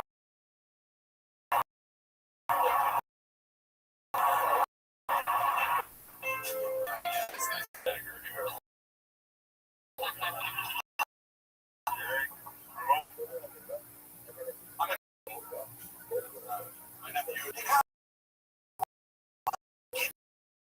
Have whatever you want. What's that purple? You can have orange. What I told you about orange sherbet? Like, yeah, shit, I'm good. But I'm cheap. Birthday party? Everyone's mad, upset with me. I mean, you should be proud of Jay. Thank you guys for coming. Whoa. Holy shit. Fuck yeah. Only about 35 seconds. Now, you've been on here a few times, right? Right?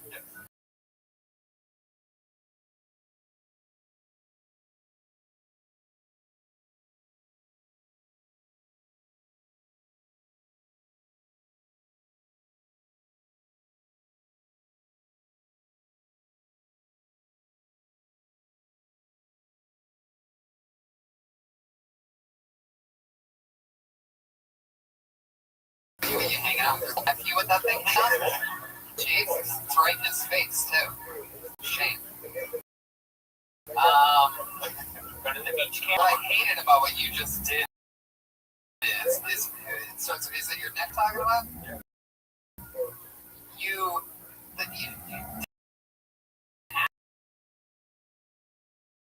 act out for him, and he's saying something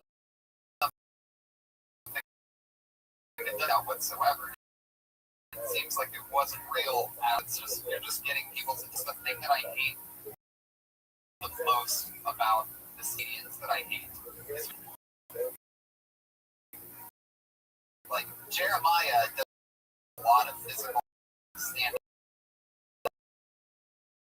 but you don't notice it. It's the same with like our pal Jesus Trejo. I feel like audiences too, because I feel like a lot of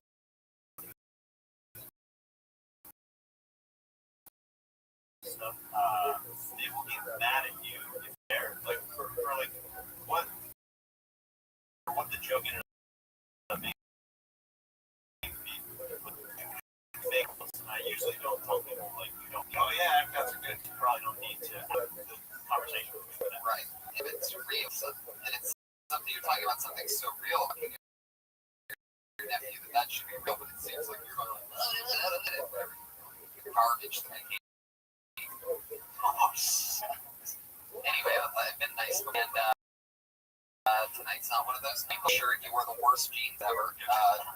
Got your dick hanging out.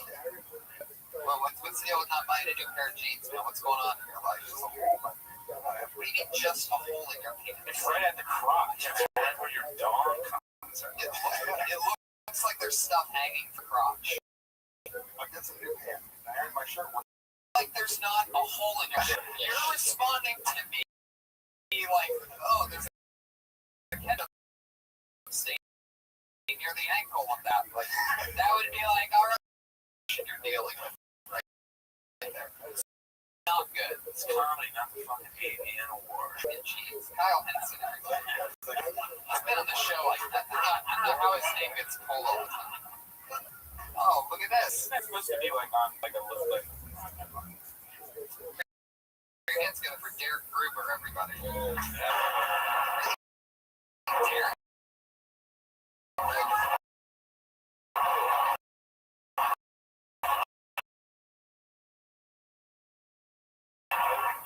Oh my god, that's unbelievable.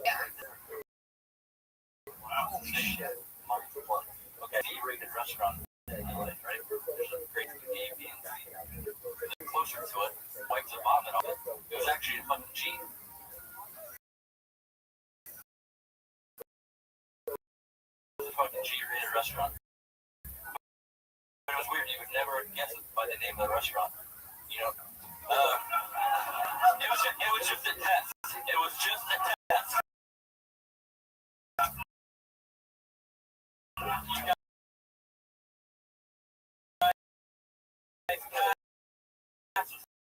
like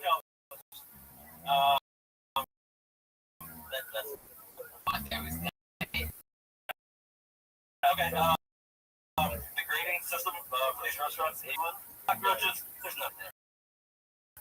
We probably should stop. Thank you. God. Long and good. You gotta talk to the mic. That's at least trying.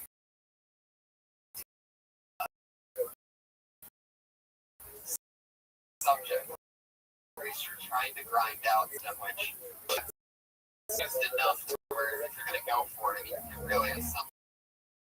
I'm like, holy shit, that's hilarious. Not after it doesn't go well, you go, I either. Yeah, that's not, or else it's just gonna be the perfect punchline to the joke.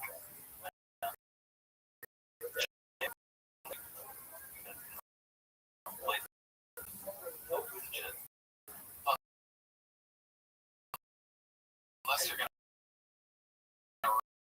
write a funnier punchline. Stay away from it. There's something adorable about that you followed through the end, but it just cute rumors. I know, man. That's crazy. Eric and Eric. You guys should hit the road as a duo act. Yeah. No, you know, if the joke's not doing well, just fucking finish it anyway and work on it.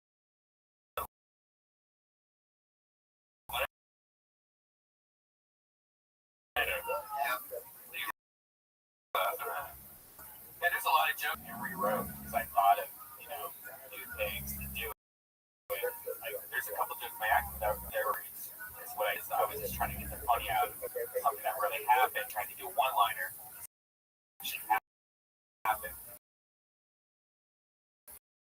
real life, which is, I guess, funny because it's easier to say, you know, it's true restaurant. Everyone knows that. So we automatically go, well, you know, Here comes Eric back. yeah.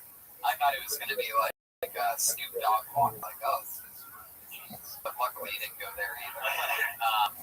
But I was afraid for you for a moment. You went another terrible direction. Just be confident. Yeah, totally. If you're already in the pot, yeah, I mean, you know, the guy before you was, you know, saying the same stuff, and he was just Glee Bob. At least you're not doing that. So, You don't have a hole in your jeans. right. Derek Gruber. Thanks, Gruber. Put your hands together for Keith Sewell.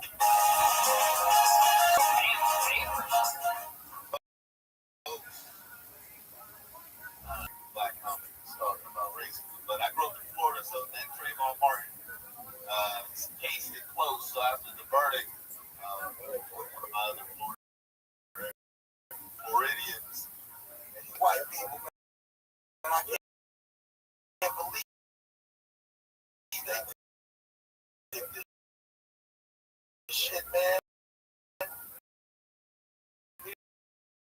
go back to Africa.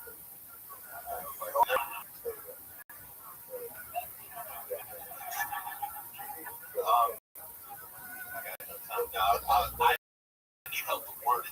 I don't feel like it's worded. Alright.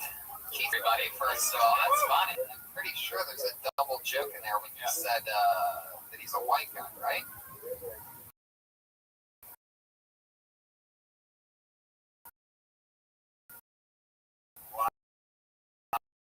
Wow.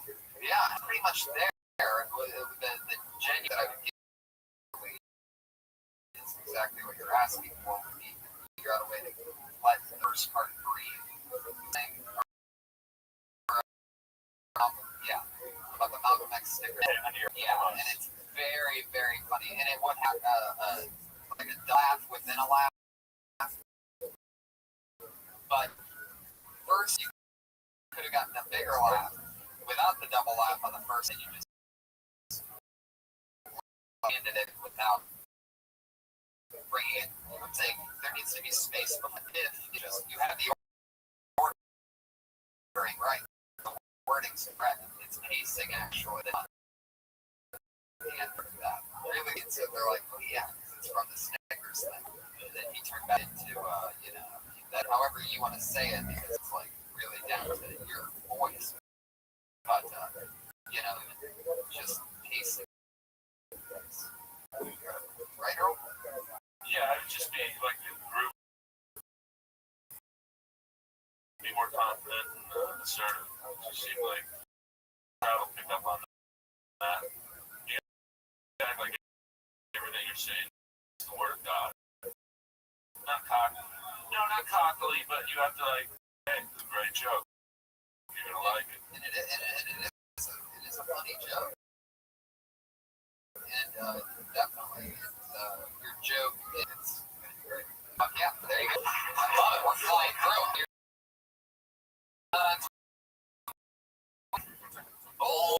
This was a one I had on 2 weeks ago with Sam Tripoli. I'm really excited to have him back. Put your hands together for Ari. Ari, man.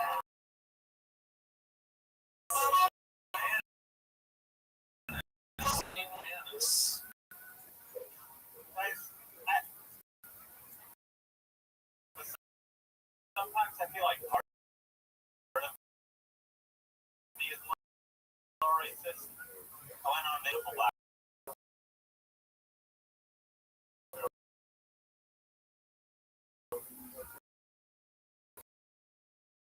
She was so hot we could conspire. Towards the end of the day, I go, I'm here.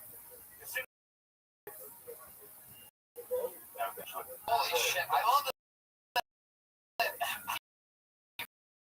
people talk shit like you only give the comedians 60 seconds, bro. I know I'm on. Fuck, Ari. So much stand up. You're gonna be. I didn't want to time it. So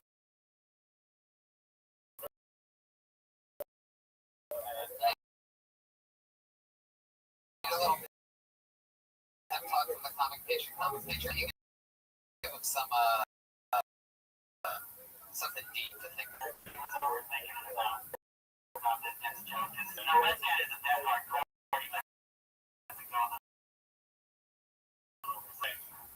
I should have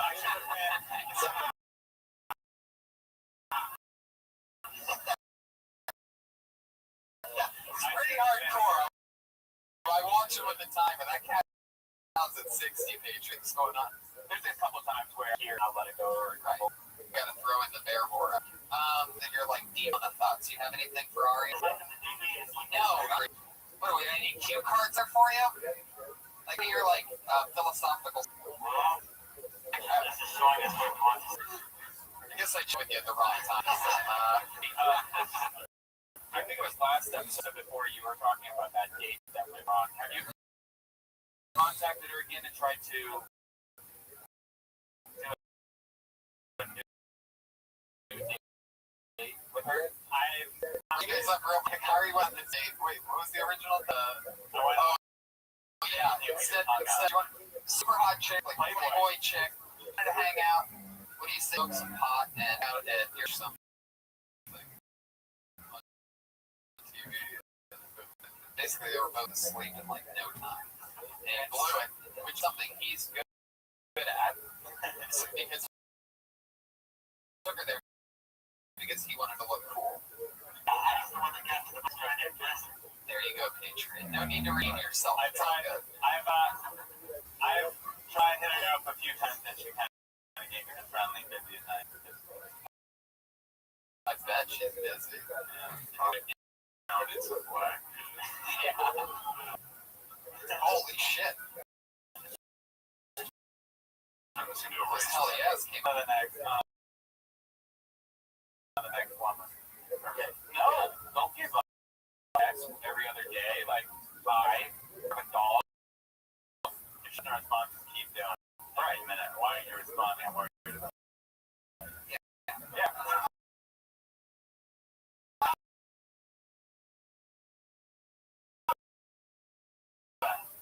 Don't be afraid That's how I do it. to follow a black guy in mesh penises, right? Everybody, I forget what he talked about. To find out more about that other thing. Fun. Flying through your hands together for Mike. You're come on, come on.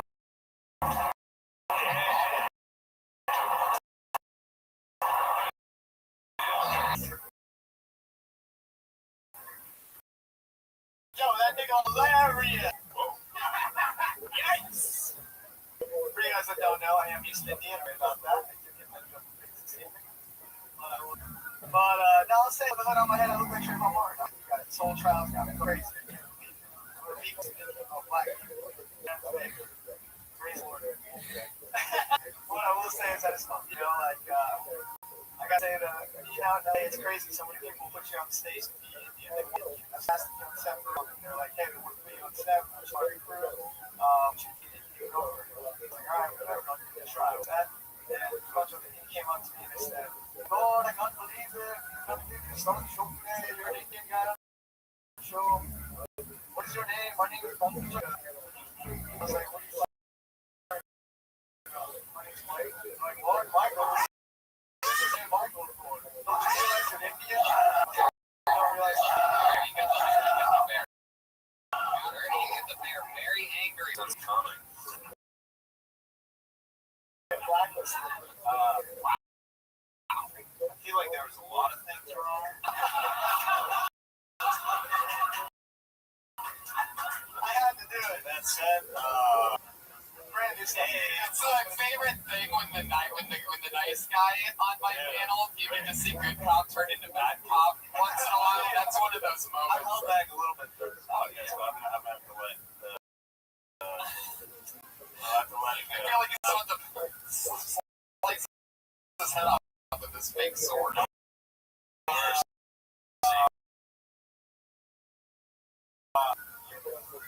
Very not likable. Right. What was the opening line again? Yeah, I believe Sees, I'm sorry. we call it.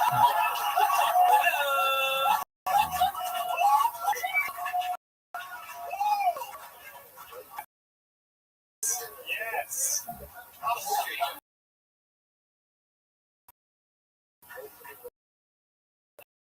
Oh wow. We didn't realize. I felt like the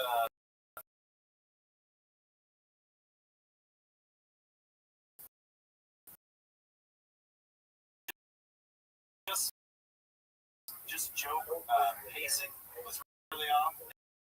There was joke there.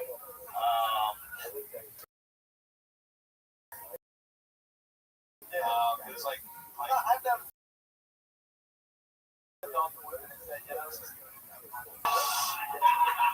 What do you mean you had developed a one set? When you start stand up, did you do like a 1 minute set? Is that how you yeah. I like Was it before you then you start with it's not like a 3 minute set. And it's the first time I've ever oh my god. It was fucking nuts. I'll never do it again. For the 6 comedians in the room that just started killing themselves, please stop. The City Showcase. It's like, Yeah. oh my god. Wow. We're on that thing.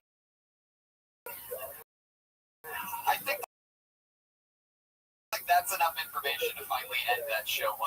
Thanks for this. NBC Diversity Showcase permanently. Terrible. No. I feel like anytime you use the N-word, Chance. you like it's very rare that you can use certain, and even like the stereotype I see a lot of